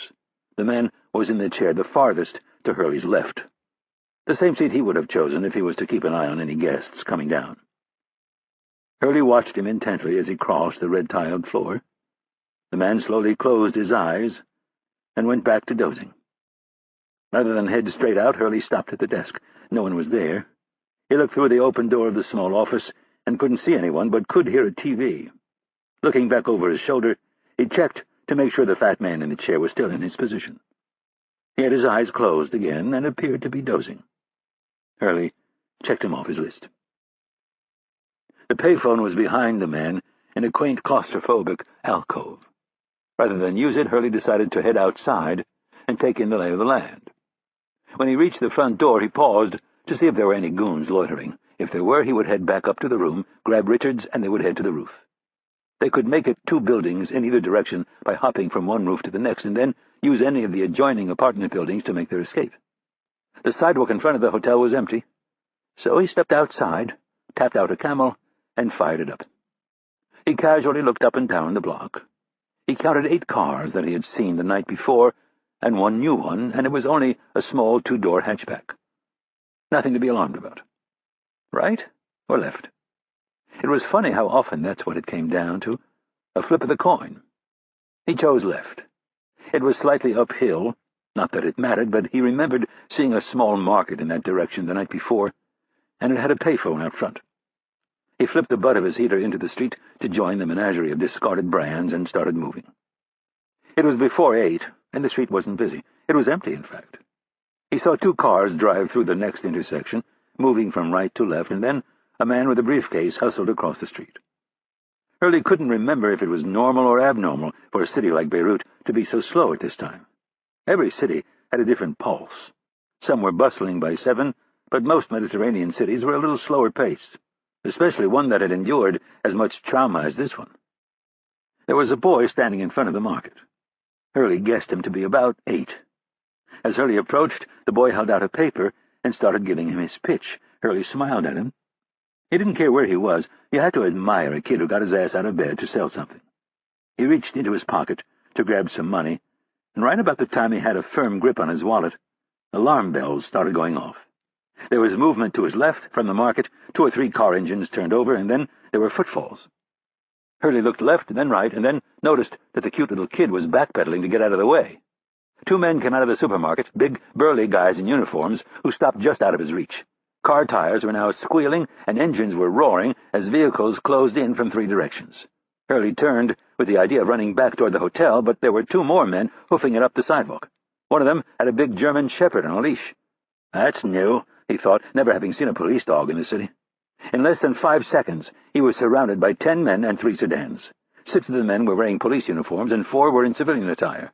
The civilians had pistols drawn. They could be either part of a militia or detectives or, worse, Syrian intelligence officers. The uniformed police were wielding wooden truncheons. Interesting, Hurley thought to himself. Not a single one of them attempted to lay a hand on him. Hurley calculated the odds while he slowly reached for his cigarettes. Even if he had had a gun, he wasn't sure he would have gotten himself out of this jam. They all looked nervous, which in itself told him something. Someone had prepped these guys, told them to keep their distance, which was not standard operating procedure in this part of the world. Normally, it was club first and ask questions later. Hurley lit his cigarette with the steady hand of a brain surgeon. He greeted the men in Arabic and asked, "What seems to be the problem?" "Good morning," announced a smiling man in a 3-piece suit who appeared just beyond the phalanx of men. "We have been waiting for you, Mr. Sherman." He glanced ever so slightly at the 2 men behind Hurley and gave them a nod. Hurley turned and blocked the first blow with his left hand, wrist to wrist, and then delivered a palm strike to the man's nose. He ripped the truncheon from the man's hand and ducked just in time to miss the blow from his partner. The man was out of position from swinging so hard and had left his ribs exposed, so Hurley rammed him with the truncheon and sent him to the ground. Just as he turned to face the others, he was cracked across the head and then the back. He dropped to one knee and then to the ground as the batons and feet came crashing down. As they took the fight out of him, Hurley lay bleeding and hoping that Richards had enough time to run.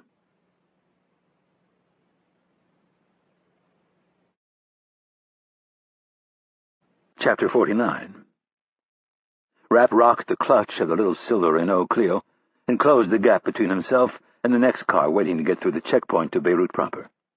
It was his 3rd checkpoint since the Syrian border.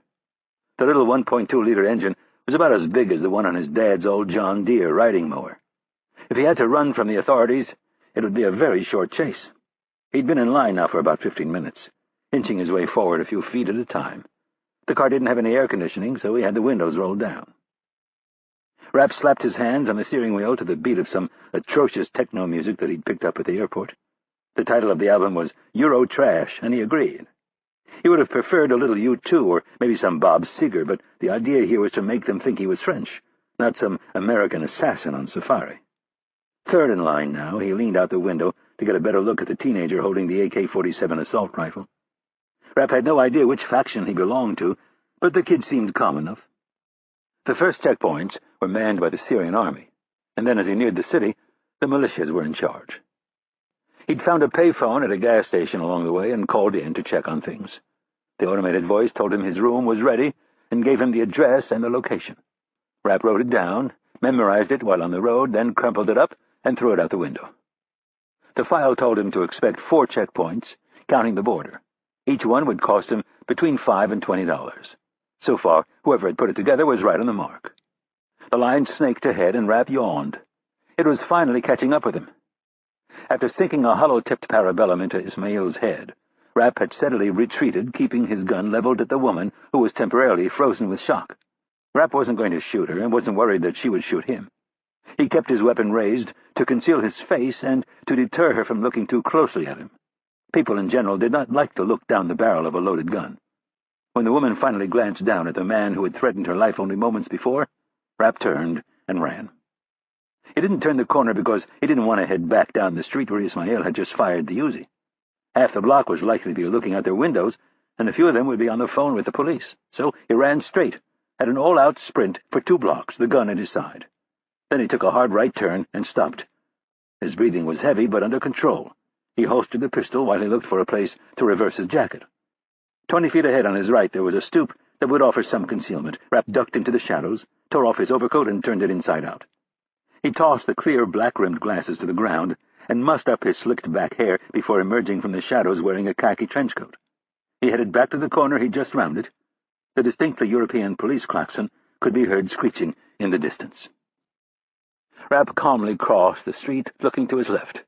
He could just barely make out the woman. She had been joined by 3 or 4 people. Rapp acted as if he didn't notice. After he cleared the intersection, he picked up the pace, but not so much as to draw attention. He looked like a man out for a brisk walk. The roan was now only a block and a half in front of him. With each step, the sirens grew in force, but Rapp wasn't worried. They would go to the body first, and then they would check the damage caused by the Libyan's Uzi, and then they would begin to look for a suspect. Rapp reached the river, which at this point was fairly wide. He turned right, and after looking up and down the block to make sure no one was watching, he casually slid his left hand between the folds of his jacket and grabbed the Beretta he'd used to kill Ismail. Rapp waited until he was in the shadows between 2 streetlights and then drew the gun. He flipped it casually a good 20 feet into the ice-cold water and kept moving. A block after that, he disposed of the second gun, then had to make his first big decision. Just on the other side of the river, 1 mile away, was Geneva International Airport. If he hustled, he might be able to catch the last flight out to Paris. Airports made him nervous, though. There were always cameras and police, and if you were going to get on a plane, you had to buy a ticket and show a passport, and that left a trail. His legends were to be cultivated and protected, not used for convenience sake. So he turned back for the rental car and rehearsed what he would tell the police if they stopped him. Fortunately, the story was never needed. Police were flooding the area, but they were still headed to the crime scene. On his way back, he didn't see a single police car heading out to look for suspects. When he climbed behind the wheel of the rental car, he checked his stopwatch. 4 minutes and 37 seconds had elapsed since he'd taken refuge behind the mailbox. Not bad. Once behind the wheel, he had a lot of options. The primary plan was to cross the border into France and then drive to Lyon, but he was too pumped up, and with the border crossing so close, they might be looking for a man of his general description.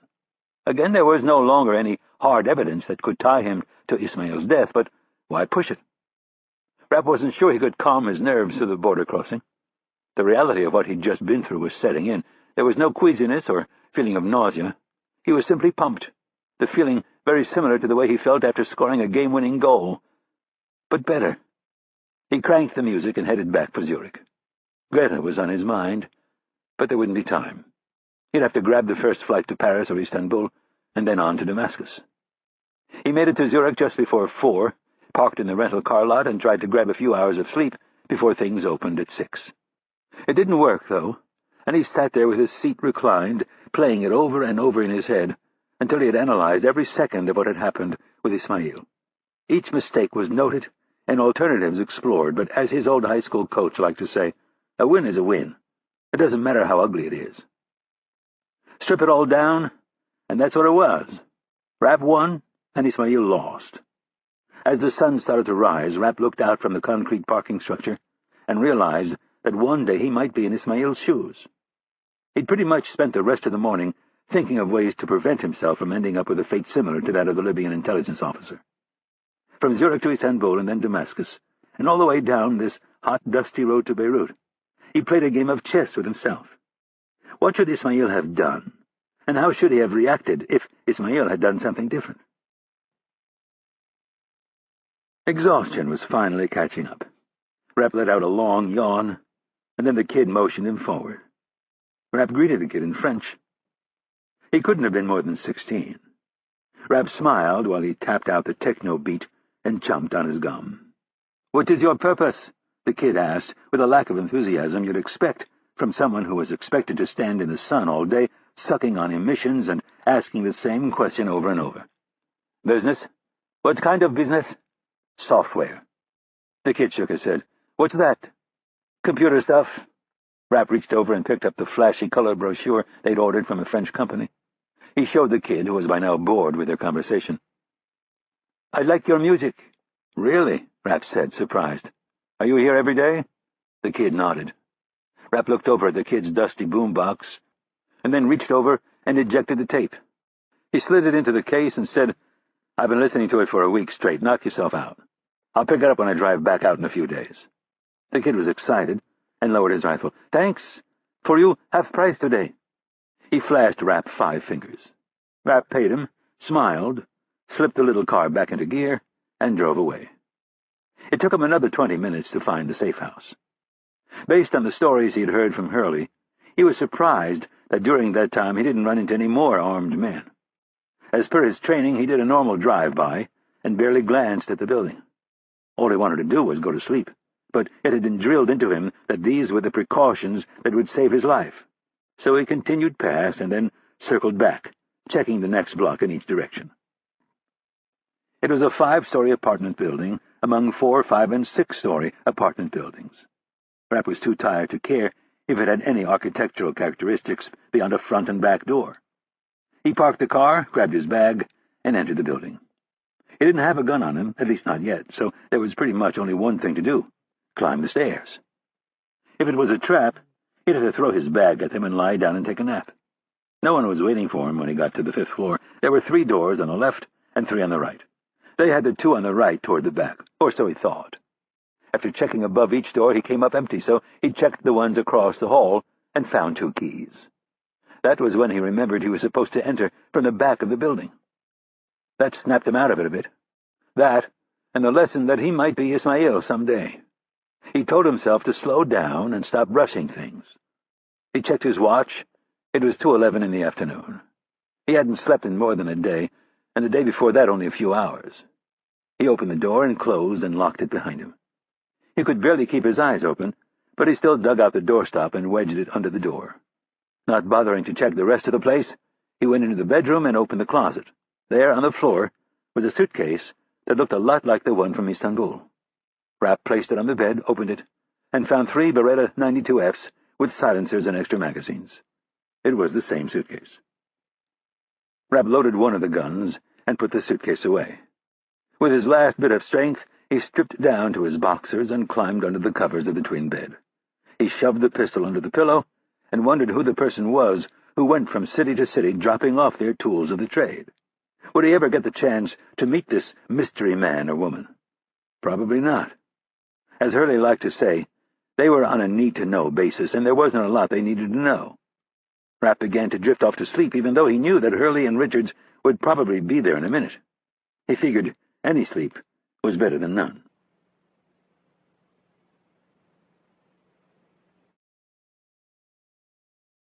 Chapter 50.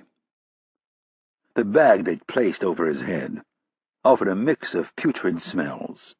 Feces, vomit, snot, and blood all mixed together, with the sweat of all the men who had worn it before him. And it wasn't the perspiration of exertion. It was the ripe sweat of fear and all-out assault on his olfactory system, designed to make him pliable to whoever it was who would walk through the door and begin asking questions. Hurley had no idea where he was, other than the fact that he was in a basement. He'd felt the stairs as they dragged him from the trunk of a car and into the building. It was the second car he'd been in that morning. In the midst of his pummeling by the police, he blurted out the only name that he thought might help. "Levant Petrosian! I am a friend of Petrosian!"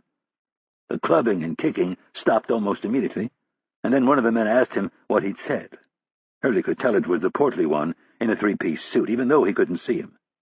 The man ordered him cuffed and placed in the back seat of one of the cars. They weren't gentle, but Hurley didn't expect them to be, so it wasn't too bad. That was when they placed the first hood on his head.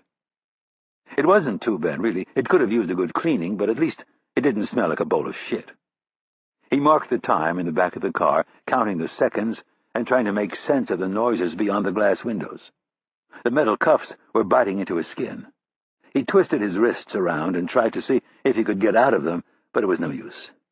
27 seconds later, the car doors opened. Hurley couldn't be sure, but he thought two men got in the front seat, and one man joined him in the back. He felt something hard jabbed into his ribs. "Don't move, or I will kill you." Hurley couldn't be sure if the object at his side was a gun or a truncheon. "Fuck you!" The object was jabbed even harder into his side. "You shouldn't talk to a policeman like that." The voice came from the front seat. It was the older Pudgeball. "Policeman," Hurley said with open disdain. "If you're cops, what am I being arrested for?" "For striking a police officer. One of my men has a broken nose."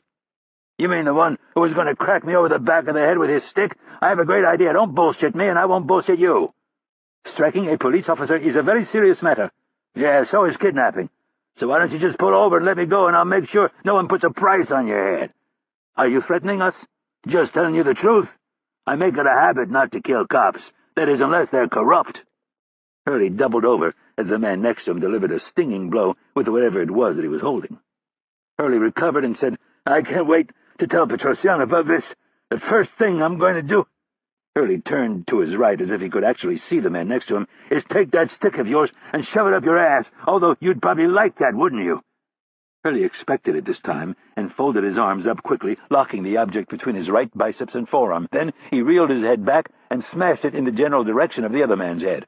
They hit forehead to forehead like two pool balls, a loud, resounding crack. Despite the pain that Hurley felt, he started laughing wildly and kicking and thrashing. That was when they decided to pull over and put him in the trunk. Not long after that, maybe 10 minutes, they stopped, pulled him out of the trunk, and stripped him down to his birthday suit. Hurley endured this part without comment. He had a sinking feeling where this was all headed, and it was bleak, to say the least. He held out hope, though, that Richards had been able to get away. They wasted no time tossing him into the trunk of a second car and speeding off. It was a bumpy ride, and it must have been an older car because the fumes grew so strong that Hurley started to think he would suffocate. It occurred to him that that might be the best possible outcome. Fall asleep and die from carbon monoxide poisoning. He could skip all of the degradation and take his secrets with him. Unfortunately, he had survived, and they had dragged him into this dank basement that smelled like an outhouse. They'd switched out the hood that the police had used and put this disgusting burlap bag on his head. Hurley took in shallow breaths through his mouth and focused his mind. Throwing up under this thing would be extremely unpleasant. But then again, there was a really good chance that he was about to endure the most repugnant degradation the mind could imagine, so why worry? The mind, Hurley knew, could only take so much before it simply opened up and let the secrets spill out. They said everyone eventually broke. But Hurley didn't think of himself as everyone.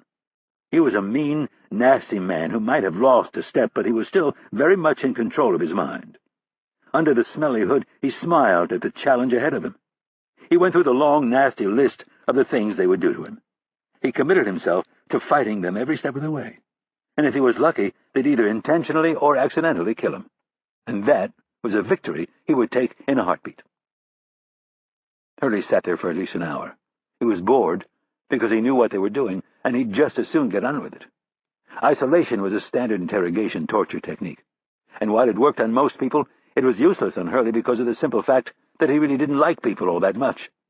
There were a few here and there that he'd met over the years who could hold his interest, but most others were either boring or irritating. There were noises on the other side of the door, footsteps, some talking, but nothing he could make out, and then the door opened. Hurley tried to count the different steps. His best guess was 3 or 4 men. They spread out around him. Someone approached him from behind, and Hurley resisted the impulse to flinch. The men grabbed the burlap bag and yanked it from his head.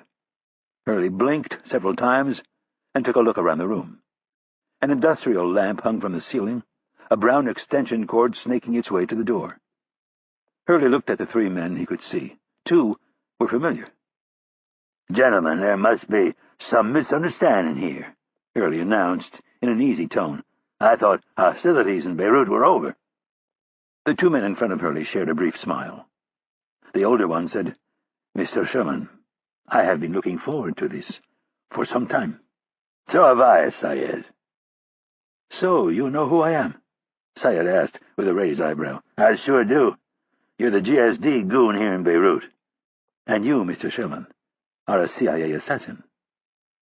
Hurley looked as if he had to think about that for a second, and then he nodded and said, "That would be correct. I kill people like you for a living. In fact, I killed your boss, Hisham." Syed nodded. This was going to be very interesting. "It really was a shame that you weren't at the embassy that afternoon. We planned the entire operation with the hope that you would be there." "Yeah, it was a real shame, although I've tried to make up for it over the years by killing as many of you assholes as I can." Syed gave him an affable smile. "It looks like your killing days have come to an end." "Possibly." Hurley surveyed the dank room. "Things don't look so good, but I'm always up for a challenge." "This is a challenge you will not win, and you know that." "I'm afraid I don't. You see, I'm a fucked-up guy. I'm not okay in the head, and I pretty much hate you limp dicks more than I love life, so this is going to be a tough one." "Really, Mr. Sherman, your false bravado is so American, so Hollywood." Hurley winced at the word Hollywood, as if it pained him to be associated with the town. "No false bravado here, Syed. I am going to fuck with you until I take my last breath. I'm going to feed you so much disinformation you won't know what to believe. You'll be killing your own people before it's all over. You won't sleep at night, and when you do, you'll be dreaming of traitors around every corner, spies in your own camp. This is going to be a blast." "Really?" "Yep." Hurley gave him a nod to confirm his conviction. "The 2 of us are going to take a little trip into the bowels of my sick mind, and trust me, you won't make it out unscathed." "Ha!" Syed laughed. This was a first. "Fine. I think we should begin our journey, don't you?" "Absolutely. The sooner the better. That's my motto." "Why have you decided to come back to Beirut after all these years?" "You know why I'm here."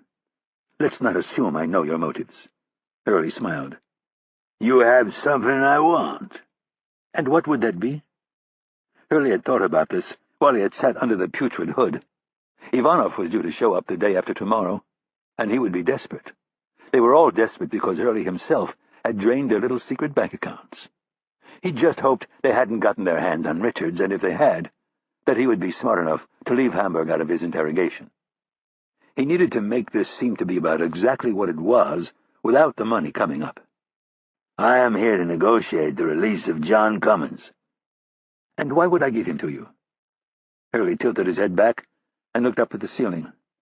"Well, let's think about that. If you give him back to me, I won't kill you."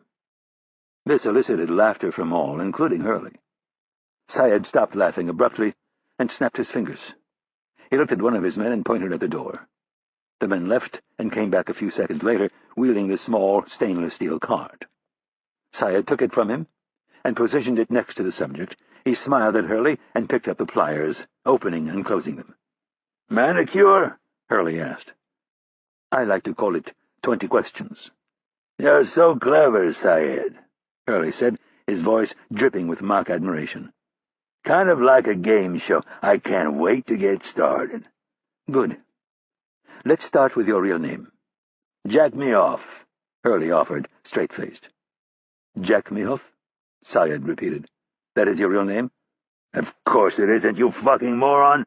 Jack me off. Jack me off. Come on, let's go. Off with the first fingernail. You win. I lose. Let's go." Syed searched the subject's face for a sign of stress. He had never had a prisoner ask to have his fingernail torn off. His demeanor would change in a second, though. Syed chose the forefinger on the left hand and wedged the grip of the pliers in under the nail bed. Last chance. Your first name? Don't change the rules on me. Very confusing for your subjects. You said 20 questions. I blew the first one. Come on, let's go, Hurley said with a smile. Syed clamped down hard on the pliers and began to rock the nail back and forth. "Oh, yeah," Hurley announced. "Let's get this party started." Syed gave it one good yank and ripped the entire nail off. "Holy Mary, Mother!" Hurley unleashed a string of swear words and then started laughing. "Damn, that stings! If that doesn't wake you up, nothing will. This is great!" His laughing grew to the point where he couldn't control it. He was shaking so hard his eyes started to tear up. "Oh, I can't wait for the next one! This is fucking great!" Syed remained undeterred. "Your name?" "Bill Donovan." "Really?" "Nope." "Really, Mr. Sherman, what is the harm in your telling us your first name?" "Probably nothing at this point, but it's my nature to fuck with guys like you." "I will ask the question again." Syed stayed steady. "What is your real name?"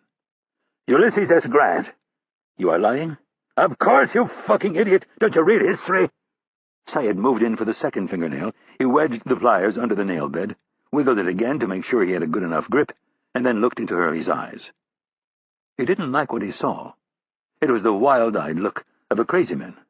"Do it! Come on!" Hurley egged him on. "What are you waiting for? You're not turning into a pussy on me, are you?" Part of Syed knew he should stop and come back later when he could control the situation. The men were here, however, so he needed to pull this second nail and then let this lunatic sit and stew for a while. Probably come back and use electricity. He tightened his grip and yanked the second nail free. Hurley howled again with the laughter of a madman. The shrieking turned to cackles and then uncontrollable laughter. His eyes were filled with tears as he yelled, 18 more to go! Yee-haw!" Syed dropped the pliers on the cart. "That's right. We'll give you a little rest before we start with the others." He started for the door. Hurley looked at the other man who was standing in front of him. "Is that you, Abu Raji? I haven't seen you in years. I heard you have your own little terrorist group now. Fatah, look at you, all grown up," Hurley said admiringly. Raji smiled and shook his head. He clearly thought the American insane. Hurley tilted his head to the side, as if trying to recall some distant memory. "I bet you weren't more than 4 feet tall when I used to fuck your mother. Did you tell your friends that she was a prostitute?" Hurley craned his head to look at the other two men.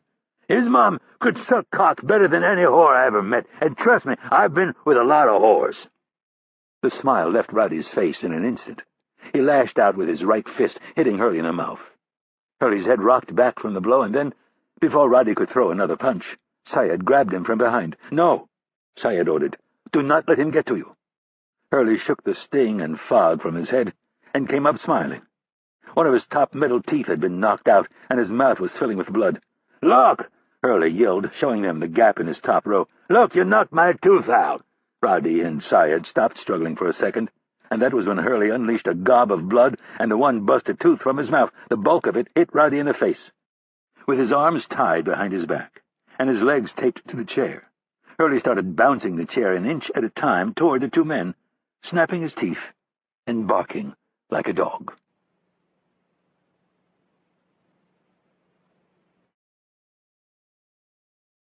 Chapter 51. Moscow, Russia.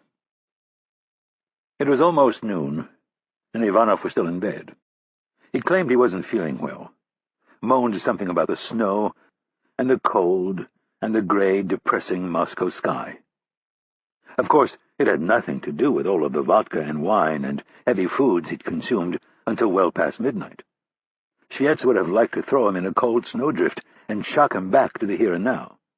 The young Russian didn't understand depression. He couldn't see how people allowed it to get so bad that they couldn't get out of bed, was unable to understand that the drinking and the sleeping were all intertwined like a big sheet wrapped around your body until you couldn't move. And then you started sinking. Stop the drinking, get out of bed and work out. Have a purpose in life. It was not complicated. Shietz crossed from one end of the parlor to the other, glancing at Alexei, who was one half of his boss's favorite bodyguard duo. They were in a corner suite on the top floor of Hotel Balchug. He looked out the big window across the frozen Moscow River at the Kremlin, Red Square, and St. Basil's Cathedral. Shvets had never understood why the Bolsheviks had let the cathedral stand. They were so anti-Tsar, so anti-religion. Why let this one church remain while they destroyed so many others? The answer probably lay in their own doubts about what they were doing. The people had risen up and helped them grab power, but the people were a tough beast to tame. Shvets thought they probably feared it would bring about another revolution.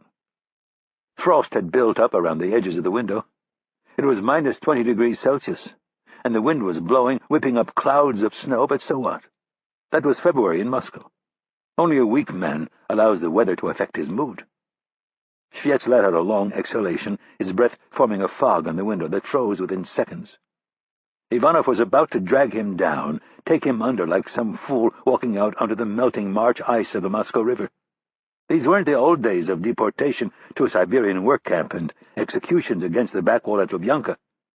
But the government was by no means just. The new regime was just more astute at PR. They could still be beaten senseless and be forced to sign false confessions of crimes against the state and whatever else they decided to trump up. Then they would be taken to the woods and shot, far away from the ears of the people and the new press. Ivanov would of course try to save his vodka-soaked hide. That was his nature. He would blame anyone but himself, and since Shvets was the person most directly in the line of fire, the only person other than Ivanov who had actually met Herr Dorfman, he would be the scapegoat. Gripped with an unusual fear, Shvets had a sudden urge to flee. He paced from one end of the parlor and back, trying to calm himself, but he couldn't. The idea of running was suddenly in front of him, like a big flashing road sign warning the bridge is out. Turn now or crash. But he had a wife and 2 boys. Not that he saw them very much, or really loved them, or, more precisely, her. The boys were too young to judge. His wife, on the other hand, had been a mistake. She'd gotten fat and lazy, and she had spent as little time with her as possible. He could certainly live without them, but could he live with himself if anything happened to them?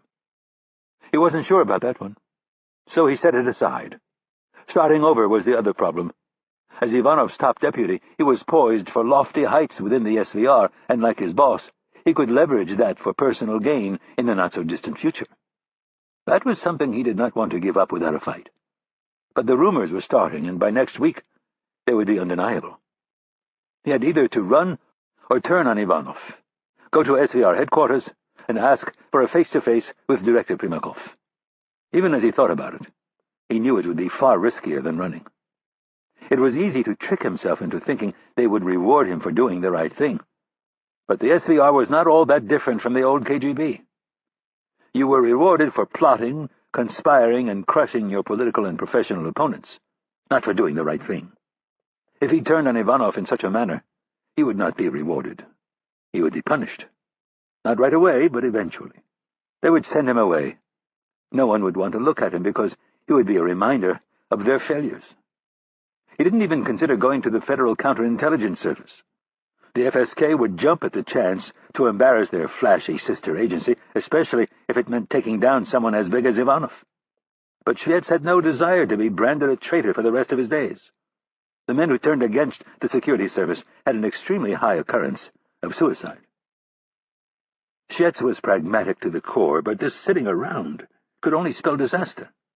Some type of action had to be taken. He turned away from the window and looked at Alexei, the thick-necked bodyguard. "Alexei, do you trust me?" The bodyguard lifted his heavy head and looked at Shvets. He shrugged in the way a man shrugs when he finds a question not worth answering. "Do you know what is going on with our boss?" Another shrug. "You know he's in trouble, yes?" This time Big Alexei nodded. "He's in a great deal of trouble, and he doesn't want to admit it. He would prefer to drink himself silly and shut himself in with the hope that the problem will simply go away. The problem isn't going to go away. In fact, it is only going to get worse." Shvets was tempted to tell him what was going on, but wasn't prepared to go that far. "I need your help, Alexei. I need to get him out of bed and sober him up enough so that he can defend himself. Do you understand that?" "Yes." "Good," Shvets said, satisfied that he had gotten somewhere with the man. "Now, don't shoot me or break my neck, but I'm going in there to wake him up.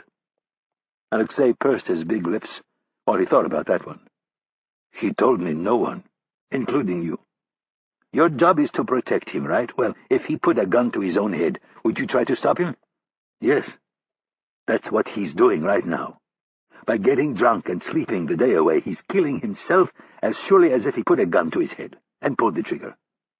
You need to help me save him. What do you want me to do? Nothing. Just sit here and don't hurt me. Shietz didn't wait for an answer. He went to the bedroom door, knocked twice, and then opened. The bed was huge, and with all the pillows and blankets and 2 prostitutes and poor light, he couldn't tell what was what, so he went to the window and yanked open the heavy velvet drapes. Gray light poured into the room, and Shietz heard Ivanov moan. He searched the tangled mess and still couldn't find the man's head. "Sir," Shietz announced, "Director Primakov is here to see you." A flurry of activity erupted from under the blankets. One or both of the girls screamed as Ivanov dug his way out, all elbows and knees. His red face appeared midway down the length of the bed. "What?" he asked, a mask of horror on his face. "You can't be serious." "No, I am not, but if you don't get out of bed and do something about the situation, he will show up sooner than you think. Or maybe you would prefer Director Baranikov to show up with the FSK boys and drag you downtown." Ivanov pulled his head back under the covers. "Go away." "No, I will not. You have been pouting for 3 days now. We need to come up with a plan of action, or we are doomed." "We are worse than doomed. We are fucked." "Stop being such a baby." "Be careful what you say to me, Nikolai, or I will get out of this bed and throw you out the window." "Not a bad way to go when compared to what the FSK will do to me. Unfortunately, you have neither the strength nor the courage to throw me out the window, so it looks like I will be tortured in the basement of Lubyanka." He looked over at the bed, but there was no movement or reply. "Please, boss, I beg you to do something, anything. Defend yourself. Tell Director Primakov the money is gone." "You are a fool. I will be put under an examination that I won't be able to withstand." "Then place the blame on the dirty Palestinians. You know how Primakov hates them. Tell him they killed Sharif over a bad business deal and took all of the money. Blame the Americans, the Brits, the French, the Germans. I don't care. Just blame someone and start investigating. What you are doing—" "What was that?" Ivanov snapped as he popped his head back out. "Blame someone and start investigating." "Before that, at the beginning, blame the Arabs." "You are right. Primakov does hate them. But my money, what about that?" Shietz was pleased with his small victory. Now he needed to bait the hook. "I have some ideas about that as well." He started walking toward the double doors. "I suggest you get out of bed and shower. I will order an extremely late breakfast. We can discuss your finances over coffee and eggs."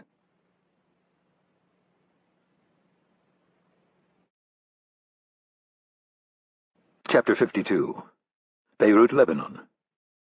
Rapp was in his boxers, pistol at his side, staring at the door of the apartment and trying to decide what to do. It was dark, and he had no idea how long he had slept. Whoever was trying to get into the apartment had picked the lock. Rapp raised the pistol and took aim. Either that or he had a key.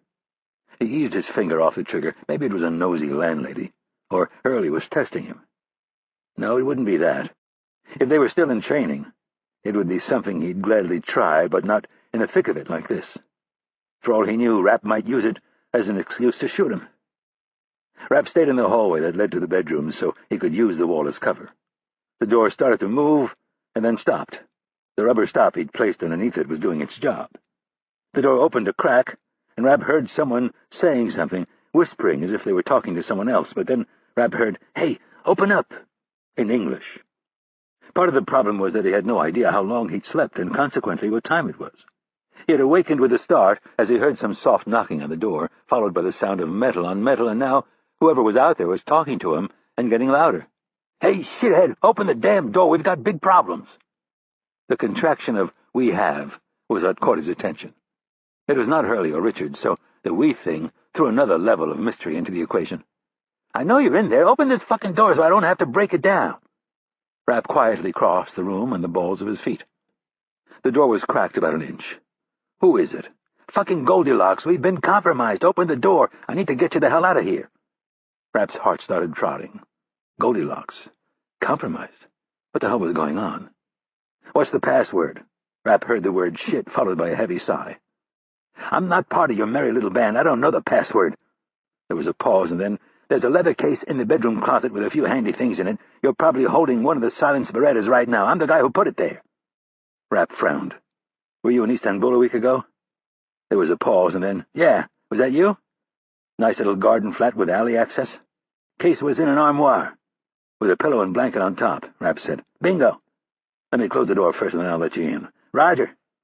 Rapp pushed the door closed and kicked the doorstop out of the way. With his pistol in his right hand, he opened the door and then stepped back, holding the gun in a two-handed grip. The guy entered the room and closed the door behind him. He was wearing brown pants, brown shirt, and brown baseball hat. Where had Rapp seen that outfit before? The visitor dropped the box he was carrying and raised his hands. "Kid, could you lower the gun? If I was a terrorist, I would have blown the damn building up." Looking over the iron sights of the Beretta, Rapp said, "A few more questions. What's going on?" "You've been compromised. I was ordered by Washington to come get you." "Who?" "Irene." Rapp lowered the gun. "Why?" "Follow me," the man said as he picked up his box and started for the bedroom. "Stan and your other buddy were picked up at their hotel this morning." "This morning?" Rapp asked, dumbfounded. "What time is it?" "Almost 6:30. They were grabbed by the cops and then handed over to those assholes from Islamic Jihad." Rapp stopped moving. "Say that again." "Don't stop moving, kid. They could be on their way here right now, and I don't think we want to be standing around talking when they show up." He opened the box and pulled out clothes that matched his. "Here, put these on. I'll grab your shit." He tossed the clothes on the bed and went to the closet, retrieving Rapp's suitcase as well as the beat-up leather case. Rapp's mind was swimming upstream, trying to process what he'd just learned. But the man turned on him, a frightened, wild look in his eyes. "No buts," he hissed. "No questions, no nothing. We need to get the fuck out of here, and I mean now." Rapp nodded and began putting on his clothes. This stranger was right, of course. He quickly put on the brown uniform and stuffed his clothes in his suitcase, while the stranger wiped down the doorknobs. In just under 2 minutes, they were out the door and on their way to the street. The stranger went out first, and after casually looking up and down the street, motioned for Rapp to follow. They threw the suitcase and empty box in the back of a simple white minivan, then left. Rapp glanced at his rental car and almost said something, but thought better of it. They had bigger problems.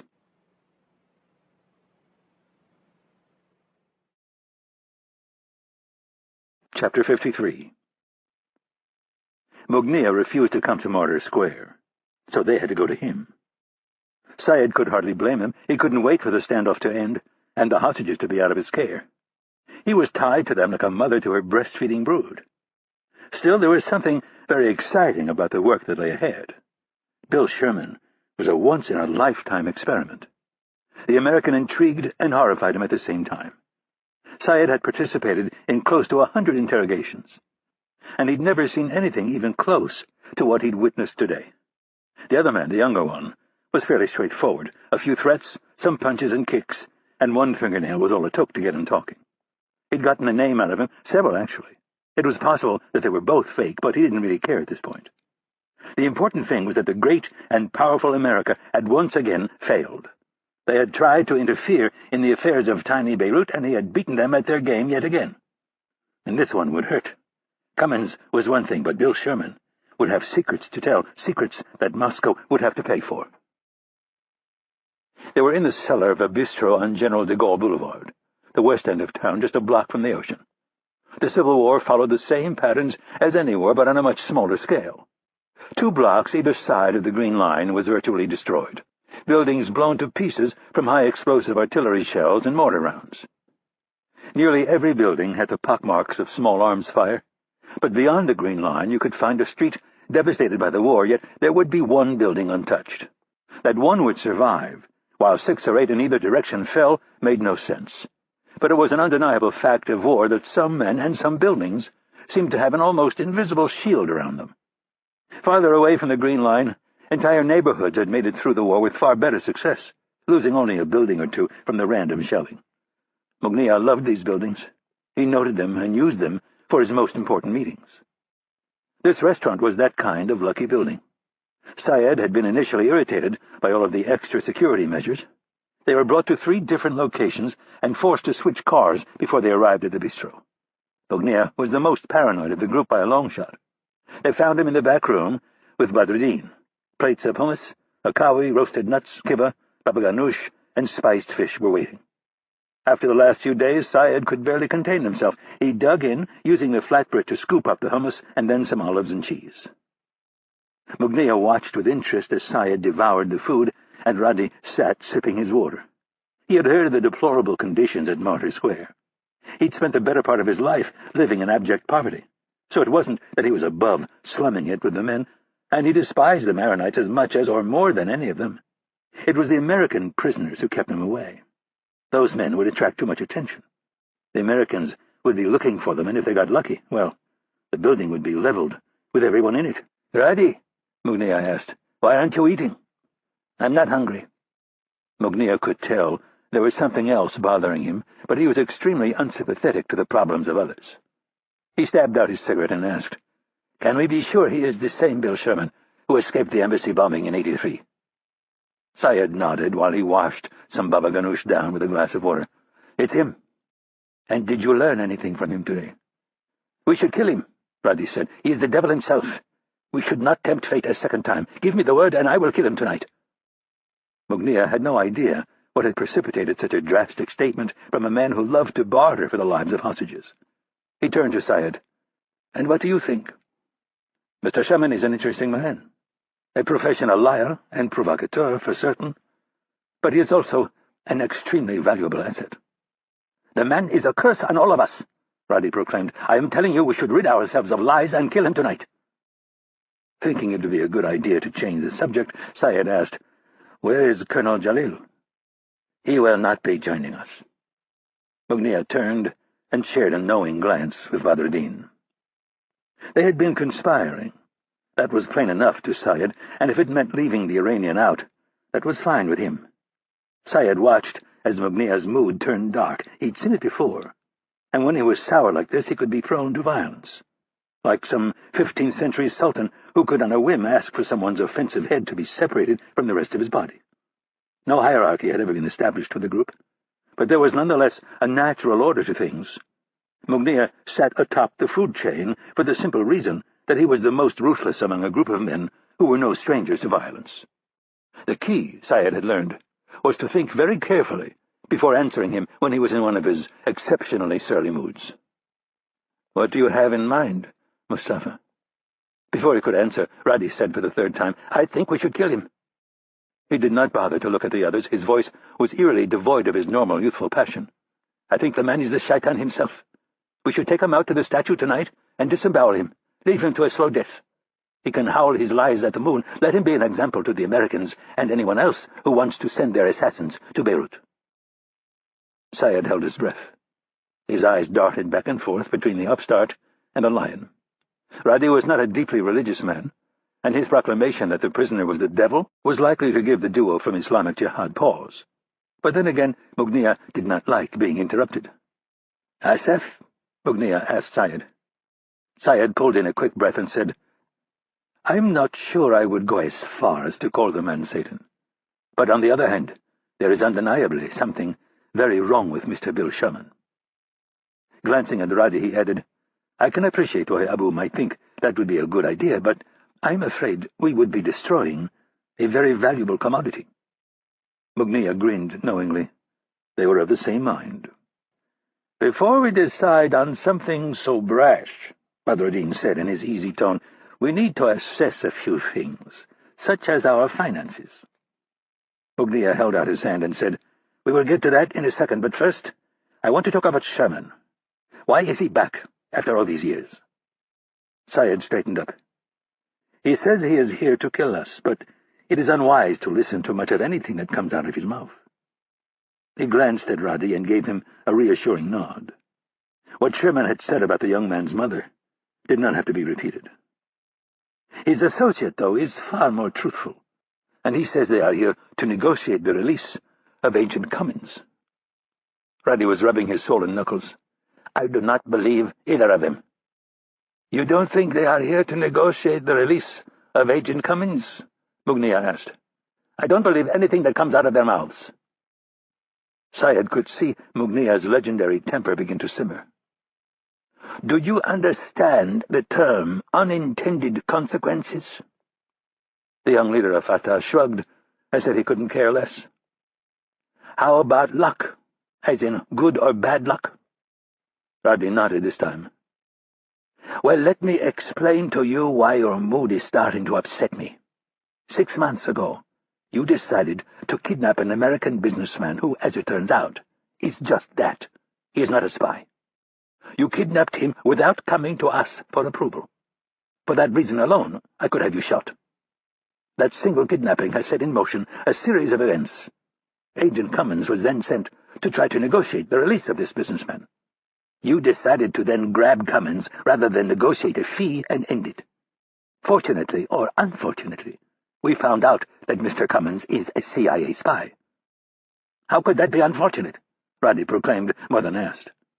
Mugnier sat back and gripped the armrests of his chair, almost as if he were trying to hold himself back. I'm in a rather bad mood tonight, so I suggest you keep your interruptions to a minimum, Abu, or I might lose control and snap your scrawny little neck." He let a moment pass, and when he was sure that he had the younger man's attention, he continued. "Where was I? Yes. As it turned out, Mr. Cummins was not who he said he was. He is, in fact, an American spy. Now, when we are a few days away from handing Cummins over to the Russian, the notorious Bill Sherman and another CIA lackey show up. Are you following me so far?" Rodney nodded. "All of this was set in motion by one event, your kidnapping of the businessman. These are what we would call unintended consequences. How many more unintended consequences are going to pop up? Are there any more Americans in the city or on their way to the city? Will the 4 of us survive the week? These are the questions that we will not know the answers to until this thing plays itself out. Your heart is in the right place, and you are eager, but you need to understand that your actions have consequences. Have I made myself clear?" "Yes." "Now, the unfortunate thing is that the Americans appear to have learned their lesson after they let us ship their old station chief off to Tehran, so we could thoroughly interrogate him and then dismantle their network of spies. This time, it appears, they are going to try to get one of their own back. The only surprise is that they didn't try to do it sooner. But now that we have the legendary Mr. Sherman, I think the stakes have been raised considerably." "How so?" Rodney asked, trying not to sound confrontational.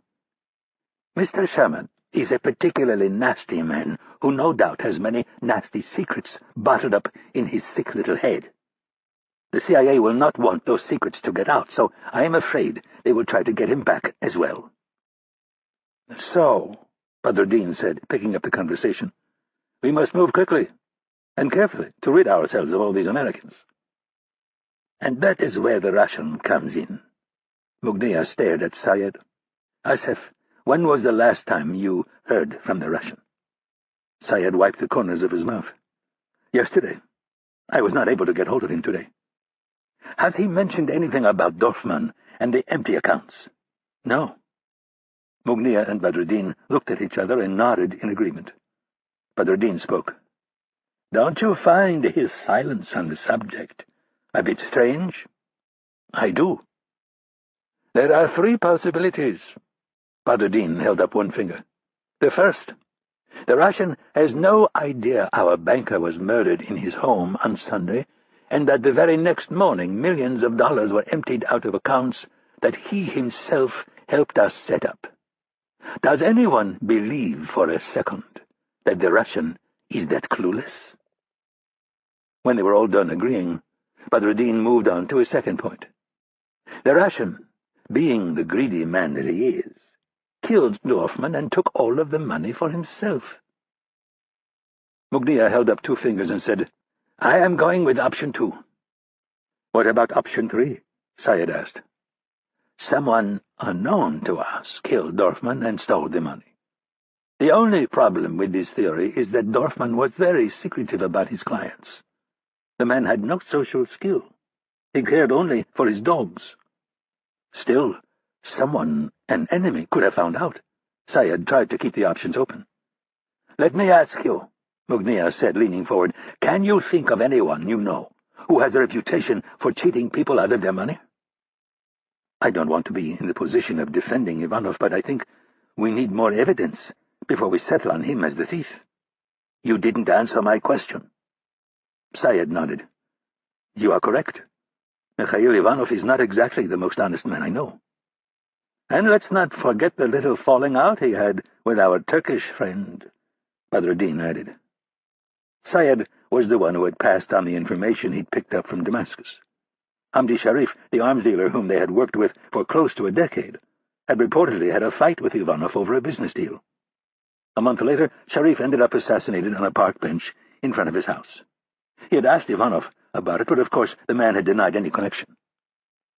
Mugnia placed his big, hairy right hand on the table. He tapped a thick finger and said, "Moscow is a den of thieves. I warned all of you about this years ago. The collapse has turned it into a free-for-all, where the most brutal simply take what they want." Syed couldn't argue with what he had said. "So what do we do?" "You say the Russian will be here Friday?" "Yes." "Good. We are going to have a little auction." The word seemed to wake up Radi. "What kind of auction?" "The kind where we sell the American spies to the highest bidder." "What bidders?" Syed asked. "Don't worry," Mugnia cautioned. "Just make sure the Russian is here, and I'll take care of the rest." "What about Damascus? I must report this missing money." Mugnia shook his head. "Not yet. Give me a few days, and then you can tell them."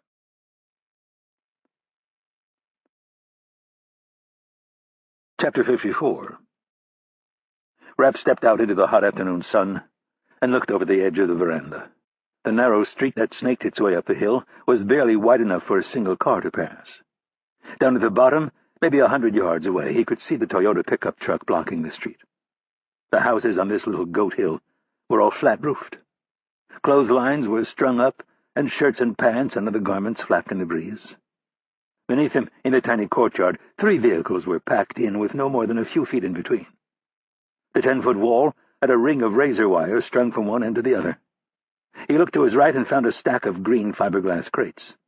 Stenciled on the side in black letters were a string of numbers and letters that he didn't understand, then a few that he did. Each crate contained multiple M72 LAW anti-armor weapons. Next to those were a crate of rounds for an M203 grenade launcher that was leaning against the wall. Above that, affixed to the wall, was a hand-drawn laminated map that marked the distance and elevation to certain landmarks up to a mile away. Rapp was wondering what all this stuff was for when he heard the voice of the man who had pulled him out of the safe house the night before. "We call this the skybox, not anymore really, but during the height of the war, we would sit up here and watch it all unfold." Rapp turned around to find Rob Ridley sipping on a bright red can of Coke. "Skybox?" Ridley approached the edge of the balcony, pointed toward the ocean to the north, and then drew his hand south. "See that big ugly scar that runs from the north to the south?" "Yeah." "That's the famous Green Line. We'd sit up here and watch them fight like a football game. That's why we called it the skybox." Rapp pointed to the stack of U.S. Army crates. "Looks like you guys did more than watch." "That shit is more for self-defense, although I saw some badass snipers roll through here. That's the unwritten story about this little war, the snipers. They did most of the damage. We found that they were getting a little close." Hurley pointed up at the overhang. "They started sending rounds in here on a daily basis. We put up sandbags, and then, after one of our guys got killed, we put in a request for a couple of those badasses from Fort Bragg. 2 of them showed up 5 days later." Ridley pointed at the map on the wall. "They put that thing together in 6 days. They had 31 recorded kills, and that pretty much solved the problem. Kind of like bringing in an exterminator." Ridley laughed and then added, "That's classified, so don't go around telling that story to just anyone." "How long have we had a presence up here?" "You'd have to ask Stan that question. I was in the Marine Corps when they blew our barracks up." Ridley pointed to the south. "Right over there. I showed up in '88. That was when we started rotating sniper teams through here. They loved it. In fact, this is where the D-boys battle-tested the first Barrett 50 caliber. He shot a guy just over 7,000 feet away." "That's more than a mile." 1.3 and some change." Ridley looked off toward the Green Line. "Strange breed, those snipers. Pretty quiet lot. Kept to themselves for the most part, but that night they got shit-faced and naked. I guess 7,000 feet is a pretty rare club. At any rate, I think we've been up here since '85. "I thought we pulled out," Rapp said. "Langley never pulls out, or at least rarely. Shit, this little outpost is what stopped this thing from being a complete disaster. We knew everything Damascus was up to. We helped blow up supply convoys, target the occasional asshole who wandered too far away from his home turf.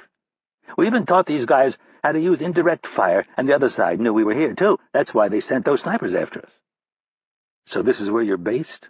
Rapp asked, thinking it didn't make a lot of sense. No, Ridley shook his head. Not for over a year. Things are too quiet around here now. So what exactly do you do for Langley? I'm kind of here and there. I guess you could call me a floater. Rapp had no idea what that meant, and got the distinct impression that Ridley wasn't going to enlighten him any further. Rapp let out a yawn. His nights and days were upside down. After their mad dash from the apartment, Ridley had filled in some of the blanks. The problem was that beyond the obvious fact that Hurley and Richard had been picked up, Ridley had very few details. Rapp had pressed him hard, wanting to know what Langley was doing to find them. Ridley had to admit not much of anything. Langley was sending a small 6-man SOG team, and they were actively trying to collect any intel that would aid in a rescue. Ridley worked his sources well past midnight, but every single one of them seemed to have conflicting information. Finally, at 4 a.m., he sent Rapp to bed and told him to get some rest. He assured Rapp he'd been through more than a few of these abductions, and they tended to progress slowly, especially for the first few days. Rapp had a hard time falling asleep. He couldn't stop himself from imagining what Hurley and Richards were going through. As part of his training, he'd spent 2 days tied to a chair. Guys would come in randomly and smack him around. They even gave him some low-voltage shocks from a small-engine battery. There was nothing remotely enjoyable about the experience. And Hurley had cautioned them that it paled in comparison to what they would go through at the hands of a sadist or a skilled interrogator. Finally, around sunrise, he had dozed off. "Listen, I know what you're going through." Rapp gave him a sideways glance. Ridley was a few inches shorter and a decade or so older. Rapp couldn't quite figure out if he was an optimist or a pessimist. He seemed to kind of float back and forth between the two. "I've known Stan for 6 years. I'd do anything to try to save the guy. But we need to get some good intel before we can even consider lifting a finger." Back in training, if someone had asked him to lay down his life to save Stan Hurley, he would have laughed at him. But now he wasn't so sure. "Any idea where they are?"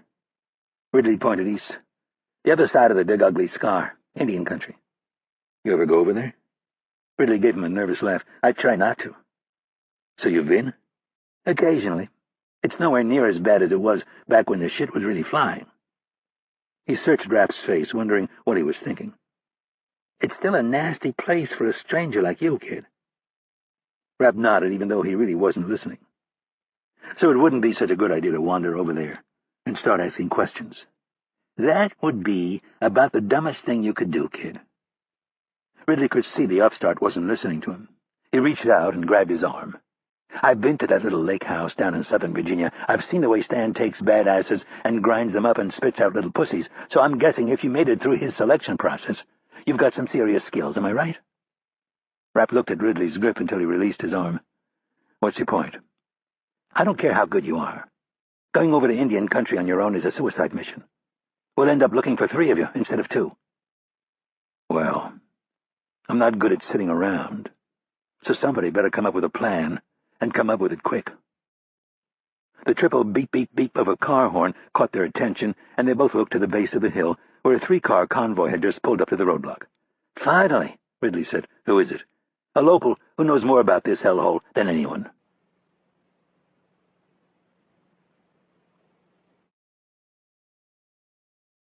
Chapter 55. Moscow, Russia. Shietz anxiously checked his watch. They'd been in there for more than an hour, and each passing tick of the clock only added to his apprehension.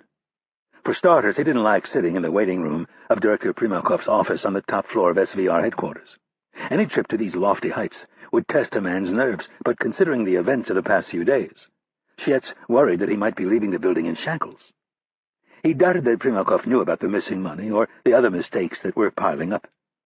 The SVR was an entrenched organization with thousands of operations, and Ivanov was regarded as a daring man who knew when to be ruthless and when to smile. And in the years between Stalin's violent mood swings and the collapse of the CCCP, that would have been more than enough. Now he wasn't sure. This was a brave new world.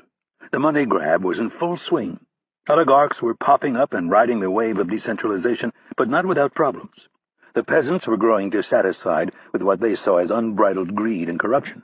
And the one thing every Muscovite feared more than even a tyrant like Stalin was the rage of the mob. The mob was like some ancient god who needed regular sacrifices. The men in charge knew that, and in order to satisfy that mob and keep it from bubbling over into the streets, they would look for a few bodies to throw them. 1 or 2 public executions would go a long way toward calming the hordes. It was Sviet's plan. After he'd forced some real food into Ivanov's gullet the previous afternoon, he began to sketch out their strategy. It would be centered on Primakov's distrust of Islamic Jihad and its sister organizations. The missing funds would be laid at their feet, along with the assassination of the banker. As Ivanov's devious brain began to work, he hit upon the idea of blaming them for Hamdi Sharif's murder as well. Sviet wasn't so sure. He was from the new generation. Ivanov was from the old, whose motto was, "If you are going to lie, lie big."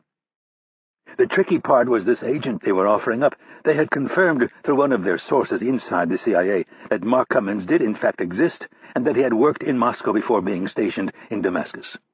If Ivanov could deliver someone like that, Primakov might be willing to forget the missing funds. The only problem was coming up with the money to pay off the Palestinians. Ivanov would have to convince Primakov to give him the funds necessary to complete the transaction. And then this morning Syed called, and things became infinitely more interesting. He explained that he was now in possession of 2 more Americans who had been sent to try to buy the release of Agent Cummins. One of the men was nothing more than an underling, but the other was the catch of a lifetime. When pressed, Syed refused to give details, saying he would only discuss the matter in person when they arrived in Beirut. Still, there was no mention of Dorfman and the missing money. Syed's continued silence over the missing funds had caused Ivanov to rethink the issue. What if Islamic Jihad and Fatah no longer feared him? What if they thought Russia too disorganized to care? There had been plenty of heated feuds between the various Palestinian factions over the years, and Syed was the man who had profited the most by peddling arms to all sides. What if that thug Mugnia had decided to take what he wanted, kill Dorfman, take all the money, solidify his position, and thumb his nose at Ivanov? That thought had caused Ivanov to reach for the vodka, but Sviet had stopped him. He was scheduled to meet with Primakov in less than an hour, and he needed to be sober. The problem had become clear to Sviet as well. Why else would Syed stay quiet over the missing funds? If his money was gone as well, he would be demanding answers. The only logical reason for his silence was that they had taken the money, and they were daring Ivanov to bring it up. Ivanov had to assume they had every last shred of damning information that Dorfman had kept. All of the various accounts, and how Ivanov had bilked his own government out of millions on the arms shipments by playing the middleman with Syed. That information alone could sink him. Ivanov's hands were tied, at least for now. That was how Sviet had counseled him. Go along with this ruse. Go to Beirut and look the liars in their eyes, and then ask them where the money had gone. Bring a show of force that will make them think twice about stealing from you. Ivanov liked the idea. As he walked into Primakov's office, he turned and told Sviet to wait outside. Sviet knew his boss too well to think he was anything other than a duplicitous snake. As he nervously checked his watch, the minutes ticking by, he figured out what Ivanov was up to. He was in there right now, blaming him for the missing funds. He'd probably already ordered someone to begin creating a false trail between him and Dorfman. That way, when it really did blow up, Ivanov could step back and blame his inept deputy, Sviet. Sviet didn't know if he was more upset with Ivanov or with himself for not seeing it sooner. He should have left him in bed and gone to Primakov and taken his chances. When the door finally opened, Ivanov appeared with a stoic look on his face. He never broke stride as he headed for the elevator. As he walked past his deputy, he snapped his fingers for him to follow. Sviet hopped to his feet and buttoned his jacket, hustling to catch up. Once in the elevator, Sviet asked, "Well, it was good. He understands what must be done." Sviet started to ask another question, but Ivanov shook his head in a very curt way that told him this was not the place to talk. When they entered Ivanov's office less than a minute later, the director of Directorate S went straight for the vodka. Sviet did not try to stop him this time. It was approaching mid-afternoon, and he took it as a victory that he'd kept him sober this long. He waited for his boss to consume a few ounces. When Ivanov looked relaxed enough, Sviet asked, "What did he say?" Ivanov yanked at his tie. "He sees things our way. He knows the true character of those Palestinian carpet monkeys." Shietz was used to his boss uttering racist slurs, so he paid them little attention. He also knew that his boss was paranoid enough in general, but especially today. He was worried his office was bugged. "So what is the plan?" "We leave in the morning." "Alone?" Shietz asked, honestly scared. "No." Ivanov had a huge grin. "The director has been quite generous. He is sending along some Spetsnaz, one of the crack Wimpel units." Shietz wasn't sure if that was good or bad news. The Wimpel unit specialized in assassination and sabotage, among other things. "Why a Wimpel unit?" "Because he's sending us with cash." "How much?" Ivanov smiled and held up 5 fingers. "Really?" Shietz's surprise was evident on his face. "Don't be so shocked. I have no doubt it will be counterfeit, probably being printed as we speak." Shietz had heard rumors about the old KGB printing presses that could turn out francs, Deutsche Marks, pounds, and dollars on demand. "Will they be able to tell?" "If the Americans can't tell, how will the Palestinians be able to tell?" Shietz wasn't so sure, but he went along with it. "Don't look so nervous." Ivanov came over and put an arm around Shietz's shoulders.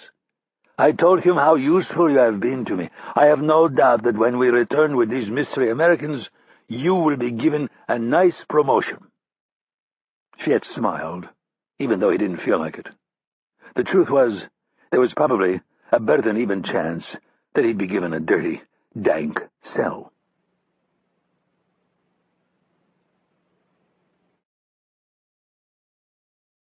Chapter 56. Beirut, Lebanon. According to Ridley, it was very poor spycraft to meet a source at a safe house, but for this particular source they made exceptions. The reason was fairly straightforward. The source owned the house. Levon Petrosyan had the complexion of someone who was born further north, but had lived long enough in the sun-baked city that his skin was deeply lined and had taken on the appearance of a permanent sunburn. His white hair had receded almost to the midpoint of his head, and he was a good 50 pounds overweight. He entered the house out of breath, a cigarette dangling from his lips, his 4 bodyguards moving in tandem, 2 in front and 2 behind. The bodyguards were young, big, and fit. 2 looked like locals, and 2 had Petrosyan's northern complexion.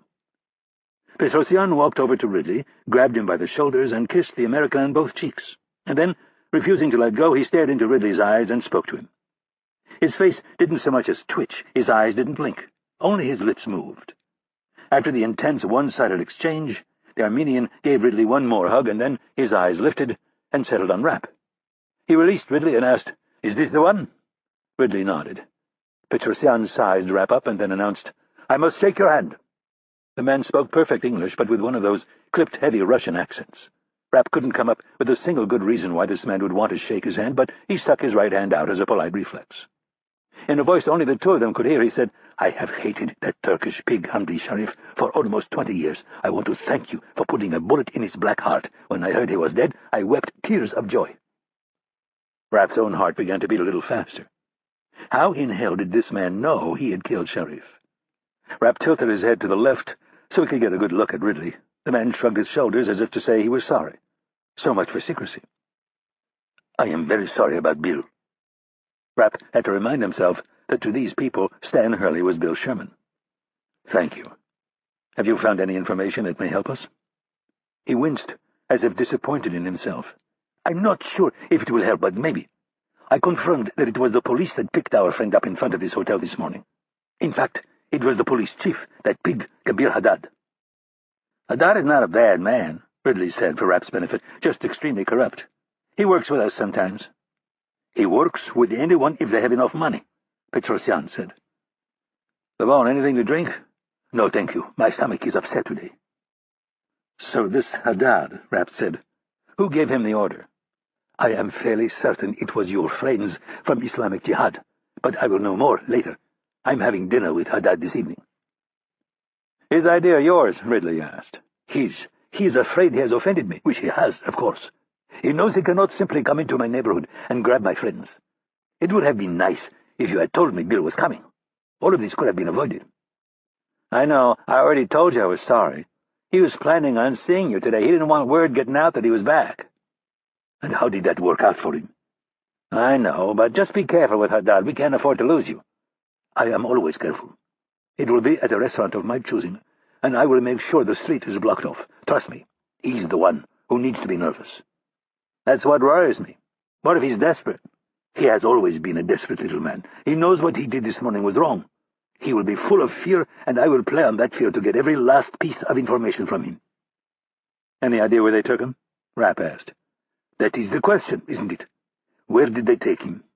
Petrosian shuffled across the stone floor and out onto the veranda.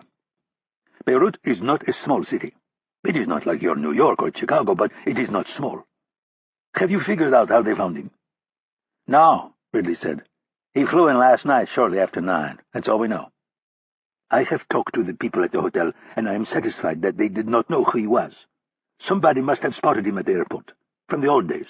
He made a big enough impression in certain circles, and those little Palestinian rats do all the dirty work at the airport.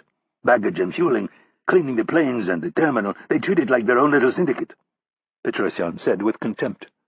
"I have heard rumors that some of the cab drivers are involved in a kidnapping ring." "Would they have any pull with Haddad?" Ridley asked, thinking of the police chief. "No," Petrosian answered as he flicked a long ash over the edge and onto the cars below.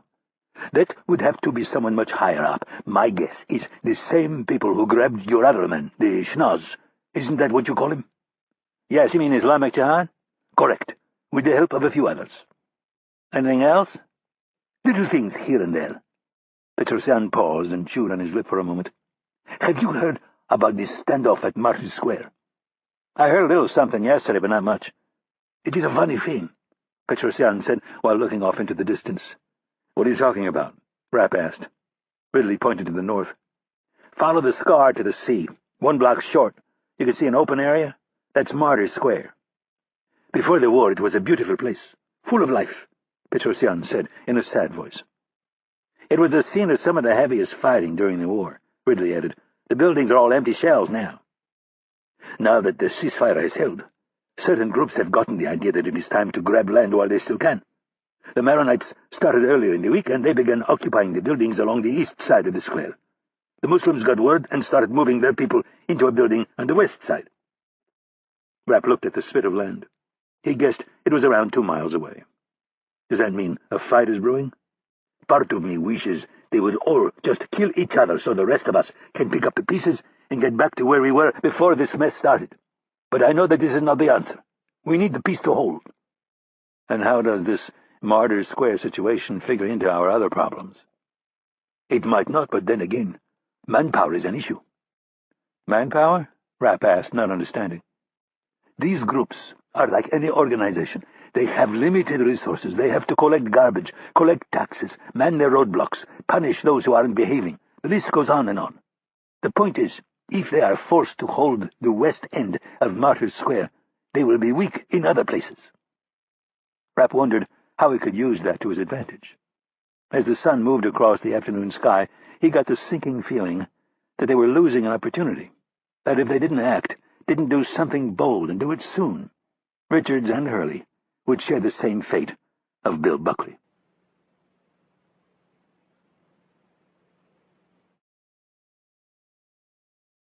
Chapter 57. Hurley had lost track of time.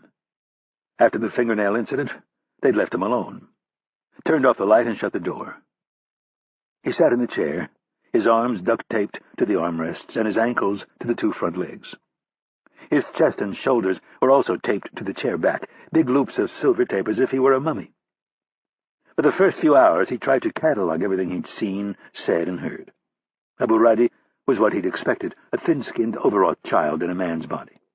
If he was lucky, he could provoke the man into killing him. That was the first priority. He had to enrage the man to the point where he defied the orders of the others. Go down fighting.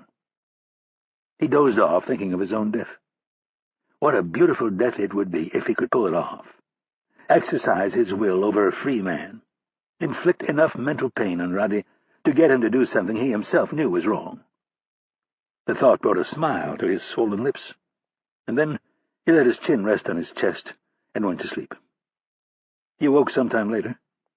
It could have been an hour, 3 hours, or half a day. And what did it really matter?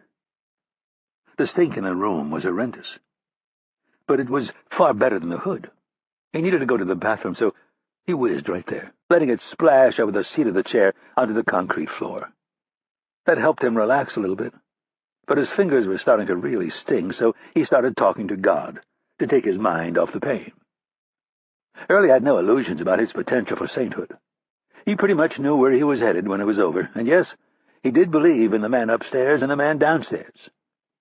He'd seen too much nasty shit in his life to think for a second that there wasn't both good and evil in this world. Where he fit into that paradigm was a little more complicated.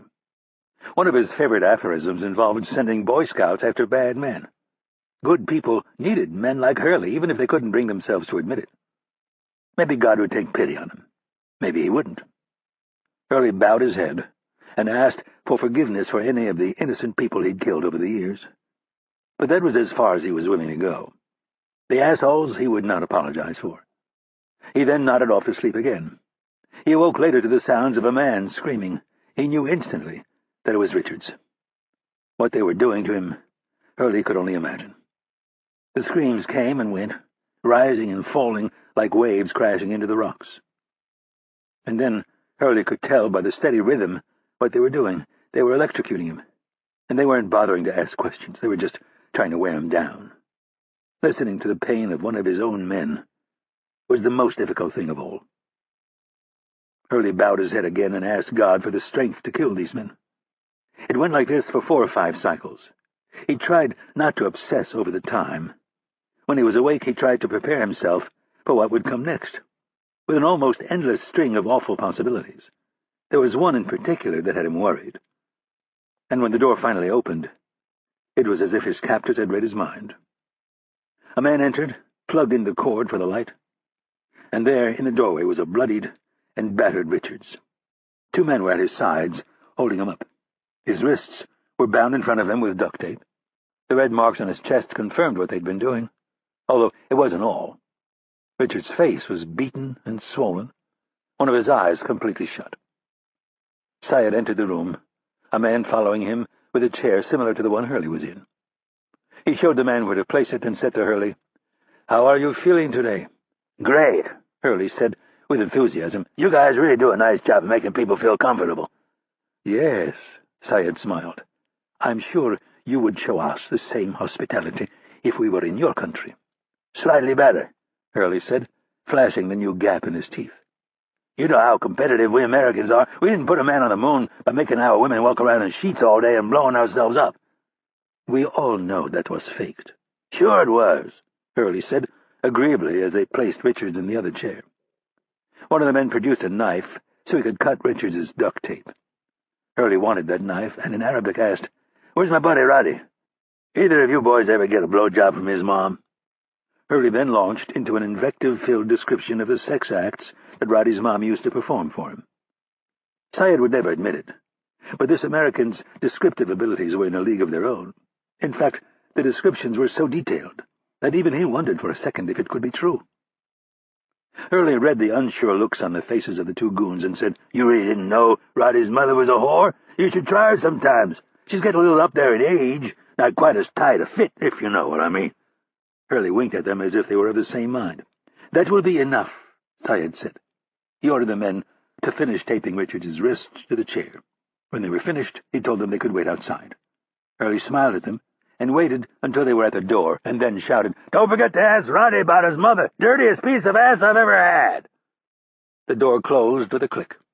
Syed placed his hands on his hips and let out an exasperated sigh. "It's true," Hurley said, punctuating his words with an emphatic nod.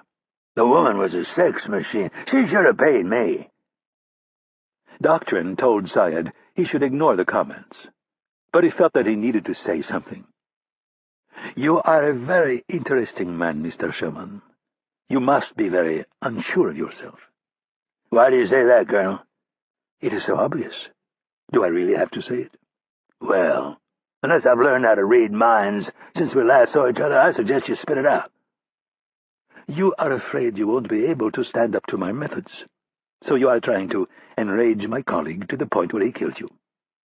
Hurley screwed on a confused look. "Colonel, You give me way too much credit. I'm not that smart. I'm just a horny bastard who slept with a ton of prostitutes. One of them just happens to be Roddy's mom." Syed laughed at him. "You are an unusual man."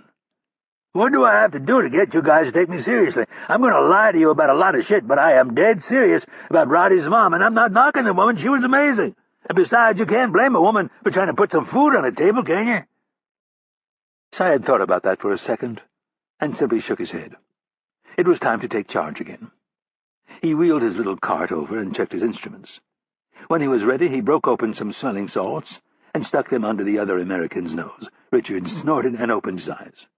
Turning back to the foul-mouthed older one, he said, "Your friend, Mr. Richards, was kind enough to give us his name." "Never heard of him." "Yes, well, let's see if we can jog your memory. This is what we are going to do." Syed picked up the tin snips and said, "I will ask you a question. If you refuse to answer or lie, I will cut off one of his fingers." "Cool."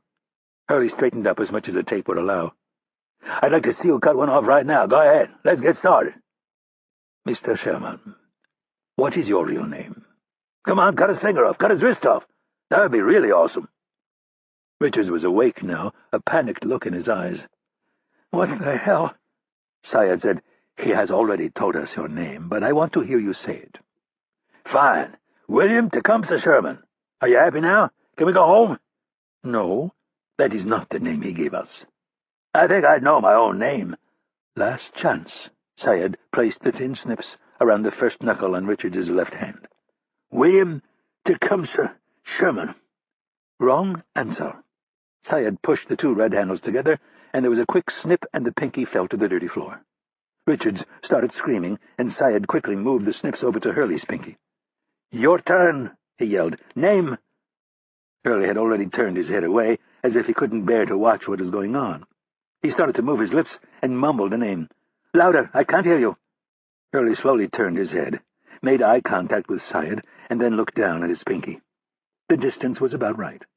He pretended he was starting to cry, while again mumbling, and when Syed moved just a touch closer, offering up his good ear so he could hear better, Hurley lunged forward, tilting his head to the right. He caught the top third of the man's left ear between his teeth and clamped down with all of his strength, grinding and chewing and growling and then yanking his head back.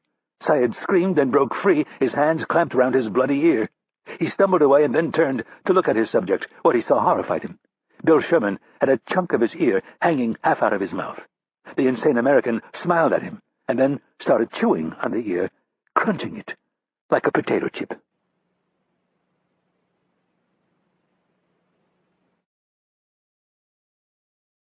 Chapter 58. Rapp looked out across the city. Night had fallen, and that scar known as the Green Line now looked like a wide, formidable river, a black swath of darkness that cut the city in half. But traveled 2 blocks in either direction, and there were signs of life. Buildings lit up with inhabitants, traffic moving about the city, horns blaring, and underpowered engines revving, all the normal sights and sounds of a city, but not in that desolate corridor. Only twice in the last hour had he seen a car dare cross no man's land. It appeared the ceasefire was activated, as they usually are, by segregating the various factions. He couldn't see the east-west streets to the north, and it was likely that more cars had crossed in that sector, but not enough to change what was obvious. This was literally a city torn asunder. The problem, as Rapp saw it, was fundamental geography. He was on this side, and they were on the other side, the they being Hurley and Richards. The only way to save them was to go over there, but Ridley had explained to him that going over there was a very bad idea. Going over there would result in his being captured, tortured, and then killed in that order. Rapp's response to Ridley was, "So you're pretty much admitting that Stan and Bob are going to be tortured and killed?" "I'm admitting no such thing." "The hell you're not," Rapp said, his frustration finally boiling over. Ridley shot back, "I know you're the new Wonder Boy, so this might be hard for you to understand, but there are things that are going on that you have not been read in on." "Like what?" "Things that are way above your pay grade, rookie." Ridley caught his mistake and tried to temper his words by adding, "Listen, I don't make the rules. There are certain protocols that I have to follow. Langley tells me who I can share things with. If you're not on that list, my hands are tied." "Like Petrosian, for instance. I'm sure you cleared that with Langley. You telling a foreign national that I was the man who killed Sharif?" Rapp watched as Ridley looked away. "Are you fucking kidding me? There's no way in hell you got approval from Irene to give him that information." Ridley sighed. "We need Petrosian in this one, and the man does not trust strangers. So I gave him a little piece of information that I knew would please him. He hated Hamdi Sharif more than any person on the planet. It goes back to the beginning of the Civil War here. They were both arms dealers, and they agreed not to sell weapons to Fatah.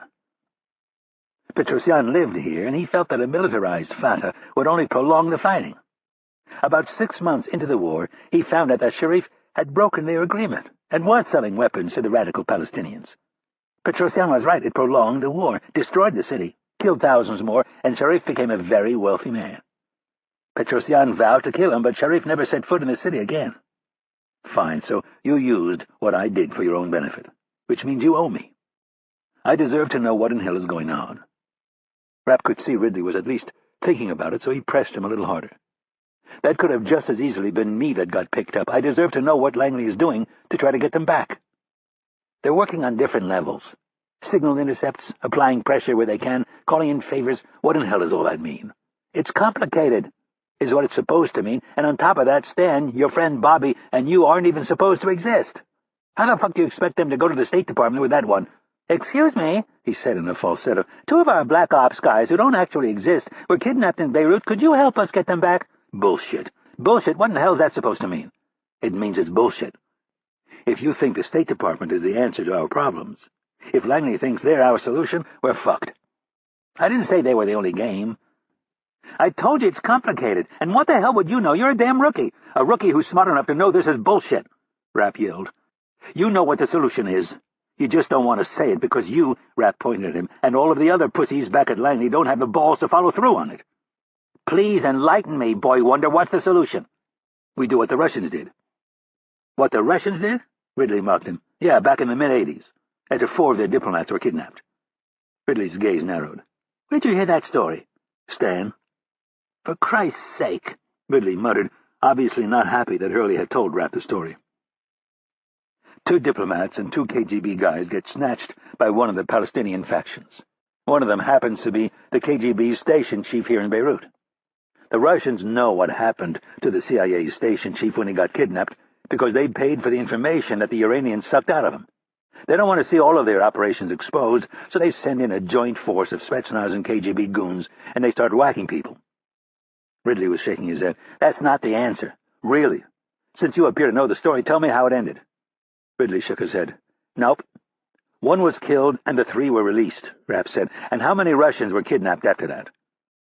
0, Ridley reluctantly admitted. "That's right. And how many Americans?" Ridley shrugged. "Not 0. So what's the lesson to be learned?" "We're not the Russians."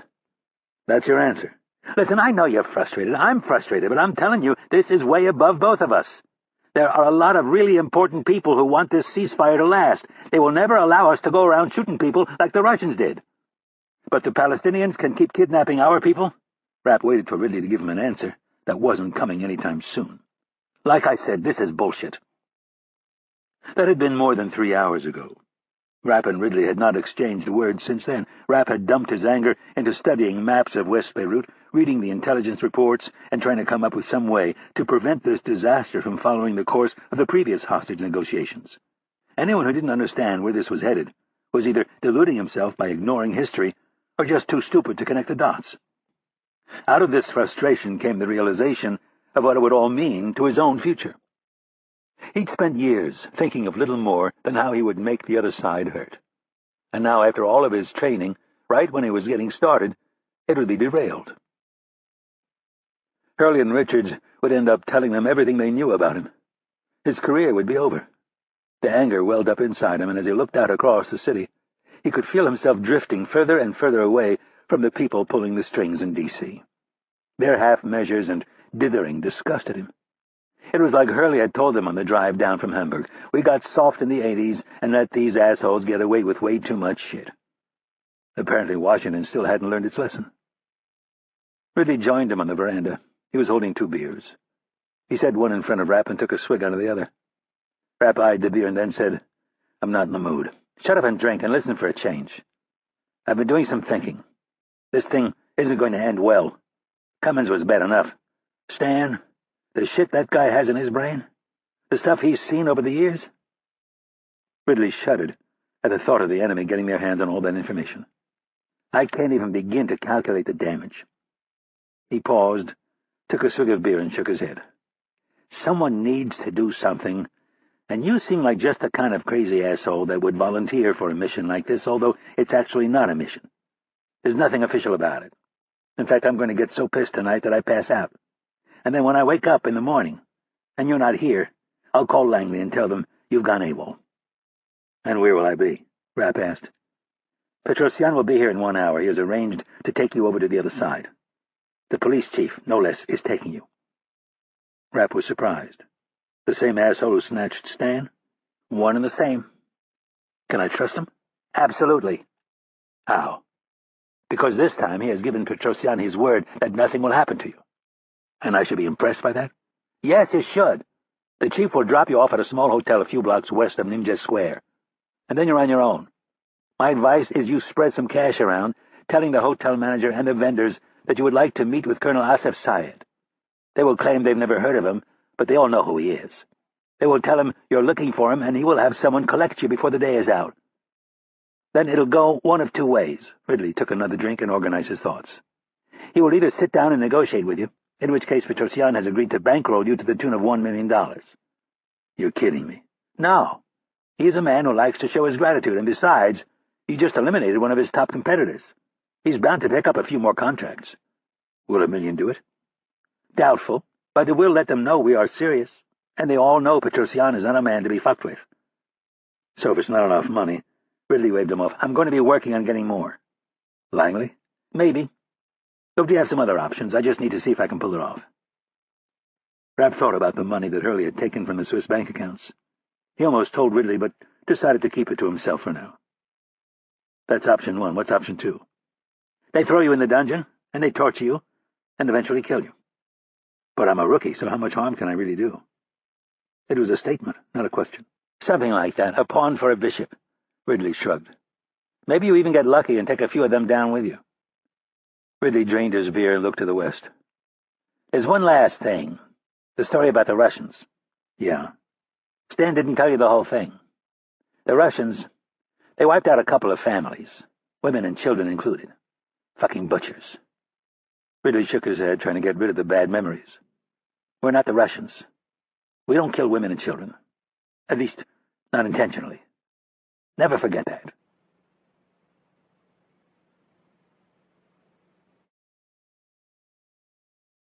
Chapter 59. Syed held the small mirror in his hand, turned his head to the right and checked his bandage, carefully fingering the edges. The morning sunlight came through the window of his room, providing ample light. There was no hope of reattaching the jagged hunk of cartilage and skin, at least that's what the doctor had told him, although Syed suspected that the man was not well versed on the most recent medical advances. When all of this was over, which he hoped would be very soon, he would have to go to Paris and see if there was a plastic surgeon who could do something about the nub that was now his ear. Growing his hair out would help, but Syed did not want to live the rest of his years with such a permanent reminder of his time spent with Bill Sherman. That was still the only name he had to go on. The other man, Mr. Richards, had told them he did not know his boss's real name. As to whether he was telling the truth, Syed would only know that after a few more sessions, and depending on how the bidding went, he might not get that opportunity. One thing was certain: Mr. Sherman's sanity was no longer up for discussion. In the nearly 20 years that Syed had been doing this, he had never encountered anyone close to this animal. The man was clearly insane. How else could you explain biting off someone's ear and then chewing it? The all-too-fresh memory caused Syed to shudder. He'd never experienced anything so strange in his life. The pain had been bad, excruciating at the time, but it had faded. The image, though, of another person chewing on his ear had only grown stronger. He did not like it one bit, and it made him all the more anxious to get through this day and be done with this Bill Sherman, or whatever his real name was. Syed finished buttoning the fresh white shirt that Ali had fetched for him and then put on his suit coat. He heard footsteps coming down the hall and turned to see Roddy standing in the open doorway. "You wanted to see me?" "Yes. How are our neighbors across the street?" "Nothing new. We estimate they have between 30 and 50 men. And us? 32. Syed nodded, and thought the number enough to handle the problem should one arise. Changing subjects, he said, "You have heard about this new American, the one who is staying at the Shady Cedar?" Roddy nodded. 2 of my men have been following him this morning. He held up a two-way radio. They have sent me regular updates. They say the man is a fool. A fool, Syed said, finding the word an interesting choice. He is wandering around the streets, asking merchants for information about kidnapped Americans and mentioning your name. He's handing out money and telling people where he is staying, telling them he is here to negotiate their release. Syed was not surprised that his name was being mentioned. Chief Haddad had told him everything. The fact that Petrosian was sticking his nose into their business did not surprise him. He had known when he sent the chief into the Bourge to grab the 2 Americans that there would be repercussions. That was why he had to pay Haddad such an outrageous sum. Syed could tell something was bothering Roddy, so he asked, "What is wrong?" "I am worried that some other faction will grab him. In fact, I will be amazed if he makes it to lunch, and if someone else gets him." He made a pained expression and a clicking noise. "It could complicate our negotiations." "Yes." Haddad had told Syed that the new American was young, inexperienced, and very nervous. Roddy was right.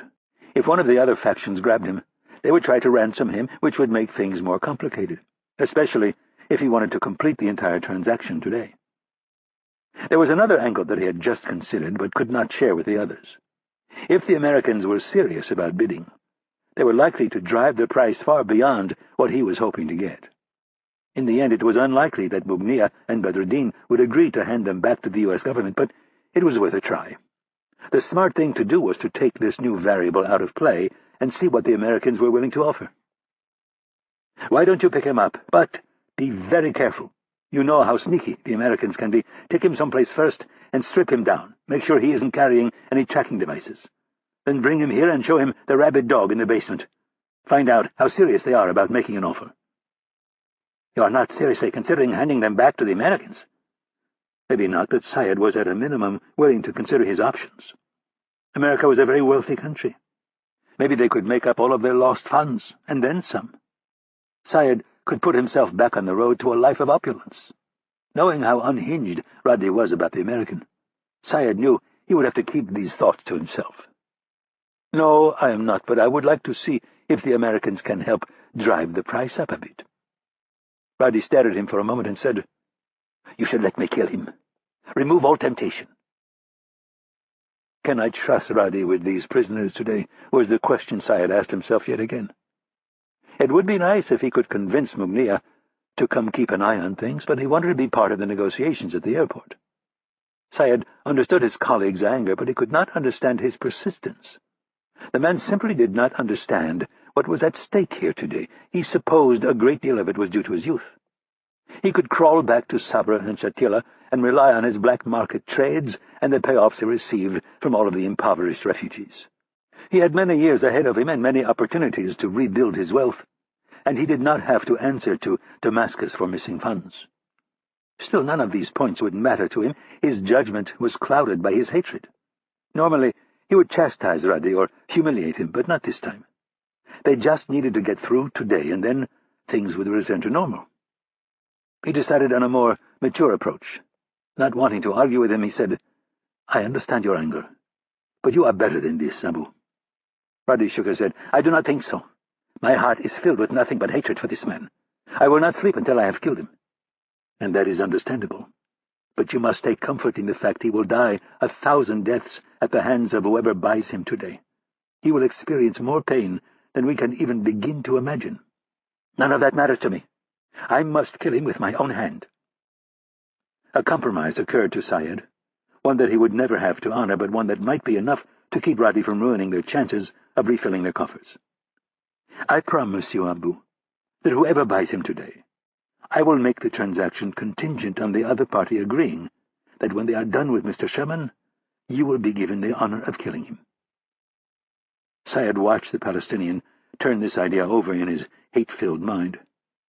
He could see that he was not quite convinced, so he said, "And I will allow you to spend some time with him today, so he can be taught a proper lesson before he leaves." A thin smile creased Roddy's lips, and he said, "I would like that, very much."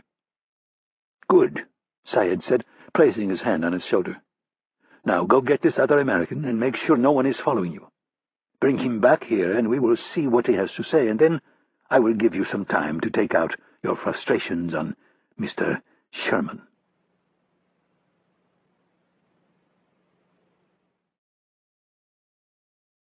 Chapter 60. Rapp sat on the edge of the hotel room's bed, tapping his foot. It was 10:09 in the morning, and he was having a hell of a time trying to calm his nerves. All he'd brought along was a small duffel bag that Ridley had helped him pack. Petrosian had come back to the safe house after his dinner with the police chief to go over the plan. He was not optimistic that Rapp would succeed, but agreed that doing nothing was a worse alternative. So, shortly before midnight, Rapp was shuttled from Petrosian's armor-plated sedan to the Beirut police chief's four-door Peugeot. Rapp wasn't thrilled about the idea at first, but when Petrosian explained that the chief was eager to make amends for his lack of judgment the day before, Rapp went along with it. Petrosian also knew that the chief would tell the right people that another CIA man had shown up and was looking to negotiate the release of his colleagues. They made it through the checkpoint fine, but Rapp had to resist the urge to shoot the smug little turd of a police chief and both of his men. It would have sent a nice message, but ultimately the wrong one, considering his final objectives. And besides, he had a role to play. So as they neared the hotel, Rapp fired off one anxious, paranoid question after another. The chief did his best to calm his guest, but Rapp played the inconsolable nervous wreck better than he could have hoped. They reached the shady Cedar Hotel at 20 minutes past midnight. Ridley had hand-picked the hotel because it was smack dab in the middle of Indian country. All three men escorted Rapp into the lobby. The chief asked to have a private word with the manager, and the two men disappeared behind the closed door of the small office behind the reception desk. The other two policemen stood chain-smoking by the door, while Rapp stood at the front desk and did his best to look nervous as hell, which was no easy thing, considering the fact that he really wanted to kick down the door and pistol-whip the double-dealing police chief. After 5 minutes, Chief Haddad appeared, stroking his mustache and assuring Rapp that everything was taken care of. The little kiss-ass hotel manager joined in, telling Rapp that all would be fine. Rapp got the distinct impression that all would not be fine, and that both of these men would look to make money by turning him in to Islamic Jihad. But that was the point of the whole crazy exercise. So Rapp anxiously shuffled his feet and kept rubbing his neck as if he was a wreck. Pointing toward the door, Rapp asked, "Can one of your men stay tonight?" "I am afraid that is not possible. Besides, you'll be safe here." Rapp acted even more worried, but truth be told, he didn't have a worry in the world. He could sleep in peace, and then in the morning he could begin to ask around for information. The idea that the chief wouldn't tell the very people who had asked him to grab Hurley was ludicrous, but Rapp played dumb. The elevator was out of order, so he took the stairs to the 4th floor. He closed and locked the door to the room and wedged the rubber doorstop into the small gap at the bottom. Next, he opened the curtains to see what kind of exit the window might provide. It was a good 25 feet to the street. Ridley had sent him off with a grab bag of things, including a 30-foot coil of rope. Rapp tied one end to the foot of the bed and left the rest of it coiled by the window. Then he took out his silenced Beretta and Motorola radio. He set the gun on the nightstand and keyed the transmit button on the radio. Ridley's voice came over the radio a few seconds later. Rapp told him he'd made it to the hotel and was in his room. The radios weren't secure, so they kept the conversation vague and short. Rapp confirmed that he would check in at 8 and then every 2 hours after that. If he missed any of the check-ins, Ridley should assume Rapp had made contact.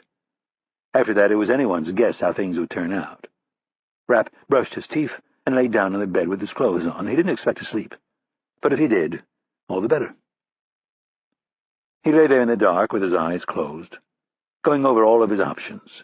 In his mind's eye, he could see how things were going to proceed, and if he had any chance at all of making it back alive, he would have to stay calm and seize the opportunity if and when it presented itself.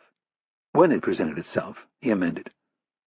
Petrosian had said it himself. The Fatah and Islamic Jihad factions had grown thin during the ceasefire. Men were leaving their ranks and finding jobs. It was very possible that they would make a mistake. It was simply up to Rapp to see it coming and make his daring move. Rapp did fall asleep. He had no idea when he had dozed off or for how long, but it was enough to recharge his battery. He checked in with Ridley at the appointed hour, and then, not wanting to lose his nerve, he left the hotel and proceeded directly to Marad Street a few blocks away. The vendors were manning their tents, selling all kinds of produce and food. Rapp worked his way up and down both sides of the street, speaking English and playing down his French when he had to speak it. He continued to play the role of the dolt. Almost to a man, people shunned him as soon as he asked about Colonel Syed. There was one man, though, who had opened up. He was selling electronics, small radios, tape players, and two-way radios like Rapp's Motorola. Rapp stepped into his small tent and said hello. There was a polite exchange, and then Rapp asked him, "Do you know anything about the two Americans who were picked up a few days ago?" The man pointed to two radios and loudly asked Rapp, "Which one do you like better?" And then, in a much quieter voice, he said, "Yes, I know of the Americans." He then stuck out his hand for cash. Rapp peeled off 7 $100 bills. The man pocketed the bills and picked up a small alarm clock radio. He began to explain its various features. In between lauding the various components, he lowered his voice and said, "There is a rumor that the Americans are being held in the basement of an old building on the west side of Martyrs Square." Before Rapp could ask another question, the man was stuffing the alarm clock in a bag and sending him off. That was when Rapp noticed the two guys with stern faces and distinctive bulges under their jackets. He went straight back to the hotel. He wanted to pass on this nugget of information before he was picked up. As he reached the street that the hotel was on, he turned left, which was the wrong way. He took 2 steps and then, acting as if he'd just realized his mistake, he turned left again and saw the two men halfway down the block, just standing there, staring at him. Rapp kept moving so as not to let them know that he was onto them. It was not lost on him that the two men following him had made no effort to conceal their interest.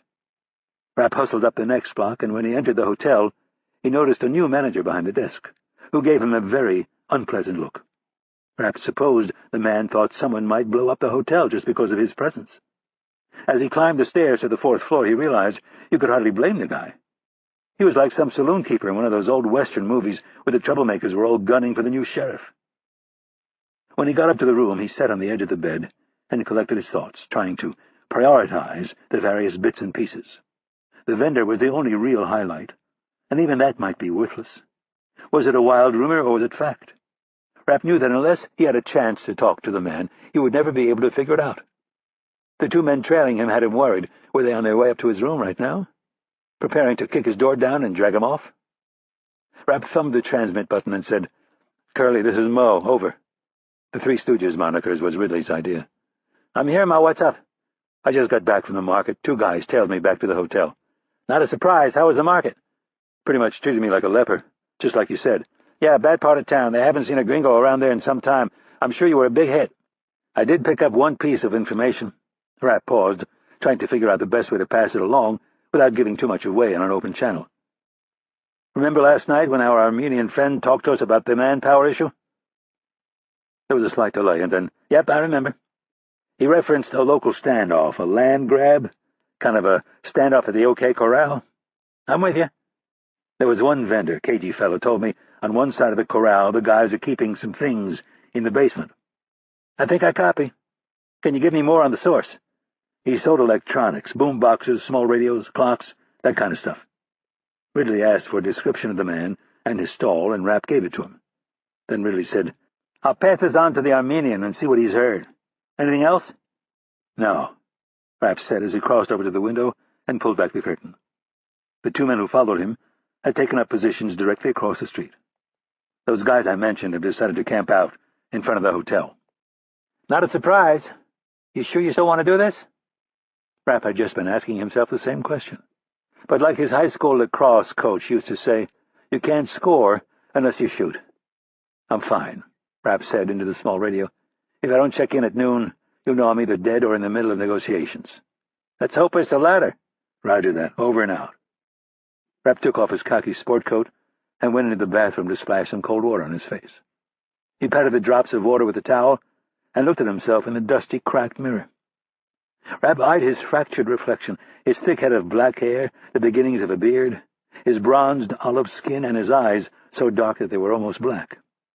He could walk among the enemy without getting so much as a suspicious glance, but that would all change if he didn't do something. Very carefully, he patted his hair, and then, using his index finger, he probed a little deeper. He could barely feel the small section of metal. Ridley had taken a flexible 14-inch bandsaw blade and cut it down to a neat little 3-inch piece. 1/8 of an inch thick and only a half-inch wide, the black metal section was then threaded into his dark head of black hair. Rapp played Ridley's words over again in his head. "We know from debriefings that these things follow a certain pattern. It usually starts with a whack across the back of the head, but not always. You're then tossed in either the back seat or the trunk, taken somewhere and stripped naked, and then moved 1 or 2 more times. There's a good chance you'll never be in the same building as them. Then again, they might be 2 doors down, and you'll never know they're there unless you get free." Rapp stared at his reflection and questioned his sanity.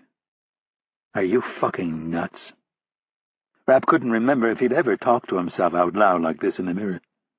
Maybe drunk, but never sober. It all flashed before him in that moment. He could slip out the back door and find his way back to the other side of town. Like Ridley had told him last night, if you get cold feet, no one will judge you. Except for himself, of course. Rapp did not want to live the rest of his life that way. This wasn't like making a mistake in the heat of battle. This would be making a conscious decision to run from the field of battle, and not just to run, but to desert 2 of his fellow soldiers and leave them for dead. Rapp knew himself well enough to understand that a failure of this magnitude would haunt him for the rest of his days. He pushed himself away from the mirror before he lost the courage. He checked the window again. They were still down there, and had possibly been joined by another guy who was standing at the far end of the block. Rapp looked over at his gun, which was on the night table. It had been suggested that, to complete his performance, he should leave the gun in the room, but he didn't like that idea. He'd rather walk out of the hotel buck naked than leave the gun. He could explain it away as a precaution. Everyone else in this town walked around with a gun, so why shouldn't he? The radio was the only other thing to decide on. He chose to bring it with him. If he didn't get picked up right away, he might need to call Ridley with an update. As a precaution, he changed the channel and turned it off. Rapp quickly scrawled a note and left it on the small desk in the corner, then put his sport coat back on and checked all the pockets. Everything was where it should be. Lifting the back of his jacket, he wedged the Beretta into his waistband and gathered his sunglasses, the map, and a large wad of cash, and headed for the door. He hesitated for a split second, then told himself not to think. "I'd rather go down swinging," he muttered as he shut the door. If he survived this little ordeal, he'd have to ask Lewis if talking to yourself was a symptom of losing your mind. Rapp moved quickly down the 4 flights of stairs to the lobby. There was a new man behind the front desk, and he looked nervous as all hell, which Rapp took as a sign that someone had talked to him. This was it, showtime. Rapp continued out the front door into the blazing daylight, and held his map above his head to block the sun while he looked up and down the street. Looking out from behind the sunglasses, he pretended not to notice a duo from Islamic Jihad. With his face buried in the map, he turned to the right and started heading east, as if he was going back to the market. Within half a block, Rapp's nervous system began sending his brain alarms, each more frantic than the previous one. Now he was talking to himself again, but this time it was in his brain. The conscious, here-and-now, higher-functioning part was talking to the ingrained, lower-functioning part like a jockey talks to a thoroughbred as it's being led into the starting gate. "Easy," he repeated to himself over and over. It took every ounce of control to override his training and millions of years of basic survival instincts that were embedded like code into the human brain. Up ahead, Rapp recognized a black car that was parked across the street. Earlier in the morning, the car had been empty.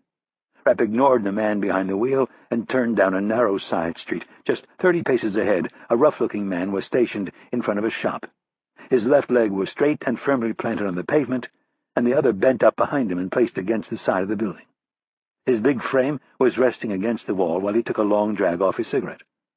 The man had dusty black pants and a white dress shirt with sweat-stained armpits, and there was something vaguely familiar about him. Rapp wondered if he had been in one of the photos Ridley had shown him. The street was otherwise empty. The survivors of the bloody Civil War could smell trouble, and they had wisely decided to stay indoors until the morning's sideshow was concluded. Rapp heard the men behind him, their thick shoes pounding out their progress and pace on the sidewalk. Suddenly a car engine revved, and the pace of his pursuers quickened. With every step, Rapp could feel them closing in from behind.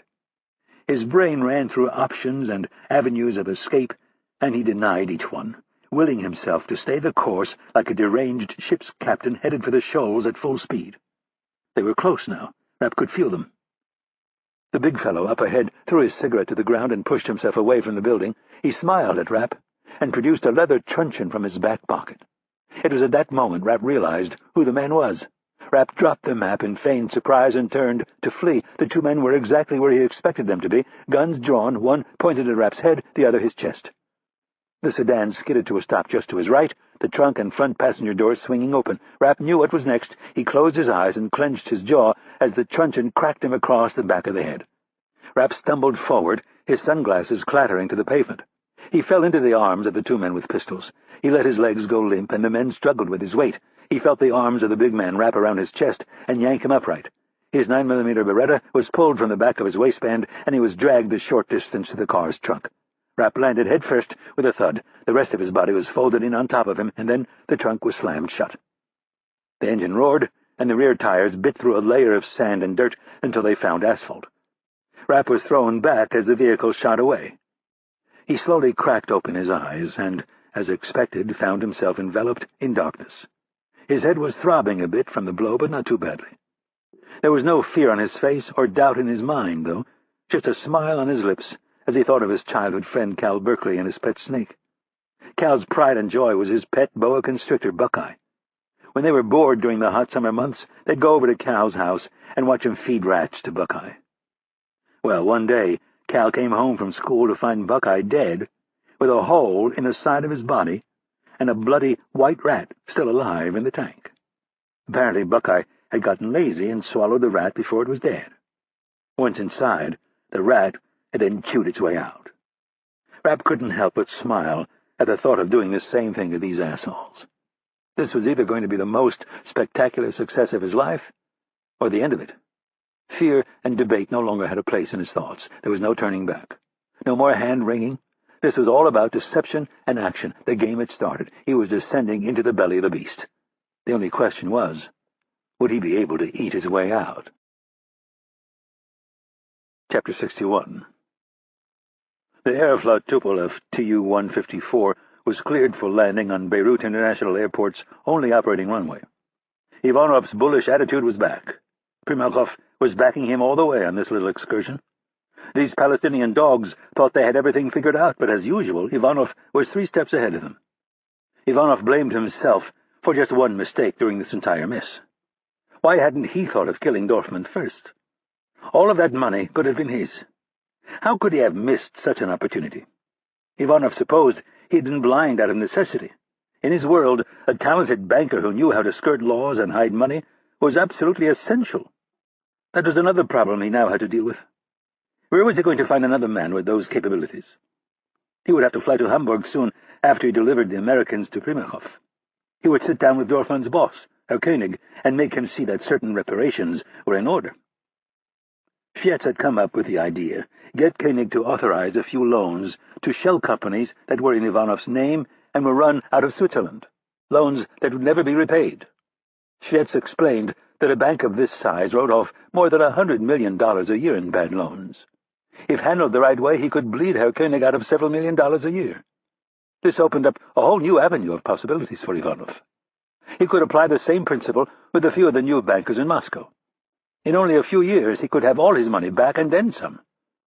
That Schwetz was a smart boy. Maybe too smart. Ivanov watched Schwetz exit the cockpit and close the door. As his deputy sat in the aisle seat next to him, he noted the way Schwetz glanced at his glass of vodka, barely able to hide his contempt.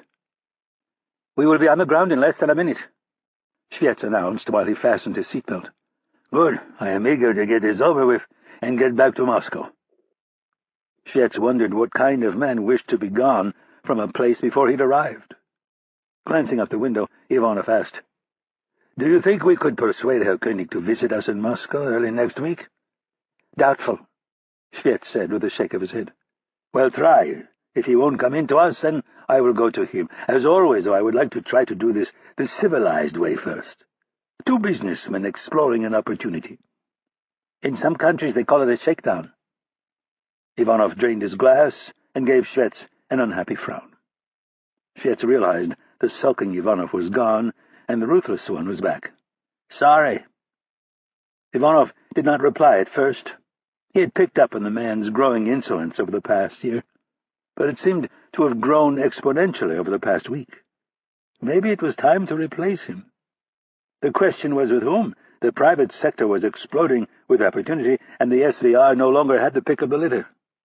He decided he shouldn't give up on him so easily. A good lesson or two might restore the proper attitude, and if that didn't work, he'd think about having him shot. Cutting him free would be foolish. Schwitz knew too many of his secrets. The plane landed on a relatively short runway and braked hard. While they taxied to the designated area, Schwitz leaned over and asked, "What is our plan if the bidding goes over $5 million? Ivanov laughed. "It won't." "How can you be so sure?" "Because I am smarter than these dogs." Schwitz was intrigued. "What have you been up to, sir?" "Let's just say I made a few calls to my friends in Tehran and Baghdad." "And?" "They have agreed that it would be foolish to pay for something that I am willing to give them for free." Schwitz was dubious. "Are you sure you can trust them?" The plane stopped in front of an old rusty hangar. The doors were open and light streamed into the interior from the holes in the roof. Syed stepped from the shadows and waved at the plane. Ivanov laughed at the sight of him. "There are two things you need to know to understand the Middle East. The first is that they all hate the Jews. The second is that they have nothing but contempt for the Palestinians."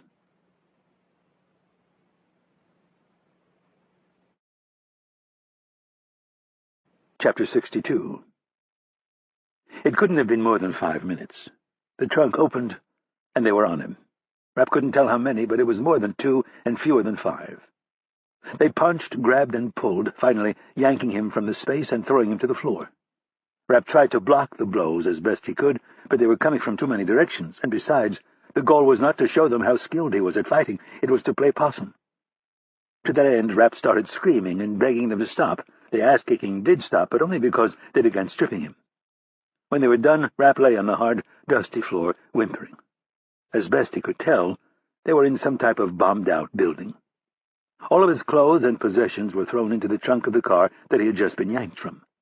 The vehicle started up again, and then the driver floored the gas and sprayed Rapp with loose gravel. The 4 men who were standing around him all started laughing. A 5th man walked into the circle. Rapp recognized him as the one who had been leaning against the building. He was a senior member of Fatah. "Why are you doing this? I've been authorized by my government to negotiate with you." Roddy squatted on his haunches. He held out Rapp's Beretta. "Why do you need this to negotiate?" Rapp shrugged. "This is a dangerous town. I don't know." Roddy slapped him hard across the face. "I think you are a liar." "Sorry. Shut up. But the money—" Roddy slapped him again, and Rapp started to whimper. "I'm just a messenger." "And what do you have to offer?" "Money. Lots of it." "How much?" $1 million. Roddy roared with laughter. "I think it will cost you a lot more than that." "Maybe I can get more money," Rapp said hopefully. "And maybe we will sell you to the Russians with the others." "I can get you the money." "I don't care about the money, and besides, you do not seem like you would fetch a very good price." The other men nodded and laughed. Roddy was suddenly curious about this man. He had to be very low level. "Why were you chosen to negotiate their release?" Rapp shrugged and didn't answer. Roddy slapped him. One of the other men kicked his legs and screamed, "Answer him! I volunteered! Please don't hit me!" "And why would anyone volunteer for something like this?" Rapp spoke softly into the floor. "Speak up!" "I said I'm related to one of the men." "Related? To who?" "Stan Hurley." "We don't have a hostage named Stan Hurley." "Yes, you do. Hurley is his real name. You probably know him as Bill Sherman. That's why I volunteered. Please don't hurt me," Rapp pleaded. "I mean you no harm. I just want to get these men released. I promise we will not bother you again." "How are you related to this Stan Hurley?" "He's my dad." Roddy could hardly believe his luck. He might not be able to kill Bill Sherman, but Syed had said nothing about his son. Roddy stood. "Let's go," he announced to his men. "Tape his wrists and toss him in the trunk." Rapp was as passive as he could be while they wound the duct tape quickly around his wrists. He counted 10 times and noted that they didn't bother to tape his ankles. "I can make you guys rich," Rapp pleaded as they tossed him in the trunk of a different car. The trunk was slammed shut, and then they were off. He had no idea where they were to begin with, so the 20-odd-minute drive that they went on through the city was unnecessary. Just before they stopped, however, things became noticeably quieter, almost as if they were in the country. When the trunk popped again, Rapp was hit with a blast of sunlight. he glimpsed a building that looked like it was slated for demolition. Two big men yanked him roughly from the trunk. Rapp's bare feet hit the rough ground, and he realized they were in an alley.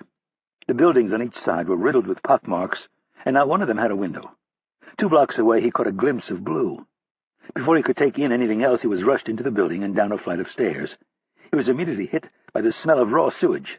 He almost gagged, and this time it wasn't for effect. The hallway was 10 feet wide, with rooms on each side. They were all missing doors, except 3 rooms at the midpoint on the right.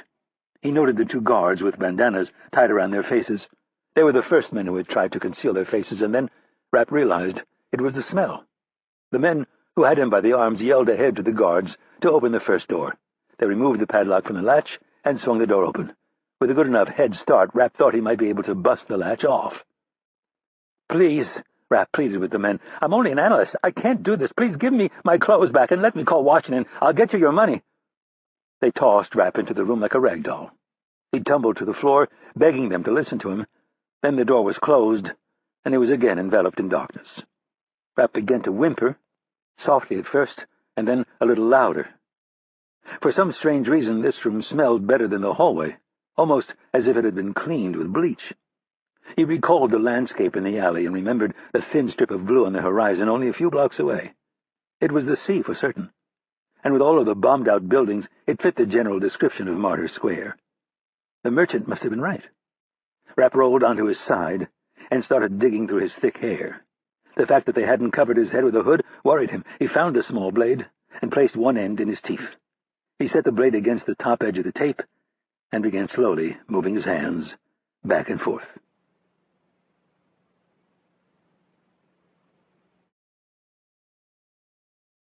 Chapter 63. The stairs at the tail of the Russian plane were lowered, and Syed watched the soldiers in black fatigues file down the steps. He counted 30, all heavily armed, all Russian special forces. Syed had no doubt they were intended as both a show of force and an insult. Syed raised the radio to his lips and said, "You were right." Mugnia's voice came back. "How many men?" 30 Spetsnaz, heavily armed." There was a long pause, and then, "I will be there in 5 minutes." Syed attached the radio to his belt and watched as the elite Russian soldiers spread out to cover the area. Finally Shets appeared, and then Ivanov. Both men were in suits and wearing sunglasses to protect their delicate Moscow eyes. As they approached, Ivanov yelled at Syed from across the tarmac. The big Russian threw out his arms and walked the final 10 paces as if it had been far too long since they had last seen each other. Syed was not going to be a rude host, so he held out his arms as well, and, despite his misgivings, he greeted Ivanov with a smile. As much as he distrusted the man, there was something likable about him. "Asaf, my friend, how are you?" Ivanov practically picked the Syrian up in his arms. "I am well, thank you for coming." Ivanov pushed the Syrian intelligence officer away and held him at arm's length. "What happened to your ear?" Syed gently touched the bandage and said, "Oh, nothing, just a little accident." "Other than that, you are well?" "Yes." Ivanov peered over the top of his sunglasses at the hangar and the surrounding landscape, the bombed-out hangar, an airliner with only one wing and another with no engines. "I see Beirut hasn't changed much." "Things are getting better." Syed pointed back toward the construction equipment at the main terminal. "We thought privacy would be best for this meeting." He motioned toward the hangar, saying, "I promise it will be worth your effort." "Yes, but what is this nonsense? I have to compete for my information like some rancher bidding on heads of cattle." They started walking toward the shade of the hangar. Syed followed the script that Mugnia had given him. "Yes, well, if it was up to me, it would only be you, but I am not the only one with a voice in this." "Mugnia?" Ivanov asked. "Yes. I have warned you. He is in love with the religious zealots in Iran, and we both know they will never be the answer to a lasting peace in Beirut." I know, Syed said, patting Ivanov's arm as they entered the hangar. "But there is only so much I can do." "And you have been a staunch supporter. Do not think that has gone unnoticed." Ivanov took off his sunglasses. "Now, where are these Americans that we are all so interested in?" Syed pointed to their left. In the shadowy recesses of the hangar, next to a rusty, broken-down truck, a man wearing a black hood sat in a single chair. "But I thought there would be 3. "There are," Syed said. "Think of this one as a sample." Ivanov was not happy. "I have flown all this way, and you play games with me. I do not like this, Asif." "No games," Syed lied. "Security is very important. One of these Americans is such a big fish that we must be extra careful." "What is his name?" "I cannot say just yet." "Why?" "We must wait for the others." Ivanov looked around the empty space. Shetson, the Spetsnaz commander, had wisely stopped 20 feet away to give them some privacy. Where were the representatives from Iran and Iraq? Turning back to Syed, he asked that exact question. "They will be here any minute." Ivanov checked his watch and huffed. His instincts told him something else was going on here. "I do not like this. I do not like this one bit. I am on time. I have important business to attend to back in Moscow." "I am sorry, Mikhail." "Sorry will not work." Ivanov leaned in close, so he was eye to eye with Syed. "When you come to Moscow, I treat you like a prince. I come here, and we meet in this." He waved his hand around the dilapidated space. "Mikhail, I'm sorry. We do not have your resources, and that is something you would be wise to remember. I do not deserve to be treated like this." "I am sorry," Syed could only say again. "If you are so sorry, you will stop playing games with me and tell me who this big fish is. And if you do not want to stop playing games, then I will be forced to start playing them as well. Maybe I will get on my plane and fly back to Moscow. You can conduct your little auction without me. Mikhail, I am—" "Don't say it again! If you are truly sorry, you will tell me who the mystery American is. If not, I am done playing games and I will leave." Mognia had specifically told him not to divulge that information until he was there, but Syed was growing weary of the man's paranoia. He did not trust Ivanov, but he couldn't see what harm could be caused by telling him about Bill Sherman. "I will give you a sneak peek, but you have to play dumb when Mognia gets here." Turning, Syed said, "Follow me." As they walked over to a folding table, he said, "This American is rumored to have been heavily involved in some of the CIA's most sensitive operations, including operations directed at your country." There were 3 files on the table. Syed picked up one and handed it to Ivanov. Ivanov had been preparing himself for this for the past 24 hours. He had expected to see the man in person, but in a way, it would be easier for him to downplay his reaction this way. He opened the file, looked at the Polaroid photo of the American spy, and nearly gasped. Ivanov hid his emotions and tilted his head as if he were trying to place the face, even though he knew with absolute certainty who the man was. He and Stan Hurley had tangled back in Berlin a long time ago. Hurley had become such a problem that he had sent 2 of his best men to kill him one night. Neither came back. Their bodies were found floating in the Spree River the next day. The day after that, Hurley marched into Ivanov's office in broad daylight and put a gun to his head. Hurley explained the rules to him that morning, rules that Ivanov already knew but had nonetheless ignored. The Americans and Russians were not supposed to kill each other. It was all part of the new détente of the Cold War, the easing tensions in the early 70s, brought about by Nixon and Brezhnev. The American then gagged him, blindfolded him, tied him up, and pilfered his files. When Hurley was done, he loosened the ropes on Ivanov's wrists a bit and whispered in his ear, "You should be able to wiggle your way out of these in a few minutes. By then I'll be gone, and you'll be faced with 2 options. You can scream your head off and try to chase me. If you do that, your bosses and everyone else back in Moscow will know that you let an American waltz into your office in the middle of the day, tie you up, and steal your files. You will be an embarrassment to the KGB, and we both know how much the KGB likes to be embarrassed. Your other option? Well, let's just say I hope you're smart enough to figure it out." Ivanov was smart enough, and he had never told a soul about that day. He coughed into his hand and turned to Syed. "I have heard of this man. What else can you tell me about him?" Syed thought it best to not be too forthright on this point.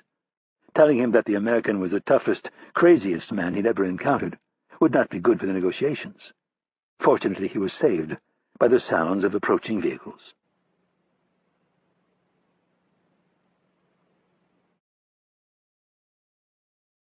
Chapter 64.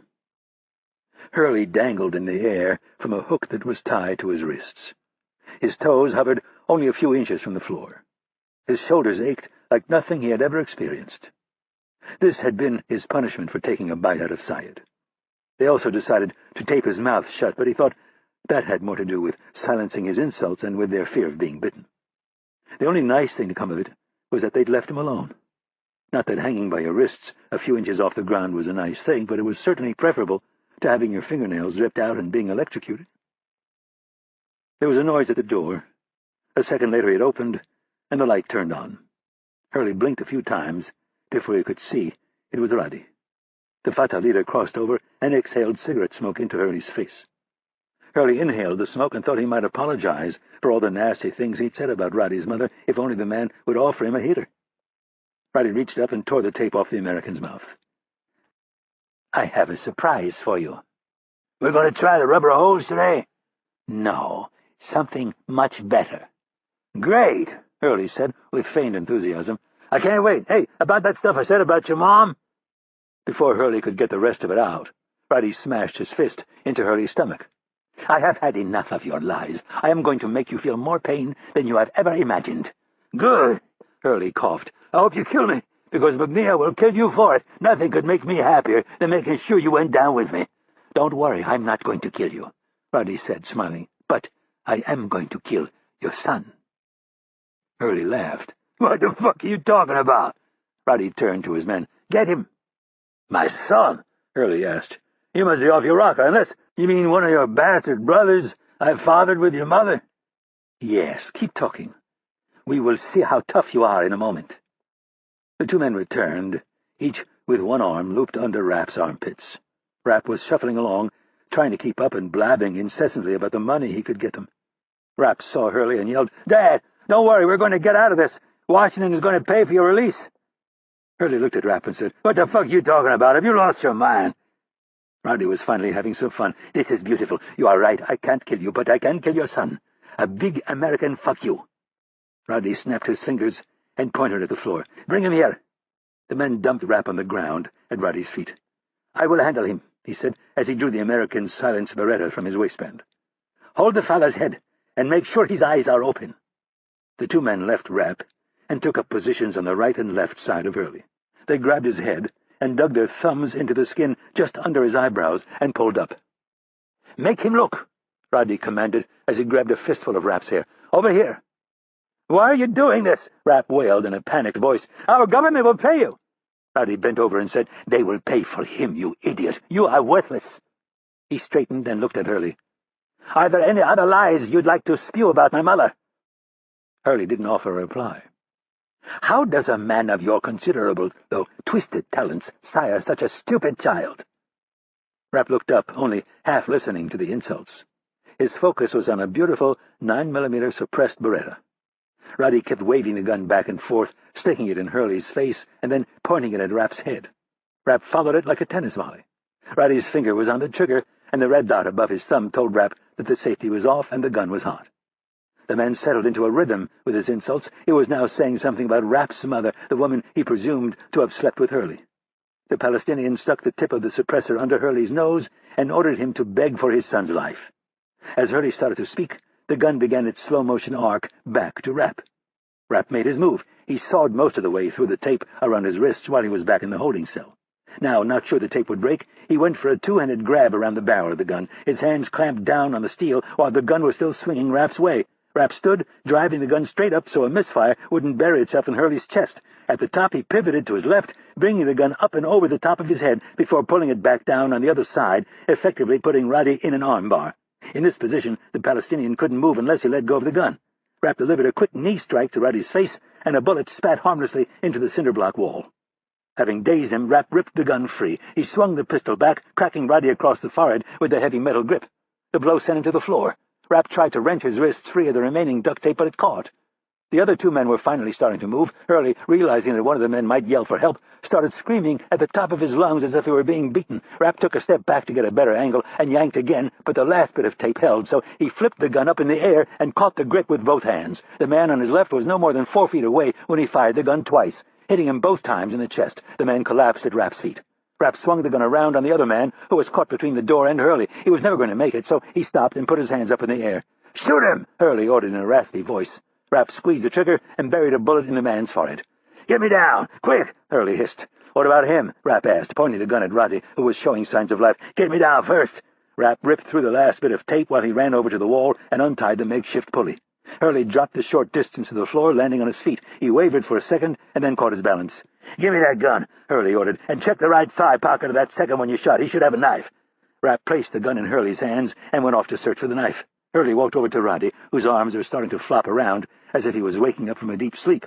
Hurley stomped on his stomach, and the Palestinian's eyes popped open. Hurley bent over and pressed the suppressor against Riley's chest. Looking into his eyes, he said, "You should have killed me when you had the chance, you piece of shit." Hurley pulled the trigger.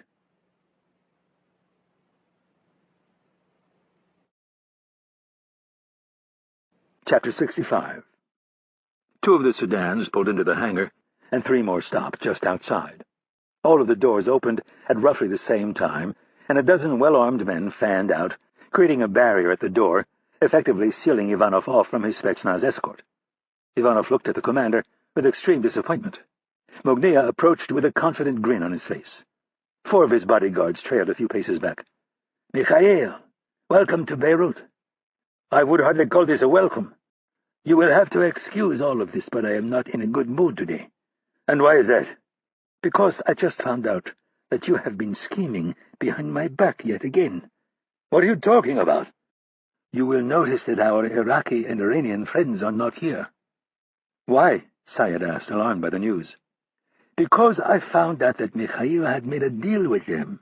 Didn't you, Mikhail?" Ivanov tried to laugh the question away as if it was a harmless maneuver. Mognia turned his attention back to Syed and said, "He set the ceiling at 5 million. The others are going to bow out and let him win." "What did you do with him?" Syed asked. "For the moment they are my guests. I will decide if I am going to kill them later." Ivanov clasped his hands together and laughed. Mognia was proving to be much smarter than he had given him credit for. "You have outsmarted me, Ahmad. That does not happen very often. Would you like me to leave, or would you like to discuss business? Negotiate some terms, perhaps?" "I will negotiate nothing with you. I am going to name a price, and you are going to pay it." "Really?" Ivanov said. "And what if I decide I don't like your price?" "Then we will have a big problem." Ivanov nodded, as if he found the game amusing. "Before we get to that, though, I need you to return all of the money you took from our Swiss bank accounts." "Money that I took?" Ivanov's eyes nearly bulged out of his head. "I did no such thing." "I think you did. As a matter of fact, I want my money back from you." "Your money?" "Yes, my money." Ivanov's face was blazing red. "The money that you took. You don't think I suspected you at once? You never liked Sheriff. You did nothing but complain about his prices. You called him a rat and a traitor to the cause for charging his inflated prices." "I did not kill Sheriff," Mognia denied flatly. "And why should I believe you?" "Because I am a man of honor. Someone who fights for what he believes in, not a thief like you." "Honor? This is beautiful. You, of all people, speak of honor. Imad Mognia, the hijacker of civilian airliners, the kidnapper of professors, the man who shells entire neighborhoods filled with women and children. You speak of honor? That is laughable." Ivanov literally spat the last word at his accuser. Mognia reached for his gun, but the Spetsnaz commander beat him to the draw and pointed the barrel of his Markov pistol at the side of Mognia's head. All of a sudden it appeared as if everyone had a gun. Slides were being racked and hammers cocked. "Enough!" Syed shouted. "Your disdain for each other has blinded your judgment. And you are a fool!" Mognia yelled. Syed approached him and in a voice loud enough for only Mognia to hear said, "And you are broke. How are you going to pay all of your men next week and the week after that? Get control of your hot temper and let me handle this." Speaking to the group, he then said, "Everyone, lower your weapons." He motioned with his hands and repeated himself 2 more times until finally all of the weapons were either holstered or pointed in a safe direction. "I know that Imad did not steal the money, and I do not think that Mikhail did so either." "How can you know?" Mognia angrily asked. "Tell me, why would he come here today if he had stolen our money?" While Mognia pondered that question, Shviets stepped forward. "I can assure you that my boss had nothing to do with the stolen funds. I visited Herr Dorfman's boss in Hamburg last week. More than $50 million was stolen. It appears we were not the only targets." Shviets wanted to get out of here with his life, so he quickly added, "We are following several leads, including one that the money was stolen by an organized crime element out of Prague. And I can promise you," Ivanov added quickly, "that when we find these people, we will get our money back and we will punish the people who took it." "Thank you," Syed said. "Right now we have something very important to negotiate. We have 3 Americans, John Cummins, who served 4 years in Moscow and the last 4 in Damascus, another relatively young man by the name of Robert Richards, and the infamous Bill Sherman." Syed grabbed the file off the table and handed it to Ivanov, giving him a second to study the photo again. "Now, how much would your government be willing to pay for these 3 men?" Ivanov unconsciously licked his lips. A prize like Stan Hurley would virtually guarantee him the directorship. Primakov was getting old and lacked the ruthless animal instinct that it took to run the SVR. He could control the interrogation and filter what information he passed on. The thought of keeping that asshole Hurley in the basement of one of his secure sites like some exotic animal was almost too much to take. He reminded himself that this was still a negotiation and his funds were not unlimited. "I am confident that my government would pay $5 million for these three." "That is not enough," Mugnia complained before anyone had had a chance to absorb the offer. Thus started the back and forth, with Ivanov coming up $3 million in his price. They were stuck there for a few minutes, while Mugnia kept saying that he would only accept an offer of $16 million. Ivanov, as well as Syed, tried to explain to him that the issues of the stolen money and the value of the American spies had nothing to do with each other. Ivanov raised his offer to 10 and was prepared to walk away when Mugnia finally countered at 14. 30 seconds later they had agreed on 12, and everyone breathed a sigh of relief, no one more so than Syed. They were only halfway done, though. Mugnia wanted all the money in their possession before they would turn the men over, and Ivanov wasn't going to release a red cent until he laid eyes on Stan Hurley. Syed broke the stalemate by saying, "You need to call Moscow, correct?" "Yes." "Why don't I retrieve the prisoners? They are not far from here. You can make the arrangements to have the money transferred, and when we get back, we can complete the transaction." Ivanov, who wanted to get as far away from this horrible place and these horrible people as quickly as possible, leaped at the chance to expedite his departure. "That is a wonderful idea." Turning to Shvets, he said, "Nikolai, go with Asef and bring the prisoners back here." The last thing Shvets wanted to do was leave the relative security of this hangar and drive into downtown Beirut. He considered asking if he could bring a few of the Spetsnaz with him, but he knew the request would be denied. As he followed Syed and his men to their car, he wondered how much longer he could continue to work for Ivanov.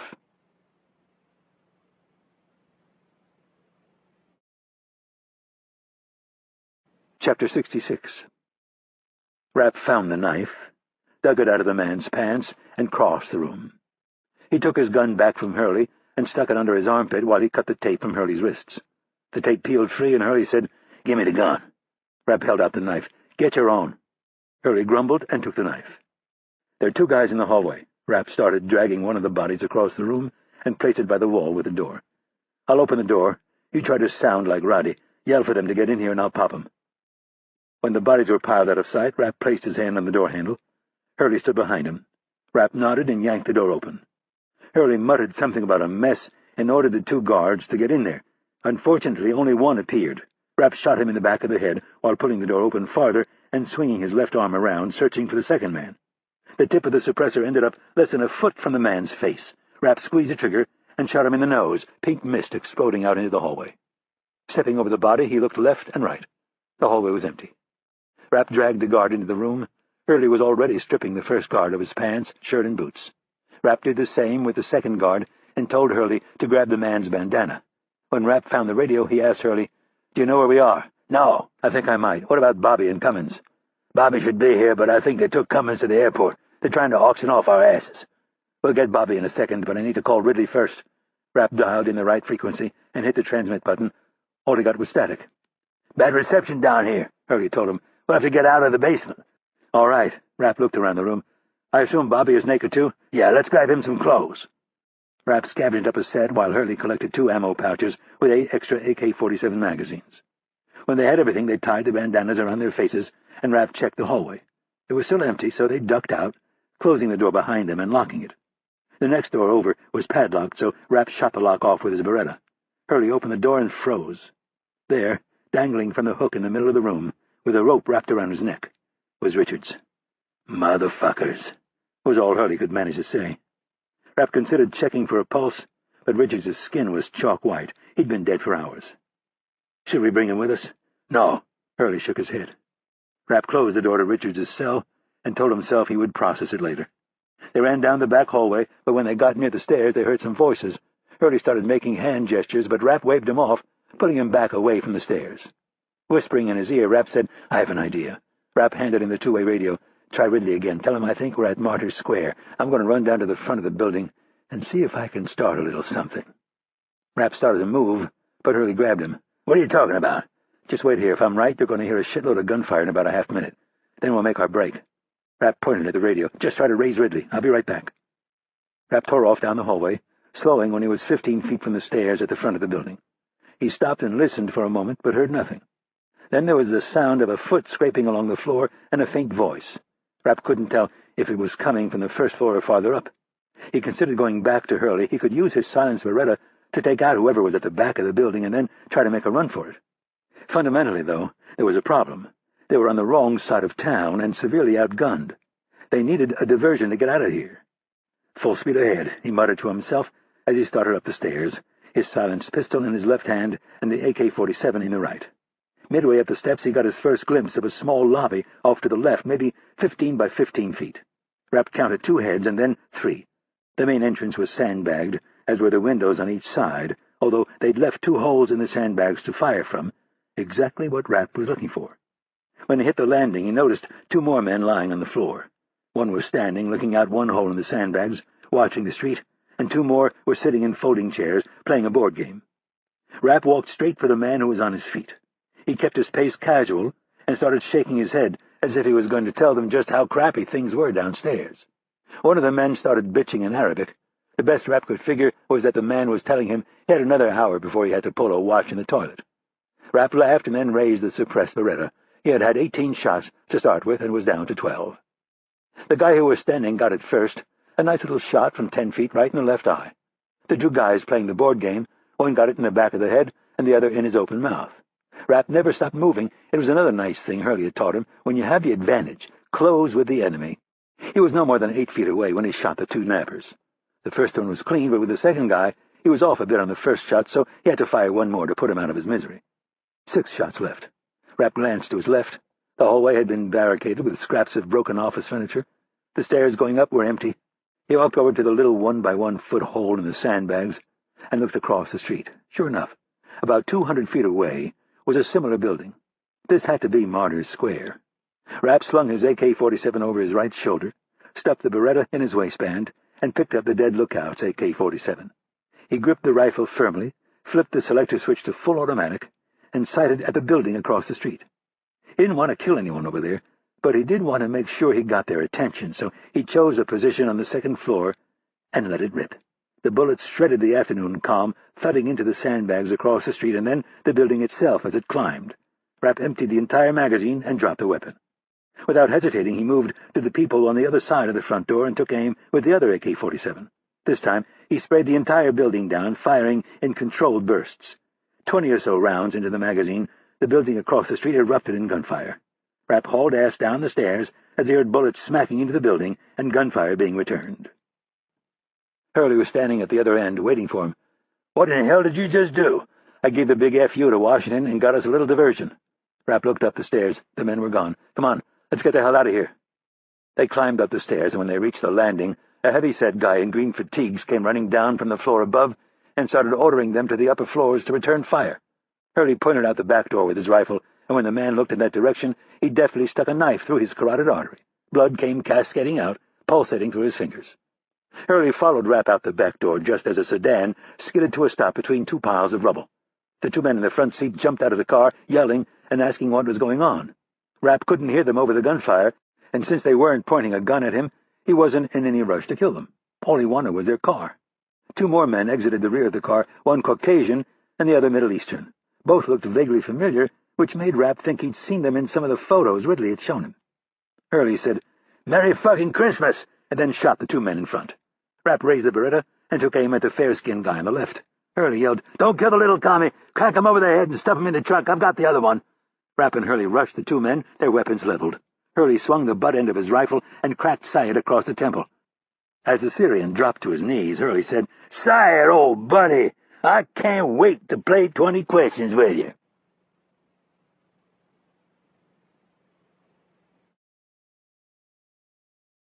Epilogue. Zurich, Switzerland, 4 days later. Thomas Stansfield sat on the park bench and looked up at the Rietberg Museum. He loved Zurich, the lake, the unique pace, the beauty of the mountains, but most important, the safety it afforded a man of his profession. This city, and the small country it was part of had managed to stay out of World War II, even with war raging just beyond its borders in every direction. And in the years after that it had continued to offer respite for Cold Warriors like himself and the man he was about to meet, a place where they could lower their guard, not completely, but enough to enjoy life a little, and occasionally meet face-to-face to discuss mutually beneficial opportunities or, in this instance, conclude vital transactions. Stansfield saw the two black sedans enter the park and glanced at his watch. The meeting would start on time, which was a nice surprise. The man he was meeting was notoriously late. Stansfield watched the sedans stop 30 feet behind the two vehicles in his entourage. Every detail had been agreed to in advance, so as to not make either party unduly skittish. Two men in dark overcoats and sunglasses exited the first car. They looked like Eastern European versions of the two men who were standing a respectful 30 feet behind the CIA's Deputy Director of Operations. A man with unusually large ears and puffy eyes exited the second car and buttoned his blue double-breasted suit coat. One of the men approached with a wool overcoat, but the older man waved him off, which brought the hint of a smile to Stansfield's face. He had spent 6 years in Moscow. To a Russian, 40 degrees in Zurich this time of year would feel like summer. Yevgeny Primakov motioned for his men to stay by the car and walked over to the bench. Stansfield didn't stand, and Primakov didn't expect him to. Neither were handshakes offered. These were two men whose entire jobs revolved around seeing through other people's deceptions.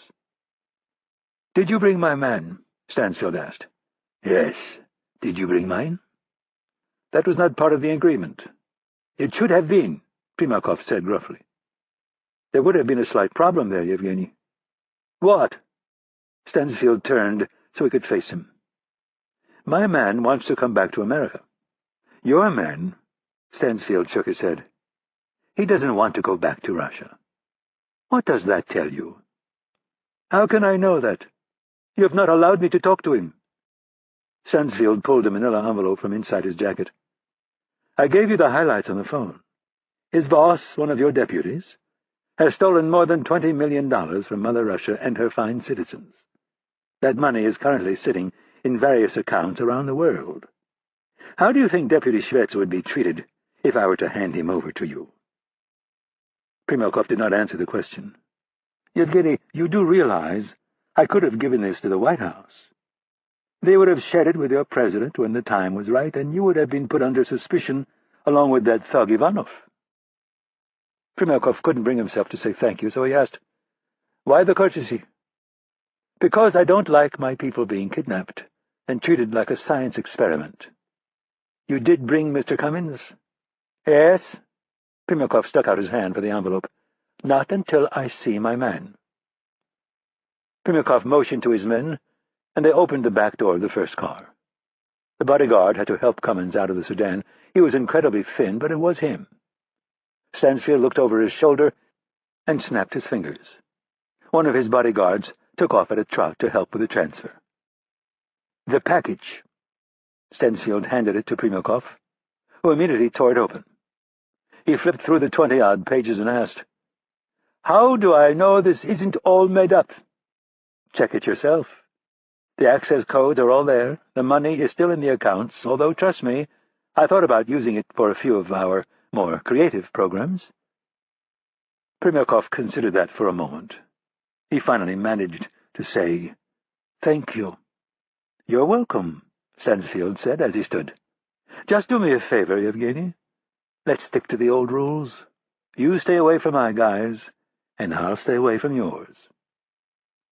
Stansfield walked away with his other bodyguard close behind. He stopped at the first sedan to check on the schnoz, and then got into the back seat of the second car. The bodyguard closed the door and then went around the other side and climbed in the back seat. As soon as they were out of the park, the bodyguard took off his sunglasses and asked, "Did he buy it, sir?" Stansfield looked over at Mitch Rapp and said, 100%. Rapp looked out the window, thinking that Hurley had truly lived up to his reputation as the biggest SOB on the block. It had been pure evil genius to pay Ivanov's money back into his accounts and have Shvets inform on him. "So what's going to happen to Ivanov?" Stansfield looked down and straightened his tie. "I think Mikhail Ivanov is going to spend the next few months being thoroughly interrogated by the SVR's goon squad. And then what? He won't be able to deny the money, will he? No. Sansfield nodded. You're a smart kid. Fill in the blanks. Couldn't happen to a nicer guy. Rapp shrugged, as if he didn't care. What about Syed? Some questions are better off not asked. Rapp frowned. He didn't like not knowing. Listen, Sansfield said, I can't release a guy like Syed. He'll just go back and torture more of our people. Sansfield shook his head. The man will get what he deserves. Sir, I hope you know. I don't give a crap what happens to him. Good. What about Schvetz? Schvetz will be fine as long as he continues to cooperate. In a few years we'll cut him loose and let him start a life of his own. They drove in silence for a while, and then Rapp finally asked, Sir, why did you want me to come along for this? Being your bodyguard is not exactly my area of expertise. Stansfield had been wondering when the rookie was going to get around to asking the question. He grinned to himself and asked Rapp, You think Stan Hurley is a son of a bitch? The biggest one I've ever met, sir. Stansfield laughed. Now you know he's not big on compliments. Rapp nodded. Well, he had some pretty amazing things to say about you when you got back from Beirut. Ridley as well.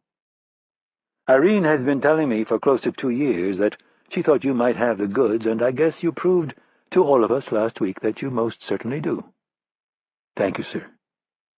So I guess I wanted to have a closer look at you and show you that despite what you may have thought in Beirut, I will go to great lengths to get my people back. Rapp nodded. He supposed Ridley had passed on his blistering critique. I know that now, sir. Good. Now I think you should take a week off. You've earned it. I don't care where you go as long as it's west of here. 7 days from now, report to Stan. I've got something else I want you to work on. Rapp was tempted to ask, but decided he didn't want it weighing on him while he was trying to recharge. Any idea where you're going to go? Stansfield asked. In case we need to get hold of you? Rapp looked at the snow-capped mountains and thought of Greta. With a smile on his face, he said, I think I'm going to stay right here in Zurich.